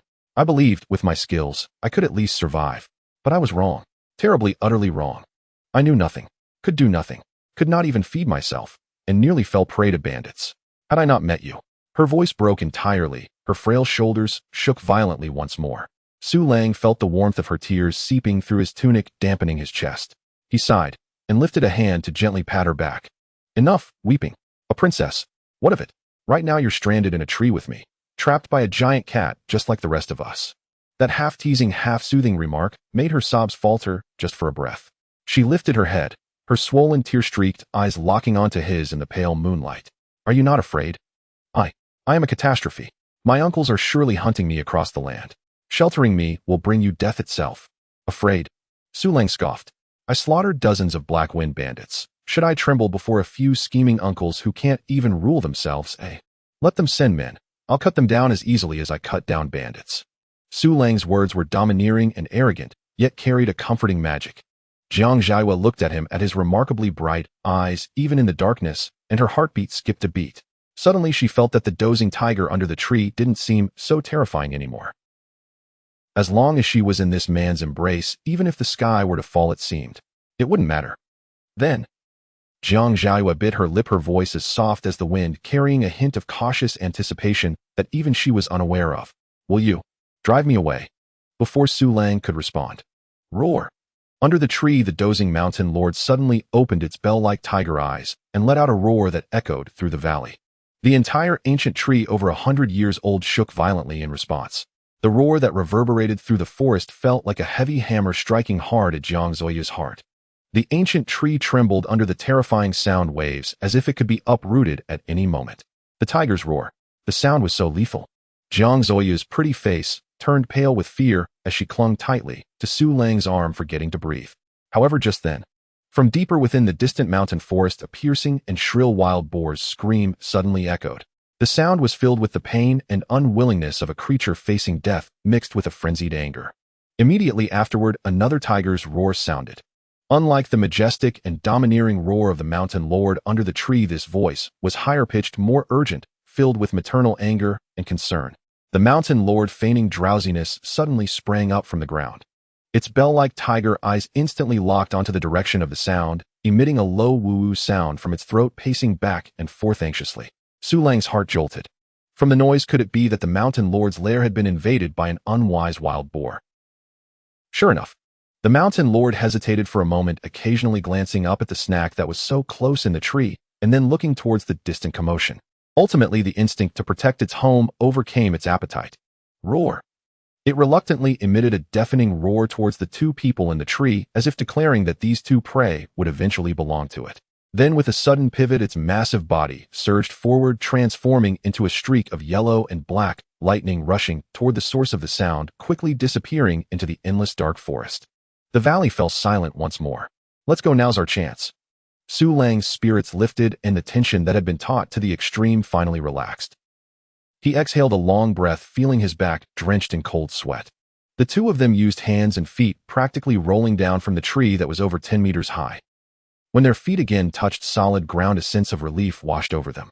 Jiang Zhaiwa's legs weakened, nearly collapsing to the ground, but fortunately Su Lang was quick to support her. Yet Su Lang had no time to savor the softness of the person in his arms. As soon as Jiang Zhaiwa steadied herself, Su Lang immediately let go, not to comfort the shaken princess, but to dash straight to the nearby corpse of the giant python. He rummaged through the bloody, grotesque remains of the snake for a long time, finally retrieving his beloved mulberry wood longbow and the quiver filled with arrows. With the bow and arrows in hand, a surge of powerful confidence and resolve instantly returned to Su Lang. Even if the mountain lord returned, he now possessed the means to retaliate from a distance, no longer needing to passively wait in the tree for death. Hurry! He grasped Jiang Zhaiwa's cold and smooth hand, utilizing the enhanced sense of direction granted by godly hunting technique to determine the direction of the village, and dashed off without looking back. Jiang Zhaiwa felt the warmth and strength emanating from his broad palm, and the deep-seated fear within her began to miraculously dissipate. She didn't think of anything, didn't ask anything, just silently followed in his footsteps, completely entrusting her fate to this man. The two of them hurried through the dark mountain forest. The desire to survive unleashed a potential within Jiang Zhaiwa that she could hardly imagine. Her legs, which usually tired after just a few steps, were now filled with strength, barely keeping up with Su Lang's pace, without becoming a burden. However, she was after all a pampered princess, and could not withstand such a desperate flight. After running for a short distance, she slipped, stepping onto a moss-covered slippery stone, and instantly lost her balance. I can't move. Oh, she cried out in pain, falling heavily to the ground. A sharp pain shot through her right ankle, making her vision darken, nearly causing her to faint. What happened? Can you still walk? Su Lang immediately stopped frowning and quickly returned to her side to ask. Jiang Zhaoyue bit her pale lips, trying to stand up from the ground, but as soon as she put weight on her right foot, the excruciating pain made her face turn as white as paper and cold sweat beaded on her forehead. Tears uncontrollably welled up in her eyes. She looked at Su Lang, helplessly shaking her head. "They'll carry you." Su Lang's movements showed no hesitation. He directly bent down in response to Jiang Ziyu's shocked exclamation, scooping her up entirely. A solid princess carry. Ah! The sudden sensation of weightlessness made Jiang Zhaoyue instinctively let out a short cry. She instinctively reached out her arms, tightly wrapping around Su Lang's neck, her entire being perfectly fitting into his broad and sturdy chest. The tip of her nose was suddenly filled with a strong and pleasant masculine scent. The aroma, a mix of sweat, blood, and earth, carried a reassuring masculinity that inexplicably calmed her racing heart. Su Lang, carrying nearly 100 pounds of living weight, showed no decrease in speed. His terrifying physique, 8 times stronger than that of an ordinary person, was displayed vividly at that moment. The rugged mountain path felt as smooth as a flat road under his feet, with every rise and fall as steady as a rock, showcasing his incredible physique and endurance. Jiang Zhaoyue looked up, gazing closely at the man's sharply defined jawline under the moonlight. She could clearly see the stubble sprouting on his chin and the prominent veins on his neck from exertion. This man was so strong, so reliable. A stunningly beautiful face, she didn't know when had turned as red as if it could bleed. Although she was now disheveled, covered in dirt, and looked like a little beggar in her eyes shining brightly under the moonlight, there was no trace of the proud and cold princess she once was. Instead, there was an irrepressible tenderness and infatuation. At this moment, she was no longer the lofty, great Qian princess. She was simply a small woman saved from danger by the man she loved, tightly held in his arms. When the warm lights of Dahu village finally appeared in sight, Jiang Ziyue, cradled in Su Lang's arms, had a stunningly beautiful face that was already flushed as if she could bleed. If only this journey home could be a little longer. Shame. They were about to enter the village, and everyone would see her. She was actually being held by a man like this. Jiang Zhaoyue was so embarrassed that she wished to find a crack in the ground to hide in. She buried her face deeper into Su Lang's solid chest, whispering in a voice as delicate as a mosquito, pleading in his ear. Put me down. Just help me walk. It's not good to be seen by others." Su Lang paused, lowering his head to look at the woman in his arms who had buried her face, revealing only a pair of crimson ears, a playful smile curving at the corner of his mouth. He obediently set her gently on the ground. As soon as Jiang Zhaoyue stood firm, a piercing pain shot through her right ankle, causing her face to go pale and her body to go weak, nearly falling. Su Lang reacted quickly, extending his long arm to catch her once more, steadying her in his embrace. "What a hassle," he muttered under his breath. However, his tone lacked the previous severity and impatience. Instead of lifting her again, he squatted down neatly in front of her, his broad back facing her. "Get on, I'll carry you." Jiang Zhaoyue looked at his back, which wasn't particularly tall, but was as sturdy as a mountain, and her pretty face flushed once more.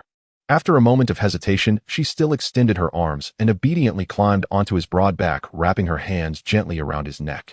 Su Lang supported her firm bottom with his arms and effortlessly carried her striding towards the village. "Haha, you're quite something," Su Lang could not help but say. This was even more intimate than the princess carry from before. Jiang Ziyu's soft and ample bosom pressed against his solid and warm back without reservation. Through the 2 layers of thin clothing, she could distinctly feel the strength of his back muscles and the powerful heartbeat that thrummed like a drum. The unprecedented intimacy made her heart race, her blood seemingly boiling. "What?" Jiang Zhaoyue did not catch what he said. "I said you're quite heavy," Su Lang replied. Jiang Zhaoyue pouted, a bit annoyed, but still rested her head against Su Lang. As they reached the village entrance, the two saw a crowd anxiously waiting. Hua Yorong Murong, Yenran Xiazhira, and Li Xiuji, 4 women, stood at the front, their pretty faces filled with worry.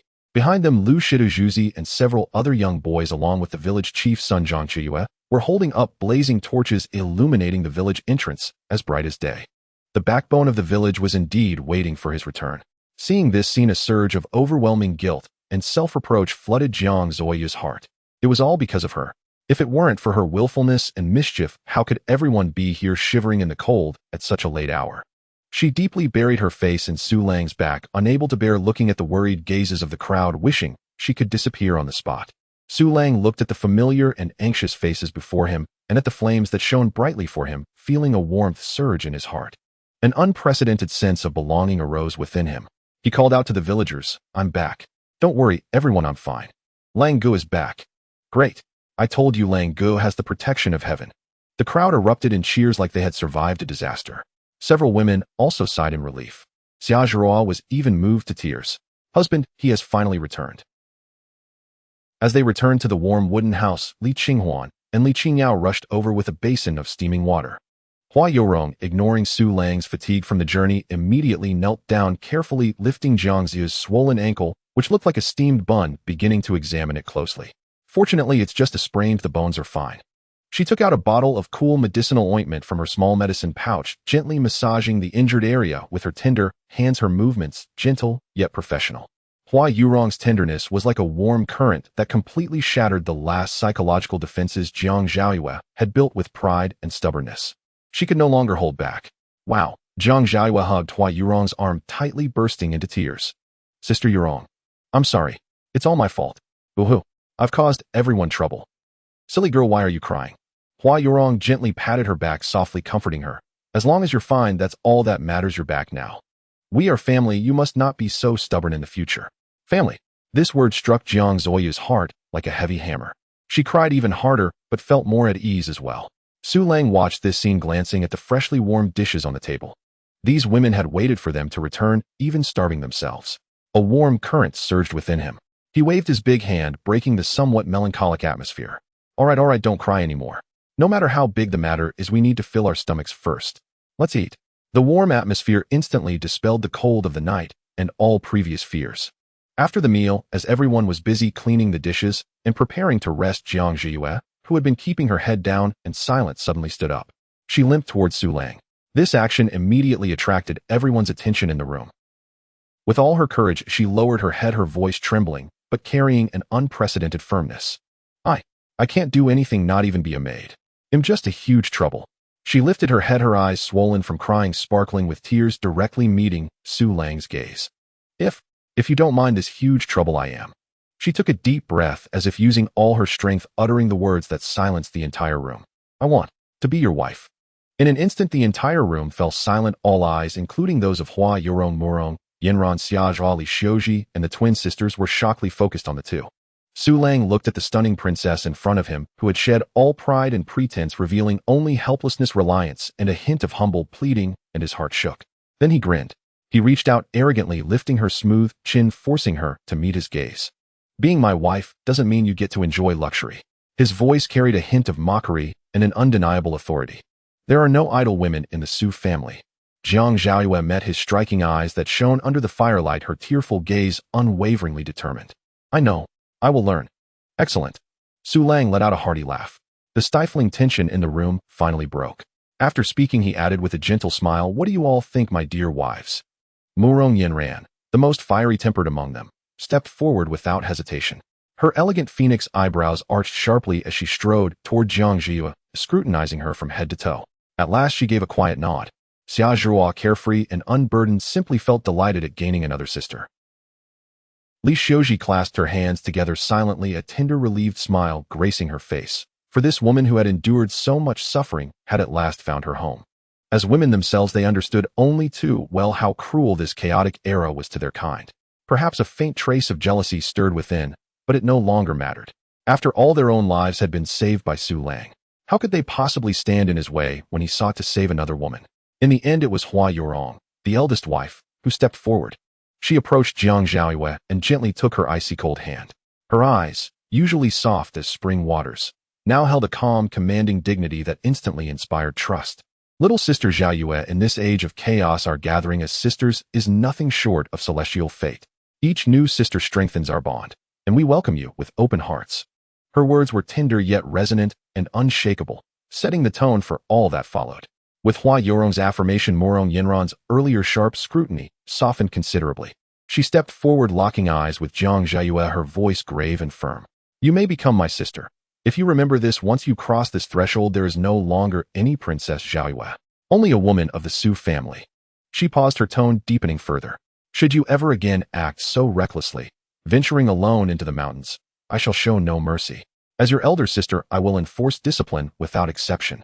Though harsh in form, those words, as your elder sister, were the clearest sign of acceptance.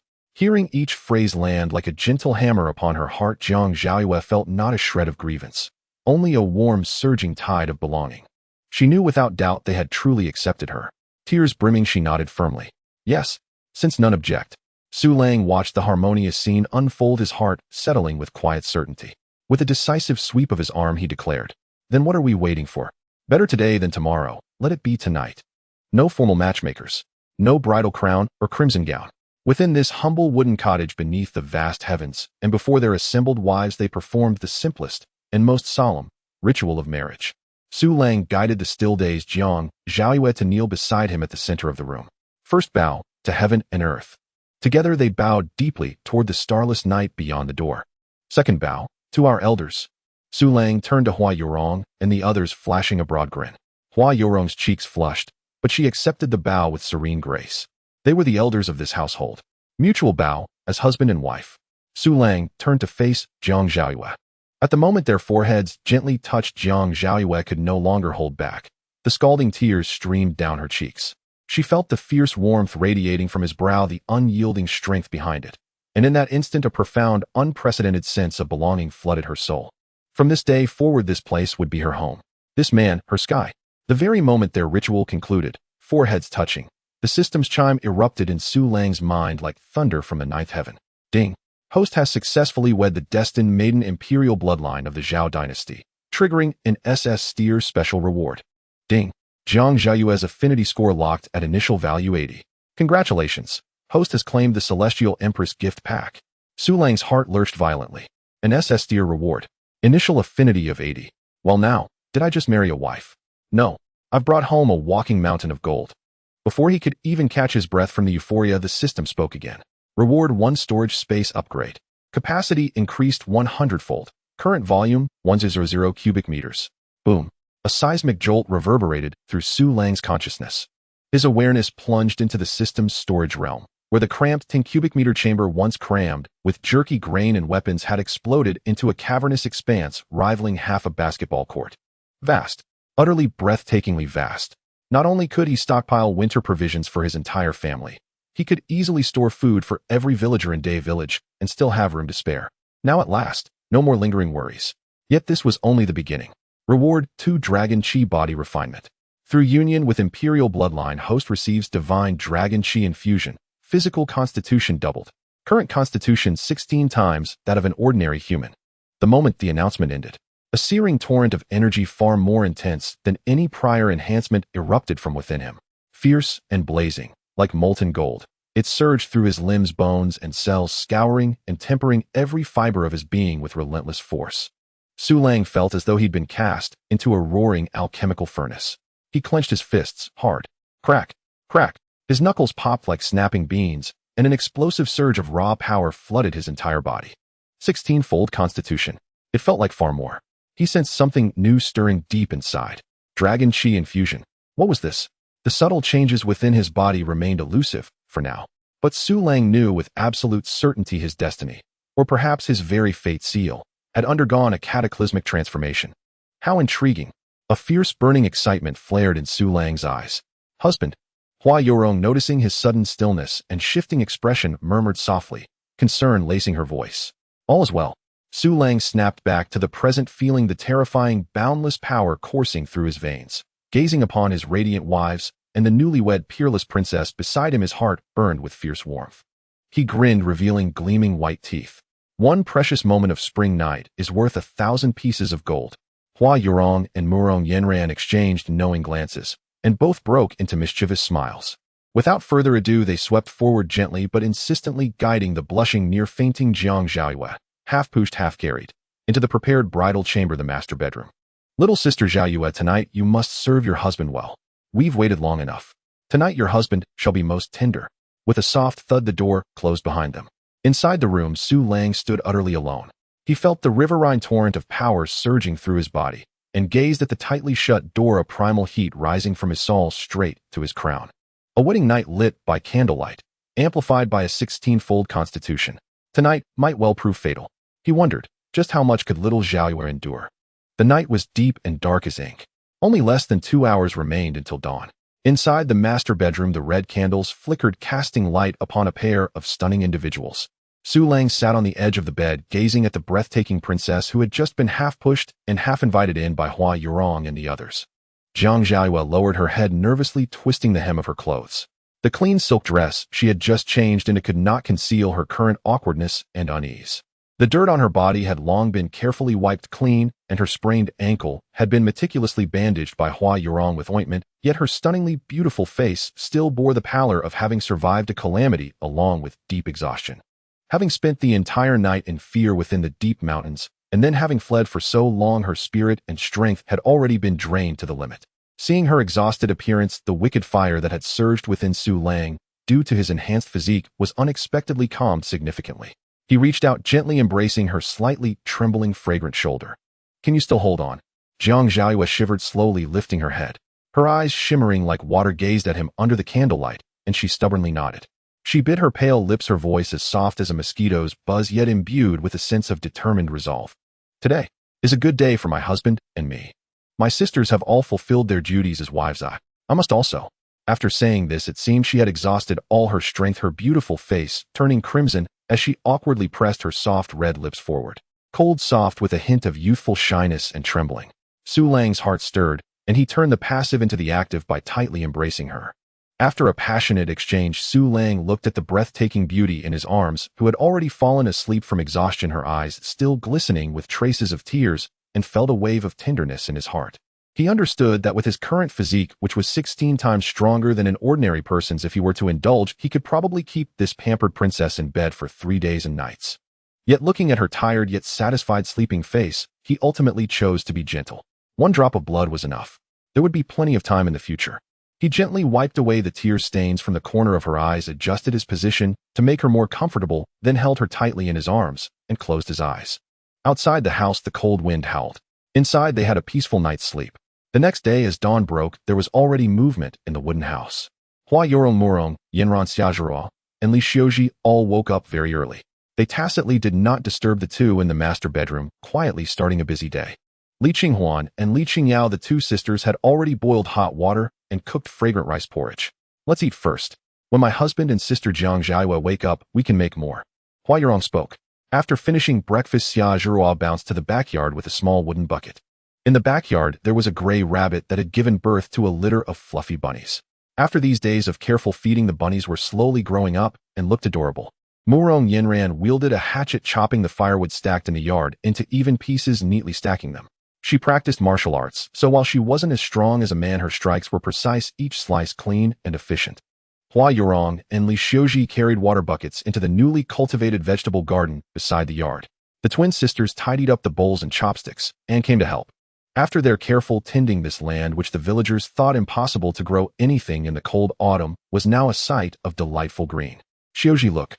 Hua Yurong pointed at a row of freshly sprouted tender shoots, her face showing a hint of surprise. Li Xiuji leaned over to take a look, also surprised, covering her small mouth. In the moist soil, clusters of green seedlings were bravely breaking through the earth, with dewdrops glistening on the leaves, full of vibrant life. "These are sweet potato shoots and wheat." Li Ziyu's voice trembled with disbelief. "Heavens, they have grown this tall after just a few days of planting. Do these seeds not mind the climate?" She looked at the seedlings that were thriving even in the cold autumn wind, and then at the flourishing wheat nearby, her admiration for Su Lang deepening further. She wondered where her husband had found these seeds. It was incredible that they could grow so quickly in the chilly autumn. This was simply a miracle. Not only in Su Lang's vegetable garden, but the entire Dea village was immersed in a near-fervent joy.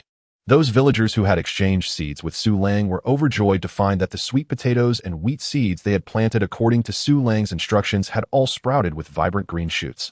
"They have sprouted. They've really sprouted."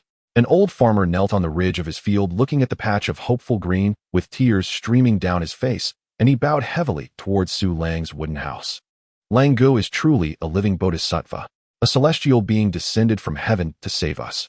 With this food, we will never have to go hungry again." The villagers spread the news, and the entire village was buzzing with excitement. Their gratitude and admiration for Su Lang reached an unprecedented peak at that moment. In their simple understanding, who else but a celestial being could make crops sprout and grow in autumn? The noon sun shone brightly. Su Lang awoke feeling refreshed.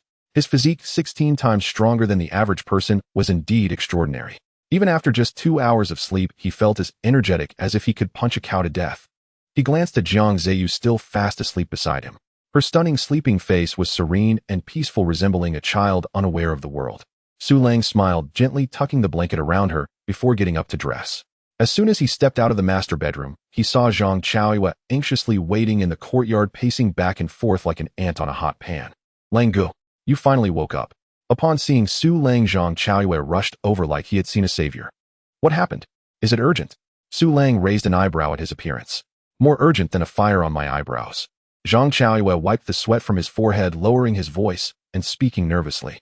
The county's captain Li Si has arrived. Li Si. Su Lang's heart sank.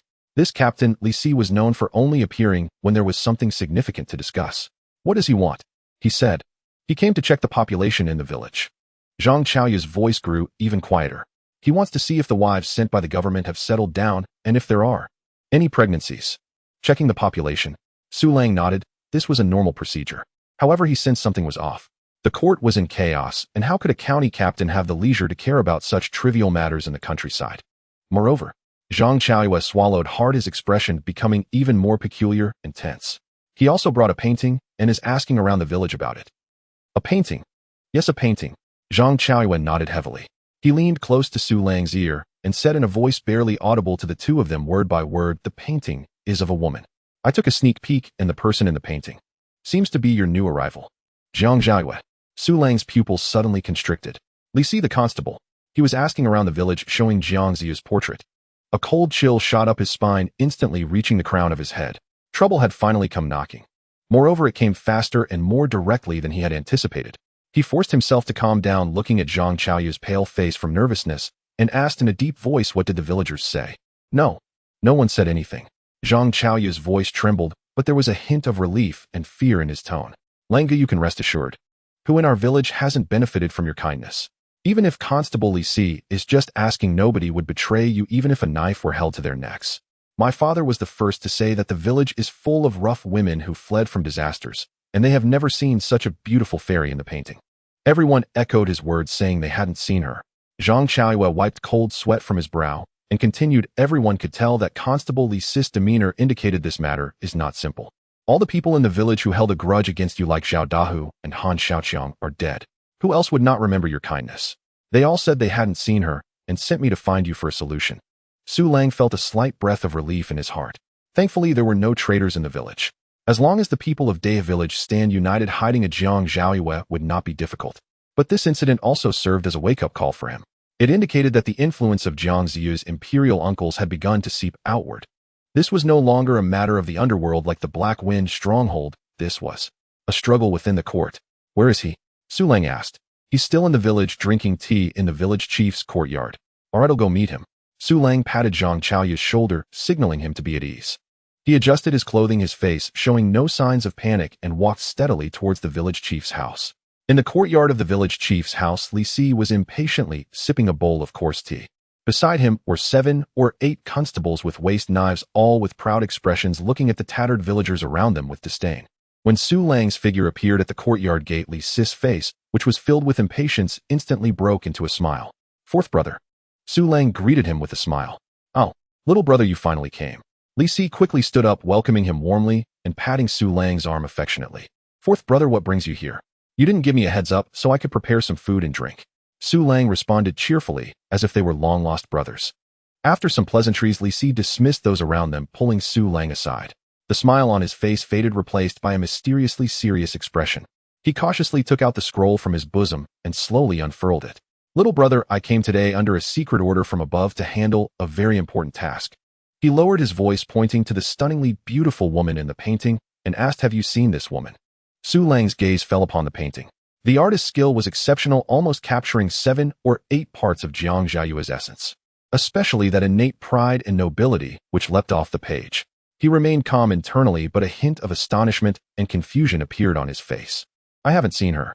Su Lang shook his head, then exclaimed in astonishment, what a beautiful woman. Fourth brother, which family's daughter is this? Or is she a wanted criminal by the court? Shoo. Li Si hurriedly made a silencing gesture, nervously looking around. He leaned closer to Su Lang's ears, speaking in a voice only they could hear, filled with excitement and greed. Little brother, this is a tremendous fortune. A powerful figure up top is looking for a runaway maid. As long as we can find her, not only you and I, but even the county magistrate will benefit. We will soon have gold, silver, and riches and promotions to higher positions. Su Lang's heart coldly laughed. It seemed that Li Si's level of information did not reach the real core secrets.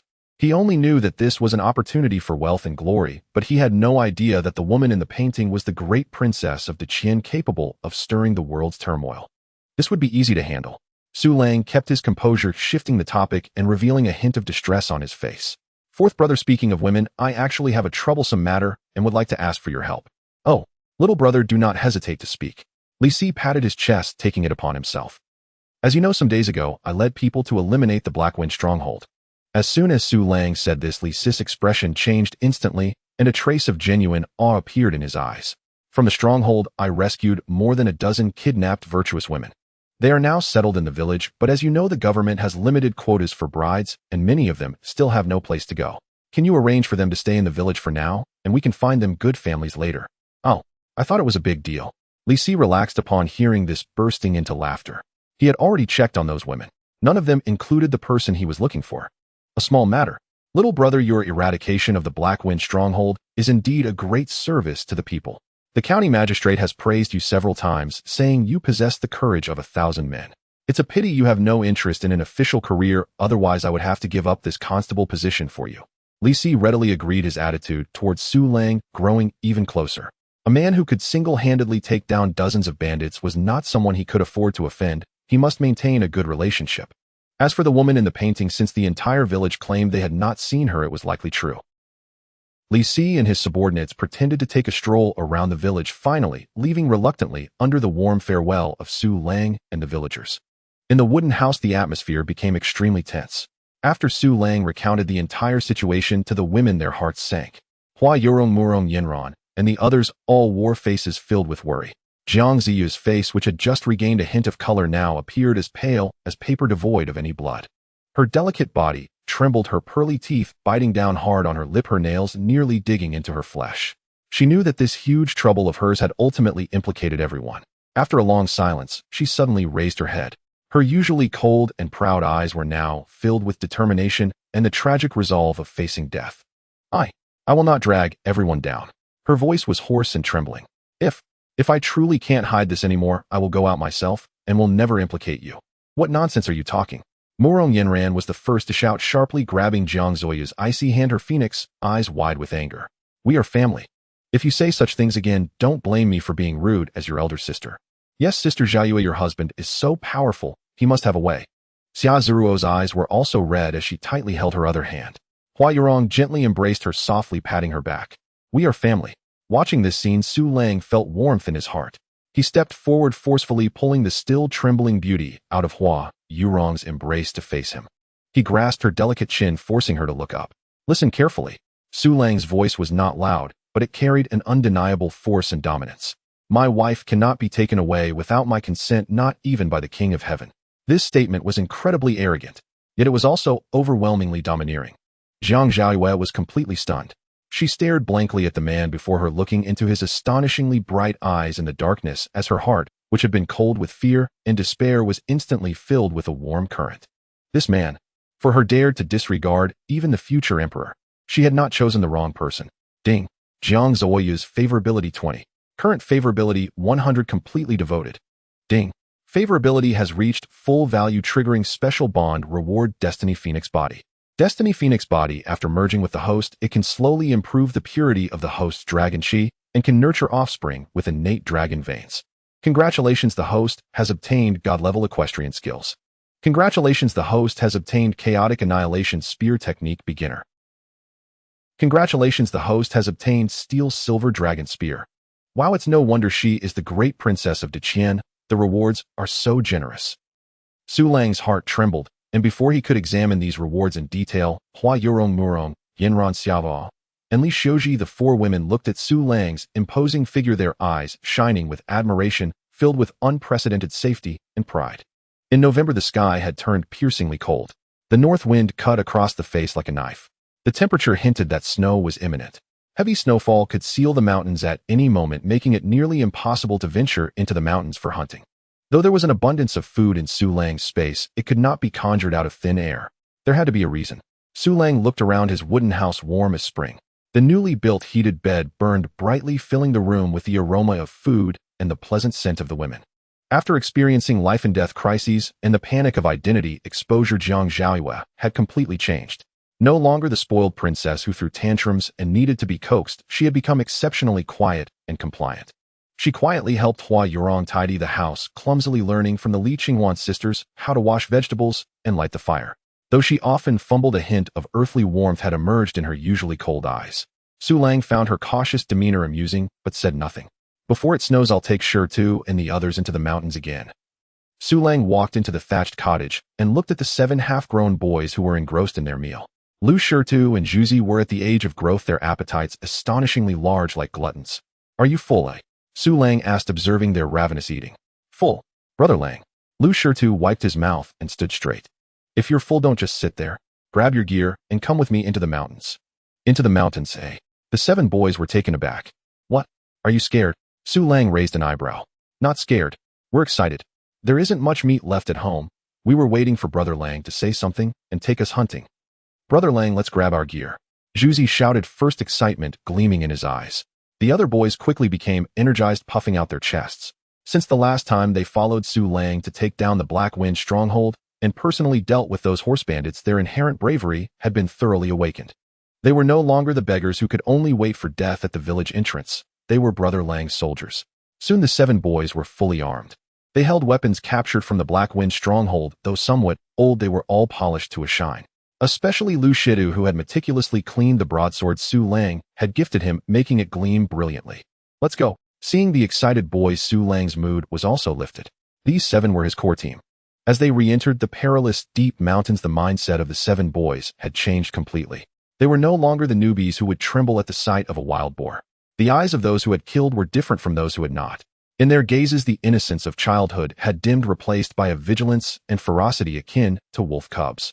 Su Lang led the way, activating his divine-level hunting skills. Every rustle in the vicinity was captured by his senses. He didn't deliberately seek out large beasts. Instead, he specifically led the boys to the outskirts of the forest to hunt smaller prey, like wild rabbits, mountain chickens, and roe deer. This was training. Xiao Bao 30 steps to the left under that crooked tree. Su Lang called out without looking back. In the group, a small boy who looked to be only 11 or 12 instantly raised his short bow. His name was Xiao Bao, the youngest among the 7. Typically quiet, he possessed extraordinarily sharp eyes and an innate talent for archery. Su Lang intentionally trained Xiao Bao. Whooshed! The arrow shot through the air. With a piercing scream, a plump fox that had been gnawing at roots fell to the ground, pierced by the arrow. Good archery! Zhuzi and the others cheered. A shy yet proud smile appeared on Xiao Bao's face. Under Su Lang's precise commands and the boys' cooperation, their haul increased. They seemed like a well-coordinated hunting team, efficiently harvesting lives in the forest. Until deep into the night, the moon hung high. They did not encounter any large beasts, but each one was laden with prey. Wild rabbits, mountain chickens, foxes, roe deer. Altogether, they had nearly 300 pounds. Let's head back, Su Lang commanded, and everyone carried their heavy game, returning triumphantly. However, when the familiar outline of Dao village appeared, the smile on Su Lang's face froze instantly. A chilling sensation surged through him. At the village entrance, torches lit up, casting a bloody glow across half the night sky. Dozens of soldiers clad in standard iron armor, wielding long spears, surrounded the village entrance, creating an impenetrable barrier. The oppressive atmosphere was 100 times heavier than when Captain Li Si had come last time. Here they come again. And this time they were regular troops. Su Lang's heart sank sharply. Zhaoyue, has she been exposed? The others behind him, including Lu Shitu, also turned readied upon seeing this scene. They instinctively gripped their weapons tightly, exuding a bloodthirsty aura. At that moment, a figure tumbled out of the village. It was the village chief's son, Zhang Chaoyue. Lang, Brother Lang, you finally came back. Zhang Chaoyue ran closer, out of breath, his face pale as paper. What's going on? They're here to find someone again. Zhang Chaoyue panted, speaking urgently. This time it's a general. A very young general. He also brought a portrait. Su Lang's fists instantly clenched, cracking ominously. Just as I suspected. However, what Zhang Chaoyue said next left him utterly stunned. Brother Lang, they are looking for Miss Zayu and another person. Who? Your wife Yanran. What? Su Lang's pupils contracted violently. Looking for Murong Yanran. Wasn't her father a martial arts champion who died in battle? What identity could she possibly have? Could it be? A ridiculous yet terrifying thought flashed through his mind. Brother Lang, You should hurry back and check. Zhang Chaoya's voice was trembling with tears as he pointed towards Su Lang's wooden house, his face filled with fear and urgency. That young general specifically requested to see your wife. Right now your wife is at the door with a knife confronting that general. Boom. A tremendous killing intent erupted from Su Lang like a volcanic explosion. The prey in his hands fell to the ground with a clatter. In the next instant, he transformed into a shadow using imprintless snow treading to its limit, crazily sprinting towards home. Touch my woman. No matter who the general is. I'll take your life. Protect my sister-in-law. Follow Brother Lang. The night wind stirred up a murderous intent that filled the sky. Su Lang's figure moved like a ghost, the mountain path beneath his feet appearing as level ground in his eyes. Each step left a deep footprint in the earth. At this moment, his terrifying physique, 16 times stronger than that of an ordinary person, was pushed to the limit. The wind roared past his ears, and the trees on either side crazily retreated behind him, making the entire world seem like a blur of flowing light. Only one thought occupied his mind. Touch my woman. Death. Protect my sister-in-law. Behind him, Lu Shitu and the other 7 youths unleashed beast-like roars. Their youthful faces were now filled with a reckless madness, the weapons in their hands reflecting a bloodthirsty glow under the light of the flames, closely following Su Lang's footsteps. Like a pack of wolf cubs descending the mountain in search of food, they charged towards the village shrouded in flames. As Su Lang's figure burst into his yard like a cannonball, the scene before him caused his already boiling murderous intent to explode beyond measure. In the yard, torches were everywhere. Dozens of soldiers clad in iron armor armed with long spears completely surrounded the small wooden house, the cold and oppressive atmosphere almost solidifying the air into ice. And at the very center of the encirclement, Mu Rong Yanren's delicate face was frost-laden, holding a dagger sharp enough to cut through iron, coldly confronting a young general clad in silver armor. The general stood tall, his handsome face strikingly similar to Mu Rong Yanren's, sharing a resemblance in their brows. However, the gaze he directed at Mu Rong Yanran was filled with complexity, pain, anger, and an undeniable command. Hua Yorongxia, Zhao Li Xiuji, and the sisters Li Qinghuan all stood pale at the door, fiercely protecting the master bedroom, behind them their faces etched with terror and determination. Yanran, husband. Seeing Su Lang's figure, Hua Yorong and the others called out in surprise, as if they had seen their backbone. But Su Lang had no time to respond. His gaze was firmly locked onto the young general, who dared to threaten his woman with a weapon. Boom. A terrifying, murderous aura erupted from Su Lang, far more fearsome than that of a mountain tiger. He stepped forward, instantly appearing in front of Mu Rong Yanran, his broad back acting like an insurmountable mountain, firmly protecting her behind him. Is that Su Lang? The young general's pupils contracted, sharply shaken by the almost tangible, murderous aura emanating from Su Lang. Indeed it is. Su Lang's voice was as cold as if it came from the depths of hell. Husband, he. Mu Rong Yanran was about to explain. Yanran stepped back. The young general barked, sharply interrupting her. His silver-long spear shook violently, the spear tip drawing a brilliant flower of steel in the air, emitting a piercing hum. You'll see what you can do to be so arrogant. Before his words fell, a silver flash tore through the night sky. The long spear in his hand seemed to come alive, transforming into a dragon emerging from the sea, rushing towards Su Lang's throat with an unmatched fierce wind. The spear shot out like a dragon. How fast that spear was! This strike was both swift and fierce, with a tricky angle sealing off all of Su Lang's escape routes. However, Su Lang didn't even blink. Just as the spear tip was about to touch his skin, clang! A crisp sound of metal clashing resonated through the night sky. Su Lang had drawn the horizontal blade at his waist without him knowing. He didn't even use any fancy blade techniques. He simply brought down the blade with a single straightforward strike. Violent, pure strength. Bang! The knife and spear clashed, sparks flying. An unimaginable immense force surged through the spear shaft, violently crashing towards the young general. What? The young general felt a force like a tsunami crashing towards him, his tiger's mouth trembling, his entire arm suddenly going numb, nearly losing grip on the long spear. He was shaken back 3 large steps by the terrifying power contained in that blade, each step leaving a deep footprint in the ground, only managing to stabilize himself with great difficulty. The look in his eyes as he gazed at Su Lang instantly transformed from scrutiny and disdain to shock and disbelief. This! What terrifying brute strength! Yet Su Lang did not give him any chance to breathe. After forcing back his opponent with one strike, he suddenly stepped forward, his body shooting forward like an arrow released from a bow. The horizontal blade in his hand turned into an impenetrable web of blades, whipping up a violent wind, crazily enveloping the young general. The wind blade technique. The young general was greatly alarmed, quickly waving his long spear and desperately blocking. Clang! Clang! Clang! Clang! In the yard, a series of sounds like a torrential rain of metal clashing erupted. Sparks flew, and the clash of blades and spears dazzled the surrounding soldiers, making them fearful and anxious. Their proud young general, the boy hero who struck fear into the hearts of the barbarians on the battlefield, was now being suppressed by a mere country bumpkin. Moreover, it was a complete and utter defeat. Every strike from Su Lang was heavy and violent. The young general felt the opponent's blade grow heavier and faster with each strike, numbing his arms and causing his blood to surge, forcing him to defensively block without even a moment to catch his breath. Die for me. Su Lang's murderous intent flared in his eyes as he seized an opening in the young general's defense, abruptly changing the angle of his horizontal blade. With a strange angle, it bypassed the spear shaft directly aimed at the young general's neck. This strike was as quick as lightning. The young general's pupils instantly widened to the extreme. The shadow of death completely enveloped him. He couldn't dodge it. Just at this critical moment, stop. A piercing scream echoed through the night sky. Mu Rong Yanran rushed over without a care, opening her arms and standing firmly between the two. He is my brother. My biological brother. Mu Rong Songhai. Buzz. Su Lang's horizontal blade, capable of splitting stone, came to an abrupt stop just an inch from her white neck. The sharp blade wind even severed a few strands of her flying hair. The entire yard fell into silence in an instant. Su Lang was stunned. Yanran's biological brother. My brother-in-law. Su Lang looked down at the woman in his arms who was crying like a rain-soaked pear blossom, trembling with fear, then glanced at the young general across from him, who was equally shocked and panting heavily after a narrow escape, his mind momentarily unable to process the situation.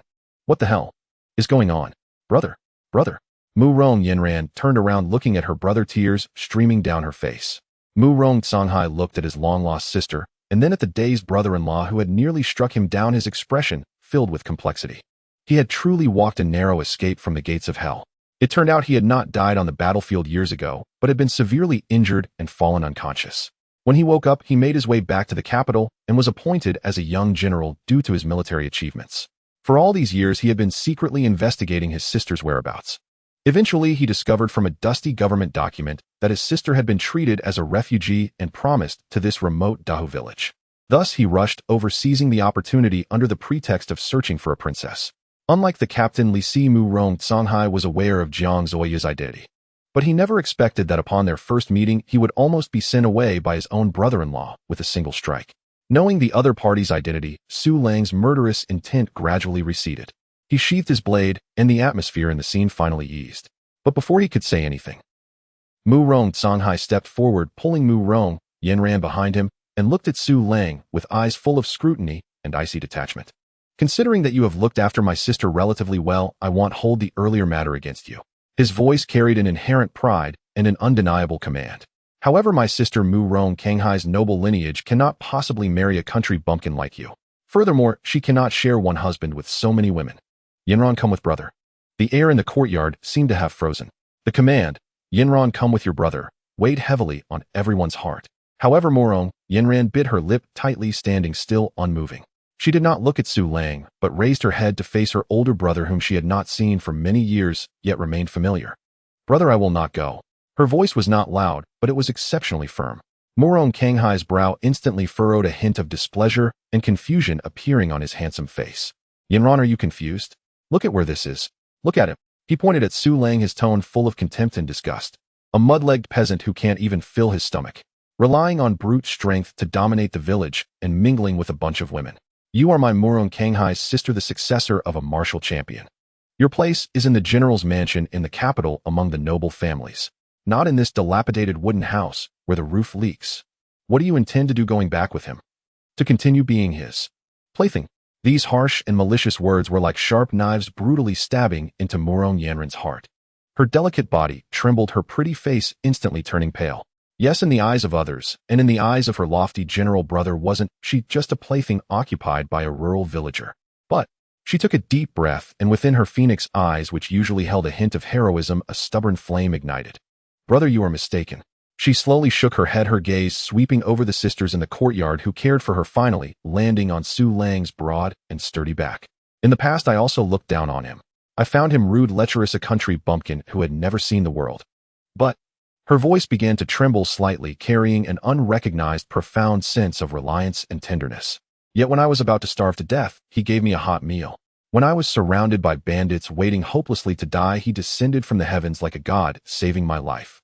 In this chaotic world where life is worth less than a dog, he gave me a home, providing me with stability and warmth I had never experienced. Since I have married him and pledged my vows to heaven and earth, I Murong Yinran am his in life and will be his spirit in death. No matter who I am, no matter what my identity was before, from now on, I am merely Su Lang's wife. Her words struck like thunder. Like a resounding slap, it harshly struck Murong Kanghai's face. He was completely stunned, looking incredulously at this sister, who seemed transformed, someone he no longer recognized. Was this still the proud, willful Yinran with her head held high? Would she actually say such words for a rural villager? Humiliation.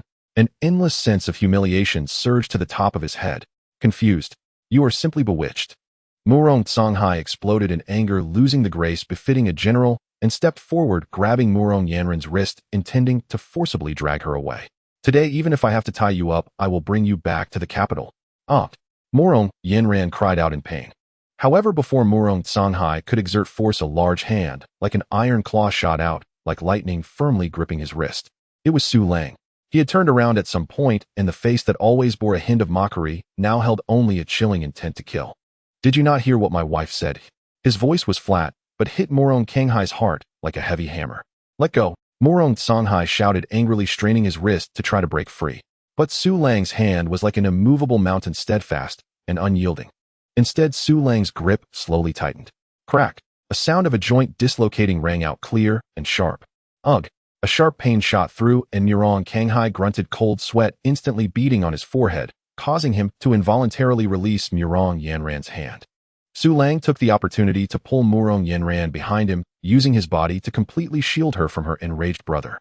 He looked at Murong Kanghai's face, twisted in pain and anger, a cold smirk gracing his lips. You. Murong Songhai was trembling with rage, his other hand fiercely gripping the hilt of his sword at his waist. Do you want to die? It is you who seeks death. Su Lang's voice remained calm, yet it carried a domineering aura that could destroy the heavens. He took a step forward, and a palpable killing intent enveloped Murong Kanghai once again. She chose me. If you truly care for her, bless us, and I will respect you as a man, calling you brother-in-law, and I will treat you to this celebratory feast. But if you think you can use your meager status to forcibly tear us apart. Su Lang grinned, revealing a set of gleaming white teeth. Then come and ask the knife in my hand whether it agrees or disagrees. Just as the words fell, a synchronized sound of drawing swords rang out, echoing through the night sky. The dozens of personal soldiers brought by Murong Kanghai all drew their sabers, the cold blades reflecting a chilling light under the fire, all aimed at Su Lang. A murderous aura instantly filled the entire courtyard. The air became tense to the extreme. A bloody battle was about to erupt. However, at that moment, protect Lang Go. Protect the sister-in-law. A chaotic and furious roar suddenly came from outside the courtyard. Lu Shida Zhuzi and 6 other youths wielding weapons charged in like a pack of enraged wolf cubs. Without saying a word, they rushed to Su Lang's side, firmly protecting him and the small wooden house behind them, using their young bodies to face those dozens of cold blades. Their eyes held no fear, only a reckless madness and determination. Murong Kanghai looked at these 7 half-grown youths, first stunned, then a trace of disdainful sneer appeared on his face. With these boys who had yet to fully grow, did they think they could block his battle-hardened soldiers? It was like an ant trying to stop a chariot. But before his sneer could fully blossom, it froze on his face. Because more footsteps sounded from all directions of the village. Who dares to touch Lang Go? Let's fight them. The firelight. More and more firelight brightened from the darkness. The village chief's son Zhang Chaiyue was the first to rush over, wielding a rusty butcher's knife. Behind him were more villagers from Day Village. Old, young, male, female. They had no proper weapons. Some wielded hoes, others carried chopping knives, some held pitchforks, and there were even those who simply picked up thick wooden sticks. They were ragged and emaciated, looking like a rabble. Yet their faces bore the same reckless madness. They silently and steadfastly stood behind those 7 youths standing behind Su Lang. The densely packed crowd surrounded the entire courtyard, making it impossible to pass. Hundreds of eyes filled with hatred and determination firmly fixed on Murong Songhai and his soldiers holding sharp blades. In that moment, Murong Songhai was utterly stunned. His previous disdain and arrogance had vanished, replaced by endless shock and disbelief. What is this situation? A rural villager with a call could actually make the entire village risk their lives for him. How could this be possible? He looked at the group of rebels daring to confront the soldiers with hoes and sickles. A surge of anger shot straight to the top of his head. You? Are you trying to rebel? Murong Songhai's roar reverberated through the night sky. In response, Zhang Chaoyu's voice came back filled with tears, yet undeniably resonant. Rebel. Pak. Zhang Chaoyu's eyes were red, pointing at the armored soldiers. He shouted with all his might. Where were you soldiers when we were almost starving to death? Where were you officials when my parents were on the verge of death? My husband, my son, all died in battle. The court has never cared for us. It was Su Lang. Su Lang gave us food, allowing us to have enough to eat. It was Lang Gu. It was Lang Gu's wife who gave us medicine, saving our entire village. Today, if anyone dares to touch a hair on Lang Gu, they will have to tread over our corpses first. Tread over them. Let's fight them. Hundreds of villagers roared in unison. That voice combined into a tidal wave, even overpowering the killing intent of those dozens of elite soldiers. Murong Kanghai looked at the frenzied villagers in front of him, at the man who was protected like a star among them, and was utterly dumbfounded, as if struck by lightning. Murong Songhai gazed at the frenzied villagers before him, observing the man they surrounded like stars, orbiting the moon, his entire being struck dumb, as if hit by lightning. A heavily armored deputy quickly stepped forward, leaning close to his ear, his voice barely above a whisper, yet laced with a chilling intent to kill. General, this group of unruly peasants is gathering to resist the imperial troops, equivalent to treason. Should we eliminate them on the spot? Murong Kanghai's pupils suddenly constricted. Slaughter the village. He had spent half his life on the battlefield, having killed more than the living in this village. But those were savages who feasted on flesh and warfare enemies. The people before him were unarmed commoners of Dakian. He could look down on them, he could scold them, but to order the massacre of these people who were merely repaying kindness, he could not do it. Just as his mind was in turmoil, hesitating at that moment.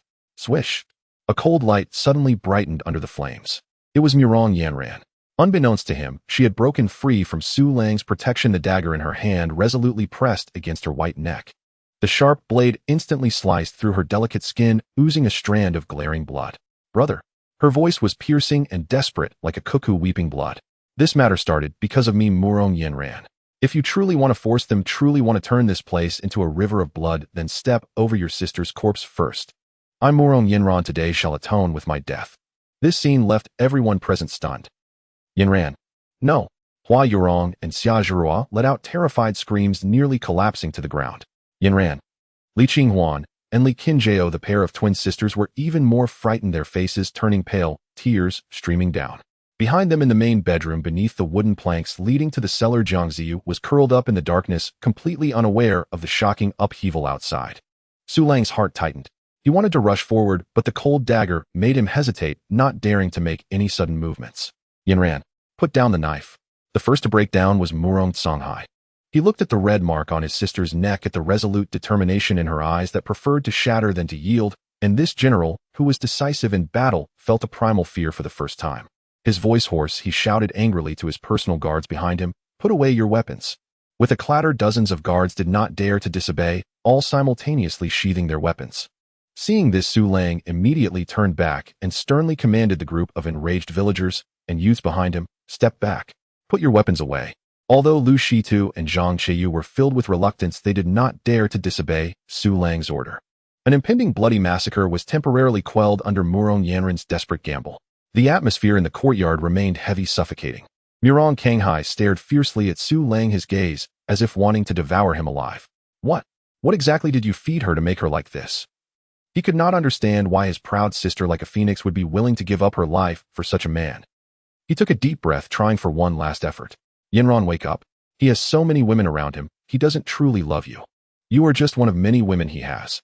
This remark once again pierced Murong Yanran's heart, but this time she did not retreat. She lowered the dagger, looking at her concerned brother, and suddenly asked back, "Brother, in your general's manner, is there only one woman sister-in-law?" A single question left Murong Songhai speechless. Of course there was not just one. Let alone him, in this era, any man with status and position had multiple wives. Moreover, given the current state of war and famine, the imperial court was practically forcing all men to marry multiple wives and have more children to increase the population. His reasoning to attack Su Lang was fundamentally untenable. Looking at his brother's face, which was turning red from suppression, Murong Yanran's heart finally settled. She knew she had won. Seeing that reason could not prevail and her sister had made up her mind, Murong Kanghai's anger reignited. He redirected all his resentment towards Su Lang. Stepping forward, he pointed his silver spear at Su Lang, his eyes ablaze with fierce battle intent. "All right. Since my sister has been bewitched, I will make you completely lose heart today. Our men's matters will be resolved in a man's way. You and I will compete in 3 rounds. If you can win 2 rounds, I will acknowledge you as my brother-in-law and cease to interfere in your matters. But if you lose, his voice turned cold and cruel. You shall cripple your own martial arts and disappear from my sister's sight forever. Su Lang sneered inwardly. Cripple his own martial arts. This brother-in-law was truly both demanding and imposing. Before he could speak, the women behind him, Hua Yurong and Xia Zhira, grew anxious. Husband, don't agree to him. This isn't fair. Yes, Lang Gu. He is a general, surely he knows everything. Don't fall for his tricks. Seeing this, Murong Kanghai's lips curled into a confident smile. What? Afraid? If you dare not compete, then scram. Su Lang raised his hand, signaling the women to be at ease. He looked at Murong Songhai with interest and asked, what will we compete in? Murong Kanghai's eyes turned. Having experienced Su Lang's brute strength and strange swordplay in their earlier encounter, he knew he had no chance in close combat. He must leverage his strengths and avoid his weaknesses. The first round will be archery. The second round, mounted combat. Both of these were skills he prided himself on as a cavalry commander, the most proficient. He could not believe a mere village bumpkin could best him, a seasoned general, in these 2 areas. As soon as he said this, the villagers erupted. Many had seen Su Lang's archery skills, but mounted combat. No one had ever seen Su Lang ride a horse. This is too unfair. Lang Gu has never fought on the battlefield. Exactly. How can we compare this? General competing in cavalry against commoners, do you have no shame? Lu Shirtu and the others were so furious their faces turned red, feeling the other side was simply shameless to the extreme. However, Su Lang's expression showed no sign of tension. In fact, he even felt like laughing. Divine-level equestrian skills, chaotic destroying world spear technique, and a newly acquired fine steel silver dragon spear. Was this brother-in-law sent by heaven to help me practice my new skills? This opportunity was simply too fitting. All right, I agree to your terms. Su Lang decisively uttered 4 words. Husband, Lang Gu. A chorus of exclamations and worries rose behind him. Everyone thought Su Lang had gone mad to agree to such an obviously unfair wager. Murong Songhai, however, was overjoyed, fearing he might backtrack, and immediately shouted, good. Once a word is spoken, even a team of 4 horses cannot chase it back. All present are witnesses.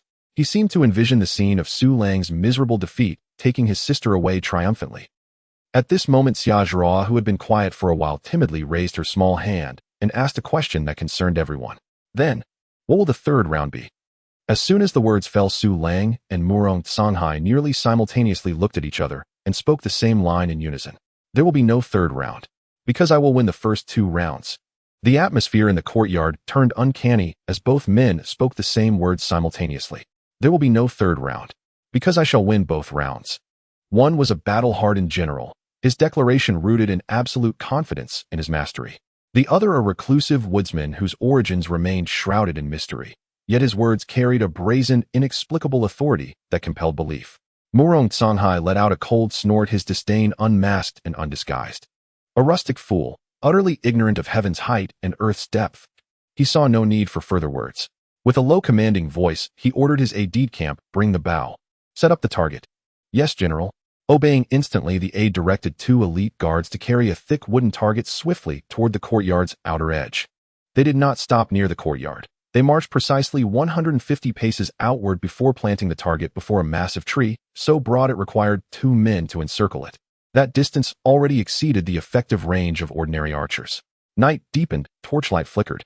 To the untrained eye, the bullseye, at 100 paces, appeared only as a faint, indistinct speck of black. So far, how could anyone possibly hit it from here?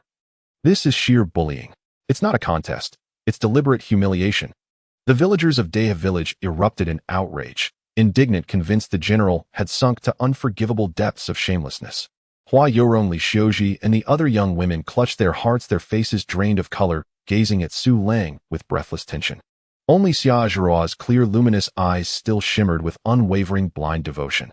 She believed, absolutely, that her husband possessed limitless power. Brother, you. Murong Yenran felt her brother had gone too far and began to speak, but Murong Songhai shot her a frigid glance, silencing her mid-sentence. On the battlefield, fortunes shift in an instant. 150 paces is merely the starting distance for mounted archery and cavalry charges. If he lacks even this measure of skill, how dare he presume to protect you? With that, he dismissed the crowd entirely and took from an elite guard a jet-black iron-core bow. Heavy and austere, its surface gleamed with a cold metallic luster. Clearly no common weapon. Murong Songhai drew a deep breath, left foot forward, right foot drawn back, assuming a textbook archer's stance. He did not immediately knock an arrow. Instead, he closed his eyes, merging seamlessly with the night wind swirling around him. When he opened them again, the fierce battle-forged aura of a seasoned general surged skyward like a blade unsheathed. Shoo! Bow drawn taut as a full moon, arrow flying like a falling star. A wolf-toothed arrow screamed through the air, cleaving the night with a shrill, piercing shriek. All witnessed only a fleeting shadow, and then from afar came a dull, resonant thud, thud. It struck. A sharpied soldier raised his torch high and shouted triumphantly. Yet this was only the beginning. Murong-Tsang-Hai did not even glance at the result. His arms moved in rapid succession, a blur of motion. Shoo! Shoo! 2 more arrows launched almost simultaneously. 3 in total fired in seamless succession. Speed, unfathomable. Precision, absolute. Ferocity, unrelenting. The torch-bearing soldier rushed to the target and hoisted the flame aloft. Beneath the firelight, 3 wolf-toothed arrows stood embedded in the crimson bullseye, arranged in a perfect pin formation, their fletchings still trembling faintly. All 3 arrows struck true, dead center. Long live the general. What peerless archery! The dozens of elite guards behind Murong-Tsang-Hai roared with thunderous acclaim, pride and reverence blazing across their faces. Such archery could claim the head of an enemy commander amidst 10,000 troops. The villagers' murmurs ceased abruptly, stunned into silence by this divine display of skill. Hua Yorong, Li Xiuji, and the others felt their hearts sink to the abyss. It's over. How could anyone possibly win against this? Brother Lang, cheer on. Lu Shida's face flushed crimson, bellowed the first rallying cry. Brother Lang, cheer on. Zhu Zi and the other youths joined in roaring with all their might, trying desperately to restore Su Lang's momentum through sheer volume. Su Lang smiled, gently patting the icy-cold hands of Hua Yorong and Xia Zhao, beside him, offering them a look of quiet reassurance. Fear not. 2 words, uttered with effortless calm. Then he stepped forward and accepted from Xiao Bao a plain wooden bow seized from the Black Wind bandit camp. Its body was rough-hewn, its string worn thin. Against Murong-Tsang-Hai's iron core bow, it resembled nothing more than a firewood stick. Murong-Tsang-Hai watched, his lips curling with ever-deepening mockery. Su Lang paid no heed. He assumed no formal stance, merely stood at ease, casually fitting 3 ordinary fletched arrows onto the string. 1 bow, 3 arrows. Was he attempting, like the general, to fire 3 at once? Everyone froze in disbelief. Even Murong-Tsang-Hai frowned, certain this was mere theatrical posturing. Yet Su Lang did not release them immediately. He simply stood still, motionless, as if attuning himself to the subtle currents of the wind. Then, without warning, his hand moved. VVVVRRR. A short, heavy thrum resonated from the bowstring. 3 arrows, launched as one, became 3 streaks of dark light, vanishing instantly into the night. Too fast. So fast no one caught even a glimpse of their flight path. All they heard was a rapid, strange series of sounds echoing from afar. Crack, crack, crack, crisp, clean, like dry timber splitting under a master's axe. Every gaze locked onto the torch-bearing soldier standing before the distant target. The soldier stood frozen, staring blankly at the target, his expression shifting from confusion to shock, then finally to ghost-struck terror. Trembling, he raised the torch closer to the bullseye. The entire courtyard fell into utter, suffocating silence, so profound a needle's fall would echo. Eyes widened, necks craned. Everyone strained to witness the impossible. By torchlight, the 3 wolf-toothed arrows previously embedded in the bullseye were gone. No, not gone. They had been split cleanly down the middle, bisected with surgical precision. The severed shafts lay scattered upon the ground. And in their place, exactly where each had stood, 3 of Su Lang's ordinary fletched arrows now stood firm, perfectly centered. Launched later, yet arriving first. 1 arrow, shattering another. 3 arrows loosed, 3 arrows shattered. This was no archery. This was sorcery incarnate. Silence. A deathly hush, broken only by the next explosion. Boom. The crowd detonated in frenzy. He won. Brother Lang has won. Heavens above, how is this possible? Brother Lang is a deity. Truly a celestial being descended to earth. The villagers erupted in cheers more fervent than any before, raw, ecstatic, uncontainable. Their gaze upon Su Lang was no longer mere admiration. It was awe, the reverent awe of mortals beholding a god. Lu Shida, Zhu Zi, and the other youths leapt and danced wildly, screaming themselves hoarse. Wah! Xia Zhao was the first to fling herself into Su Lang's arms, her sparkling eyes brimming with adoring stars. Husband, you're incredible. I knew. You've always been the strongest. Hua Yorong and Li Xiuji blushed deeply, their beautiful eyes alight with wonder and delight. This man never failed to conjure miracles beyond imagination. Murong Yenran stood utterly transfixed, her delicate hand covering her mouth, her eyes wide, and trembling violently. She gazed at Su Lang, serene, unruffled, as though he'd merely completed some trivial chore, then turned to her brother, whose face had darkened to a livid, storm-racked purple. And in that moment her heart surrendered, completely, irrevocably. No, impossible. The aide-de-camp was the first to break the silence, his voice cracking with disbelief. He rubbed his eyes fiercely, refusing to accept what he had just seen. Hurrying forward, he shoved aside the petrified soldier and inspected the target himself. When his trembling fingers lifted one of the bisected arrow shafts from the ground, a chill surged from his soul straight to his crown. The cut, smooth as polished glass. What monstrous strength, and what preternatural hair's-breadth control must such precision demand? "GG, General." The aide's voice quavered uncontrollably. "Thighs this." Silence. Murong Songhai's face had turned black with fury, livid, suffused, dripping venom. His eyes locked onto Su Lang, burning with murderous intent, as though he longed to flay him alive. He had lost, utterly, irrevocably, without contest. His earlier triple shot, once a marvel, now seemed like child's play before Su Lang's mastery. Unfair. The aide, unwilling to concede, flushed crimson and insisted both struck the bullseye. "At most, it's a draw." "A draw." Su Lang smiled faintly, then turned his gaze slowly toward Murong Songhai, his voice unhurried, deliberate. "Very well. If General Murong can likewise cleave my arrows from the target, using precisely the same method, I shall concede this round." At those words the aide's face turned the deep mottled purple of a bursting liver. Preposterous. Such divine archery. No general, not even the most legendary marksman in the entire Great Qian dynasty, could hope to replicate it. Murong Songhai's fists clenched until his knuckles cracked like snapping twigs. He knew Su Lang had offered him a way out, yet that very gesture humiliated him more cruelly than any open defeat. His eyes, burning with icy fury, fixed upon Su Lang as he ground out each word between clenched teeth. "The first round, you win." No sooner had the words left his lips than the villagers erupted anew, roaring like a tidal wave. Yet the jubilation was fleeting, for everyone suddenly remembered the second round still awaited. Murong Songhai looked at Su Lang, his gaze sharpened with glacial cruelty. He would never again underestimate this mountain recluse. The second round, mounted combat. Life and death rest with fate alone. Horse battle. Life and death are determined by fate. The cold and cruel voice of Murong Songhai echoed in the courtyard, plunging the villagers who had just felt a flicker of joy back into despair. Can Su Lang ride a horse? Does he have a long weapon? What can he use to fight against a battle-hardened cavalry general? But in a horse battle, it's a life-or-death struggle. One is a general who has crawled out from piles of corpses. The other is merely a country bumpkin who knows a bit about farming. How can this be compared? This is not a contest. This is a one-sided slaughter. Husband, we can't compare. He's out to take your life. Hua Yurong could no longer remain calm. She tightly grasped Su Lang's arm, her voice trembling. Yes, husband. Let's not compete. At worst we can concede, and there will be another chance. Xia Zeruo's eyes were also red with tears, her small face full of determination. Li Xiuji was so frightened that she couldn't speak, only looking at Su Lang with tearful eyes, pleading silently. Don't worry. Su Lang still appeared calm and collected as he patted Hua Yurong's hand, then gently wiped Xia Zeruo's tear-streaked face. Wait for me a moment. He turned around and walked into the master bedroom amidst the concerned and confused gazes. I'm going to get a proper weapon. With a bang, the door was shut. Murong Songhai looked at the closed door, a cruel smile curling at the corners of his mouth. A weapon? What kind of decent weapon can a country bumpkin have? It's nothing more than some broken copper and iron seized from bandit dens. Before this silver spear forged from refined steel, it would be utterly worthless. In the room, Su Lang's mind stirred. System, take out everything from the Destiny Empress Grand Gift Package. Ding. The refined steel silver dragon spear has been extracted. Holding the long spear, Su Lang began to recall the chaotic annihilation spear technique, with countless blurred figures wielding long spears frantically practicing in his consciousness.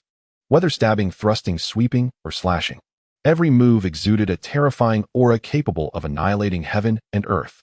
This was not a mundane martial art. It was a path of slaughter capable of slaying gods and Buddhas.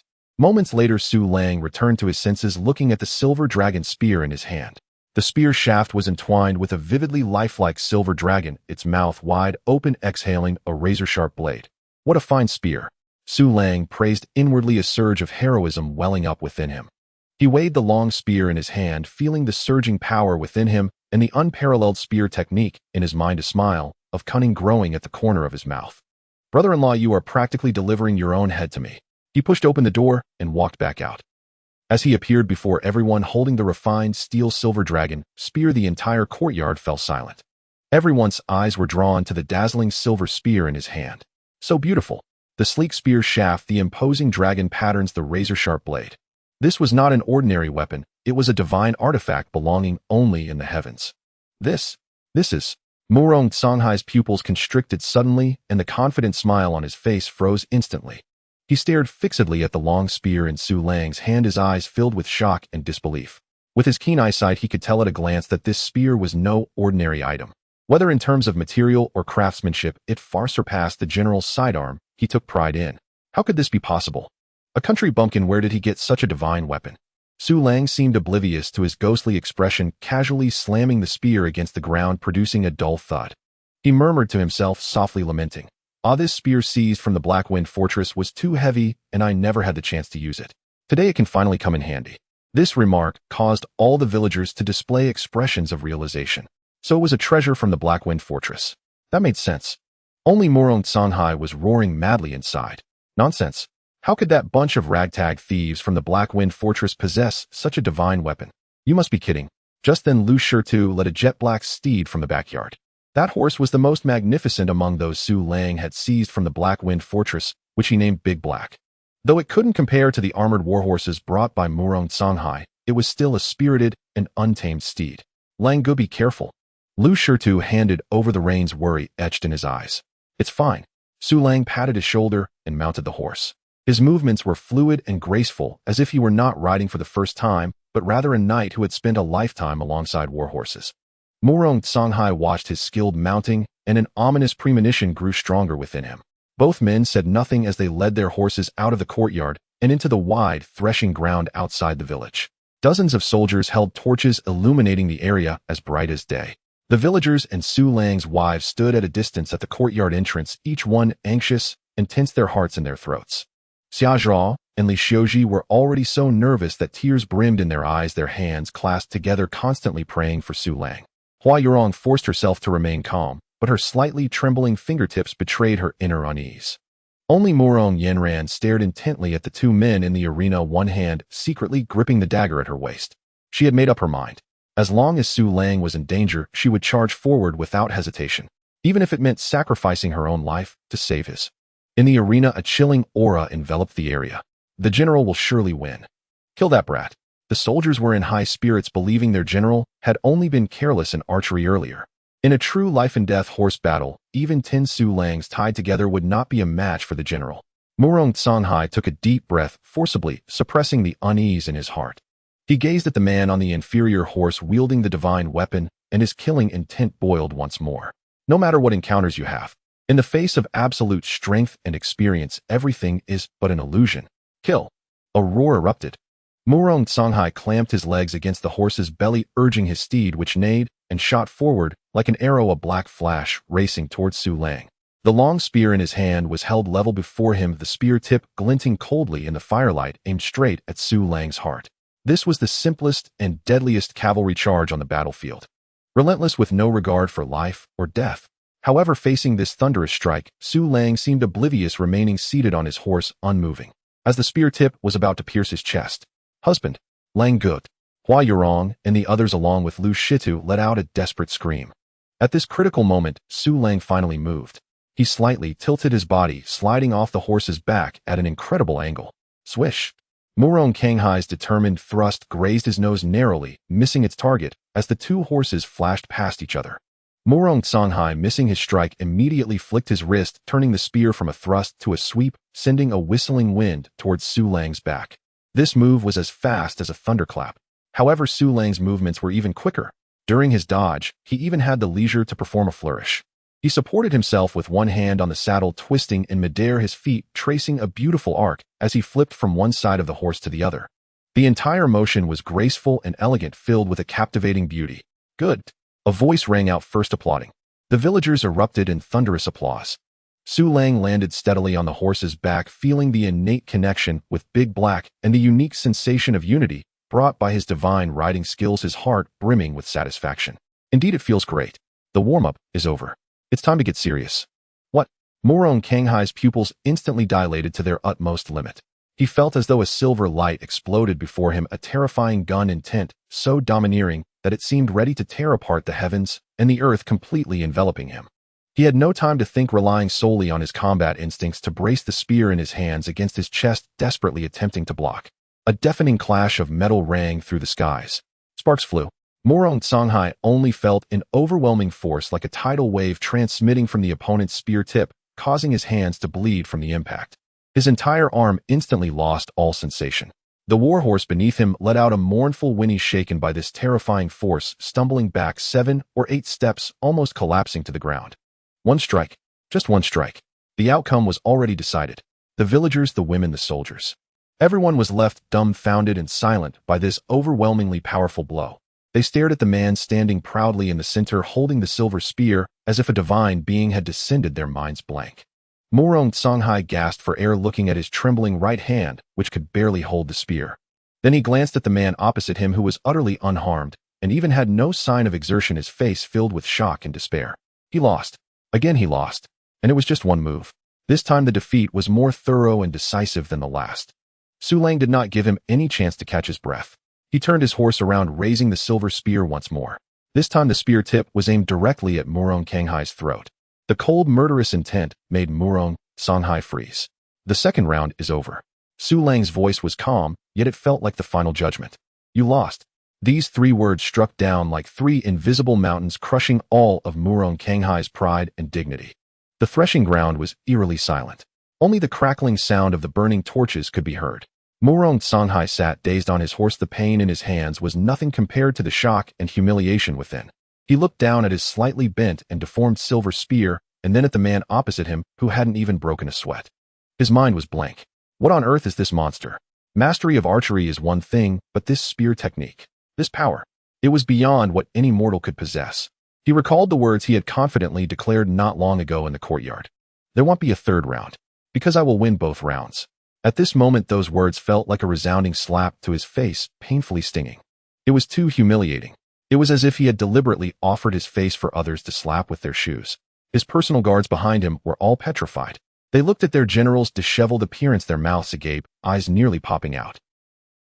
The young general, who had been unstoppable on the battlefield, treating barbarian warriors like mere weeds, was actually taken down in one move by a rural villager. If they hadn't seen it with their own eyes, they would never have believed it. The silence was shattered by a shrill scream of joy. Husband! Murong Yanran was the first to rush over like a fledgling swallow, recklessly throwing herself at Su Lang. She did not go to support her brother, but bypassed him, directly rushing to the front of Su Lang's horse, her beautiful eyes fixated on the man who exuded an awe-inspiring presence like a hero of legends. In her eyes, all previous worries and fears had vanished, replaced by an almost fanatical admiration and infatuation.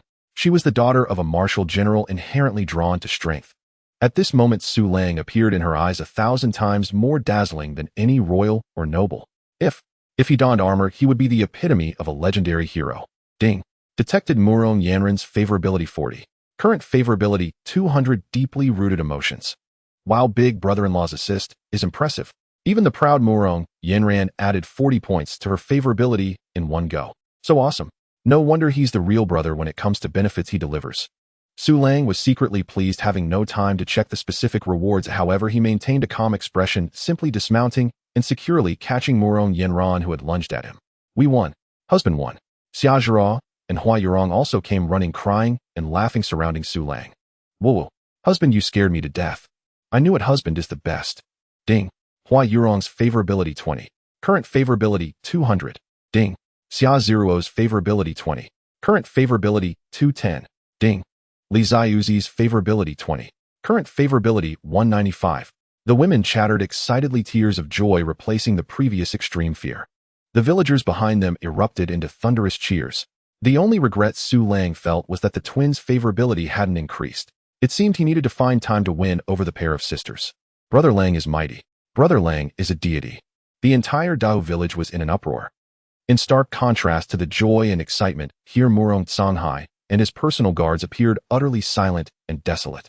Every soldier's face was filled with confusion and defeat.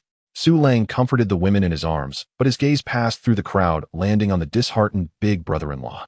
Not knowing whether this guy would keep his word. If he were to play tricks, then perhaps today he would have to let him know why flowers are so red. As if sensing Su Lang's icy gaze, Murong Songhai shivered all over, snapping back to reality from the endless humiliation and shock. He took a deep breath and dismounted. His movements were somewhat stiff, even stumbling a bit. He did not look at his sister or the cheering villagers, only fixing his gaze firmly on Su Lang. That gaze was incredibly complex. There was anger, unwillingness, jealousy, but more importantly a sense of powerlessness and resignation. After a while he squeezed out 3 words between clenched teeth. You won. He closed his eyes as if using all his strength to say the next sentence. I will not take. Yin ran away again. Upon hearing this, Murong Yanran and Hua Yorong finally breathed a sigh of relief, their faces revealing genuine smiles. However, Murong Songhai's next words caused everyone's hearts to sink once more. But he suddenly opened his eyes, and in those bloodshot irises a glimmer of the sharpness belonging to a general reignited. I will not leave. I have received strict orders from the nobles in the capital to come here and search for a notorious criminal. He reached into his robe and once again pulled out the scroll depicting Jiang Zhaoyue. Until I find her, my troops will be stationed at the entrance of Dahu village. No one is allowed to enter or leave. This statement caused Su Lang and the informed individual's expressions to instantly turn grave. Murong Songhai was planning to stay here. This was like placing a ticking time bomb right at their doorstep. Su Lang's brows furrowed slightly, though he still maintained a nonchalant demeanor. Do as you wish. He calmly uttered those 3 words, then ignored Murong Songhai holding his women and turned towards the wooden house. His composed demeanor seemed to disregard the general and his dozens of personal guards entirely. Murong Songhai watched his arrogant back, his fists clenched so tightly they cracked, but in the end, he could only let out a powerless sigh. He really couldn't win. Inside the wooden house, it was as warm as spring in stark contrast to the heavy atmosphere outside. Once it was confirmed that Murong Songhai had taken his men to set up camp at the village entrance, Su Lang walked to the master bedroom and knocked on the wooden board that led to the cellar. Knock, knock, knock. It's okay now, come out, he called out. Hearing Su Lang's voice, the wooden board was slowly pushed open. A petite figure suddenly darted out from the darkness like a startled rabbit and dove into Su Lang's arms. Whoa, husband. Sister Yurong, sister Yinran. Zhirhua, sister Xiuji. Jiang Ziyu could say nothing but clung tightly to Su Lang's waist, burying her little face in his chest as she cried loudly. I'm so scared I might never see my husband again. Never see you all again. She listened to the sounds of shouting and clashing weapons outside, along with the screams of women, her heart nearly leaping from her throat. She thought she had implicated everyone. She believed that Su Lang had already sacrificed everything to protect her. It was only in this moment, feeling the familiar warm, yet domineering aura of the man, that her heart, which was hanging in the air, finally settled. The immense fear and grievance from the aftermath of the calamity burst forth all at once. All right, it's okay now. Su Lang gently patted her trembling back, softly comforting her. Hua Yorong and Xia Zhihua also gathered around, heartbroken as they looked at this princess who usually carried herself like a proud little peacock, but was now crying like a child. Su Lang held her sitting on the edge of the bed, recounting everything that had happened. After hearing Su Lang's understated narration, Jiang Zhaoyue was left dumbfounded. Her little head buzzed at this moment. The man turned out to be Sister Yanran's biological brother, and there had been 2 contests. One contest was a miraculous feat of shooting down an enemy arrow with his own. The other was a single strike that defeated the opponent, overwhelmingly powerful.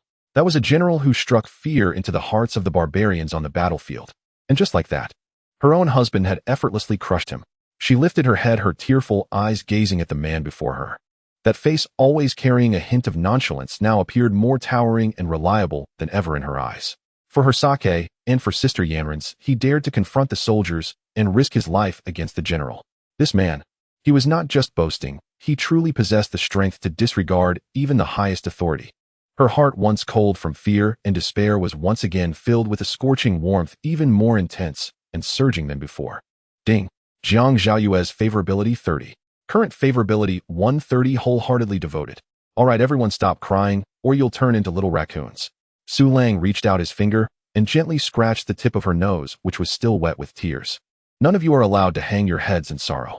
Su Lang deliberately put on a stern face. No matter how big the trouble is, I'm here to handle it. He stood up, his gaze sweeping over the twin sisters, who were equally frightened and standing timidly to the side. Qinghuan, Qingyao, go make something to eat. Everyone is hungry. Yes, sir. Li Qingyao responded the quickest, promptly pulling her still dazed sister along as they hurried into the kitchen. Under Su Lang's strong suppression, the heart-pounding crisis seemed to pass just like that. That night, Su Lang did not engage in any more mischief. The women were all on edge to the limit and needed to rest well. He ordered everyone to return to their rooms to sleep, while he took a thick blanket out from the system space and spread it on the living room floor. With a sword on his left and a silver dragon spear on his right, he lay down fully clothed, eyes closed, breathing steadily, while his ears acted like radar, constantly capturing every movement within 100 meters outside. Watching the man lying on the ground, exuding an aura of dominance, the women felt an unprecedented sense of peace. With him around, the sky wouldn't fall. In the stillness of the night, Su Lang's consciousness sank into the system space. Let's tally last night's rewards. Ding. Hua Yorong's favorability broke 200, triggering a special bond reward. Congratulations, host, you have obtained a premium seasoning gift pack containing fine salt, sugar, spices, etc., totaling 500 pounds.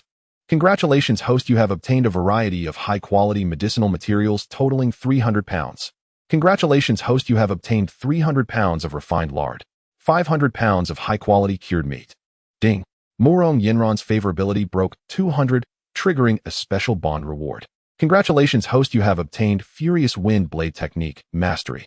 Congratulations, host, you have obtained 100 refined steel swords. Congratulations, host, you have obtained 1,000 pounds of quality seed potatoes. Ding. Xia Zhuo's favorability broke 210, triggering a special bond reward. Congratulations, host, you have obtained Chaos Annihilation Spear Technique Mastery. Congratulations, host, you have obtained 300 pounds of gold. Congratulations, host, you have obtained 1,000 pounds of quality rice seeds. Wow. Su Lang's heart surged with excitement. As expected, the rewards for a favorability of 200 were a significant upgrade compared to those at 100. Not to mention the mountains of food and meat, or just the upgrade of the 2 skill books left him in shock. Mastery. The system's mastery is not just the proficiency understood by ordinary people. It represents a realm that has reached the level of perfection nearly akin to the Tao. Almost the moment the rewards were credited, countless insights regarding blade techniques and spear techniques surged into his mind like a flood breaching a dam. If the previous Furious Wind Blade technique was sharp in his hands, then now every slash carried with it a masterful essence that was elusive like the horns of an antelope. As for the Chaos Annihilation Spear technique, it was even more terrifying. The leap from beginner to mastery was a qualitative transformation. If the previous strike, Dragon Raises Its Head, relied on brute force and divine weaponry, now he was confident that he could create an earth-shattering effect with merely an ordinary wooden spear. With such strength, what place in this world was out of reach? An unprecedented sense of ambition surged within his chest. At the same time, he looked forward to the 1,000-point lottery even more. What a shocking reward that would be. A night with no incidents. Murong Songhai indeed kept his promise, merely sending troops to surround the key roads at the village entrance without further harassment. As dawn broke, someone gently knocked on the door of Su Lang's house. It was Lu Shitu. Behind him were Zhuzi and several other youths, each carrying bloody prey on their shoulders. Lang Gut. Lu Shitu's eyes brightened upon seeing Su Lang hurriedly placing down the 2 plump roe deer he had on his shoulder. You left in such a rush yesterday that these prey were left at the village entrance. We thought it would be a waste, so we let the villagers pick them up and brought them to you. Su Lang looked at the various sizes of prey and waved his hand. No need. You all take these and share them with the villagers. Huh. Lu Shitu was stunned. Lang Gu, these are what you hunted. My family has a sufficient supply of food and doesn't need this bit of meat. Su Lang said, his voice not loud, but carrying an undeniable tone. Seeing Su Lang's serious expression, Lu Shitu and Zhuzi exchanged glances, both seeing deep shock and gratitude in each other's eyes. Lang Gu actually refused over 100 pounds of meat just like that. What confidence that is. Then we thank Lang Gu on behalf of the villagers. Lu Shitu bowed deeply, and with the youths they excitedly left carrying the prey. They knew that today the village would have meat to eat. Inside the wooden house, the aroma of food wafted. Su Lang took out some of the newly acquired lard and handed it to the twins. The wild vegetables, stir-fried, exuded an enticing meaty fragrance. The family gathered around the table enjoying the hot breakfast. After the terrifying events of last night, this meal tasted especially sweet, and the atmosphere became remarkably relaxed. Jiang Jiahua picked at her rice in small bites, occasionally stealing glances at the man beside her who was devouring his food, her cheeks flushing slightly. Hua Yorong and Murong Yinran chatted quietly, while eating, occasionally breaking into light laughter. Everything felt so warm and beautiful. However, at that moment, Su Lang's action of picking up food suddenly paused. He put down his bowl and chopsticks. The room instantly fell silent, all women's gazes nervously fixed on him. Su Lang's ears subtly twitched, and a playful smile appeared on his face. Murong Songhai is here. Knock, knock, knock. The sound of knocking was neither too light nor too heavy, carrying a deliberate politeness, but also a hint of unavoidable stiffness. The laughter inside the room abruptly ceased. Hua Yurong and Murong Yenran felt their faces drain of color, each gripping their hands tightly and instinctively looking at Su Lang. However, Su Lang, as if nothing was wrong, swallowed the last mouthful of food in his mouth, picked up the cloth napkin beside him, and leisurely wiped his mouth. Go open the door, he instructed the twin sisters who had already frightened themselves into standing. Li Qingyao, braver than the others, walked to the door and pulled back the latch. Outside stood a tall figure. It was Murong Songhai. He had changed out of his cold armor and wore a simple blue robe, his handsome face bearing signs of fatigue and undeniable haggardness, especially when he saw the table full of women surrounding Su Lang, while Su Lang sat steadily in the main seat. A flash of humiliation and unwillingness flickered in his eyes. The atmosphere in the room instantly dropped to freezing point. Brother. It was Murong Yenran who broke the silence. She stood up, her voice imbued with complexity and a touch of heartache. The word brother seemed to drain all the strength from Murong Songhai. He looked at his sister, whom he had thought lost, and his sharp gaze finally dulled, transforming into a long, helpless sigh. Defeat is defeat. After a night of calm reflection, he had to admit that the man before him was a complete enigma, a monster he could not provoke. His sister's choice might not have been a moment of madness. Su Lang observed everything, a faint, elusive smile curling at the corners of his mouth. For Yanran Sake, this brother-in-law only needed to avoid self-destruction. He did not mind giving him a little face. Please sit. Qinghuan served tea to General Murong, Su Lang said lightly. This statement caused Murong Kanghai's brows to furrow slightly. General. It seemed he had not acknowledged Su Lang as his brother-in-law, nor had Su Lang recognized him as his brother-in-law. Ultimately, Murong Songhai suppressed his ridiculous pride, stepped inside, and sat down on an empty stool beside the table. Hua Yurong and the others dared not breathe, sitting upright, not even daring to move their chopsticks. Li Qinghuan carefully placed a cup of hot tea in front of Murong Songhai, and then, like a frightened rabbit, quickly retreated back to her sister's side. Murong Songhai did not touch the cup of tea. He remained silent for a long while, as if organizing his words, and finally, he looked intently at Su Lang. Su Lang, you are a talent. His voice was hoarse and dry. Come with me.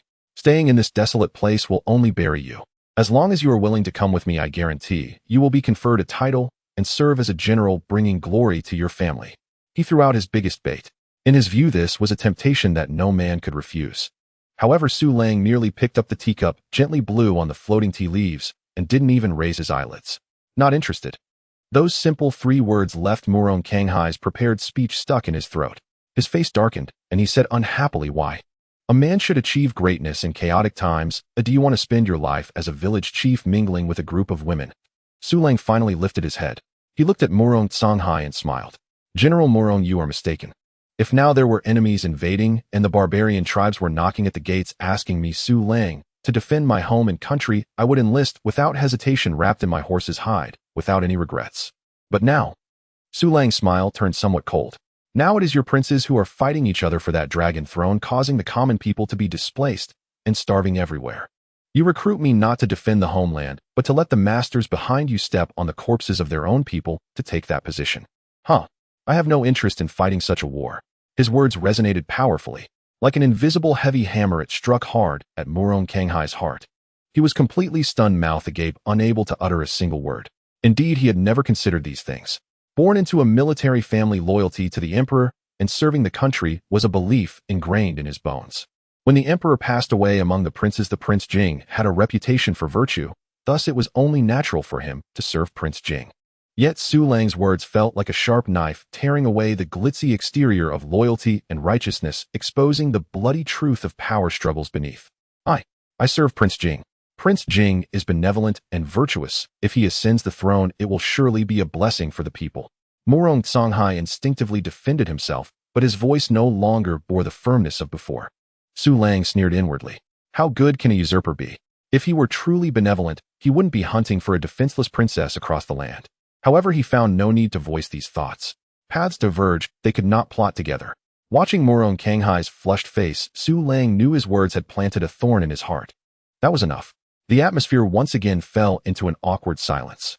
Murong Yenran looked at her brother, her eyes filled with heartache, and she stepped forward, gently tugging at his sleeve. Brother, please. Don't blame my husband, he has this temperament. Murong Songhai turned his head to look at his sister, who had completely sided with an outsider, and the bitterness in his heart felt like bitter gall. He reached out and stroked Murong Yanran's head, his voice softening. Yanran, our parents are gone. Now it's just the two of us left in this world. Brother, you truly care for me. Upon hearing this, Murong Yanran's eyes instantly turned red and tears fell uncontrollably. Brother. The heartfelt conversation between the siblings finally eased the tense atmosphere in the room. Murong Kanghai's hostility towards Su Lang also dissipated considerably. He knew he could no longer take his sister away, nor could he tame this man. Staying any longer would only be self-humiliation. He stood up, casting one last glance at Su Lang, his expression complex. The military order to capture the wanted criminals is in effect. My men will continue searching in the nearby villages. For the next few days I will not disturb you. This could be seen as a promise to Su Lang. Su Lang nodded noncommittally. Noon. At the entrance of Dahu village, dozens of soldiers clad in armor were sitting in small groups, gnawing on their dry and hard military rations. Each wore a frown, finding the food tasteless. However, just then an overwhelming and domineering aroma of meat wafted unexpectedly with the wind from the village. The scent was rich and enticing, carrying the charred fragrance of fat after roasting mixed with a peculiar fragrance from certain spices, like invisible hands wildly burrowing into every soldier's nostrils. Gulched. Someone unable to hold back swallowed hard first. This seemed to ignite the fuse. Gulch. Gulch. The sounds of swallowing echoed one after another. All the soldiers stopped gnawing on their rations, all in unison, like a pack of starving wolves who had lost their souls, eagerly sniffing toward the direction of the village. My mother, what kind of meat is this? It smells so good. A young soldier was nearly drooling. It's roasted meat. Definitely roasted meat. Another veteran, eyes closed in bliss, exclaimed, this skill surpasses even the chefs of the drunken immortal restaurant in the capital. The aroma grew stronger and more overpowering. The village now had no shortage of meat. Part of it was from the prey caught by Su Liang in exchange for fodder. Another part consisted of the cured and smoked meats seized from the Black Wind stronghold. The majority, however, came from the horses that were killed during the village raid by bandits. After Su Liang instructed him, Zhang Chaoyue cut the horse meat and distributed it among the villagers. The villagers preserved the horse meat by curing, smoking, or storing it in sealed jars submerged in well water. Now every household began stewing meat. The combined aroma was simply intoxicating, especially in this year of famine. The soldiers' rations suddenly seemed unappetizing. These rations were practically pig feed. A bold soldier leaned closer to the deputy commander, licking his lips, and whispered, Boss, how about we send someone to the village to ask? Maybe we can trade for some meat to eat. Yes, boss. We can exchange military rations. We want to eat for free. I'm dying of craving. I haven't tasted meat in almost a year. The soldiers all nodded in agreement, their eyes eagerly fixed on the deputy commander.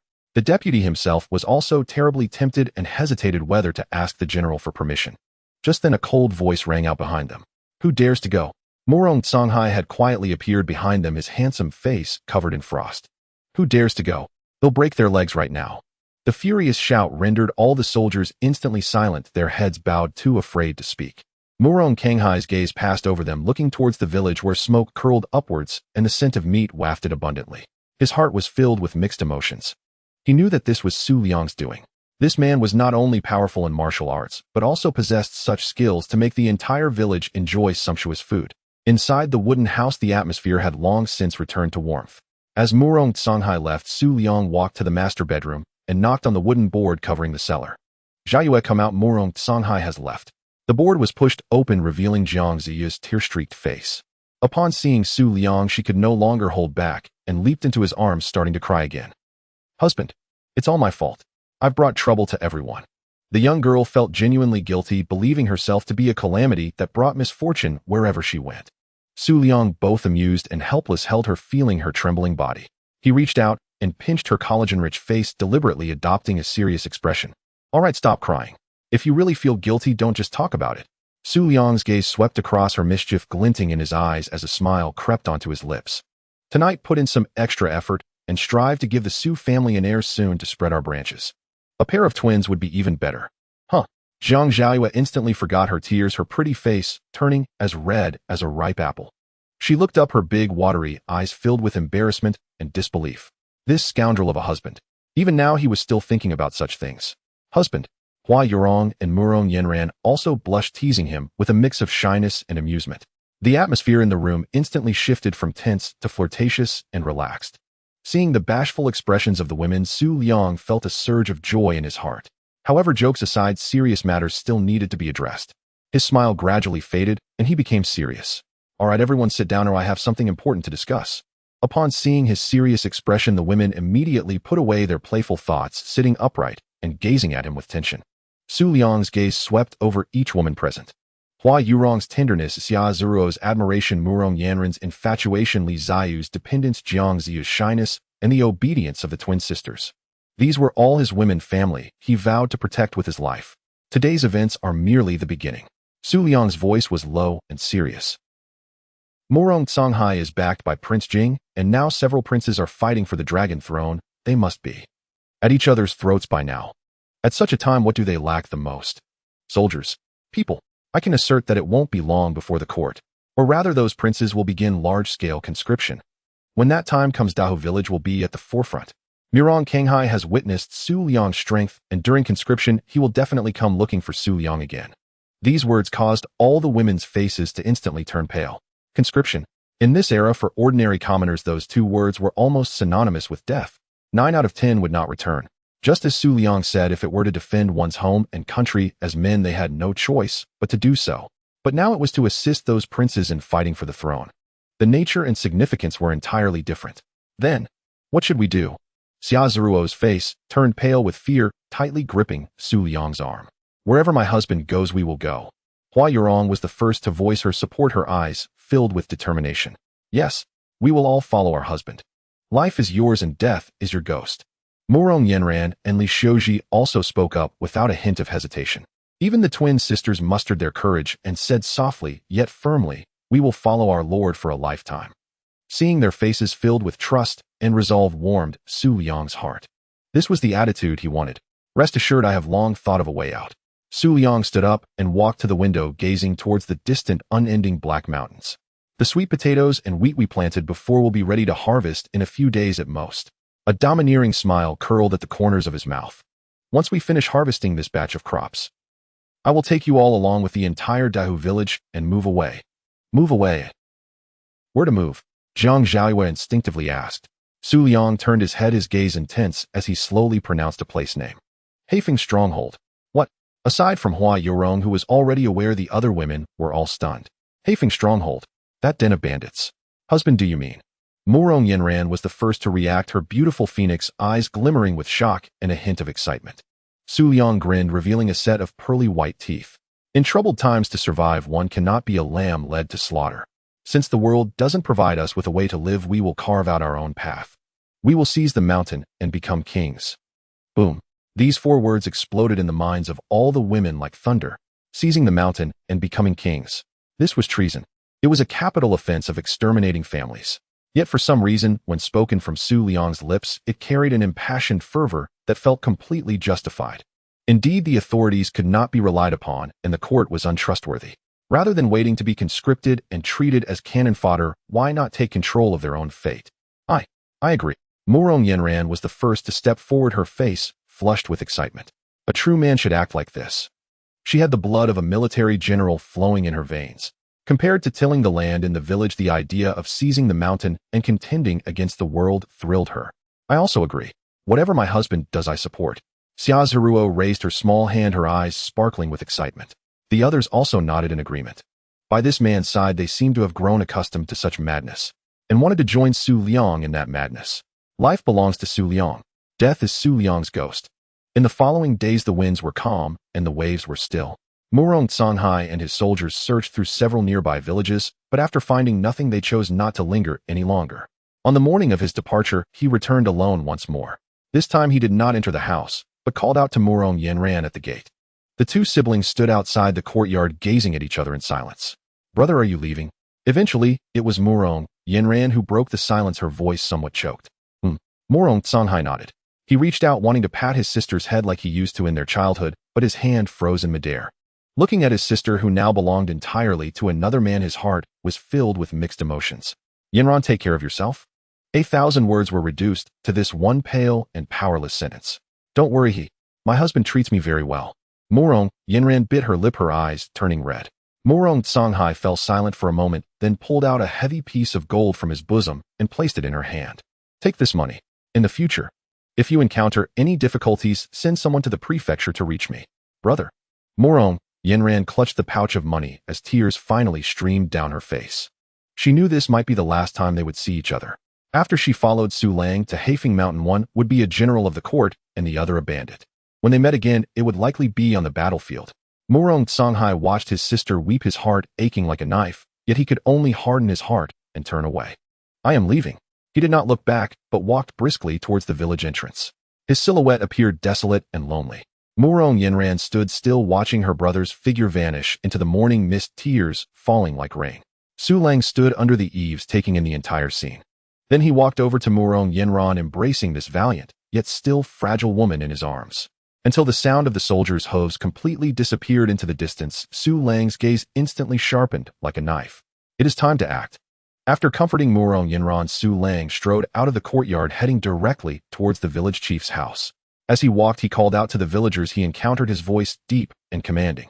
Go, gather all the capable people in the village and bring them to the threshing ground.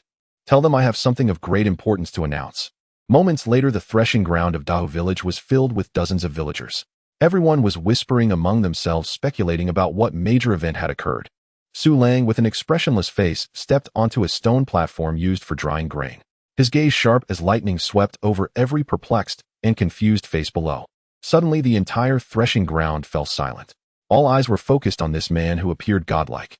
Su Lang took a deep breath, his voice booming like thunder, resonating in everyone's ears. Everyone, listen up.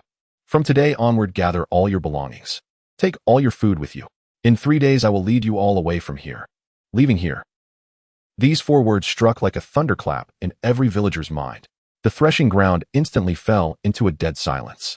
After the silence came an uproar. What? Leaving here? Brother Lang, why? We have already planted the crops, and they are about to be harvested. Yes, this is our home. Our ancestors have lived here for generations. The villagers were utterly bewildered, their faces filled with confusion, panic, and resistance. It is hard to leave one's homeland. For these farmers who had never ventured far from home, leaving the village that had nurtured them for so long to go to an unknown place felt more painful than death. Seeing the restless faces below, Su Lang did not explain. He simply raised his hand again, pressing it down. The invisible pressure quieted the tumultuous discussions once more. Everyone looked eagerly at him, waiting for an explanation. I know what you are thinking. Su Lang's voice remained calm, but carried a force that pierced through the hearts of men. But have you ever considered? The emperor has passed away, and several princes are already fighting fiercely for that throne. What is most needed in war? He paused, emphasizing each word as he uttered 2 words. Human lives? The general who came a few days ago was just the beginning. I can guarantee you that it won't be long before the conscription order from the court will be posted all over our village.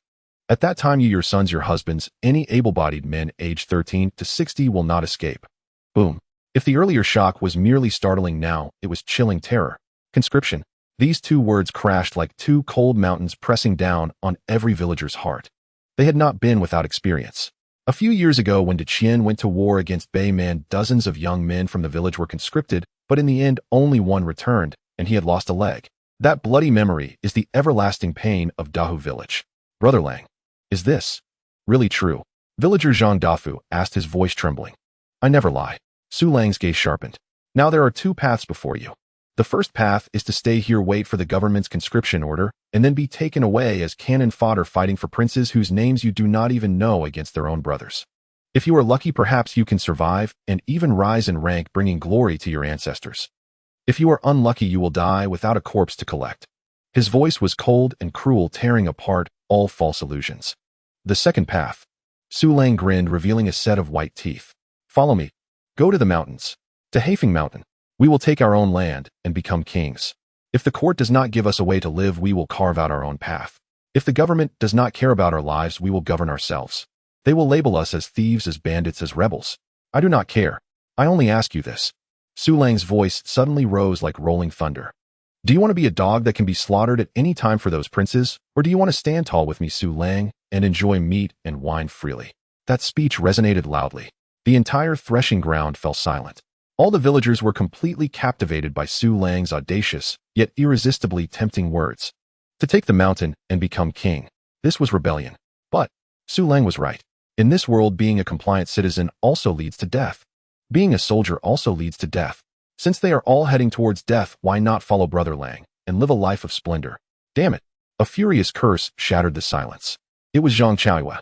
With red eyes, he was the first to burst out from the crowd standing below the stone platform, pointing towards the county town and shouting hoarsely, "Become a soldier. Bring glory to your ancestors. Damn it. My father was a village chief his entire life, working himself to death, and he couldn't even have a full meal. Did that damned court ever care for us? It was Brother Lang. Brother Lang provided us with food. Brother Lang made us live like humans. I don't care about any court or prince. I only recognize Brother Lang." He knelt down in front of Su Lang with a thud, heavily bowing his head.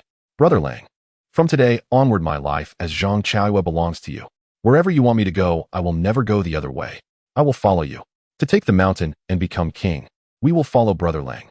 Lu Shitu and Zhuzi along with 7 other youths rushed out, as well kneeling beside Zhang Chaoyue, their eyes fervent and resolute. Their lives were already given by Su Lang. This completely ignited the fire in the hearts of all the villagers. "Count me in. Damn it. It's a rebellion. It's a rebellion. Exactly. Better to starve to death from conscription than to follow Brother Lang and eat meat. Wherever Brother Lang goes we will go. Follow Brother Lang. Follow Brother Lang." Hundreds of villagers regardless of age or gender raised their arms in unison. On those once numb, hungry faces for the first time the light of hope and madness burst forth. Their gazes towards Su Lang were no longer of admiration, but of fervent faith. As long as this man gives the order, they dare to follow him to break through the heavens. Su Lang looked at the excited villagers below, his heart swelling with pride. This was precisely the effect he desired. "Well, since everyone trusts me, Su Lang, from now on everyone go home and gather your belongings. Harvest all the crops in the fields whether ripe or not. Every last grain must be collected. Not a single grain must be left behind. For 3 days. I'm giving you just 3 days. After 3 days we will leave Dea village and move into the Haifeng stronghold." The following 3 days were filled with unprecedented fervent busyness throughout Dea village. Everyone moved like a wound-up machine, working frantically. The men swung their sickles in the fields, harvesting the crops that held all their hopes. Regardless of whether it was golden wheat or still green sweet potato vines, everything was harvested without mercy. The women meanwhile packed all their belongings, pots, pans, clothes, and bedding, at home. The children also followed behind the adults with baskets, picking up the fallen wheat ears and sweet potatoes. The yard of Su Lang's home was especially lively. Lu Shitu and the 7 boys took it upon themselves to handle the harvest of Su Lang's 10 acres of land.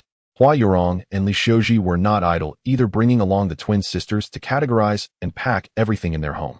Even the most distinguished Jiang Zhaoyue took off her beautiful dress, changed into coarse linen clothes, and clumsily, yet earnestly helped Xia Zhao with what they could. Watching this bustling scene, observing the complex expressions on the women's faces, filled with both worry for the future and a hint of excitement and anticipation, Su Lang felt an unprecedented sense of satisfaction. This was his home. The busy time passed swiftly. Before long, another day had gone by. By dawn, the food and belongings of the village had been mostly packed. Su Lang stood on the ridge watching Lu Shitu and the others dig out the last batch of sweet potatoes from the ground. The afterglow of the setting sun bathed the entire village in a warm golden hue. Everything appeared so peaceful and full of hope. However, just then, Gu, not good. A villager came rolling and scrambling from the direction of the village entrance, running wildly, with a face full of terror. Su Lang frowned. "What's the panic?" "The government officials. So many government officials." The villager gasped as he shouted. "Government officials." Su Lang's expression was calm. It was something he had anticipated. "Let's go take a look," Su Lang said. At the crooked neck willow tree at the village entrance, more than a dozen constables had already begun to post notices. The leader, dressed in the attire of a constable, was none other than the long unseen Li Si. Behind him, several constables were holding notices and posting them in conspicuous places throughout the village. Su Lang squinted his eyes. He saw the 2 blood-red characters at the top of the notice. Conscription order. What was meant to come had finally arrived. And faster than he had expected. "Gu, what should we do? The government officials are here. Are we unable to escape? It's over. It's over. Now it's all over." Just moments ago, the villagers were still immersed in beautiful hopes for the future, but upon seeing those familiar government uniforms, they were instantly jolted back to reality. Fear spread through the crowd like an epidemic. Faces that had just been filled with hope now wore expressions of despair as gray as ashes. However, Su Lang showed no sign of panic. He patted the trembling villager beside him on the shoulder, a cold smile playing on his lips. "What's the panic? The sky hasn't fallen yet." With that, he ignored the chaos behind him and stepped forward leisurely, making his way toward the village entrance. "Fourth brother, what wine brings you here?" "Su Laudi. Ha ha ha, I've missed you to death." From the looks of it, is it a big case? His Royal Highness Prince Jing's military order conscription. Li Si abruptly changed the subject, giving Su Lang a hearty pat on the shoulder, his eyes filled with admiration and a hint of envy. But speaking of it, brother, now is the perfect time for you to achieve great things with your astonishing abilities. With your talents, going to the battlefield would be like a tiger entering a flock of sheep. Titles of nobility and accolades are within reach. At that time, I'll have to hold on tightly to your leg. Su Lang simply smiled at this noncommittally. Fourth brother is joking, I'm just a farmer, how could I have such abilities? The two were engaged in pleasantries when the constables had already plastered the conscription order all over every corner of the village. Boss, it's all posted. Li Si nodded, cupping his hands towards Su Lang loudly. I have official duties, so I won't linger. I'll leave someone here to handle the registration, and you must cooperate with him, don't make it difficult for me. After saying that, he shot Su Lang a meaningful glance and left with his men toward the next village. Once Li Si left, the constable who remained in the village instantly became the center of attention. He cleared his throat, holding the registration book and ink in his hand, and arrogantly walked onto the stone platform in the threshing ground, commanding loudly, everyone line up. Bring all the men from your households. From 13 to 60 years old, not a single one can be missed. Anyone who dares to hide and not report will be treated as a deserter, and there will be no mercy. The cold words sent chills through all the villagers. They instinctively turned to Su Lang for help. Su Lang moved. As quick as lightning, his hand struck precisely and mercilessly at the constable's neck. Ugh! The constable's eyes widened, his face froze in disbelief before he slumped down. The entire process was seamless, without a single superfluous movement. Oh! The villagers gasped, each turning pale with fear. Attacking a government official. Su Lang, however, paid no mind to their shock. He turned around, his deep gaze radiating a frightening brilliance, his voice as chilling as winter ice. What are you all still dawdling for? A loud shout jolted everyone from their shock. Zhang Chaiyu. Here. Lang Gu. Zhang Chaiyu snapped to attention and replied quickly. Bring out the horse. Load all the packed food, meat, and ironware onto the cart. Lu Shirtu. Zhuzi. Here. 7 boys roared in unison. Tie this guy up tight. Stuff his mouth. Throw him into that pile of hay over there. Yes. Your own. Yanran. You take all the women and children, count the numbers, and take all the light belongings you can carry. Okay. Each order was clear, decisive, and left no room for doubt. The villagers, who had been plunged into panic and despair, seemed to find their anchor at this moment. Their fear was instantly replaced by a crazed determination. They were rebelling. Following Lang Gu, they were rebelling. The entire Deha village operated like a war machine, activated in an instant, functioning with unprecedented efficiency. On the other side, Lu Shirtu directed a few boys moving the last few bags of packed food from Su Lang's yard onto the cart. However, while he was moving, he scratched his head, his expression filled with confusion. He quietly muttered to Zuzi beside him, Zuzi, don't you think it's a bit strange? What's wrong, Shidu?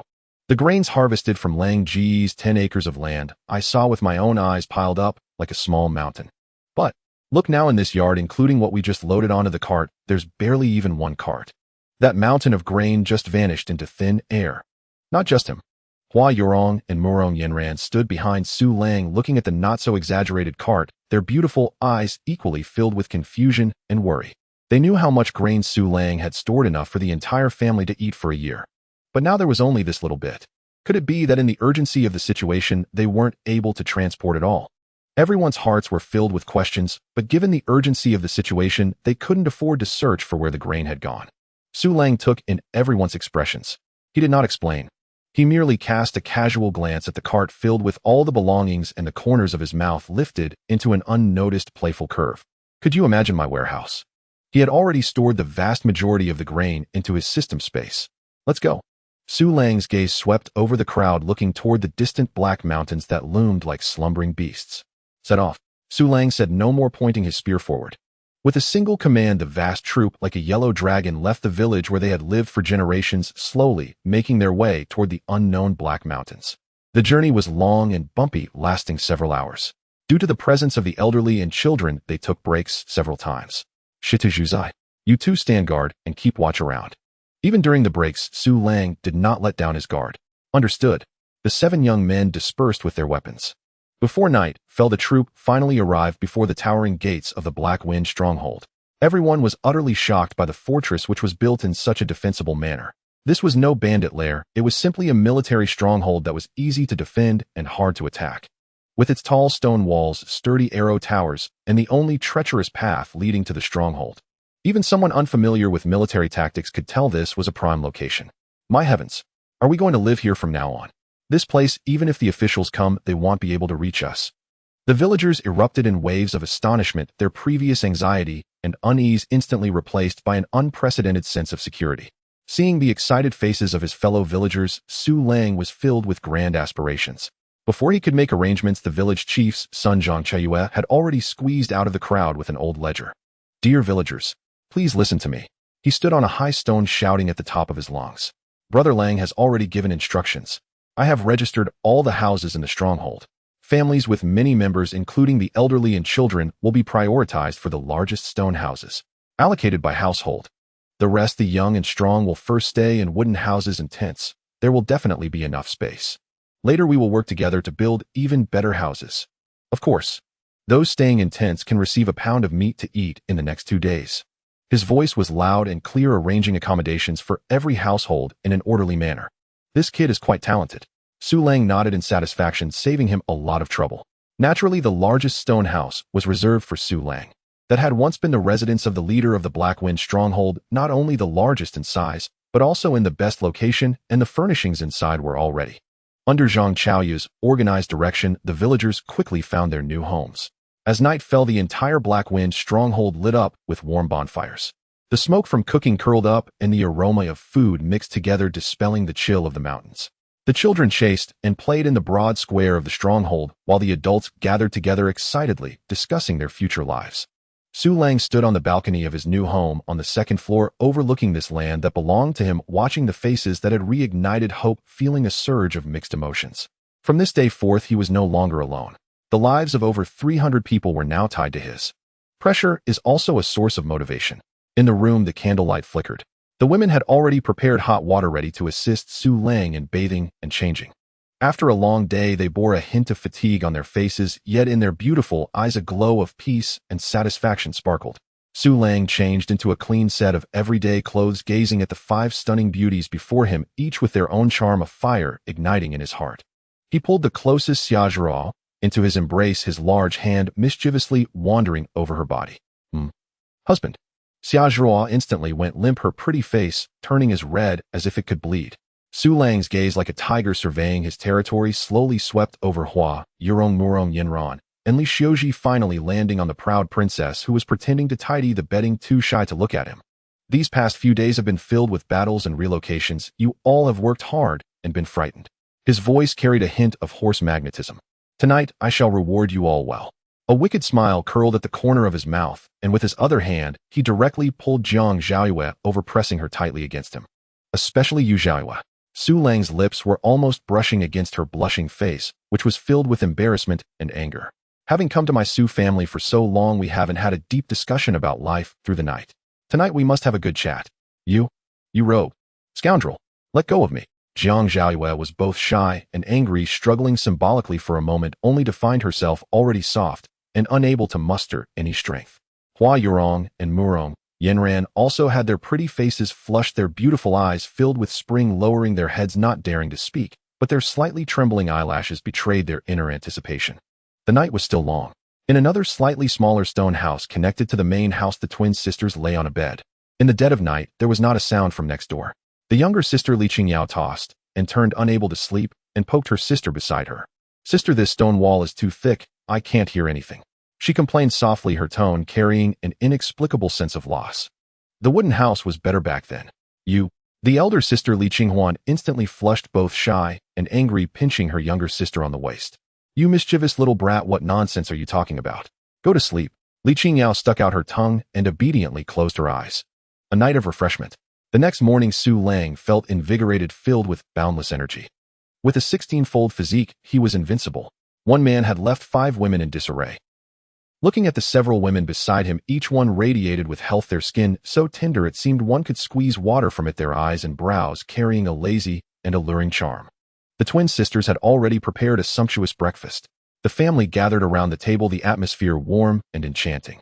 As they ate, Su Lang noticed that the twin sisters seemed a bit off today. They kept stealing glances at each other as if they had something to say, but held back, looking heavy with thoughts. Finally, when Su Lang set down his bowl and chopsticks, Li Qinghuan and Li Qingyao exchanged glances as if they had made a certain decision. Both stood up from their seats and walked up to Su Lang. Then with a thud they knelt down. "My lord." The one who spoke was the bolder Li Qingyao. Her voice trembled slightly, yet was exceptionally firm. The sisters exchanged glances. The younger sister continued, We sisters have something to offer to you, my lord." "Offering me something?" Su Lang raised an eyebrow slightly. He looked at the two sisters kneeling on the ground, their bodies trembling slightly, yet defiantly lifting their heads, feeling a sense of curiosity in his heart. Since being rescued, these sisters had been well-behaved and diligent, never making any demands. What had happened today? What is it? Speak up. Su Lang's voice was calm. Hua Yurong and Murong, Yanran paused their movements, looking over curiously. No. Li Qingyao bit her lip and shook her head. If the master does not agree, we won't get up. Her sister Li Qinghuan, despite her face being flushed with embarrassment, buried her head nearly to her chest, but showed no intention of getting up. This indeed surprised Su Lang. All right. He nodded and leaned back in his chair, crossing his arms. I want to hear what it is that must be offered in this manner. Li Qingyao took a deep breath, seeming to use all her strength. Her voice trembled, yet was incredibly clear as she spoke. We sisters wish to offer our family heirloom from the Li family to the master. Family heirloom. Su Lang was momentarily stunned, then burst into laughter. What could two daughters of fallen merchants possibly have that was remarkable? It was likely just some jewelry. What he lacked the most right now was gold and silver. Master, please don't laugh. Li Qingyao noticed Su Lang's indifference and became anxious. Our Li family was once one of the wealthiest in Yunzhou. The world is about to be in chaos. My father predicted this long ago. Thus, before the family fled, my father converted over 90% of the family wealth into gold bars and jewels, burying them in a very secret place. Only the two of us know that place. After we were captured by the bandits of Hefengzhai, I was afraid of forgetting, so I secretly hid the treasure map in a stone crevice in the dungeon. Boom. This revelation was akin to a clap of thunder. The room instantly fell into silence. Hua Yurong and Murong, Yanran were all stunned, covering their small mouths, their beautiful eyes filled with disbelief. The smile on Su Lang's face also slowly froze. He stared intently at Li Qingyao's small face, which was filled with tension and seriousness. 90% of the family wealth. The wealthiest merchant in Yunzhou. How much could that be? He recalled the pile of gold and silver treasures in the cellar of Hefengzhai, which was already wealth beyond ordinary imagination. Did this girl mean to say that her family's treasure was even greater than that? Master, our lives were saved by you. You took us and provided us with food and clothing, treating us like family. Li Qingyao's eyes reddened, her voice taking on a sobbing tone. In this chaotic world, we sisters are helpless. Guarding such a large fortune will only bring calamity. This money can only be used to its fullest potential in your hands, master. Please, master, accept it. After saying this, she and her sister, Li Qinghuan, both heavily bowed their heads to Su Lang. Bang! The crisp sound echoed in the quiet room. It also struck heavily upon Su Lang's heart. He looked at the two fragile, yet incredibly resolute figures on the ground, feeling an indescribable sense of emotion swell within him. This was not a family heirloom at all. This was clearly two burning, unreserved hearts. Get up. Su Lang stood up and personally walked over to help the sisters up from the ground. His actions were gentle. Where is the map? Take me to retrieve it. The dungeon of Hefengzhai was dark and damp. Su Lang held an oil lamp, following Li Qingyao to the innermost corner. Li Qingyao stopped in front of an inconspicuous stone brick in the corner of the wall, carefully using her fingers to pry out a small scroll wrapped tightly in oil paper. She held the oil paper roll with both hands and handed it to Su Lang. Su Lang took it and opened it.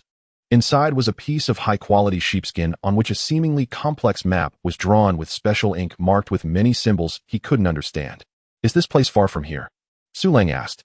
Replying to the master, it is located 30 miles outside Yunzhou City in a deserted mountain. From here by horseback, it would take about 400 miles. 400 miles. Not far yet not close. Su Lang carefully put away the map and tucked it into his chest. This money came at a most opportune time. He was worried about how to support the hundreds of people in the future needing to recruit soldiers and expand strength, spending money everywhere. With this fortune, the funding issue for a long time to come would be resolved. You sisters are truly my lucky stars. Su Lang looked at the charming twin sisters before him, feeling quite pleased, and couldn't help but reach out, playfully pinching their cute noses. The sisters' faces instantly turned crimson, their heads lowered, not daring to breathe loudly. You're just giving me such a large sum of money. Su Lang teased them intentionally. Aren't you heartbroken? Not heartbroken. Li Qingyao gathered her courage, raised her head, her big watery eyes filled with adoration and trust. This money will all belong to the master from now on. We sisters are also the master's people. Su Lang smiled. He looked at the sisters' shy yet expectant expressions, feeling a stirring in his heart. Just having people isn't enough. The curve of his lips turned mischievous. With such a large sum of money, I feel embarrassed to take it for free. How about this? Let this treasure be your dowry. From today on, both of you are my Su Lang's women. Oh. The sisters simultaneously raised their heads, their minds going blank with a buzzing sound. Happiness came too suddenly. They had thought that being lifelong servants, serving by the master's side, would already be the greatest blessing. They never expected that the master would actually take them in. What? Unwilling. Su Lang feigned a stern face. Willing. Willing. We are willing. Li Qingyao was the first to react excitedly, speaking incoherently, pulling her still dazed sister, wanting to kneel again. The servant. The servant is the master's person in life and the master's ghost in death. Being able to be a small concubine for the master would be satisfying enough. I absolutely do not dare to compete for favor with the other wives. But Su Lang pulled them back, not allowing them to kneel. What wives and concubines? He frowned, pretending to be displeased. My Su Lang's women have no distinction of status. All positions are the same. He turned his head, looking at Hua Yurong and Murong Yinran, who had followed him at some point, and loudly asked, Yurong Yinran, do you think this is reasonable? Hua Yurong and Murong Yinran exchanged smiles, the smiles gentle and inclusive. What the husband says is correct. Hua Yurong stepped forward, taking the cold little hands of Li Qinghuan, and Li Qingyao, speaking softly. From now on, we are one family. Do not kneel at every turn, understand? Two younger sisters. The word, younger sisters, made Li Qinghuan and Li Qingjiao's tears burst forth uncontrollably. They threw themselves into Hua Yurong's embrace, crying like children. Ding. Congratulations to the host for officially subduing Li Qinghuan and Li Qingyao, triggering double bond rewards. Congratulations to the host for obtaining 500 pounds of fine rice. 500 pounds of pork. Ding. Detected Li Qinghuan's favorability 30. Current favorability 120, entirely devoted. Congratulations to the host for obtaining new soldier training manual mastery. Ding. Detected Li Qingjiao's favorability 30.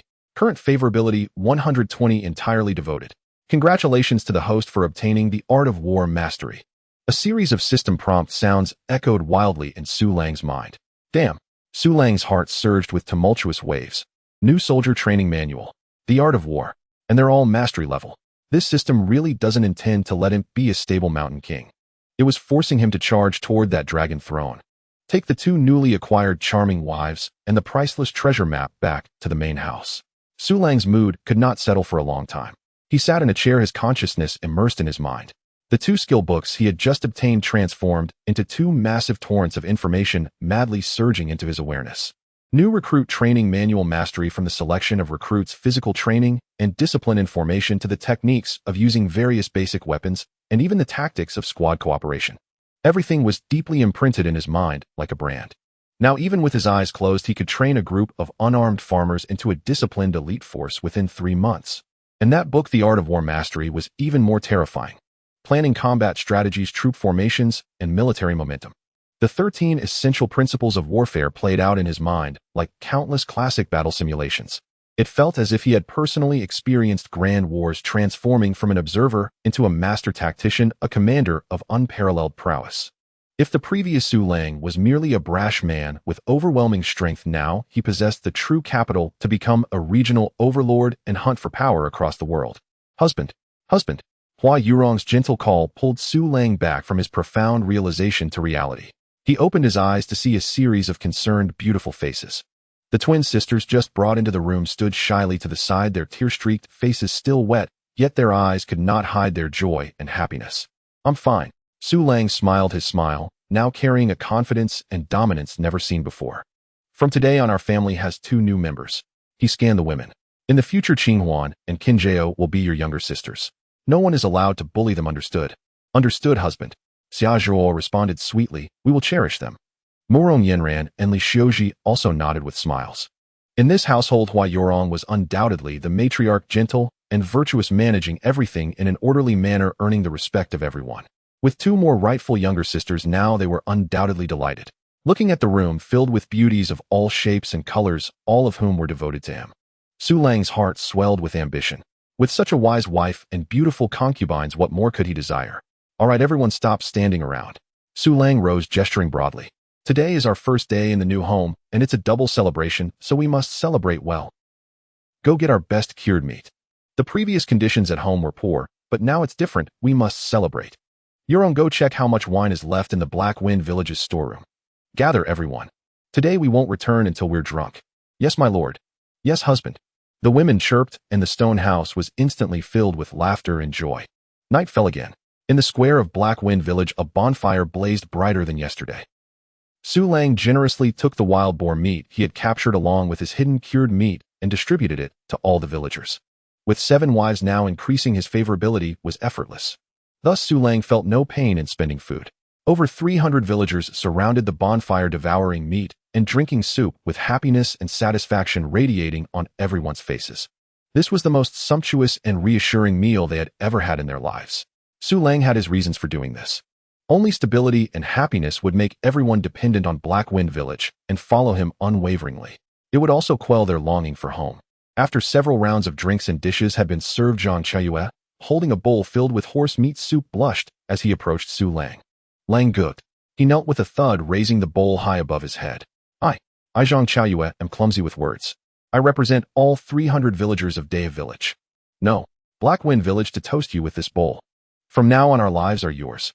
You tell us to go east, we will never go west. You tell us to kill, we will never set fire. Behind him, Lu Shidajuzi and those young men dressed in standardized leather armor, holding long knives, patrolled around, all knelt on one knee. We swear to follow the village chief to the death. We swear to follow the village chief to the death. The voices surged, echoing through the skies. All villagers, regardless of age or gender, spontaneously stood up and bowed deeply to Su Lang. Their eyes were filled with fervent admiration and respect. At this moment, Su Lang was no longer the Lang Gu who guided them in fleeing from disaster. Instead, he was the only god in their hearts, the unique king of this village. Su Lang stood tall, looking down at the fervent and loyal faces below, listening to the deafening shouts of loyalty. He said nothing, simply accepted the bowl of soup handed to him by Zhang Chaiyue. Then he downed it in one go. Good. A thunderous cheer erupted from the crowd. The atmosphere of the banquet reached its peak. Su Lang set down the bowl, raised his hand, and pressed it down. The noisy square instantly fell silent.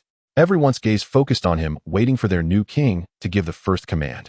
Su Lang's gaze swept over the young men holding weapons, full of vigor below. They would be the backbone of his future. But now they were still far from enough. They were merely farmers wielding weapons, still a long way from being true soldiers. Zhang Chaiyue, Su Lang called out sternly. Here. Zhang Chaiyue straightened up suddenly. Starting tomorrow, you Lu Shidajuzi and all men aged 15 to 40 must gather at the village training grounds. Su Lang's voice was cold and authoritative, carrying an undeniable iron-blooded aura. I won't care how you lived before, but from now on you will have only one identity. That is my Su Lang soldiers. I will personally train you. Those who fear hardship or fatigue can withdraw, but those who stay must obey all my orders, even if it means going to death. Do you understand? Understood. Dozens of young men roared in unison, shaking the four corners. In their eyes there was no fear, only endless enthusiasm and excitement. To be soldiers. To be Lang guest soldiers. This was 1,000 times better than being cannon fodder for those princes. Su Lang nodded in satisfaction. What he wanted was this fearless bloodlust. His gaze turned to a few old craftsmen in the crowd. Blacksmith Wang, carpenter's son. The old man is here. The 2 elderly men with graying hair hurriedly squeezed out of the crowd, standing respectfully before Su Lang. Starting tomorrow, the blacksmith shop and carpentry workshop in the village will be in full operation. Su Lang's voice was resolute. I need you to produce 300 sets of standard armor for me in the shortest time possible. 300 finely crafted broadswords. And 5,000 armor-piercing arrows. I will provide the blueprints tomorrow. It was time to make a name for himself in this chaotic world. But tonight's wedding is the most important. As the feast dispersed, the bustling square gradually fell silent, leaving only the crackling bonfire and a few young men on night watch. Su Lang returned to the stone house at the very top of the stronghold under the envious and jealous gazes of the men. Inside the house, the candlelight was bright. Hua Yurong and Murong Yenran had already prepared everything. The newly laid bedding exuded the fresh scent of sunlight and soap pot. In the air there lingered a faint scent of the young girls, mingled with the steam of bathing, sweet and enticing. Li Qinghuan and Li Qingyao, the 2 sisters, had already changed into brand new red wedding garments, sitting side by side on the edge of the bed. They lowered their heads, nervously twisting the corners of their clothes, their delicate faces blushing as if they might bleed, even their ears burning with heat. Hearing the sound of the door opening, both sisters trembled slightly. Husband, we will return to our room now. Hua Yurong looked at this scene, her face revealing a gentle smile, understandingly tugging at the sleeves of Murong Yenran and Xia Zhiyue. The women exchanged knowing glances with Su Lang, each giving him a look that said you understand before tiptoeing out and gently closing the door behind them. In the room, only Su Lang remained along with the pair of twin sisters who were nearly suffocating from tension. Su Lang walked slowly to the bedside. He said nothing, merely gazing at them quietly. His intensely penetrating gaze made the sisters tense up even more. Lift your heads. Su Lang's voice was deep and raspy. The sisters dared not disobey, trembling slightly as they slowly raised their heads. On their two identical, yet uniquely charming faces, shyness, nervousness, and an unmistakable hint of anticipation were vividly written. Especially the younger sister Li Qingyao, who was slightly bolder, her large watery eyes shimmering with a glow of acceptance and near worship. Su Lang smiled. He reached out and gently lifted their chins. From today onward, you will be my women, Su Lang. Are you afraid? The sisters exchanged a glance and shook their heads in unison. Not afraid. Li Qingjiao's voice was as soft as a mosquito's buzz, yet exceptionally firm. To serve the master is a blessing for us sisters. Very good. Su Lang's smile grew even more playful. He leaned down and placed a kiss on each of their equally beautiful, luscious lips. Tonight, let me treat you well. The candlelight was extinguished by a gust of wind. The room was filled with enchantment. The following 3000 words of detail are omitted. The next day before dawn, Su Lang had already opened his eyes, feeling refreshed. With a physique 16 times stronger, he was almost unaware of fatigue. He glanced at the side. The twin sisters lay entwined like two satiated cats, peacefully asleep. On their long eyelashes hung sparkling tears, whether from last night's exhaustion or bliss was unclear. Su Lang quietly got up and dressed. As he stepped out of the room, he caught a waft of rich porridge aroma. Hua Yurong was carrying a steaming bowl of breakfast, walking out from the kitchen, and when she saw Su Lang, a gentle smile appeared on her face. Husband, are you awake? Come and have breakfast. At the dining table, several women were already present. Upon seeing Su Lang, their charming faces flushed slightly, eyes filled with a mix of reproach and curiosity. Husband, where are Qinghuan and Qingyao?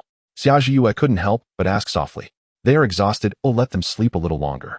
Su Lang ate heartily, answering casually. His words made the women present even more embarrassed, unable to lift their heads. After finishing breakfast, Su Lang wiped his mouth and his expression turned serious. Wang the blacksmith and the others are too old. He looked at Hua Yurong last night. I inquired. The youngest of the two blacksmiths in the village is nearly 60. They can manage to make hoes and sickles, but to forge the weapons and armor from my blueprints, their efficiency is too slow and the quality can't keep up. Hua Yurong nodded. This was also her concern. So what does the husband mean? Recruit people. Su Lang's eyes glinted with determination. In chaotic times, what is most precious? Not gold or silver, not grain, but talent.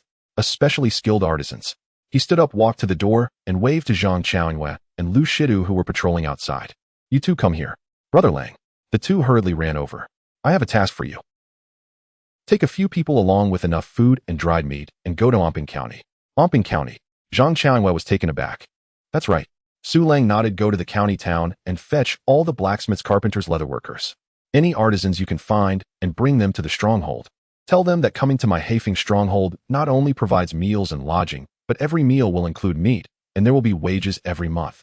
As long as they have good skills, they can set their own terms. Su Lang's voice carried an undeniable authority. Food, meat, even gold and silver are all negotiable. Remember, we only want the best craftsmen. Money is not an issue. Zhang Qiaoyue and Lu Shitu felt their blood boil, replying in unison, yes.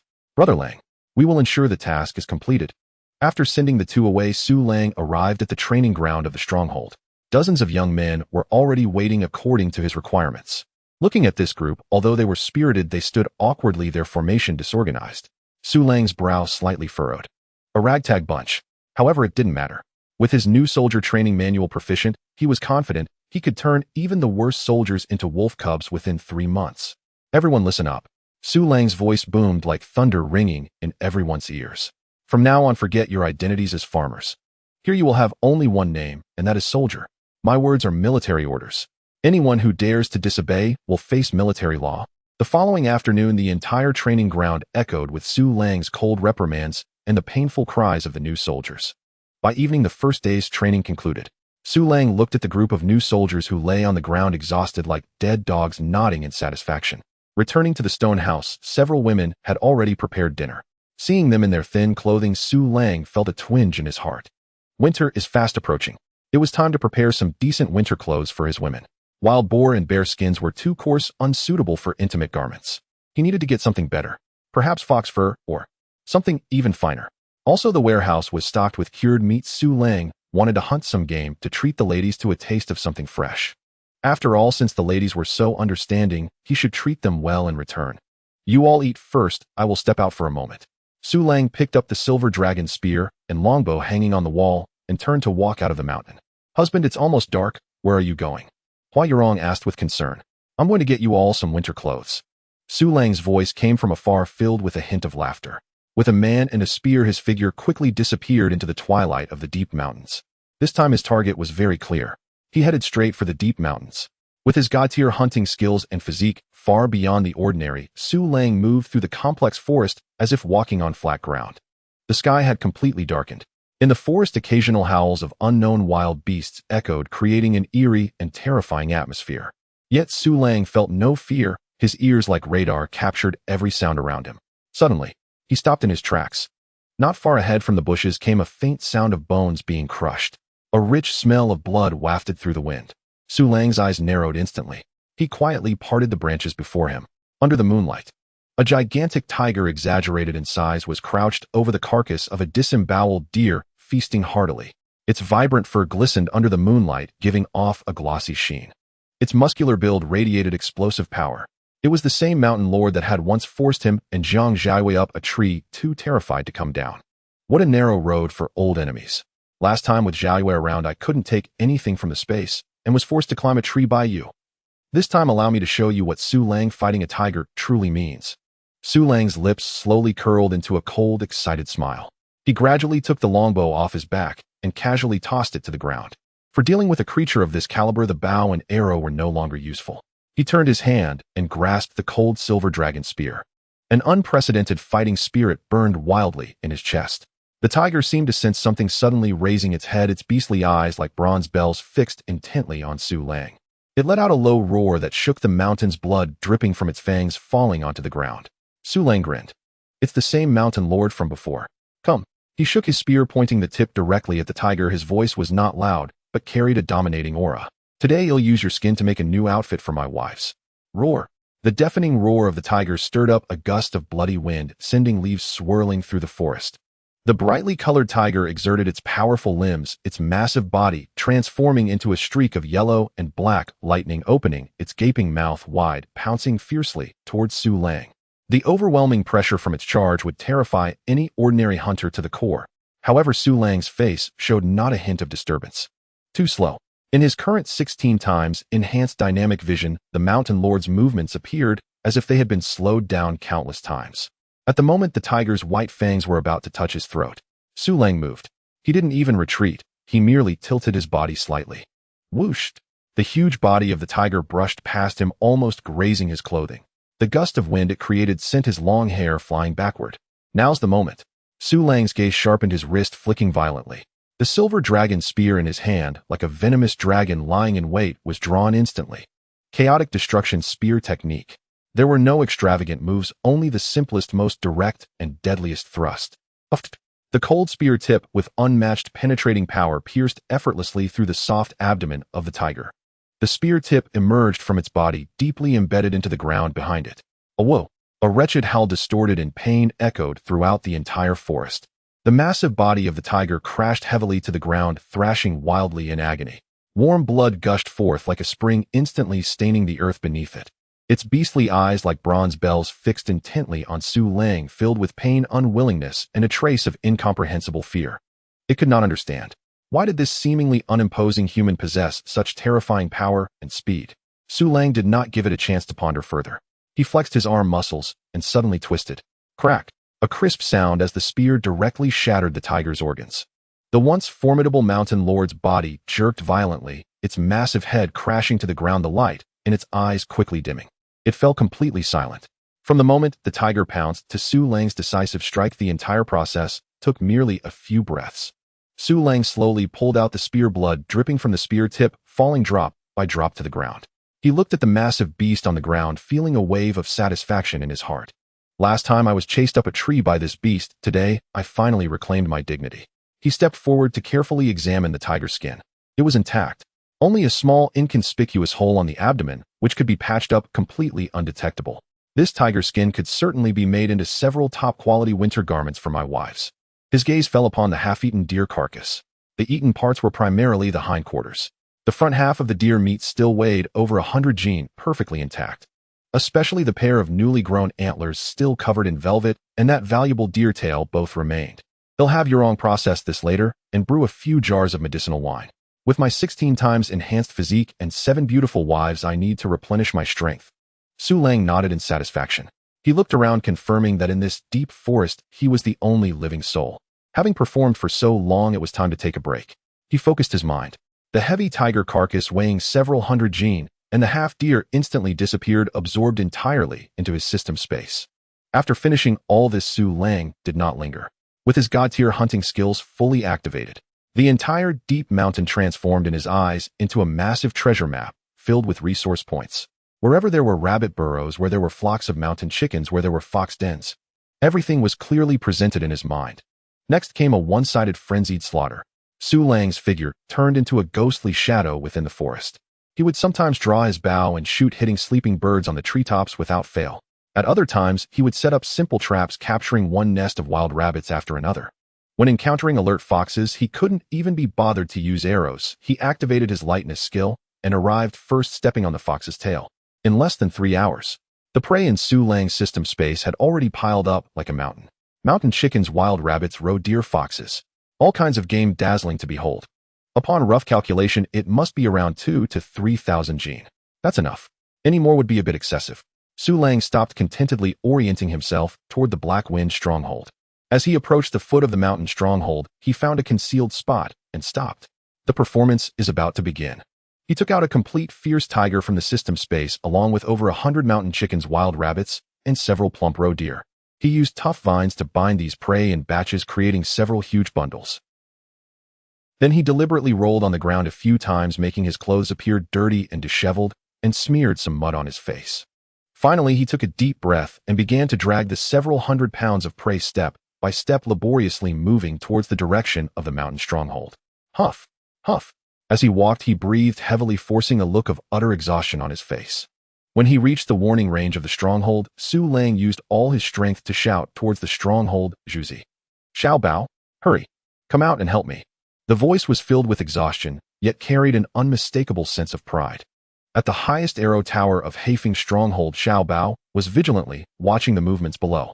He was one of the 7 youths who followed Lu Shitu to pledge loyalty to Su Lang, sharp and gifted in archery. Hearing Su Lang shout, he was startled and quickly leaned out to take a look. Just one glance, and he was instantly petrified. What did he see? There Lang Gu was dragging a pile. No, a small mountain. A small mountain made up of various prey. The most eye-catching was the striped, fierce tiger, larger than a calf. My goodness. Xiao Bao rubbed his eyes vigorously, and after confirming he wasn't mistaken, he let out a thunderous shout. Quick, someone come. Lang Gu is back. Lang Gu brought back a big tiger. And so much meat. His voice, filled with extreme excitement, had changed pitch. This shout was as if a thunderbolt had struck a calm lake. The entire Hefeng stronghold erupted in an instant. What? Lang Gu is back. And he hunted a tiger. Zhang Qiaoyue and Lu Shitu, who were practicing in the training ground, were the first to react, dropping their weapons and rushing madly towards the mountain gate. The villagers who were preparing dinner also rushed out of their stone houses, their faces filled with shock and joy. Hua Yurong and Murong Yinran, hearing the commotion outside, felt a tightening in their hearts and hurriedly ran out. When they saw the figure slowly approaching with the mountain of meat, they all gasped and covered their mouths, their beautiful eyes sparkling with excitement. Especially when they saw the imposing fierce tiger, an unparalleled sense of pride surged within their hearts. This is their man. Husband is so amazing. Li Qingjiu's eyes sparkled, wishing she could serve him immediately. How did this guy bring back so many prey? Murong Yinran was stunned, her phoenix eyes filled with disbelief. She practiced martial arts freely and understood where the limits of humans lay, and her husband seemed to have long surpassed those limits. Of course, my husband is not an ordinary person. A which ordinary person can have so many wives and still? Hua Yurong murmured softly, and then the other sisters blushed. Their gazes towards Su Lang became even more fervent. The situation was different now. The offensive and defensive positions had reversed. Previously, Su Lang was lusting after the bodies of his wives. Now the wives were yearning for Su Lang's body. Ding. Detected Hua Yurong's favorability 10. Current favorability 210, completely devoted. Ding. Detected Murong Yanran's favorability 10. Current favorability 210, completely devoted. Ding. Detected Xia Zeruo's favorability 10. Current favorability 220 completely devoted. Ding. Detected Li Ziyu's favorability 10. Current favorability 205 completely devoted. Ding. Detected Jiang Zhuoyu's favorability 10. Current favorability 140 completely devoted. Ding. Detected Li Qinghuan's favorability 10. Current favorability 130 completely devoted. Ding. Detected Li Qinjiu's favorability 10. Current favorability 130 completely devoted. A series of system prompts rang in Su Lang's mind. Su Lang felt great joy. Having more wives was delightful. Each person gave him 10 points of favorability, totaling 70 points. Ziyu's favorability is also over 200 now. Oh, let's see what reward I get. Su Lang hurriedly checked. Ding. Detected Li Ziyu's favorability 10. Current favorability 205 completely devoted. Congratulations, host, you have received 500 pounds of top-quality pork belly, 500 pounds of Northeast fine rice, and 100 bolts of exquisite cloth. Congratulations, host, you have obtained BNK Medical Art Beginner. This time it's medical skills. Su Lang felt a surge of happiness. Although Hua Yurong was also proficient in medicine, she was the only doctor in the whole village, which was obviously insufficient. Especially when they started to go to war, casualties would increase. Relying solely on Hua Yurong was not enough. Now that he understood medicine, he could greatly improve the villagers' survival rate. Soon Zhang Chaoyue and Lu Shitu rushed in front of Su Lang with dozens of young men. When they saw the mountain of prey, everyone gasped in awe, looking at Su Lang as if he were a god. Lang Gu, did you do all this by yourself? Zhang Chaoyue stammered. Nonsense. Su Lang shot him a glare. Quick, lend a hand. Take all this to my yard. Yes, Lang Gu. Everyone responded in unison, eagerly carrying the pile of prey up the mountain. The entire Haifeng stronghold was immersed in a sea of joy. Su Lang was welcomed back to his stone house like a star surrounded by the moon. The women gathered around him with concern, serving tea and water. While Su Lang enjoyed the care of his wives, he looked at the mountain of prey in the yard, feeling immensely proud. The villagers gathered outside the yard, pointing and marveling at the giant tiger.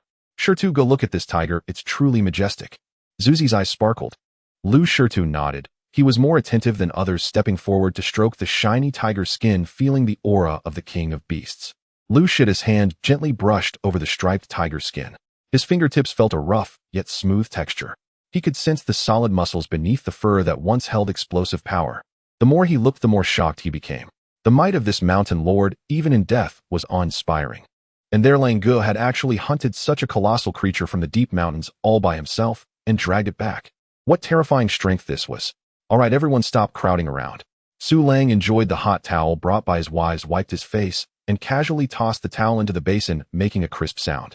He stood up, his gaze sweeping over the excited young men in the yard. Zhang Chaoyue. Here, Lang Gu. Zhang Chaoyue responded, his posture straightening like a soldier awaiting inspection.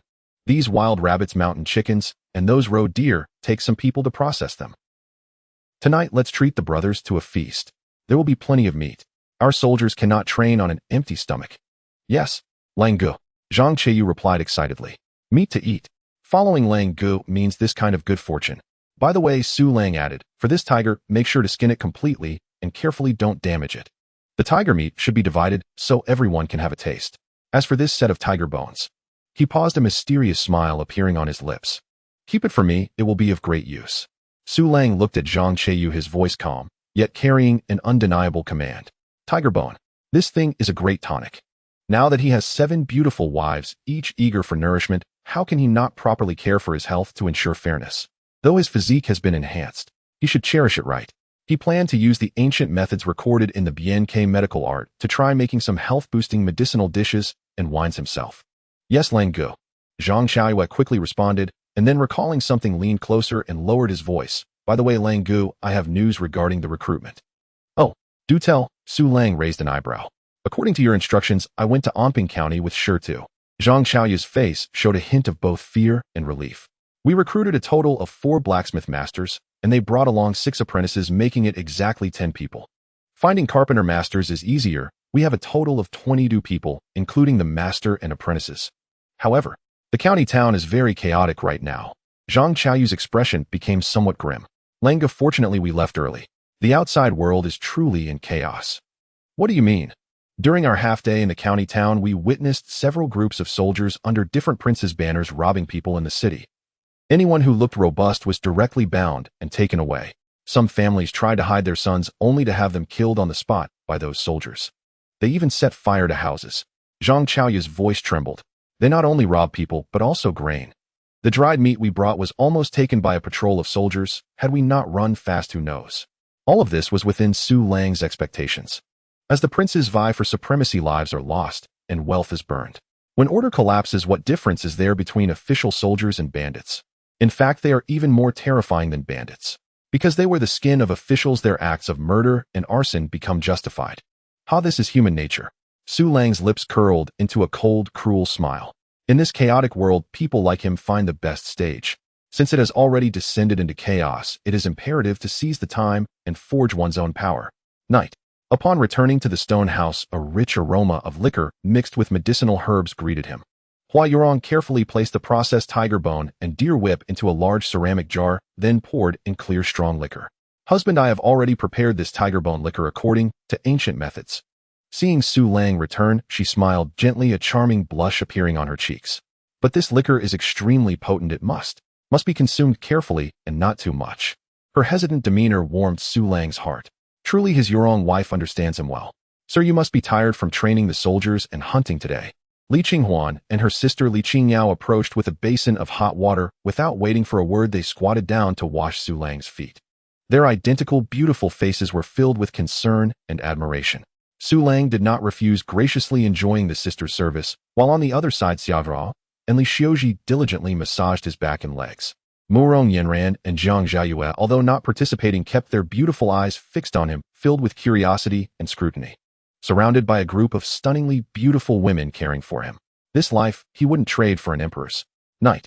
Su Lang looked at the row of beds and hesitated, wondering where to start. The next morning at dawn, on the training ground, the air was thick with killing intent. Stand up straight.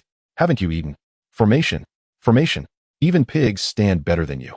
Su Lang, wielding a long whip, patrolled like a cold, ruthless drill instructor. Dozens of young men gritted their teeth, enduring the most basic formation training. Sweat soaked their clothes and each face was etched with pain. Yet not a single person dared to complain, nor did anyone dare to withdraw. The way they looked at Su Lang was filled with awe, but even more so, a fervent admiration. Because they knew that Lang Gu was training them as if they were real soldiers. It was to ensure they could survive in this chaotic world. Just as Su Lang was about to proceed to the next training exercise. Woo woo woo. Suddenly, a rapid horn sounded from the arrow tower high above the mountain. This is a warning signal. Something's happening. Su Lang's gaze sharpened as he looked up at the arrow tower. He saw Xiao Bao desperately waving a flag in his hand, shouting at the top of his lungs, Lang Gu. A group of soldiers has come down from the mountain. Soldiers. Su Lang furrowed his brows. He calmed the somewhat restless new recruits, temporarily leaving the training to Zhang Chaoyue, and strode toward the mountain gate with his silver dragon spear. When he stood on the stockade wall, he indeed saw a group of about 40 to 50 people appearing at the foot of the mountain. They wore uniform armor and held long spears, their military appearance looking somewhat inferior to Murong Kanghai's personal troops. The leader rode a tall horse clad in silver armor with a long knife at his waist, resembling a general. Their banner bore the character Yen in a dragon and phoenix design. People from the Yen Wang. They have found Heifengzhai. Su Lang sneered inwardly. Soon that group of soldiers stopped 100 meters from the mountain gate. A messenger rode forward, arriving at the stockade gate, pulling on the reins, and arrogantly raised his head, shouting in a voice that sounded like a duck, "Listen, bandits on the mountain. We are the elite troops of General Zhou, the vanguard of the Yen Wang. General Zhou has issued an order. Considering your difficult circumstances in occupying this mountain, we offer you an opportunity to abandon darkness and embrace the light. Quickly open the mountain gate, surrender all your food and women, and submit to us." The messenger's chin almost pointed to the sky, filled with condescension and disdain. "If you dare not comply when the general's army arrives, we will flatten your Heifengzhai, leaving not a single person alive." He seemed to believe that these words would frighten the disorganized crowd on the mountain into a panic, begging for mercy. A silence fell over the stockade walls. All the villagers and new soldiers who heard this expressed their anger. Surrender food and women. This clearly treats them as livestock that can be slaughtered at will. Yet on Su Lang's face there was no trace of anger. He even smiled, but that smile was cold as ice. He turned around, not looking at the messenger still shouting below. His gaze fell upon Xiao Bao, who was already drawing his bow, filled with rage. Su Lang did not speak. He simply extended his hand and gently patted Xiao Bao's shoulder. Xiao Bao trembled all over. He instantly understood Lang Gu's intentions. His anger transformed into a cold, killing intent. Without a moment's hesitation, The bow was drawn to its full moon. Buzz! The bowstring emitted a quivering sound. A sharp wolf-tooth arrow shot forth like black lightning, tearing through the air with a sharp whistle, heading straight for that arrogant messenger below the mountain. PFF. The dull sound of a weapon piercing flesh echoed through the silent valley, piercingly sharp. Down the mountain, the haughty and disdainful expression on the messenger's face froze instantly. He lowered his head, staring in disbelief at the wolf-tooth arrow deeply embedded in his chest, with only the feather quivering slightly. You all. He opened his mouth to say something, but only a torrent of blood gushed out. His body went limp, and he fell straight from the tall horse, landing with a thud on the ground, kicking up a cloud of dust. Eyes wide open in death, the entire mountain path fell into a profound silence. The dozens of soldiers below were all stunned. They never dreamed that these bandits in the mountains would dare to shoot down the messenger of Prince Yin Wang without a second thought. Is this madness? Rebellion. Rebellion. A bunch of grass bandits. Kill them. The silver-armored general, the first to react, turned beet red with shock and anger. He pulled out the long knife at his waist, pointed forward, and roared with all his might, "Charge! Flatten the Hefeng stronghold, leave none alive. Kill!" The enraged soldiers erupted like a disturbed hornet's nest, howling as they waved their spears, crazily charging up the only narrow mountain path. On the stronghold wall, the villagers and new soldiers who had just been righteous were pale as they witnessed the fierce charging momentum, instinctively tightening their grips on their weapons. Su Lang, however, maintained his calm demeanor. He looked down at the soldiers squeezed onto the narrow path like lambs awaiting slaughter, a cold smile curling at the corners of his mouth. Foolish. As Sun Tzu's art of war states, surround the enemy and cut off their escape, pursue not a desperate foe. Yet these people have plunged headlong into this easily defensible trap. He turned around, ignoring the tense faces behind him, and issued an order that left everyone bewildered, his voice devoid of emotion. Open the stronghold gates. What? Everyone on the wall thought they misheard. Open the gates. Isn't this seeking death? Langu. Zhang Chaoyu's face changed dramatically as he hurriedly shouted, "How can we open the gates? If they charge and we're done for, we should use the terrain advantage." Su Lang didn't explain, merely shot him a cold glance with his deep-set eyes. Just one glance. Zhang Chaoyu felt as if he were being gazed upon by an ancient beast, a chill surging from his feet to the top of his head, leaving the rest of his words stuck in his throat. "I said open the gates." Su Lang's voice suddenly rose. This time no one dared to question him anymore. "Open the gates. Kill." Lu Shida's youthful face was now filled with fervent trust. He was the first to respond, yelling at the top of his lungs, turning and charging toward the stronghold gate. "Open the gates." Zhuzi and the other three youths followed without hesitation. Creak. The heavy stonewood stronghold gates slowly opened with a screech that grated on the teeth. A tragic air of desperation surged forth. "Kill." As soon as the gates opened a crack, Lu Shida's small figure was the first to squeeze through. In his hand, he wielded a heavy horse-slaying knife, which was disproportionate to his size. That knife was one he had chosen from the armory of Hefeng stronghold. Fight to the death for Lang Gu. With a roar, his small body shot forward like a cannonball, recklessly charging toward the oncoming soldiers. "Kill! Kill!" Zhuzi and the other 5 youths followed closely behind, wielding long spears. The 6 boys formed the simplest yet sharpest arrowhead. Boom! The 2 torrents collided violently. On the narrow mountain path, the deafening shouts of battle and the clash of weapons erupted. PFF. Lu Shida's horse-slaying knife struck down with overwhelming force, cleaving the first soldier in line along with his shield in 2. Blood splattered all over his face. He paid it no mind, wiping his face as his eyes turned crimson like a demon crawling out of hell. "Kill! Kill! Kill!" He swung the horse-slaying knife, as if possessed, each strike fueled by all his strength. Behind him, Zhuzi and the others thrust their spears like venomous snakes, continuously piercing through the gaps in the shields, each time claiming a life. This moment ignited the bloodlust in all the new recruits. Let's fight with Shirtu Gu. 1 kill is breaking even. 2 kills are a profit. For Lang Gu. Kill. The new recruits who had previously hesitated saw the 6 fearless boys, and their eyes turned red instantly. They roared, surging out of the stronghold gates to join the bloody slaughter. The entire mountain path transformed into a grinding mill of flesh and blood. Although the soldiers were well-trained, they couldn't maneuver in the narrow terrain, and their numerical advantage vanished. They were tightly blocked on the mountain path, unable to retreat from the front and unable to charge from the back. Su Lang stood atop the high stronghold wall like a cold statue. In his hand, he had unknowingly swapped for a longbow. His gaze, like that of a hawk, surveyed the entire battlefield. He did not take action. He was waiting. He was using this most brutal bloodbath to temper his soldiers. Suddenly, A soldier circled around Lu Shi's front, ruthlessly stabbing toward his back. Lu Shi too was locked in fierce combat with the enemy in front, completely unaware. In this critical moment, buzz! A faint sound of a bowstring vibrating. The soldier launching the ambush suddenly froze. An arrow precisely pierced through his eye socket, exiting through his brain. Su Lang slowly lowered his bow. His movement was so swift that hardly anyone could see it clearly. Beside him, Xiao Bao had also been engulfed in bloodlust. He had not stopped shooting arrows. With each arrow released, a soldier would inevitably scream and fall on the mountain path. From above, every arrow found its mark. The battle had turned into a one-sided slaughter. The silver-armored general watched as his subordinates fell one after another, his heart quaking with fear. He couldn't understand why these bandits were so formidable, so fearless. Retreat. Quick retreat. He finally panicked, turning his horse to flee. However, it was already too late. Thinking of escaping, Su Lang's voice rang out like a death sentence from the stronghold wall. The silver-armored general felt a chill at the nape of his neck, looking up to meet Su Lang's cold, unfeeling gaze. And an arrow aimed at his forehead. No. PFF.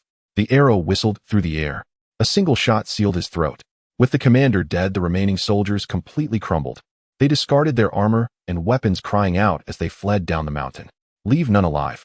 Su Lang's cold voice echoed once more. Lu Shi and the others charged down like tigers, pursuing them. Soon, the shouts of battle gradually quieted. The narrow mountain path was strewn with corpses in disarray. Blood flowed like a stream, trickling down the stone steps. The stench was overwhelming. All the survivors leaned on their weapons, gasping for breath. They were covered in the blood of their enemies and their own. But their eyes shone terrifyingly bright. They won. They actually defeated the soldiers.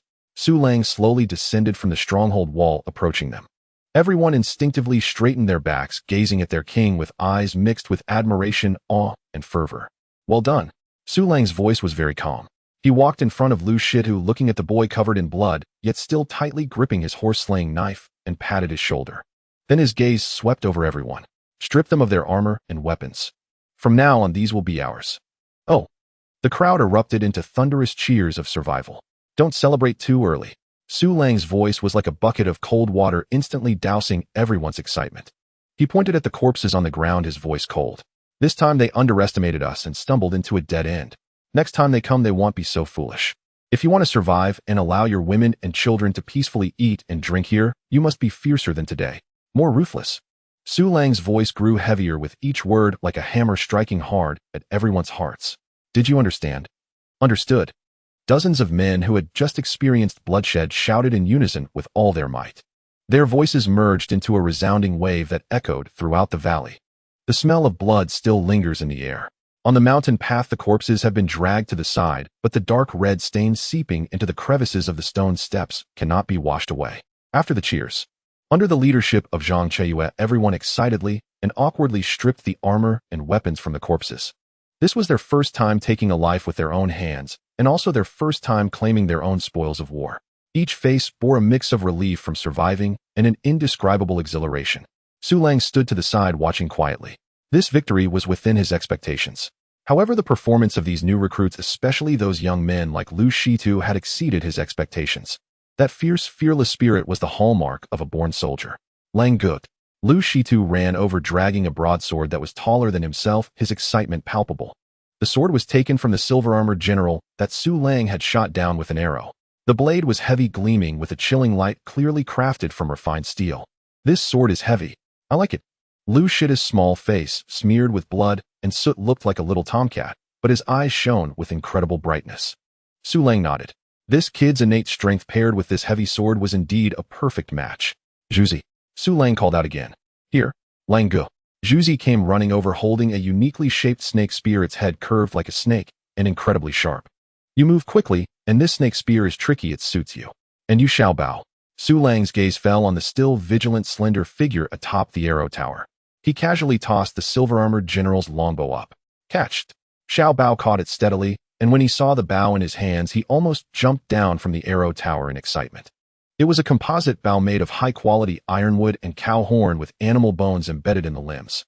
Just one glance revealed it was 100 times better than the hunting bow he had used before. Thank you, Lang Gu. Xiao Bao's voice was tinged with tears. As for the remaining weapons, they were all standard long spears. Su Lang had each young man take one. When these sturdy men grasped the heavy long spears, their entire demeanor transformed. They were no longer farmers wielding hoes and sickles, but true warriors holding sharp blades. In the era of cold weapons, the spear was undoubtedly the king of the battlefield. Oh, we have weapons now. From now on, whoever dares to come shall be stabbed to death. Following Lang Gu, we will be invincible. The crowd erupted in thunderous cheers. Su Lang's gaze fell once again on the pile of armor that had been stripped away. He stepped forward and casually picked up a piece of chest armor, tapping it with his fingers. Ding ding. The sound was somewhat muffled. He frowned slightly. These armors were merely basic leather armor with a few thin iron plates embedded at key points. The defense was hardly better than nothing. Against bandits it would suffice, but when faced with the penetrating arrows of a regular army, it was no different from being made of paper. Wang Taijiang. Su Lang called back. This old man is here. A gray-haired old blacksmith quickly squeezed his way out of the crowd. These armors are too trashy. Su Lang threw the chest armor on the ground. From today, on the blacksmith shop, will work at full capacity. I want you to remelt all these iron pieces. According to the blueprints I provide, forge brand new iron armor for me. Lang Gu. Iron armor requires extremely high quality of iron and craftsmanship. Wang Tijiang's face showed signs of difficulty. He'll provide the manpower. The iron will come from these weapons. Su Lang's voice was unwavering. I only want results. With armor the brothers can survive. Wang Taijiang looked at Su Lang's resolute gaze. His heart shivered, and he nodded heavily. Yes. This old man will risk his life to make it for you, Lang Gu. At noon, after a bloody battle, there was no celebratory wine, but there was plenty of meat. In the square large pots were stewing fragrant tiger bone soup. The broth was milky white, and the rich meat aroma wafted throughout the entire stronghold. Everyone's broken bowls were filled with meat soup, and they held steaming roasted sweet potatoes in their hands. In these chaotic times, it was akin to living like a deity. Following Lang Gu, we have meat to eat every day. It's worth it. Exactly. Damn it, before we served the landlords as cattle and horses, we couldn't even get a full meal. Now this life is worth dying for. From now on, anyone who dares to oppose Lang Gu, they'll be the first to stab him. The villagers' faces were radiant with genuine happiness and satisfaction. The looks they directed at Su Lang were no longer mere awe, but an almost fanatical adoration. After filling their stomachs and drinking their fill, not a single person went to rest. The group of new recruits who had just experienced a bloody battle without needing Su Lang to urge them returned to the training ground on their own, starting a more frenzied training. The sounds of shouting and killing were louder than ever before. Each of them understood that their survival today relied entirely on Lang Gu's command and the training they had undergone during this time. If they wanted to continue living, if they wanted to protect this heavenly life before them, they had to become stronger, fiercer. Looking at this group of death warriors who were beginning to show their wolfish nature, Su Lang nodded in satisfaction. But he knew that relying solely on these people was far from enough. The more than 300 people of Hefeng's stronghold needed food to survive. He couldn't always rely on hunting, nor could he always depend on the system. They needed to establish their own foundation. That foundation was land and grain. Su Lang did not greet anyone and walked out of the stronghold alone. He aimed to find suitable land for cultivation nearby. Soon Su Lang made his way to the back mountain of Hefeng's stronghold. After crossing a ridge, the view suddenly opened up. He saw a vast valley basin. This basin was large, flat, and the soil appeared extremely fertile. Most importantly, a clear stream wound its way through the valley. A natural fertile field. Su Lang's heart soared with joy. This place was truly a treasure bestowed by heaven. As long as it was cultivated, it could easily sustain not just 300 people, but even 3,000. He was excitedly planning how to cultivate this land and how to irrigate it. Suddenly, a sense of extreme danger struck him from behind without warning. It was the instinct honed from years on the battlefield. A sensitivity to killing intent. Su Lang didn't even have time to turn around. His Buddhist instincts reacted before his brain could process. He suddenly stepped forward, his body moving like a ghost, shifting 3 feet to the left. Whoosh! A dark projectile whizzed past, almost brushing his nose. Clang! A loud sound erupted. It was a pitch-black iron spear. The spear, propelled with unmatched force, was driven hard into a rock not far in front of him. The entire spear hummed from the immense power. Su Lang's pupils constricted suddenly. What tremendous strength! If that spear were thrown at a person, it would definitely penetrate right through. He spun around abruptly, his gaze sharp as lightning, directed at the source of the spear. About 100 meters away on a slope, a figure stood quietly. It was a woman. A woman dressed in coarse linen with her long hair casually tied behind her head, her face seemingly smeared with dirt. She was holding a similarly standard long spear. At that moment, she also noticed Su Lang. Their eyes met. The woman seemed momentarily stunned, but soon a terrifying killing intent erupted in her gaze. Without a hint of hesitation, her arm muscles tensed as she adopted a throwing stance, aiming the second spear directly at Su Lang. This woman is truly ruthless. Su Lang's pupils suddenly constricted. Seeing her first attack fail, the murderous intent in her eyes intensified, and she unhesitatingly prepared to throw again. Another one. A surge of unnameable anger rose within Su Lang. He was even too lazy to dodge again. Just as the woman's arm muscles tensed and the second spear was about to leave her hand, Su Lang moved. He did not retreat, but instead took a bold step forward, arriving in front of the iron spear embedded in the rock. He grasped the cold spear with one hand. "Lift off for me." A low shout. Su Lang's arm muscles instantly bulged like a dragon. Crack. A sharp grating sound that made one's teeth ache. The iron spear, deeply embedded in the hard rock, was forcibly pulled out by him with one hand. It even took a large chunk of shattered rock with it. On the opposite hillside, the woman's throwing motion abruptly froze. For the first time, terror appeared on her dirt-streaked face. What kind of terrifying strength is this? Is this still human? At that moment of her days, whoosh, the sound of air being sliced once again rang out. This time it was Su Lang. He used the heavy iron spear as a javelin, throwing it back with a reverse motion. The power and speed far exceeded before. The two similarly styled spears collided midair like two black dragons meeting fiercely. Clang! A deafening clash of metal echoed throughout the valley. Sparks flew. The woman's spear was knocked away by an unstoppable force, tumbling through the air and landing far down the hillside. Before she could regain her footing, a ghostly figure had already appeared before her, silent as snow. Su Lang's movement reached its peak. Swish! A cold gleam flashed. The cold and sharp broadsword was steadily placed against her slender neck. As long as Su Lang's wrist moved slightly, a splendid head would roll to the ground. The woman was completely frozen. She could feel the bone-chilling cold from the blade against her neck and the faint scent of blood. She could even smell the strong masculine and aggressive aura emanating from this man before her. "Who are you?" Su Lang's voice was icily devoid of emotion. "Why did you ambush me?" The woman did not answer, merely staring at him fiercely, her eyes filled with deep-seated hatred and a hint of determination. "If you want to kill me, then go ahead." Her voice was hoarse yet cold. "I won't say anything." "Hey, your bones are quite hard." Su Lang smiled. He licked his slightly cracked lips, his gaze turning playful, like a beast assessing its prey. "Kill you? That would be too easy for you." He leaned in a little closer, almost pressing against the woman's ear, speaking in his magnetic voice word by word. "I don't like playing with corpses." Before his voice faded, his empty hand suddenly reached out, directly grabbing the coarse hemp clothing on the woman's chest. The woman's face changed dramatically, and terror finally appeared in her eyes. "What? What are you going to do?" "What am I going to do?" Su Lang's lips curled into a cruel arc. "I am the chief of the Black Wind Gang. What do you think I'm going to do?" "You little girl, although you don't look that good, your figure is not bad. If you don't speak, you'll peel your skin off and tie you at the entrance of the gang for my hundreds of brothers who have starved for half their lives to line up and have some fun." This remark, like the most vicious curse, made the woman's body uncontrollably tremble. Her face turned pale as paper in an instant. You are shameless. A beast. Curse me louder."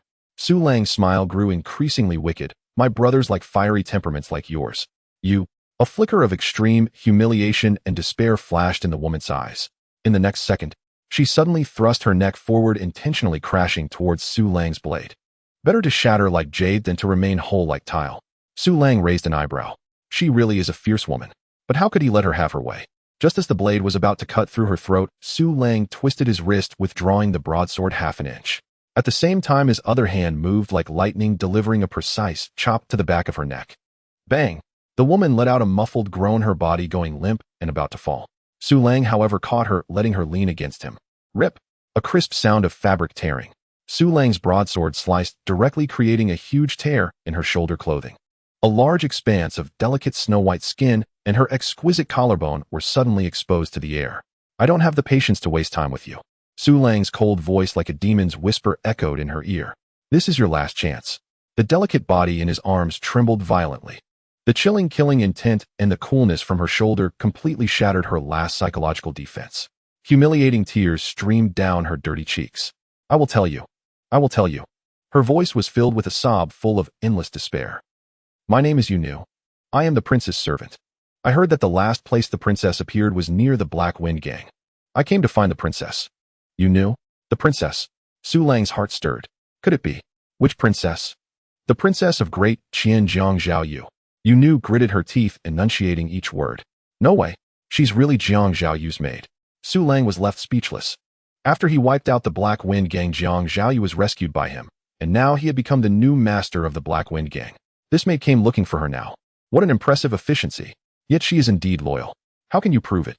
Su Lang did not immediately put away his sword, still remaining vigilant. Your Highness, there is a small red mole under her left shoulder blade. Yu Nu's voice still trembled. She hates to eat celery and loves to listen to stories from beyond the pass. Her eyes are peach blossom-shaped her height. These details could never be known by an outsider. The last trace of doubt in Su Lang's heart was dispelled. He slowly put away the broadsword. Come with me. He released his hold on the woman and turned to walk toward the direction of the gang. With nothing in his arms, Yu Nu stumbled, almost falling. She looked at Su Lang's back, her eyes filled with vigilance and confusion. Where are you taking me? She instinctively covered her torn clothing, her voice carrying a hint of wariness and a subtle indignation. Don't you want to see your princess? Su Lang said coldly without looking back. Yu Nu froze.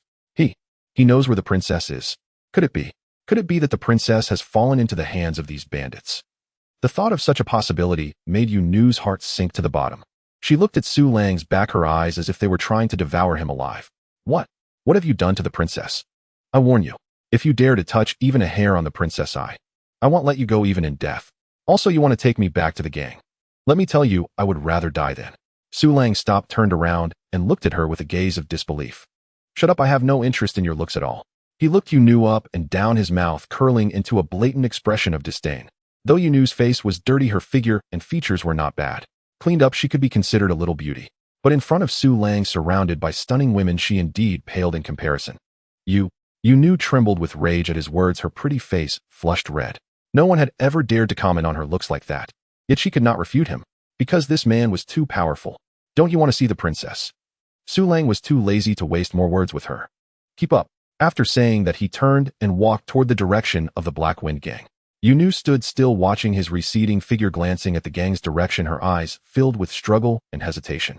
In the end, she gritted her teeth, covering her bleeding tiger's mouth and torn clothing, limping along after him. The two walked one after the other along the mountain path. Soon the tall and fierce gate of the Black Wind gang appeared before them. On the walls stood sentinels in leather armor, holding long spears. Once inside the gang, they saw hundreds of men practicing. The aura of slaughter made Yu Nu's heart rise again. Is this really a den of bandits? Why do these bandits seem more imposing than any soldiers she has ever seen? As she pondered, Su Lang, who was walking ahead, suddenly stopped. He turned around, a strange expression on his face that seemed to be a smile, yet not a smile. By the way, there is something I need to tell you in advance. Yu Nu's heart tightened. Your princess. Su Lang paused, the curve of his lips becoming even more playful. She is now my wife. Is she your wife? The pupils of Yu Nu contracted sharply, instantly recalling the term, the lady of the bandit chief. Of course, if she is the lady of the bandit chief, that would be the best scenario. What she feared the most was that the princess would be imprisoned, treated as less than human, and subjected to the whims of all the bandits. Yu Nu dared not think further. Suppressing her anger, Yu Nu continued to inquire, how is the princess now?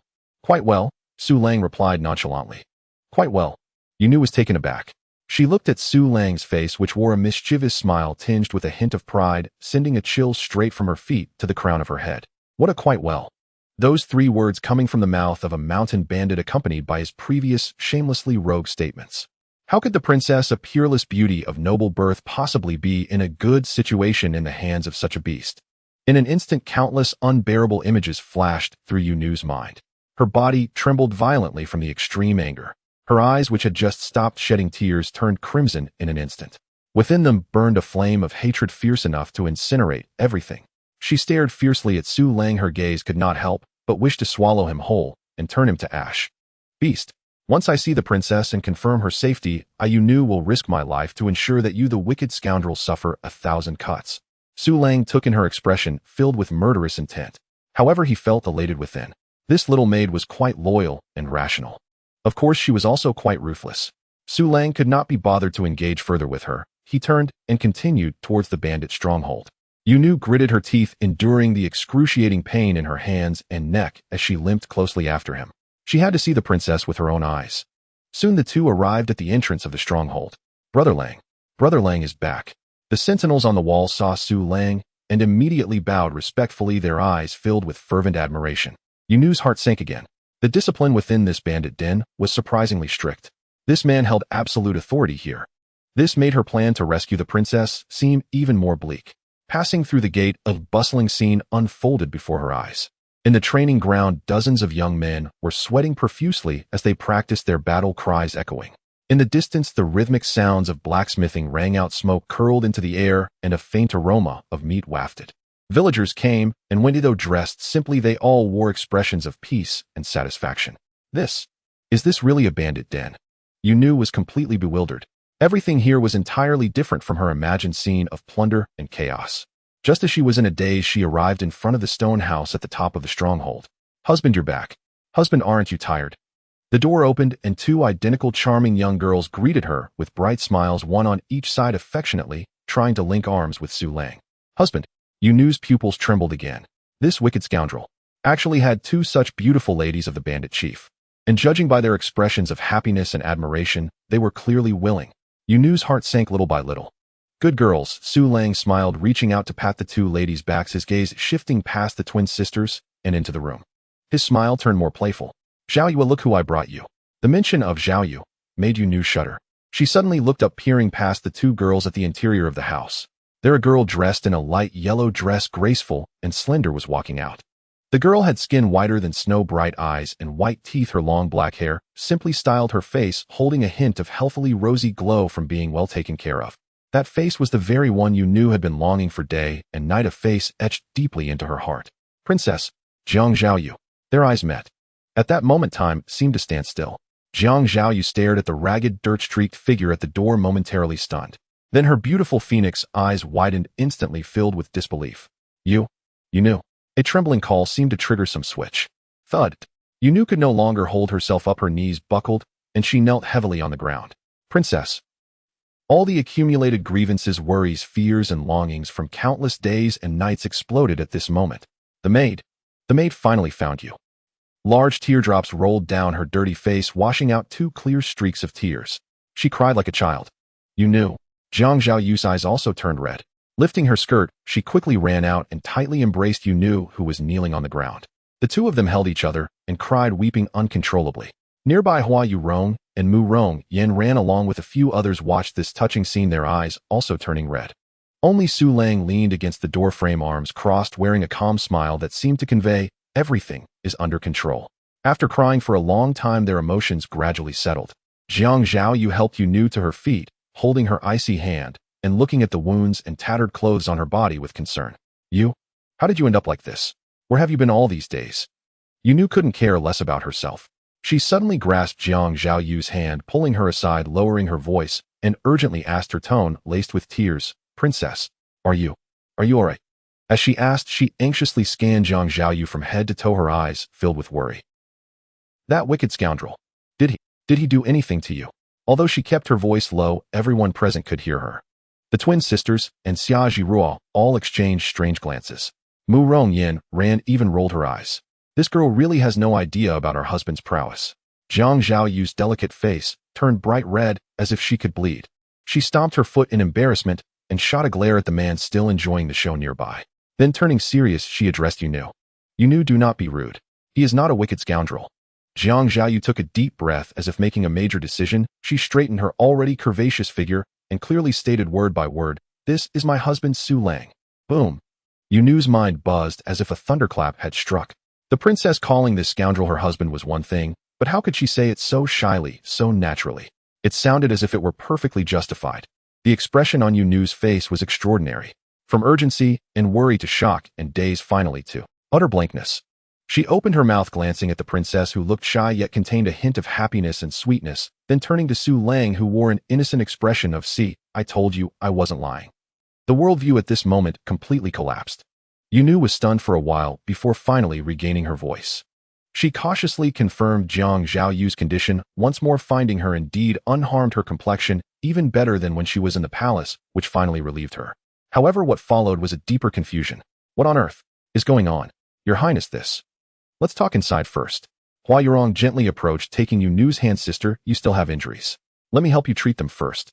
Yu was half pushed and half led into the stone house. When she saw the room filled with beautiful women of varying shapes and sizes, all warm and friendly like sisters surrounding Su Lang, she finally understood. Your Highness is not the first. In fact, she might not even rank in the top 5. She looked at Su Lang, her eyes filled with complexity. Who exactly is this man? He is clearly a bandit leader, yet he possesses so many stunning beauties, each seemingly devoted to him. Your Highness, I also want to stay here from now on. After receiving Hua Yurong's bandaging, Yu Nu made her decision. She looked at Jiang Zhaoyue, her gaze incredibly determined. I will protect you. She felt uneasy. Even if Su Lang is not a bad person, she has seen enough palace intrigue with so many women around. She must stay by the prince's side. Moreover, the world is in chaos now, with several princes vying for the throne, all wanting to find the princess and use her identity to command the world. Returning to the so-called court would truly be a dead end. Staying here beside this seemingly powerful man might actually be the safest choice. All right. Before Jiang Zhaoyu could speak, Su Lang answered for her. He sat casually observing this stubborn, yet undeniably capable maid. These ladies of mine are delicate and need someone strong as a bodyguard. His words earned a big eye roll from Morong Yenran. However, she said nothing. Morong Yenran could see the deep bond between Jiang Zhaoyu and Yu Nu. Gurgle. At that moment, an untimely clear sound came from Yu Nu's stomach. Her face instantly flushed red.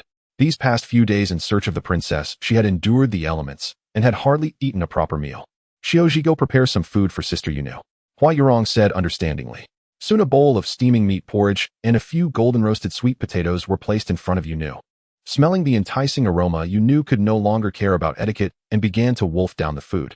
As the warm food slid into her stomach, a long-lost feeling of happiness made her nearly cry again. While devouring her meal, she secretly observed this unbelievable home. Her internal scale began to slowly tip. Perhaps, the princess really has found someone she can entrust her whole life to. In the following days, the Black Wind stronghold flourished. Blacksmith Wang brought in newly recruited craftsmen and apprentices, tirelessly forging iron day and night, producing brand new armor and sharp spears and swords in an endless stream. In the training grounds, the new soldiers began to show results. Their formations were orderly, and a killing intent gradually emerged.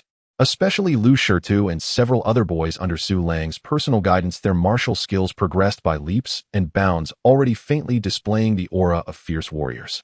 Everything was developing in a good direction. That morning, Su Lang was in the courtyard guiding Yu Nu in spear practice. This little maid's spear technique was bold and fierce, but lacked variation. Su Lang casually pointed out a few tips which greatly benefited her. Simultaneously, her gaze towards Su Lang was no longer purely filled with hatred, but included a measure of awe and curiosity. How does this bandit leader know so much? Just then, Lang Gu, it's bad. A hurried and panicked shout came from outside the stronghold. Su Lang turned his head to look. He saw Zhang Cheyu rushing over, lowering his voice. The court has sent people. This time it's regular troops. A massive black mass, at least over 1,000 people. They've surrounded our Black Wind stronghold. Zhang Chaoyu's voice trembled slightly. Over 1,000 people. That's over 1,000 armored soldiers with swords. Even if Black Wind stronghold counted everyone who could breathe, it would only amount to a bit over 300, and only those few newly blooded soldiers could fight. How can we fight? It's simply like throwing an egg against a stone. In the courtyard, Yu Nu, who had just gained insight into spear techniques thanks to Su Lang's guidance, turned pale. She understood better than anyone what 1,000-strong army meant. It was an absolute power capable of easily crushing any stronghold. However, there was no trace of panic on Su Lang's face. He even had the leisure to return the spear in his hand to Yu Nu with calmness. What are you panicking about? Su Lang's voice was as calm as if discussing the weather. He turned his head to look at Zhang Qiu, raising an eyebrow. What flag are they flying? Zhang Chaoyue was slightly influenced by Su Lang's calm demeanor, his panic subsiding a bit, but his voice remained dry. It's a character, Yen. Lang Gu, it must be reinforcements for that last group. We killed Yin Wang's soldiers. They're here for revenge. Yin Wang. Su Lang's lips slowly curled into a cold arc. They really are persistent. All right. He casually uttered 2 words. All right. Zhang Chaoyue was directly stunned, his mind unable to comprehend. With the army pressing in, how is this good? After training for so long, it's time to show what we've got. Su Lang's gaze swept over the new soldiers who were stirring in the training grounds not far away, a sharp glint flashing in his eyes. Let's go take a look. He didn't regard that 1,000-strong army at all, casually picking up the silver dragon spear hanging on the courtyard wall, striding towards the mountain gate. Husband. The door of the stone house swung open, and Hua Yurong, Morong Yenran, and several others quickly walked out, their faces filled with worry. They had heard the commotion outside long ago. Husband, outside. Hua Yurong's voice carried a hint of tremor. It's nothing. Su Lang turned back, giving them a reassuring smile, just a few flies buzzing around, annoying. You all stay inside. We will hold a celebration banquet at any time. After saying that, he walked away without looking back. His leisurely pace seemed more like a stroll in the back mountain than facing 1,000 troops. The women in the room watched his tall and reassuring back. Their previously tense hearts surprisingly began to relax. This is their man. Even if the sky were to fall, he could hold it up. Yunu stood in the courtyard gripping the cold spear, watching Su Lang's figure, her eyes filled with complexity. A madman. This man is undoubtedly a complete madman. That is a 1,000-strong army. How dare he? On the battlements. The atmosphere was suffocating to the extreme. Everyone gripped their weapons tightly, palms drenched in cold sweat, nervously swallowing their saliva. Below the mountain path, a dark mass loomed like a tide of black water, completely surrounding the Hefeng stronghold. Under the sunlight, the cold glint reflecting off the armor and spear tips stung the eyes. The sheer murderous aura was oppressive, making it hard to breathe. Thud. A new recruit couldn't withstand the pressure, his legs giving way as he nearly collapsed to the ground. At that moment, a steady footstep echoed from behind. Su Lang had arrived. As soon as he stepped onto the battlements, all eyes instantly focused on him.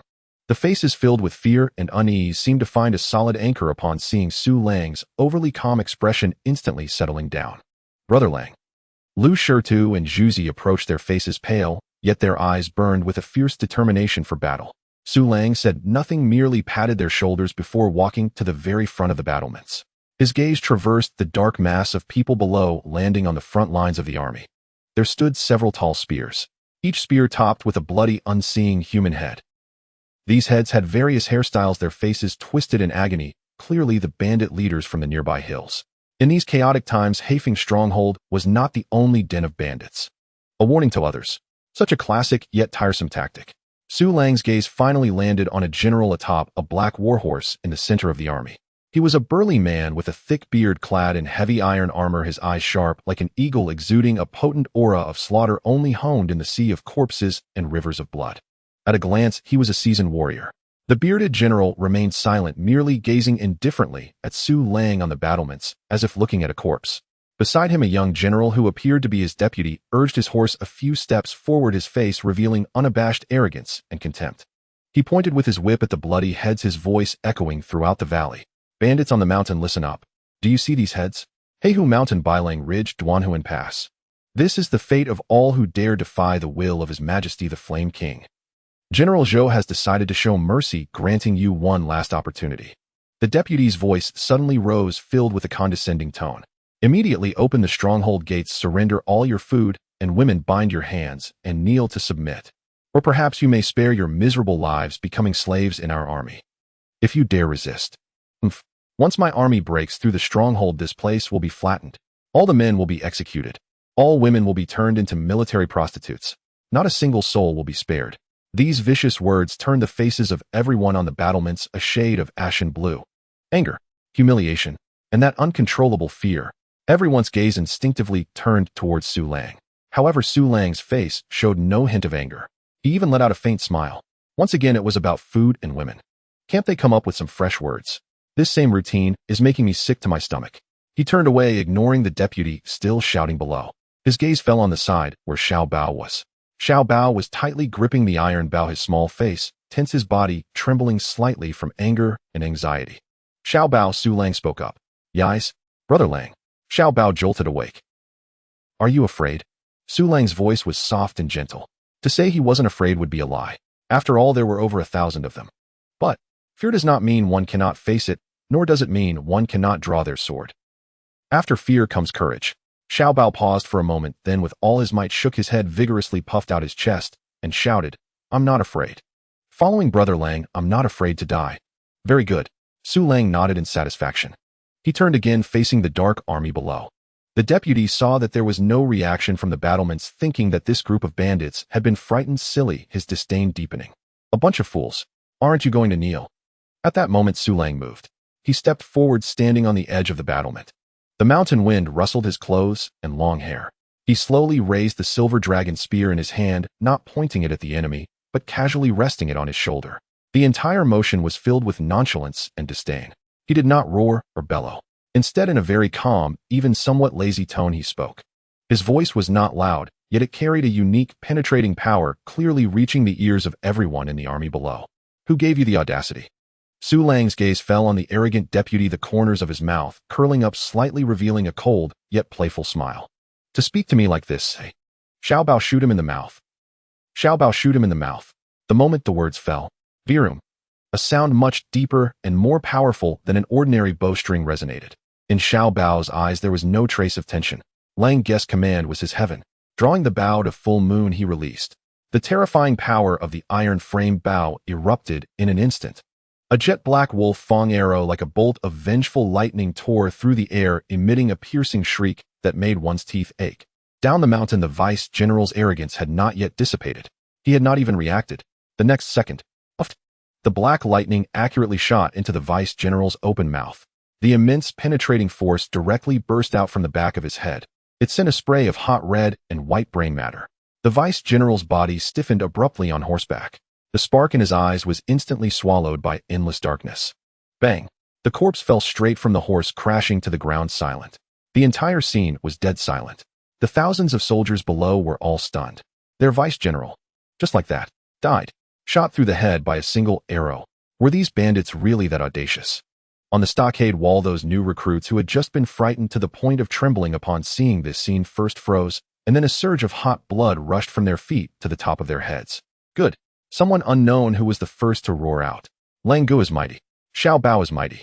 The suppressed fear instantly transformed into fervent admiration and high-spirited battle intent. The dead silence below the mountain was shattered by this thunderous cheer. The burly general with a face full of whiskers, Zhao Baishan, had his pupils suddenly constrict. He looked at the lifeless body of his vice-general, and a flicker of astonishment crossed his eyes, but more of it was murderous rage. What a black wind stockade! What an ignorant bandit leader! Reckless and stubborn. Zhao Baishan abruptly drew his battle knife, pointing forward, his voice like rolling thunder echoing through the valley. Archers, fire! Flatten the black wind stockade for me. Release arrows. With the military order given, the front row sword and shield soldiers immediately spread out to the sides while hundreds of archers drew their bows and knocked arrows aiming at the stockade wall on the mountaintop. Whoosh, whoosh, whoosh, whoosh. In an instant, a dense rain of arrows like a swarm of locusts obscured the sky and blotted out the sun, cascading towards the stockade wall with a deathly whistle. Raise shields! Zhang Chaoyue shouted at the top of his lungs. The new recruits hurriedly raised the crude wooden shields they had captured. However, Su Lang's side had already occupied absolute terrain advantage. From a high vantage point, counterattack! Su Lang's voice rang out calmly. The soldiers on the stockade wall began to shoot arrows in retaliation. Unbeknownst to when Murong Yanran and Yu Nu had also climbed up the stockade wall, each holding a longbow. In the past, in the village Rong and Jura needed Murong Yanran's close protection. But in this easily defensible yet hard to attack Black Wind stockade, her martial skills finally found a place to be utilized. Yu Nu was even more unhesitating. She had no good feelings towards the people of the Flame King. Whoosh! Murong Yanran shot out an arrow with elegance, and an enemy archer fell to the ground in response. Yu Nu's archery was even more fierce and precise, targeting those who looked like small leaders. But among them the most terrifying were still Su Lang and Xiao Bao. Xiao Bao's arrows were fast, accurate, fierce. He seemed tireless. Every arrow shot out inevitably took a life. As for Su Lang, he didn't even aim. He merely pulled the bow casually and shot. Yet every arrow he released seemed to have eyes, always finding the most cunning angles to slip through the gaps in the shields, accurately hitting the enemy's throat or eye socket.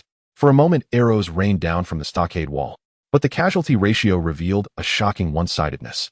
Although the Flame King's army was numerous, they were shooting upwards, drastically reducing their power and accuracy, with most arrows hitting the solid stockade or being blocked by wooden shields. On Su Lang's side, from a high position, every arrow carried the weight of gravity, resulting in astonishing lethality.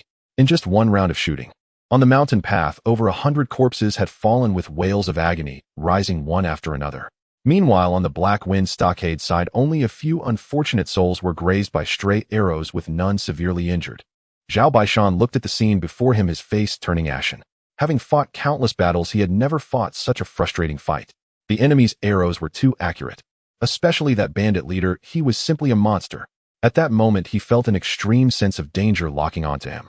He suddenly looked up, directly meeting Su Lang's cold, merciless gaze atop the stockade.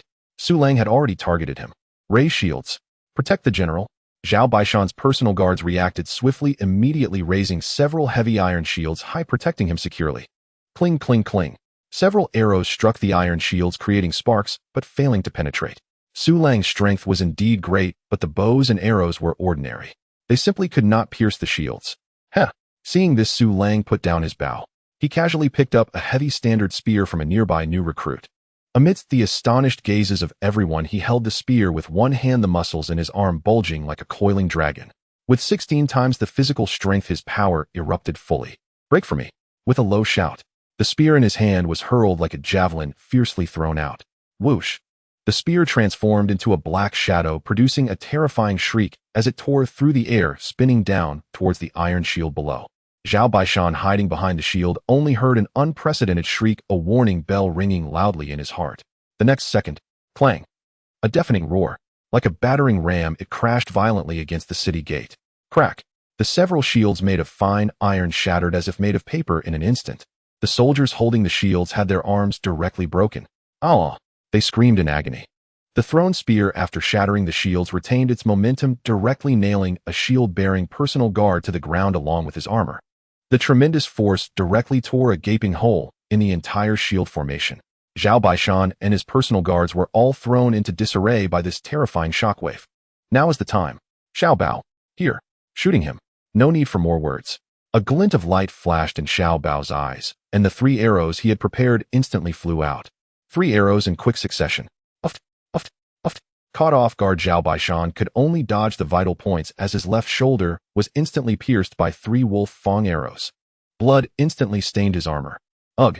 Agony surged through him, and Zhao Baishan let out a stifled groan, his face contorted with pain and disbelief. How could this be? How? How is it possible for a mere mortal to hurl a spear with such terrifying force? Yet Su Lang had no intention of granting him time to ponder. Xiao Bao struck true. Su Lang seized the silver dragon spear, leaning against the wall, his gaze icy and unrelenting as it locked onto the wounded enemy general below. Capture the bandit chief before seizing his men. Sure to. Zhu, here. The 2 youths stood drenched in blood, yet their eyes blazed with feral, unquenchable battle fervor. A cruel arc curled at the corners of Su Lang's mouth. "Take 40 brothers. Follow me into the charge. Bring me his dog's head. Kill." At Su Lang's command, he leapt straight off the fortress wall several meters high. Clutching the silver dragon spear, he descended like a slaughter god from the heavens, crashing violently into the heart of the enemy ranks. Boom! Dust exploded skyward. Su Lang carved through the battlefield like an unstoppable blade, his silver dragon spear transforming into a silver serpentine dragon, each flick, each thrust unleashing torrents of blood and carnage. To ordinary soldiers, he was death incarnate, no different from trampling weeds beneath foot. Kill! Lu Shitu and Zhu Zi led 40 freshly blood-maddened recruits, surging forth from the open fortress gate like tigers descending the mountain. "Cover us." Upon the ramparts, Xiao Bao, Murong Yinran, and the others loosed arrows in frantic volleys, clearing the path ahead for the charging vanguard. The entire battlefield descended into utter chaos. Su Lang had but one target: Zhao Baishan. Slay the general, and 1,000 soldiers would become leaderless rabble, their combat strength collapsing in moments. Su Lang became the sharpest dagger ever forged, plunging deep into the enemy formation and tearing open a gory corridor of flesh and bone. His spear swept sideways. None who stood before him could withstand it. In less than 10 breaths, he had covered nearly 100 meters, leaving only 10 paces between himself and Zhao Baishan. "Hurry, stop him now. Protect the general." Zhao Baishan's personal guards shrieked in desperate, ragged voices, frantically trying to reassemble a living wall before him. But it was futile. Su Lang did not slow, not even for an instant. 10 paces. 9. 8. With every step forward, his palpable aura of slaughter tightened around the soldiers facing him, like an invisible giant's hand choking their throats, stealing their breath. Zhao Baishan clutched his gushing shoulder, his expression shifting from fury to shock, and finally to pure, unadulterated terror. He was a veteran commander under Lord Yin, the kind who rose from mountains of corpses whose hands bore no fewer than 800 souls. He had faced northern barbarian warriors, beasts born of raw strength capable of rending tigers and leopards barehanded. Yet even Tuoba Jingang, the so-called peerless champion of the barbarians, could not compare to the sheer horror embodied by this man before him. This was no human being. This was a demon wearing human skin, a wrathful Azura risen from the deepest hells. In that moment, even this hardened warrior felt an irrepressible urge to flee. He wanted to run. "Stop him. Stop him, you fools." Zhao Baishan screamed, his voice shrill and warped by abject fear. Yanking fiercely on the reins, he spurred his warhorse backward in blind panic. "Whoever slays this man shall receive 100 taels of gold and be promoted 3 ranks. Where there is great reward, there will always be bold men. No, foolish men. Kill. The gold is mine." A roar erupted. A soldier of immense build, his eyes instantly glazed crimson with greed. Abandoning all defense, he raised his ring-pommel sword with both hands and lunged viciously at Su Lang's neck from the side. Su Lang did not even glance his way. Only at the very instant the blade neared his flesh did he flick his wrist, casually, effortlessly. Shwa! A flash of silver, blindingly swift. The soldier's forward lunge froze mid-motion. His ring-pommel sword clattered to the ground. The next second his massive head soared skyward, blood erupting from his severed neck like a geyser splattering his comrades' faces. One thrust, severing the throat, then decapitating in seamless motion. Such fluid, lethal grace sent chills racing up every spine, from soles to crown. Yet the lure of gold still clouded another man's judgment. A slight, wiry soldier, knowing he stood no chance, Hedon, rolled desperately across the ground, aiming to seize Su Lang's legs and create an opening for his comrades. Pathetic. Su Lang did not break stride. Just as the soldier lunged for his feet, Su Lang lifted his foot, casually, disdainfully, then brought it down. Puffed. The spear's sharp butt spike drove downward with irresistible force, piercing straight through the soldier's back, exiting his chest, and embedding itself deep into the earth. The tip burst from his chest, pinning him to the ground. His body convulsed twice, then fell utterly still. "Aya, I'll kill you." A third soldier, his mind obliterated by gold-fueled madness, charged headlong at Su Lang with a final despairing howl. At last impatience flickered across Su Lang's face. He employed no artifice, no flourish. Simply thrust the silver dragon spear forward, plain and direct. Pooh! The soldier's body collapsed like soft tofu striking a white-hot iron rod, pierced clean through with contemptuous ease. Su Lang did not pause, not even for a heartbeat. Still impaling the corpse, he advanced 2 more steps, then shook the spear sharply. Bang! The body flew backward, toppling several soldiers rushing in behind him. 3 slain, without pause, without hesitation. The entire sequence flowed like water, so seamless, so relentless that not a single step faltered, not for one fleeting second. In that moment, the psychological defenses of everyone were completely shattered. Although gold is precious, one must have a life to spend it. With Su Lang at the center, the surrounding soldiers, as if seeing a ghost, stepped back in terror, creating a vacuum of several meters in diameter before him. No one dared to take a step forward. They gazed at the bloodied man, untouched yet resembling a demon, their eyes filled with primal fear. On the wall of the stockade, everyone was dumbfounded. Yunu's pretty face, stained with blood, was now pale as she tightly gripped her spear, her palms drenched in cold sweat. She had practiced martial arts since childhood, boasting exceptional spear technique, and considered herself a master. But today she realized what it meant, that there are heavens beyond the heavens and people beyond the people. No, that man could no longer be called a human. He was a god. The god of war, wielding death and destruction among mortals. She watched Su Lang's back, her gaze filled with complex emotions. Such a war god would likely not just be satisfied with being a bandit leader. His ambitions must be vast. Princess, is following such a man, is this truly the right choice? Mu Rong Yanran's hand, which held the bow, also came to a halt. Her strikingly beautiful eyes stared unwaveringly at the invincible figure below, the brilliance within them growing brighter. This is the man of Mu Rong Yanran, standing tall and unmatched. Kill. Follow Su Lang's lead. Lu Shitu and Zuzi, along with the 40 new recruits, had also surged forward. They looked ahead at the figure that had cleared a path of blood and flesh for them, their admiration and fervor reaching a peak. They wildly swung their weapons, slaying those who were frightened by Su Lang and had attempted to flank their formation. The entire battlefield presented a bizarre scene. Su Lang walked at the forefront, followed by 40 ferocious assassins. They tore through the ranks of 1,000 soldiers like a red-hot branding iron. Su Lang walked leisurely along the path paved with corpses and fear, finally stopping before Zhao Baishan. At this moment, the fierce general under the Flame King had already been helped down from his horse by his personal guards. He clutched his bleeding shoulder, leaning against one of his men, gasping for breath, his face as pale as paper. He looked at Su Lang, who was so close, his eyes filled only with endless despair. Who on earth are you? Zhao Baishan's voice was dry and hoarse. Surrender to the court and serve the Flame King. This general can guarantee you a bright future. It's better than becoming a bandit. Power, women, gold. I can give you all of it, whatever you desire. However, Su Lang did not respond. He merely looked at him with cold eyes, as if examining a corpse. What Zhao Baishan could offer, Su Lang could seize for himself. In fact, he could seize even more. Su Lang slowly raised his silver dragon spear, its tip aimed at the center of Zhao Baishan's forehead. No, General, run. Several loyal guards by Zhao Baishan shouted angrily, raising their swords and preparing to rush forward. Get away. Zhao Baishan suddenly pushed them away. He knew it was useless. In the face of such a monster, more people were just sending themselves to death. At this moment, a bloodiness and dignity belonging to a battle-hardened veteran overcame the fear within him. If he were to die, he would die like a man. Oh. Zhao Baishan suddenly broke free from his guard's support, using his uninjured right hand to pick up a nearby broadsword, channeling all his strength to cleave down at Su Lang.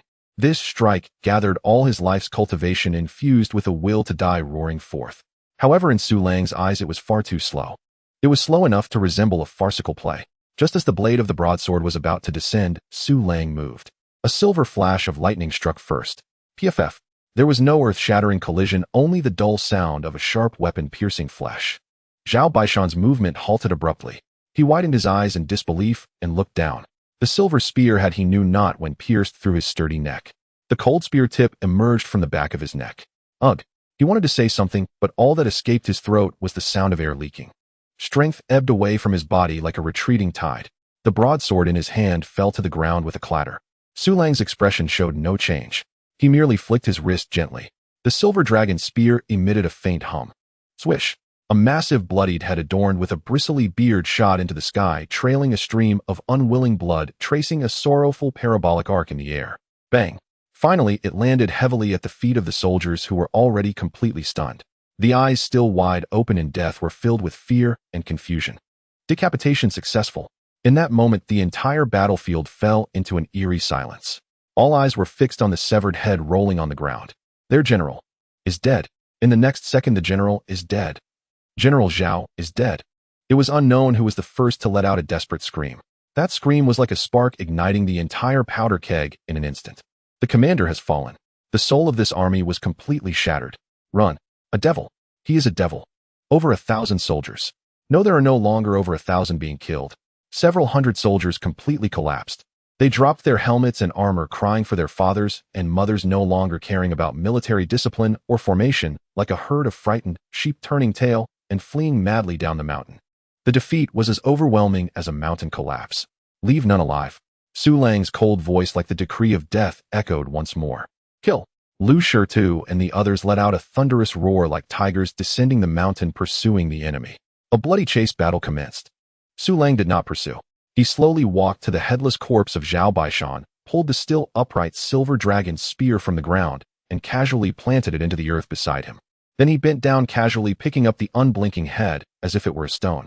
Holding the bloodied head, he step by step ascended to a nearby high ground. The mountain wind blew through his blood-stained robe. He raised the trophy high above his head. On the stockade walls and mountain paths, all the surviving villagers of Hefeng village and new recruits gazed at that figure resembling a god, and the head held high. After a brief silence, "Oh, Su Lang is mighty. Long live Su Lang." A deafening cheer arose, unprecedented in its intensity, merging into a thunderous roar that echoed throughout the valley for a long time. Amidst this tsunami of cheers, the roar of cheers surged like a tidal wave, echoing endlessly. Every face radiated with the ecstatic joy of surviving a catastrophe and an adoration for Su Lang that bordered on reverence. The chase was still ongoing. Lu Shitu, drenched in blood, returned, wielding the battered Guan Gong's large blade, his face showing no signs of fatigue, only an exhilaration born from the carnage. Lang Gu, my blade is no longer usable. He raised the broken scrap metal in his hand, awkwardly scratching his head. Su Lang smiled. He walked over to the headless corpse of Zhao Baishan, kicked aside the remnants stuck to the horse-slaying blade, then bent down to lift the heavy, glimmering blade made of tempered steel. A fine blade. Should a catch. Su Lang casually tossed it. The heavy horse-slaying blade arced through the air, landing firmly in Lu Shitu's grasp. Upon gripping the blade, a weighty sensation coursed through him, and the blade emitted a faint tremor. Lu Shitu's small face flushed instantly, not from the weight, but from excitement. A great blade. Thank you, Lang Gu. He hugged the horse-slaying blade, thicker than his own arm, unable to part with it, feeling revitalized. The general's blade was far superior to the one they had seized earlier. Su Lang's gaze drifted once more to the pillar and the other bloodied youths. You 7 each take 5 brothers. Su Lang's voice was calm and clear. Did that vice-general not say earlier? Haishan, Bailingling, Duanhuan Ridge. These places have all been cleared by the soldiers of the Flame King. Now there should only be the old, weak, ill, and the spoils they amassed left there. Su Lang's lips curled into a cold smile. Go bring back all their food, silver treasures, everything of value. Yes. The 7 youths erupted with fervent light in their eyes, shouting in unison. They understood this was an opportunity for them to earn merit from Lang Gu. Lang Gu, Zhang Chaoyue also approached, pointing excitedly at the chaotic battlefield below. The supplies of the fleeing soldiers are not far down the mountain. Our people have already checked. There are enough grains and fodder for 20 carts, plus over 100 sets of spare armor and weapons. We are about to strike it rich again. These soldiers came to suppress bandits, so naturally they brought supplies, weapons, and provisions. Now they belong to Su Lang. When Su Lang returned to the stone house at the mountain top, he was greeted by anxious faces filled with concern. Husband, Hua Yurong was the first to rush forward, ignoring the heavy scent of blood on Su Lang, meticulously checking him for any injuries. I'm fine, Su Lang smiled, patting her soft jade-like hand. Li Qinghuan and her sister Li Qingyao had already brought hot water and clean towels, immediately starting to wipe the blood from his face and hands. Xia Zhira and Li Xiuji looked at him with eyes full of admiration, as if gazing at an omnipotent deity.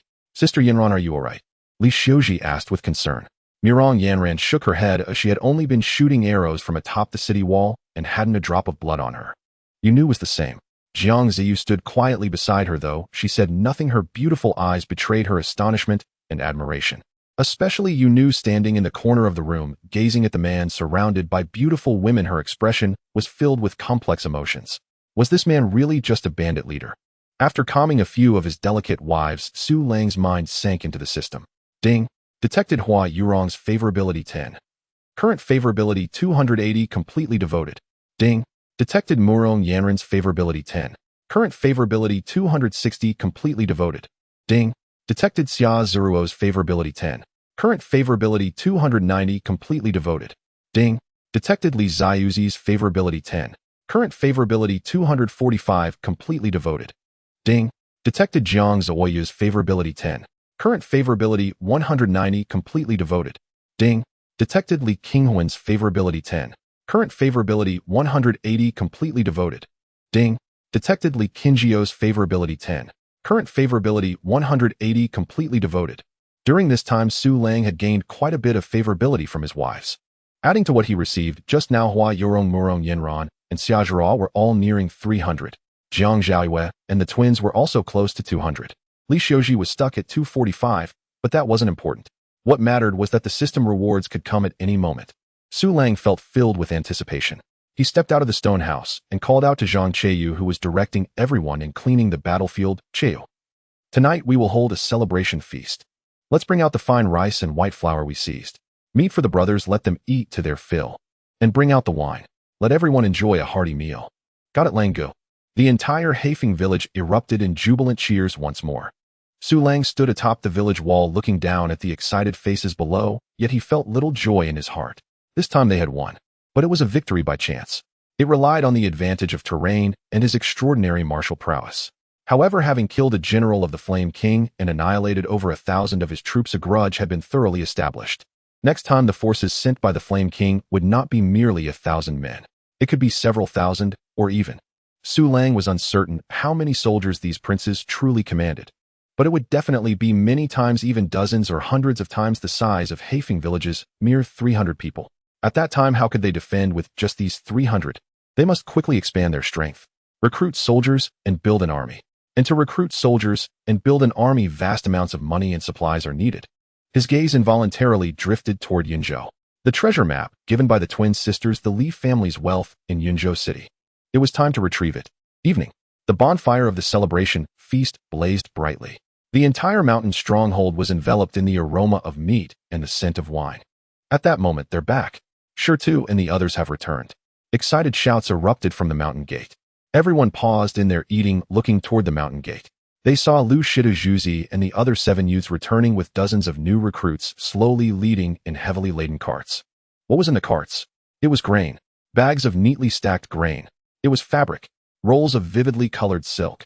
And several heavy wooden crates. When Lu Shirtu excitedly pried one open with a knife, everyone gasped in astonishment. Golden light. Silver light. Glimmering gems. The crates were filled to the brim with golden bars and silver ingots alongside various pearls, agates, and jade pieces. Langu, we've struck it rich. Lu Shida's face flushed with excitement as he shouted, those thieves' dens are overflowing with wealth. We've cleared them out. The warehouse of Hefeng village was already stuffed with provisions and armor seized from the Flame King's army. Now with these dozen carts of gold, silver, and provisions arriving, the warehouse was stacked to the point that there was no room to step. Countless treasures and bags of grain were carelessly piled in the open square, shimmering enticingly in the glow of the bonfire. The strength of Heffing village had expanded several-fold within a single day. All the villagers and new recruits gazed at the mountain of wealth, looking at the man standing nonchalantly beside it, their eyes filled with a fervor that words could not describe.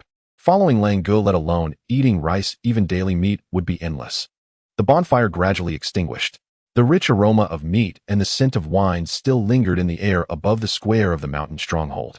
The celebration banquet had already dispersed, and the drunken new recruits and villagers were helped back home by their families, their faces still adorned with satisfied, silly smiles. Inside the stone house, the candlelight flickered. The air was filled with a faint, comforting scent, a blend of youthful fragrance and herbs.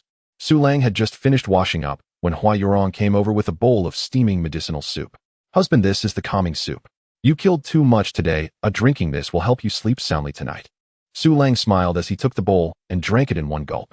He looked at the room full of women, each with different figures, secretly observing him with various gazes, and felt a surge of warmth in his heart. "Everyone get ready and sleep early." Su Lang cleared his throat, his gaze lingering a moment longer on the identical pretty faces of Li Qinghuan and Li Qingyao. "Tomorrow morning I plan to go to Yunzhou." The mention of Yunzhou left several women stunned. "Husband, why so suddenly?" Morong Yinran couldn't help but ask. "We just fought a big battle. Shouldn't we rest for a few more days?" "There's no time." Su Lang shook his head. "We killed the general of the Flame King this time. Next time he sends someone, it won't just be 1,000 men. We must quickly expand our strength, recruit troops, and all of this requires money." He looked at the twin sisters, a smile tugging at the corners of his mouth. "Qinghuan, Qingyao, the treasure map you gave me is about to come in handy." Mentioning the treasure map, the twins' eyes instantly brightened. That was the wealth accumulated by the Li family over generations, enough to rival a nation's fortune. If they could retrieve it, not to mention recruiting troops, even supporting a large army, would be more than sufficient. "Then, who will you take, husband?" Xia Zhuo blinked her curious big eyes and asked. "Me, along with Qinghuan and Qingyao." Su Lang pointed at the twins. "The map looks like it was drawn by a ghost. If I don't bring you two, I might search for days and still not find it." Hearing that they could accompany their husband on a long trip, both Li Qinghuan and Li Qingyao couldn't hide their joy. However, Hua Yurong frowned slightly. She walked to Su Lang's side and quietly said, "Husband, you just went through a bloody battle today, and tomorrow you have to travel far. How about you take it easy tonight?" Her words were softly spoken, but which woman in the room wasn't straining to listen? Jiang Zoya's pretty face flushed red, and she spat quietly. Morong Yinran pouted, feeling a bit sour inside. Su Lang laughed heartily, pulling Hua Yurong into his embrace and giving her a playful slap on her ample backside. "Yurong, are you doubting my prowess?" He leaned closer to Hua Yurong's ear, lowering his voice and saying in his magnetic tone, "Did you not experience my strength just last night?" Hua Yurong's face instantly flushed to the roots of her ears. Moreover, Su Lang's gaze swept over a jar of medicinal wine on the table. "I still have this medicinal wine to replenish my strength." That jar of wine was personally concocted by Hua Yurong, claiming to strengthen the body and invigorate the blood. In reality, with Su Lang's current physique, he didn't need such things at all. He was simply craving wine. Also, it served as an excuse for his nightly revelries. Seeing her husband's confident demeanor, Hua Yurong felt both shy and amused, knowing he was just making excuses. A night of revelry goes without saying. Especially with the twin sisters about to embark on a long journey, they received Su Lang's special attention. They couldn't wear them out. After all, they had to set off tomorrow. The next morning, just as dawn broke, when the group of beautiful wives groggily rose from their beds, Su Lang had already completed a set of gun techniques in the courtyard, looking spirited and showing no signs of fatigue. In contrast, Li Qinghuan and Li Qingyao walked with slightly wobbly legs, their eyes filled with a mix of shyness and resentment as they looked at Su Lang. "I clearly went easy on you," Su Lang said helplessly. After breakfast, everything was ready at the entrance of Heifeng stronghold. Su Lang mounted a tall black horse, his favorite horse Dai. Holding the silver dragon spear in hand, he looked imposing. Li Qinghuan and Li Qingyao each rode a gentle mare following behind him. Further back were Zhang Qiaoyue and Xiaobao, each driving a sturdy, empty four-wheeled cart. This was to fetch a fortune, so the carts naturally couldn't be lacking. "Husband, be careful on the road. The earlier we go, the earlier we return." "Well, wait for your return." Hua Yurong and the others stood at the gate, waving reluctantly. "Don't worry." Su Lang turned back and gave them a bright smile. "When I return, I will bring you the best cosmetics from Yunzhou." With that, he squeezed his legs against the horse's belly. "Go." The four of them with two carts set off towards the mountain below, facing the rising sun. Heifeng stronghold was over 400 miles from Yunzhou city. Even riding fast horses, it couldn't be reached in one day. They traveled for 2 hours. As the sun rose higher, they stopped by a small creek to take a short break. When Li Qinghuan and Li Qingyao dismounted from their horses, they winced, their faces scrunched up. Though they could ride, they had never experienced such a long ride before. At this moment, they only felt a burning pain in their bottoms, and the insides of their thighs were nearly chafed raw. What's wrong? Su Lang looked at their discomfort expressions, feigning ignorance. Husband. The more lively Li Qingyao pouted and complained, my bottom hurts. Li Qinghuan didn't speak, but her tearful expression clearly showed her extreme discomfort. Hurting? Su Lang smiled kindly. Come here, husband will help you massage it, and it won't hurt anymore. Off. Li Qinghuan's face instantly turned beet red, so embarrassed that she hid behind her sister. Li Qingjiao's face also flushed as she spat. Husband, you're bad. Lang Gut. At that moment, Zhang Chaiyue, who was feeding the horse nearby, suddenly stood up seriously. Xiao Bao and I will go ahead to scout the road and see if there's any danger. With that, he unceremoniously pulled the still-dazed Xiao Bao along and dashed off, disappearing from sight. Truly perceptive. Su Lang secretly praised him. He walked up to the twin sisters, looking at their adorable expressions of shyness and fear, feeling a burst of joy. However, since they were on the road, he didn't actually do anything. He simply reached out one hand on each of their smooth, delicate faces and gently pinched. All right, drink some water and rest a bit. We still have to continue on our journey. Although it was just a simple action, it still made the sisters' hearts race, and they bashfully lowered their heads. After a brief rest, the four of them continued on their journey. The road was silent. As evening approached and the sun began to set, the outline of a massive city finally appeared on the distant horizon. Yinzhou City was finally close. Looking at the increasingly near city walls, both Li Qinghuan and Li Qingyao revealed complex emotions in their eyes. This was their home, but also a place of sorrow for them. Just then, Su Lang suddenly pulled the reins, sharply causing the black horse beneath him to rear up and let out a long neigh. On the official road ahead of him, several rugged men holding swords and blades had appeared at some point.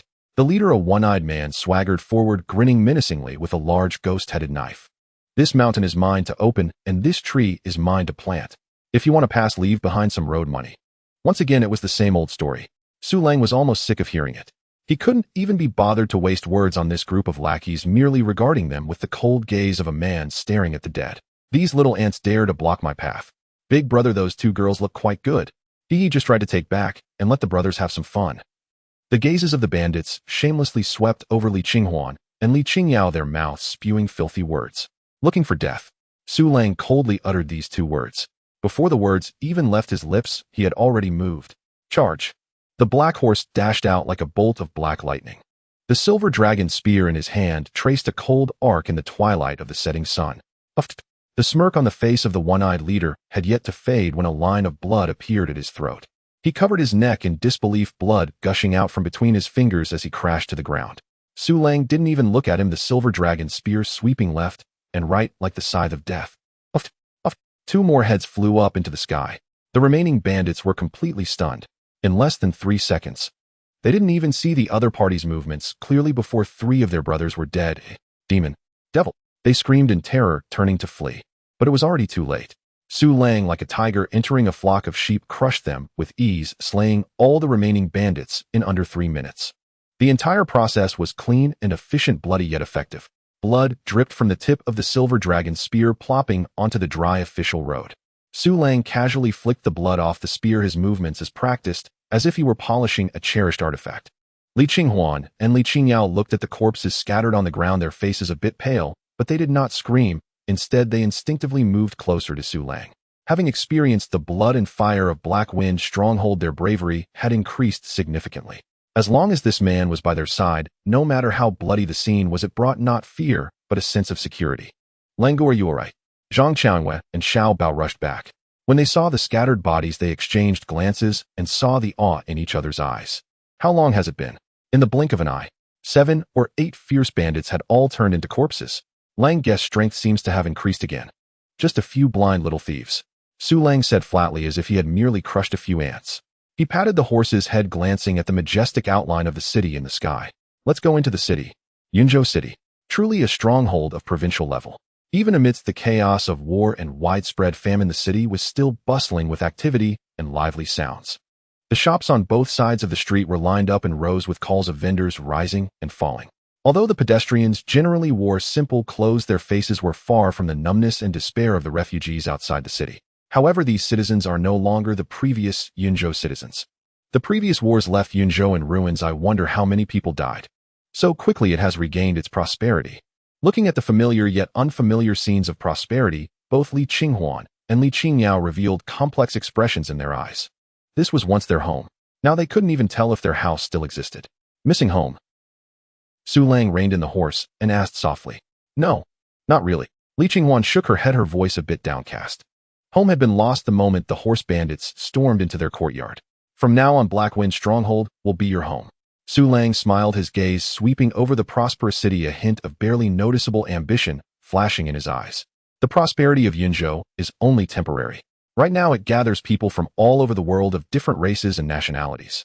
Once the court stabilizes, Yunzhou will be purged once again. Of course, the premise is that the court can stabilize. Su Lang's ambition became increasingly apparent as he murmured, perhaps in the future this Yunzhou city will also be our home. The sisters were momentarily stunned upon hearing this, their cheeks flushed as they softly responded with an Su Lang said no more, taking out a bag of gold and handing it to Zhang Chaoyue. Chaoyue, you and Xiao Bao go to the fabric store and buy the best cotton and cloth as much as possible. It's November now, and the weather is getting colder. We need to prepare some winter clothes for the stronghold. All right, Lang, go. Zhang Chaoyue took the silver and immediately pulled Xiao Bao, excitedly heading towards the largest fabric store that looked the most impressive. What about his husband? Li Qingyao blinked her big eyes and asked curiously. Us? Su Lang's lips curled into a playful smile. Of course we are going to buy some things for my dear wives that they like. He swept his gaze across a well-appointed rouge shop not far away. Not far from the entrance of that shop, two nearly starving beggars sat on the ground looking listless. Looking at most people, although they were dressed decently, they were all gaunt and emaciated. The famine in Yunzhou hasn't improved much. Su Lang sighed inwardly, then said, let's go spend some money. Women never stop loving beauty. When Li Qinghuan and Li Qingyao entered that dazzling rouge shop, they were instantly attracted by the various beautifully packaged rouges, powders, eyebrow pencils, and lipsticks.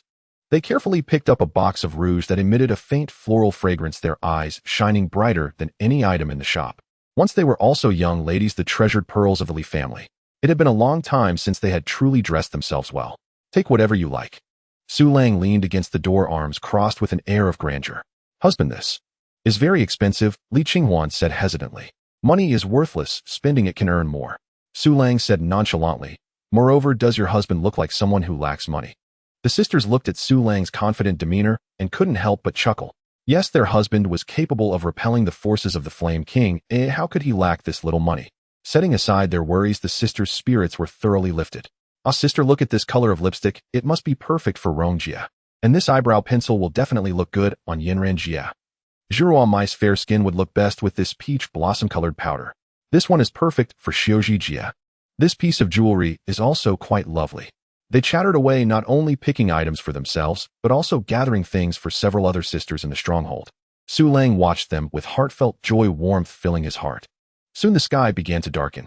Zhang Chaoyue and Xiao Bao returned with their horse-drawn cart laden with thick cotton fabric and pure white cotton. Su Lang found the largest inn in the city and booked 3 rooms, preparing to stay for the night. Husband, I know both of you are tired. Come, I will hold one in each arm. Let's have a good night's sleep tonight. The night passed without a word. The next day, after breakfast, the 4 of them left the bustling Yunzhou city, heading towards a remote mountain forest outside the city. Following the markings on the treasure map, the cart traveled for about half an hour before finally stopping in front of a desolate valley. This should be the place. Li Qinghuan held the somewhat yellowed map, carefully comparing it to the surrounding terrain. The map says to walk 100 steps east from this triangular boulder under an old, crooked locust tree. Soon they found the old locust tree. Dig. Su Lang commanded, and Zhang Chaoyue and Xiao Bao immediately picked up the prepared shovels and began digging vigorously. The soil flew in all directions. Clang. After digging about a meter deep, the tip of the shovel suddenly struck something hard, producing a crisp sound. There's something. We found it, Zhang Chaoyue exclaimed excitedly. They quickly cleared the dirt above, revealing a heavy iron plate, forged from fine iron. Su Lang stepped forward, inserting the butt of the silver dragon spear into the gap of the iron plate, his arm muscles tensed as he forcefully pried upwards. Creak. After a painfully grating sound, the heavy iron plate weighing hundreds of pounds was pried open. A pitch-black cellar entrance appeared before them. A musty odor mingling with soil and metal rushed out from the cellar. Su Lang lit a torch and was the first to descend. As the torchlight illuminated the cellar, everyone gasped in astonishment. In this spacious cellar, heavy wooden boxes were neatly stacked. There were at least 20 or 30 boxes. Su Lang approached, and casually pried open the nearest box. Wow! Brilliant golden light burst forth from the box, nearly blinding them. The box was filled to the brim with gleaming gold bars stacked neatly. Gulp! Zhang Qiaoyue and Xiao Bao swallowed hard, their eyes nearly popping out. I've never seen so much gold in my life. Our Heifeng Zhai has quite a bit of gold and silver, but never this much. Indeed. They were left speechless in astonishment. Su Lang pried open several more boxes. Some contained golden ingots, others dazzling pearls and agates, and some exquisite jade artifacts. The wealth accumulated by the Li family over generations was now laid bare before them. Even Su Lang was slightly overwhelmed by this enormous fortune, striking it rich. With this, there would be no need to recruit soldiers. Even raising a 100,000-man army would be more than sufficient. Moved. After the excitement, they began the tense and busy task of transporting. Heavy wooden boxes were hoisted out of the cellar by the four of them, loading them onto the sturdy four-wheeled carts. Soon the two carts were filled to the brim, the wheels sinking deeply into the mud. Too heavy. Lango, this cart might not be able to move. Zhang Qiaoyue wiped his sweat, his face full of worry. Su Lang raised an eyebrow. He walked over to the horses of Li Qinghuan, and Li Qingyao untied the reins and harnessed the two horses to the front of the cart. One cart was pulled by two horses. 2 horses should suffice. We'll just have to go slowly, I don't know if the cart can handle the weight. Su Lang was a bit concerned, as the gold was indeed very heavy. Then, how do we get back? Li Qingyao looked at the commandeered mounts, a bit bewildered. Su Lang mounted his big black horse and reached out a hand towards the sisters, wearing an undeniable smile. Get on, I'll take you. Li Qinghuan and Li Qingyao exchanged glances, their faces instantly turning red. 3 people, riding 1 horse. Under Su Lang's burning gaze, Li Qinghuan shyly lowered her head, while her sister Li Qingyao helped her onto the horse's back, sitting in front of Su Lang. Su Lang used his strength to pull Li Qingyao up, as well placing her behind him. Hold on tight. Su Lang barked, squeezing his legs against the horse's belly. Go! The large black horse neighed loudly and steadily moved forward. Li Qinghuan squeezed in the middle, practically curled up in Su Lang's embrace, feeling the warmth of his broad chest and the strong beat of his heart, too shy to even lift her head. Behind her, Li Qingyao tightly hugged Su Lang's waist, her cheek pressed against his back, feeling the reassuring masculine aura, unable to resist a sweet smile creeping onto her lips. The 2 carts filled with gold and treasures covered with thick cotton cloth slowly made their way back to Heifeng Zhai, pulled by 4 horses. The journey was peaceful without incident. As they neared the familiar mountain of Heifeng Zhai, everyone relaxed. However, just as they turned a bend in the mountain, a rough shout rang out from the forest ahead. Stop! Immediately, a dozen rugged men wielding knives and guns, looking even more formidable than the previous bandits, sprang out from the woods, blocking their path. At the forefront was a one-eyed, scar-faced brute, holding a long spear that looked familiar. Upon seeing Li Qinghuan and Li Qingyao by the cart, a glint of greed flickered in his eyes.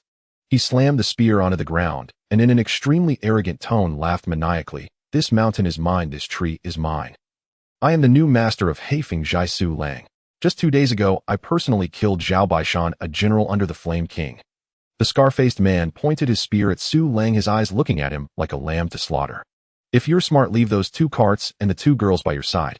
I'm in a good mood today. Perhaps I can spare your worthless life. As soon as he finished speaking, the entire scene fell into an eerie silence. Zhang Qiaoyue and Xiao Bao, mouths agape, looked utterly bewildered. Li Qinghuan and Li Qingyao were equally astonished. Su Lang's expression was absolutely priceless. First he was stunned, then an absurd feeling surged in his heart. What the hell? Is this like Li Kuei meeting Li Gui? Someone is impersonating me to rob. Looks like I am quite famous now. Su Lang looked at the arrogant, scar-faced man who called himself Su Lang and couldn't help but burst into laughter. Su Lang's smile seemed to ignite some strange switch. Li Qingyao, who had been tightly hugging his waist, was momentarily stunned, then quickly reacted, her fragrant shoulders shaking as her little head buried into Su Lang's back, letting out muffled giggles. Li Qinghuan was even more embarrassed, her face flushed as she wanted to laugh, but dared not, curling up into a ball on the horse's back, trembling slightly. Zhang Qiaoyue on the other side covered his mouth, his face turning a deep shade of red, but that uncontrollable laughter still escaped through his fingers. Xiao Bao's eyes widened as he looked at the man with the scarred face who claimed to be Su Lang, then at his real brother Lang, and with a parting of his lips, he burst out laughing, sounding as clear as a silver bell. This time they had stirred up a hornet's nest. The scarred face's single eye instantly filled with bloodshot veins, his previously arrogant expression twisted into a fierce rage. Damn it, you dare to laugh. He abruptly thrust his spear forward, roaring. When I slaughtered General Yanwang, you didn't even know where to drink milk. You shameless things. Today I'm going to chop you into pieces to feed the dogs. A bandit with a sharp face and monkey-like features next to the scarred man was greedily licking his lips, staring intently at the two heavily loaded wagons creaking under pressure. Look at those two carts. They're so deep they must be filled with food and treasures. Let's kill them. We could have a good few months of fun. And those two girls tisk are far better than what we snatched in the village. This remark made the eyes of the group of bandits turn green with greed. They were a pack of starving refugees turned bandits whose only purpose was to rob food and women. Now food, treasure, and beauty were all laid out before them. Go boys, charge. The killing intent in the scarred man's single eye could no longer be suppressed. Kill the men, spare the women. The riches are ours. Kill. More than a dozen bandits howled as they charged towards Su Lang, brandishing an assortment of weapons. Watching this pack of hungry wolf-like bandits, Su Lang's smile slowly faded, replaced by a cold indifference. He gently patted Li Qinghuan's back in front of him, signaling her not to be afraid. Then he dismounted. The tall black horse seemed almost sentient, snorting and automatically stepping back a few paces with the twin sisters on its back. Su Lang, holding the silver dragon spear in one hand, stood in the middle of the official road, gazing at the group of charging bandits, as if observing moths flying towards the flame. Whoosh! At that moment, a sharp sound of slicing air pierced the atmosphere. The foremost sharp-faced bandit, still fantasizing about the beauties and treasures within reach, was struck in the throat by a wolf-fang arrow the very next second. The lewd smile on his face froze instantly. Ugh! In disbelief, he clutched his neck, crashing to the ground. It was Xiao Bao. He had already drawn his bow, his calm face revealing no trace of emotion. Brother Lang had said there should be no mercy towards enemies. Looking for death, the scarred man was furious, abandoning Su Lang and charging toward Xiao Bao and Zhang Chaiwe, choosing the softest fruit to squeeze. However, he had only taken 2 steps. A silver shadow appeared before him like a ghost. It was Su Lang. The scarred man's pupils dilated sharply. He didn't even see how Su Lang had moved. In fact, no one knew when Su Lang had dismounted. A chilling sense of death enveloped him instantly. Su Lang instinctively raised the spear in his hand to block across his chest. Clang! A piercing sound echoed as the spear met the blade. The scarred man felt an uncontrollable, terrifying force surging from the spear shaft. Crack! His thick arm was directly shattered by this force. The spear flew from his hand. Ah! A piercing scream escaped his lips halfway. Uft! The tip of the silver dragon spear mercilessly pierced through his heart. The last spark of life in the scarred man's single eye quickly faded away. Even in death, he could not comprehend. What? This seemingly unremarkable man possessed such terrifying strength. Su Lang expressionlessly withdrew the silver dragon spear. The remaining bandits were all left in shock. Their strongest big brother was defeated in a single encounter. Run. Run fast. It's a tough nut to crack. Fear completely shattered their meager courage. They dropped their weapons and turned to flee, crying for their mothers. But it was too late. Su Lang's figure, like a gust of wind, swept into the crowd. The silver spear became the scythe of death. With each swing, it drew forth a pool of hot blood and a life filled with despair. In less than a minute, the official road returned to tranquility once more. Only the corpses scattered across the ground remained, along with the thick, cloying scent of blood. Su Lang, holding the still blood-dripping silver dragon spear, walked back to the wagon. These people had no real experience. They were probably refugees. They must have turned to banditry out of desperation. But that was no excuse for them to rob and harm others. Once they raised the butcher's knife, they should be prepared to be countered. In this chaotic world, there was no room for mercy. As 2 carts loaded with mountains of gold and silver slowly rolled into Black Wind's stronghold, the entire stronghold was set abuzz. They're back. Brother Lang is back. Heavens, what's on that cart? Zhang Chaiwe and Xiao Bao proudly drove the wagon to the warehouse under the gaze of countless burning eyes. When the cotton cloth on the cart was lifted, revealing boxes filled with gold and jewels, the entire Black Wind stronghold erupted into wild cheers once again. Su Lang ignored the commotion. He took down several exquisite packages from the wagon and headed straight for the stone house on the mountaintop. Pushing open the door, inside, a room full of beauties were gathered, seemingly engaged in conversation. Upon seeing Su Lang return, everyone stood up. Husband, Hua Yurong and the others quickly approached, their faces filled with longing. I'm back, Su Lang said with a smile, handing over the packages one by one. Gifts for you all. Ah, it's the rouge from Yunzhou City. Summer Zhuruo was the first to open a package and exclaimed in delight. Husband, how did you know? I've always wanted this. And this lip balm, what a beautiful color. Is this golden hairpin? For me. Murong Yenran picked up an intricately crafted phoenix hairpin, a glimmer of light flashing in her eyes though her expression remained aloof. Qinghuan and Qingyao chose it. They said it suits you, Su Lang smiled. Li Qinghuan and Li Qingyao exchanged glances, seeing their elder sisters so enamored. Smiles crept onto their faces.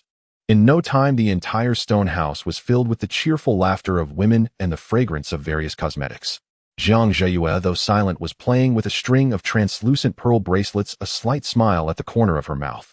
Yunu stood in the corner watching the scene, her eyes reflecting a more complex emotion. This man was not only a war god, but also knew how to win women's hearts. The princess was truly at risk of falling completely. Amid this warm and joyful atmosphere, a series of dense heavenly sounds echoed in Su Lang's mind. The favorability rating has increased again. This time with the ladies of Rome reaching 300 favorability, I can draw again. Ding. Detected that Hua Yurong's favorability increased by 20. Current favorability 300 faithful. Current favorability 280 faithful. Ding. Detected that Xia Zeruo's favorability increased by 20. Current favorability 310 faithful. Ding. Detected that Li Ziyu's favorability increased by 20. Current favorability 265 faithful. Detected that Jiang Zoya's favorability increased by 20. Current favorability 210 faithful. Ding. Detected that Li Qinghuan's favorability increased by 20. Current favorability 200 faithful. Ding. Detected that Li Qingjiao's favorability increased by 20. Current favorability 200 faithful. A series of system notification sounds resonated in Su Lang's mind like the most wonderful symphony booming into life. A series of system notification sounds echoed in Su Lang's mind, exploding like firecrackers. It's here. He felt a stir in his heart. Ding. Congratulations to the host. Hua Yurong's favorability reached 300 points. Rewards have been granted. Congratulations to the host for obtaining 1,000 pounds of pork jerky, 1,000 pounds of cured meat, 1,000 pounds of premium pork, 1,000 pounds of rice, 1,000 pounds of fine grains. Congratulations to the host for obtaining various commonly used and rare medicinal materials totaling 1,000 pounds. Congratulations to the host for expanding the system storage space tenfold. Current space 1000 cubic meters. Su Lang's breath suddenly halted. 10,000 cubic meters. What does that even mean? Previously, he was worried about where to store the spoils of war and the newly acquired treasures, but now the problem was easily resolved. Moreover, there was so much food and medicinal materials. This was like a timely assistance for the upcoming cold winter and the subsequent recruitment efforts. Before he could finish his joy, ding, congratulations to the host. Xia Zeruo's favorability reached 310 points. Rewards have been granted. Congratulations to the host for obtaining 1,000 pounds of pork jerky, 1,000 pounds of cured meat, 1,000 pounds of premium pork. Congratulations to the host for obtaining a blade made of refined steel. Congratulations to the host for mastering the Gale Blade technique, upgraded to master level. In his mind, countless insights about blade techniques flooded in an instant. Su Lang felt that if he had a blade in hand at this moment, he could unleash a terrifying blade aura that could tear through the air. The previous Gale Blade technique was just an introduction sufficient to deal with petty thieves. Now the master-level technique combined with his 16-fold physique would definitely be as powerful as his marksmanship. Yet another trump card. Immediately afterward, ding, congratulations to the host. Jiang Zoya's favorability reached 210 points. Rewards have been granted. Congratulations to the host for obtaining 1,000 pounds of pork jerky, 1,000 pounds of cured meat, 1,000 pounds of premium pork. Congratulations to the host for receiving a trace of Dragon Chi enhancement. Congratulations to the host for mastering the lightness technique, upgraded to master level. Boom. Su Lang felt a mysterious warm current pouring in from the top of his head, instantly circulating through his limbs and bones. His body seemed to become lighter, and his perception of the surrounding environment became incredibly sharp. Master-level lightness technique. From now on, amidst 10,000 troops, he could come and go as he pleased. But that wasn't the main point. The main point is Dragon Chi. Although it's just a trace, Su Lang could clearly feel that he had gained an indescribable aura. A kind of kingly aura that instinctively makes people want to believe in and follow him. This thing is invisible and intangible, but on the path to dominating the world, it is more important than any divine weapon. With it in the future, when he calls out, people will gather around him, no longer just an empty phrase. This proud princess truly is his lucky star. Finally, it was the reward from the twin sisters. Ding. Congratulations to the host. Li Qinghuan and Li Qingjiao's favorability reached 200 points. Rewards have been granted. Congratulations to the host for obtaining 1,000 pounds of pork jerky, 1,000 pounds of cured meat, 1,000 pounds of premium pork. Congratulations to the host for obtaining 100 taels of silver and 100 taels of gold. Congratulations to the host for improving the proficiency of chaotic destruction spear technique, now reaching the great accomplishment level. Su Lang tightened his grip on the silver dragon spear. His spear technique had reached great accomplishment. If the previous mastery allowed him to grasp the form of the spear technique, the current great accomplishment meant he had comprehended the essence of the spear technique. With a single thrust, it not only possessed tremendous power, but also carried a terrifying intent to annihilate all.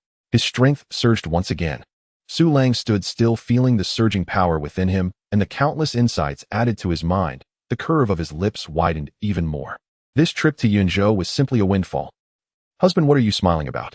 Hua Yurong looked at her husband, standing there frowning at times, and grinning foolishly, unable to help, but asked curiously. It's nothing, just thinking about the future of our Black Wind stronghold. Su Lang snapped back to reality, his gaze sweeping over his beautiful wives, feeling a surge of ambition in his heart. With money, with food, and with divine skills. Now all that's left is people. Chao Yu. Su Lang stepped out, shouting towards the training grounds. Hey, I'm here. Lang Gu. Zhang Chaoyue, who was directing people to move things, hurriedly ran in. You go and send some clever brothers to the villages and towns at the foot of the mountain, as well as places where those refugees gather, and spread the news for me. Just say that our Black Wind stronghold is widely recruiting heroes from all over the world. Anyone who comes to join us, regardless of their background, as long as their family is clear, will receive 2 meals of hot porridge every day. Those who pass the assessment to become new recruits will receive 3 meals daily, all you can eat. Not only white rice every day, but also a piece of meat. Zhang Chaoyu's eyes widened instantly. Daily porridge. New recruits can also eat white rice and meat. My goodness. These conditions, not to mention refugees, even those working for landlords, won't enjoy such treatment. If this news gets out, won't there be a rush? Lango this. If it goes on like this, our food consumption will. Zhang Chaoyue was a bit worried. You don't need to worry about the food. Su Lang waved his hand. Don't joke, the system just rewarded us with food, and with the spoils from before, my storage space is stacked with food like a mountain. Feeding thousands of people is more than enough. In this era, what is the most precious? It's not gold, it's not silver. It's people. People who can be fed and who will fight for you. A bowl of porridge can exchange for a person's labor. A bowl of rice can exchange for a person's loyalty. A piece of meat can exchange for a fearless warrior. Yes, they'll take care of it right away. Zhang Chaoyue no longer hesitated and took the order to leave. Shirtu, Pillar. Su Lang called out again. Here. Lu Shirtu and Pillar, along with 7 other youths, rushed in from outside, standing straight, with admiration in their eyes. You 7 don't just stand idle. Su Lang's gaze passed over them one by one, finally resting on Xiaobao. From today on, you will take all the new recruits and clear outwards from the Black Wind stronghold as the center. I want there to be no bandits or mountain thieves within 100 miles. Even if it's a small group of 3 to 5 people, eliminate them for me. Su Lang's voice turned cold. I want everyone who wants to join us to be able to reach our mountain without worry, and not be robbed by those scoundrels on the way. Previously, the soldiers of the Flame King had already swept through several bandit dens. But those were all organized bandits. Some small bandits in groups of 3 to 5 were not wiped out by the officials, so this task was entrusted to Shirtu and the others. Yes, we will ensure the task is completed. Lu Shirtu and the others shouted in unison, their eyes filled with fighting spirit. They understood that Lang Ge was giving them an opportunity to train and establish their prestige. In the days that followed, the Black Wind Fort transformed entirely into a war machine operating at full throttle. Have you heard? Su Lang, the great king of Black Wind Fort, is recruiting. The same living Yama who slaughtered over 1,000 soldiers of Lord Yin alone. Indeed, they say anyone who joins will be fed 2 bowls of hot porridge daily. Truly, and if one enlists as a soldier, one may even eat steamed white rice and meat. This rumor struck like a boulder cast into stagnant water, sending shockwaves rippling across the land. In this age of chaos, where human life was worth less than a stray dog's and a single full meal was a luxury beyond hope, it was nothing short of divine grace. In an instant, countless emaciated refugees, entire families clinging to one another, poured in from every direction toward Black Wind Fort. They flowed like turbid mountain streams, converging into a single river coursing toward hope. Meanwhile, Lu Shida Zhuzi and Xiao Bao became merciless wolf packs, guiding newly trained recruits, men who had already shed blood. They combed through every inch of the hundredly radius surrounding Black Wind Fort as meticulously as a fine-toothed comb. Elder brother, we're just starving men. Please spare us. A fledgling band of outlaws, having seized only 2 coarse millet buns, collapsed to their knees before the grim-faced youths, trembling with terror. Xiao Bao's expression remained impassive as he drew his bow. Brother Lang's order: no survivors within 100 li. The arrow flew, blood sprayed. In times of chaos, only stern discipline prevails. Mercy invites only more wolves. Within mere days, Su Lang's name became that of a living bodhisattva among common folk, merciful, compassionate deliverer of salvation. Yet to petty villains and bandits, he was a far more terrifying Yama than Lord Yan's own imperial troops. Black Wind Fort's population swelled at a terrifying pace: 300, 500, 800. After surpassing 1,000, Su Lang halted all recruitment. The entire stronghold teemed with people, every corner buzzed with fervent activity. Standing atop the fortress wall, Su Lang gazed down upon the long queues of refugees, receiving hot porridge below, and across the training ground where new recruits roared under Lu Shida's command. His heart swelled with quiet satisfaction. Of course, some lacked courage, but those willing to labor were assigned to farm the estate or apprenticed as armorers and weaponsmiths. Others became carpenters, building Black Wind Fort itself. A faint ethereal dragon aura clung to Su Lang. So subtle, it was almost imperceptible. Yet merely by standing still, he naturally became the focal point of every gaze, the unshakable pillar upon which all relied. Everything unfolded precisely as he had foreseen. Upon the training ground, killing intent pierced the heavens. Hundreds of former peasants and beggars, men who had just traded hoes and begging bowls for spears, now stood bare-chested in the biting November wind, thrusting repeatedly with disciplined ferocity. Thrust, huh? Their battle cries rang in perfect unison, a raw, savage force fierce enough to pierce the very sky. Yet not a trace of approval crossed Su Lang's face. You there? Yes, you? His gaze, sharp as a falcon's, locked instantly onto a recruit whose thrust lagged half a beat behind the rest. The man slouched lazily, then jolted upright in panic, nearly dropping his spear. Brother Lang, Lu Shitu. Su Lang ignored him, calling coldly instead. Here. Lu Shitu charged forward from beside the ranks, gripping a heavy-bladed great sword. Drag him away. 20 strokes of the military cane. Su Lang's voice held no warmth, no inflection. The grain eye issue is not meant for idlers. Yes, sir. The recruit's face turned ashen. He tried to plead, but 2 veteran soldiers seized him and hauled him toward the punishment bench beside the training ground. Crack, crack, crack. The heavy cane sliced through air, striking his backside with brutal precision. His screams tore across the entire training ground. Every recruit stiffened instinctively, faces etched with awe and reverence. To err was to be punished, without exception. Punished harshly for laziness in training, for crooked formation, for shaky grip on weaponry. Even the lightest penalty meant missing a meal. To resist meant broken legs and expulsion from the fort. Over a dozen troublemakers, defiant and unruly, had already been executed publicly. Their corpses hung at the mountain gate as grim warnings to all. Here Su Lang's word was heaven itself, the sole unassailable law.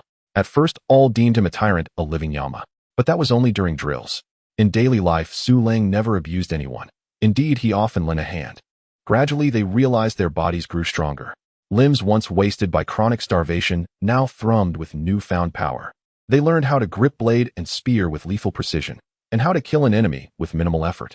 Most importantly, they ate until full, every day. Steamed white rice at every meal, and every other day even oil and meat. Such a life had once been unimaginable, even in dreams. It was more than worth it. Su Lang observed the faces below, no longer numb or timid, but hardened with grit and suffused with raw, untamed ferocity, and felt a deep, serene calm settle within him. What he sought was not a rabble, but a tiger and wolf army, disciplined, obedient, fearless in death. In this age of chaos, mercy was a sin. Mercy toward soldiers was the gravest betrayal of their lives. Just then, report. A sentry posted atop the watchtower tumbled down the fortress wall in sheer panic, his face drained of color. Brother Lang. It's terrible. Down the mountain, another massive army approaches. A sea of black armor, far larger than Lord Yan's last force. That cry plunged the entire training ground into absolute silence. Fear flickered across every recruit's face. Had Lord Yan returned so swiftly for vengeance? Yet Su Lang showed no trace of alarm. Slowly, deliberately, he narrowed his eyes. Lord Yan. Perfect timing. Let them serve as the crucible to test these new recruits' mettle. All of you. His voice boomed like a bronze bell, instantly quelling all unrest. Seize your weapons and mount the walls. Yes, sir. The recruits, moments ago gripped by dread, steadied themselves as if by miracle at Su Lang's unwavering tone. Instinctively, they straightened their spines and tightened their grips, assembling with growing cohesion under Lu Shida's and Zhu Zi's commands, marching steadily toward the fortress wall. Though their movements remained somewhat awkward, they bore no resemblance to the earlier chaos. Su Lang did not move. Instead, he turned and re-entered his stone hut to retrieve the silver dragon spear hanging upon the wall. As the cold, polished shaft settled into his palm, a profound sense of kinship surged through his veins. His entire bearing shifted instantly. Laziness vanished, replaced by razor-edged lethality and unrelenting martial fury. When he strode back onto the rampart, spear in hand, the dark tide of armored soldiers was already surging up the mountain path, within sight. Banners snapped in the wind, spears and swords formed dense, gleaming forests. At a glance, the force numbered at least 1,000 to 2,000, tightly ordered, marching with solemn, earth-shaking resolve, far superior to the shattered remnants of Lord Yan's previous army. This was a true elite force. Lady Murong Yanran. Su Lang's gaze settled upon her beside him. She had already ascended the ramparts, longbow in hand. "My lord, I shall stand with you." Her reply was simple, resolute. Su Lang smiled faintly, accepting without hesitation. His eyes returned to the valley below, until they fixed upon the commander's banner fluttering at the vanguard. His smile faltered. Something was wrong. That banner was not Lord Yan's. Lord Yan's bore a single colossal character, Yan. This one, however, displayed an elegant, soaring calligraphic character, Jing. A chill of foreboding swept through Su Lang. Instinctively, he glanced toward Murong Yanran, who, following his gaze, also looked upon the banner. One glance, and she froze rigid as if struck by lightning. Clang! Her longbow slipped from nerveless fingers, striking the hard bluestone with a sharp, hollow ring. The vibrant, spirited flush vanished from her cheeks, leaving only stark shock and utter disbelief. Her lips trembled faintly. Her beautiful eyes locked unblinking upon the figure astride a magnificent white steed at the head of the formation. "Brother!" A breathless, dreamlike whisper escaped Murong Yanran's lips. That dreamlike call of brother was light, yet struck like an invisible hammer upon Murong Kanghai's heart. From such a distance, he naturally could not hear his sister's voice clearly. Yet he could clearly see the shape of her lips. Yanran was calling out, "Brother! Husband, it's brother!" Murong Yanran's delicate body trembled, staggering slightly. Su Lang reacted swiftly, pulling her into his embrace. The delicate figure in his arms was cold and stiff, trembling uncontrollably. The once spirited and proud face now wore only confusion and helplessness, the color of blood, drained completely. "My lady," Su Lang called softly, saying, "It's all right, I will find a way." Murong Yanran did not respond. She simply stared intensely at the figure on the white horse below. Her beautiful eyes, once lively, were now quickly veiled by a layer of mist. On one side was her blood-related kin. On the other side was the man she cherished deeply. Regardless of which side faced harm, it would be a result she could not bear. The immense shock and conflict left her mind blank, nearly causing her to faint. Su Lang felt the trembling of the person in his arms, and a pang shot through his heart. He did not ask further, merely extending his strong arms to hold her tighter, using his warm chest to offer her a sliver of warmth and strength. Below the mountain path, in front of the military formation, Murong Songhai, riding on his magnificent white horse, also saw the scene atop the stockade. He saw the sister he had longed for day and night. He also saw the man who was tightly embracing his sister. The last time in Day Village, he had competed in archery and cavalry skills, with Su Lang both times ending in complete defeat. That feeling of defeat still lingered vividly in his memory. Yet at the same time, an appreciation for a hero recognizing another hero had already taken root in his heart. He looked at Su Lang, then glanced at his sister's dependent expression, involuntarily furrowing his strong brows. After a moment, he seemed to have made a decision. He slowly raised his right hand. "All troops heed my command." His voice was clear, yet carried an undeniable authority. "Retreat 100 meters. Stand by." With a clamor, the military order was given, and that elite force retreated without hesitation, moving in perfect unison, stirring up a cloud of dust. The tense atmosphere, once taut and ready to explode, instantly eased. All the new recruits on the stockade were dumbfounded. What is going on? They haven't even started fighting and are retreating first. The corner of Su Lang's mouth curled into a barely noticeable arc. Quite interesting. It seems this brother-in-law cares a lot about Yanran. Since the other side has shown goodwill, I cannot be stingy. Su Lang waved his hand and similarly ordered all archers, "Put down your bows." The new recruits on the stockade immediately complied. "Brother." Murong Yanran finally regained a sliver of rationality from the immense shock. She broke free from Su Lang's embrace, bracing herself against the wall, trembling as she called out. Murong Songhai below the mountain revealed a gentle smile and nodded. "Yanran, it's good to see you're fine." His gaze then shifted back to Su Lang, becoming sharp and complex. "Su Lang," Murong Songhai declared loudly, "I come on the orders of Prince Jing, seeking to recruit you. Prince Jing has heard of your valor and has specially sent me here.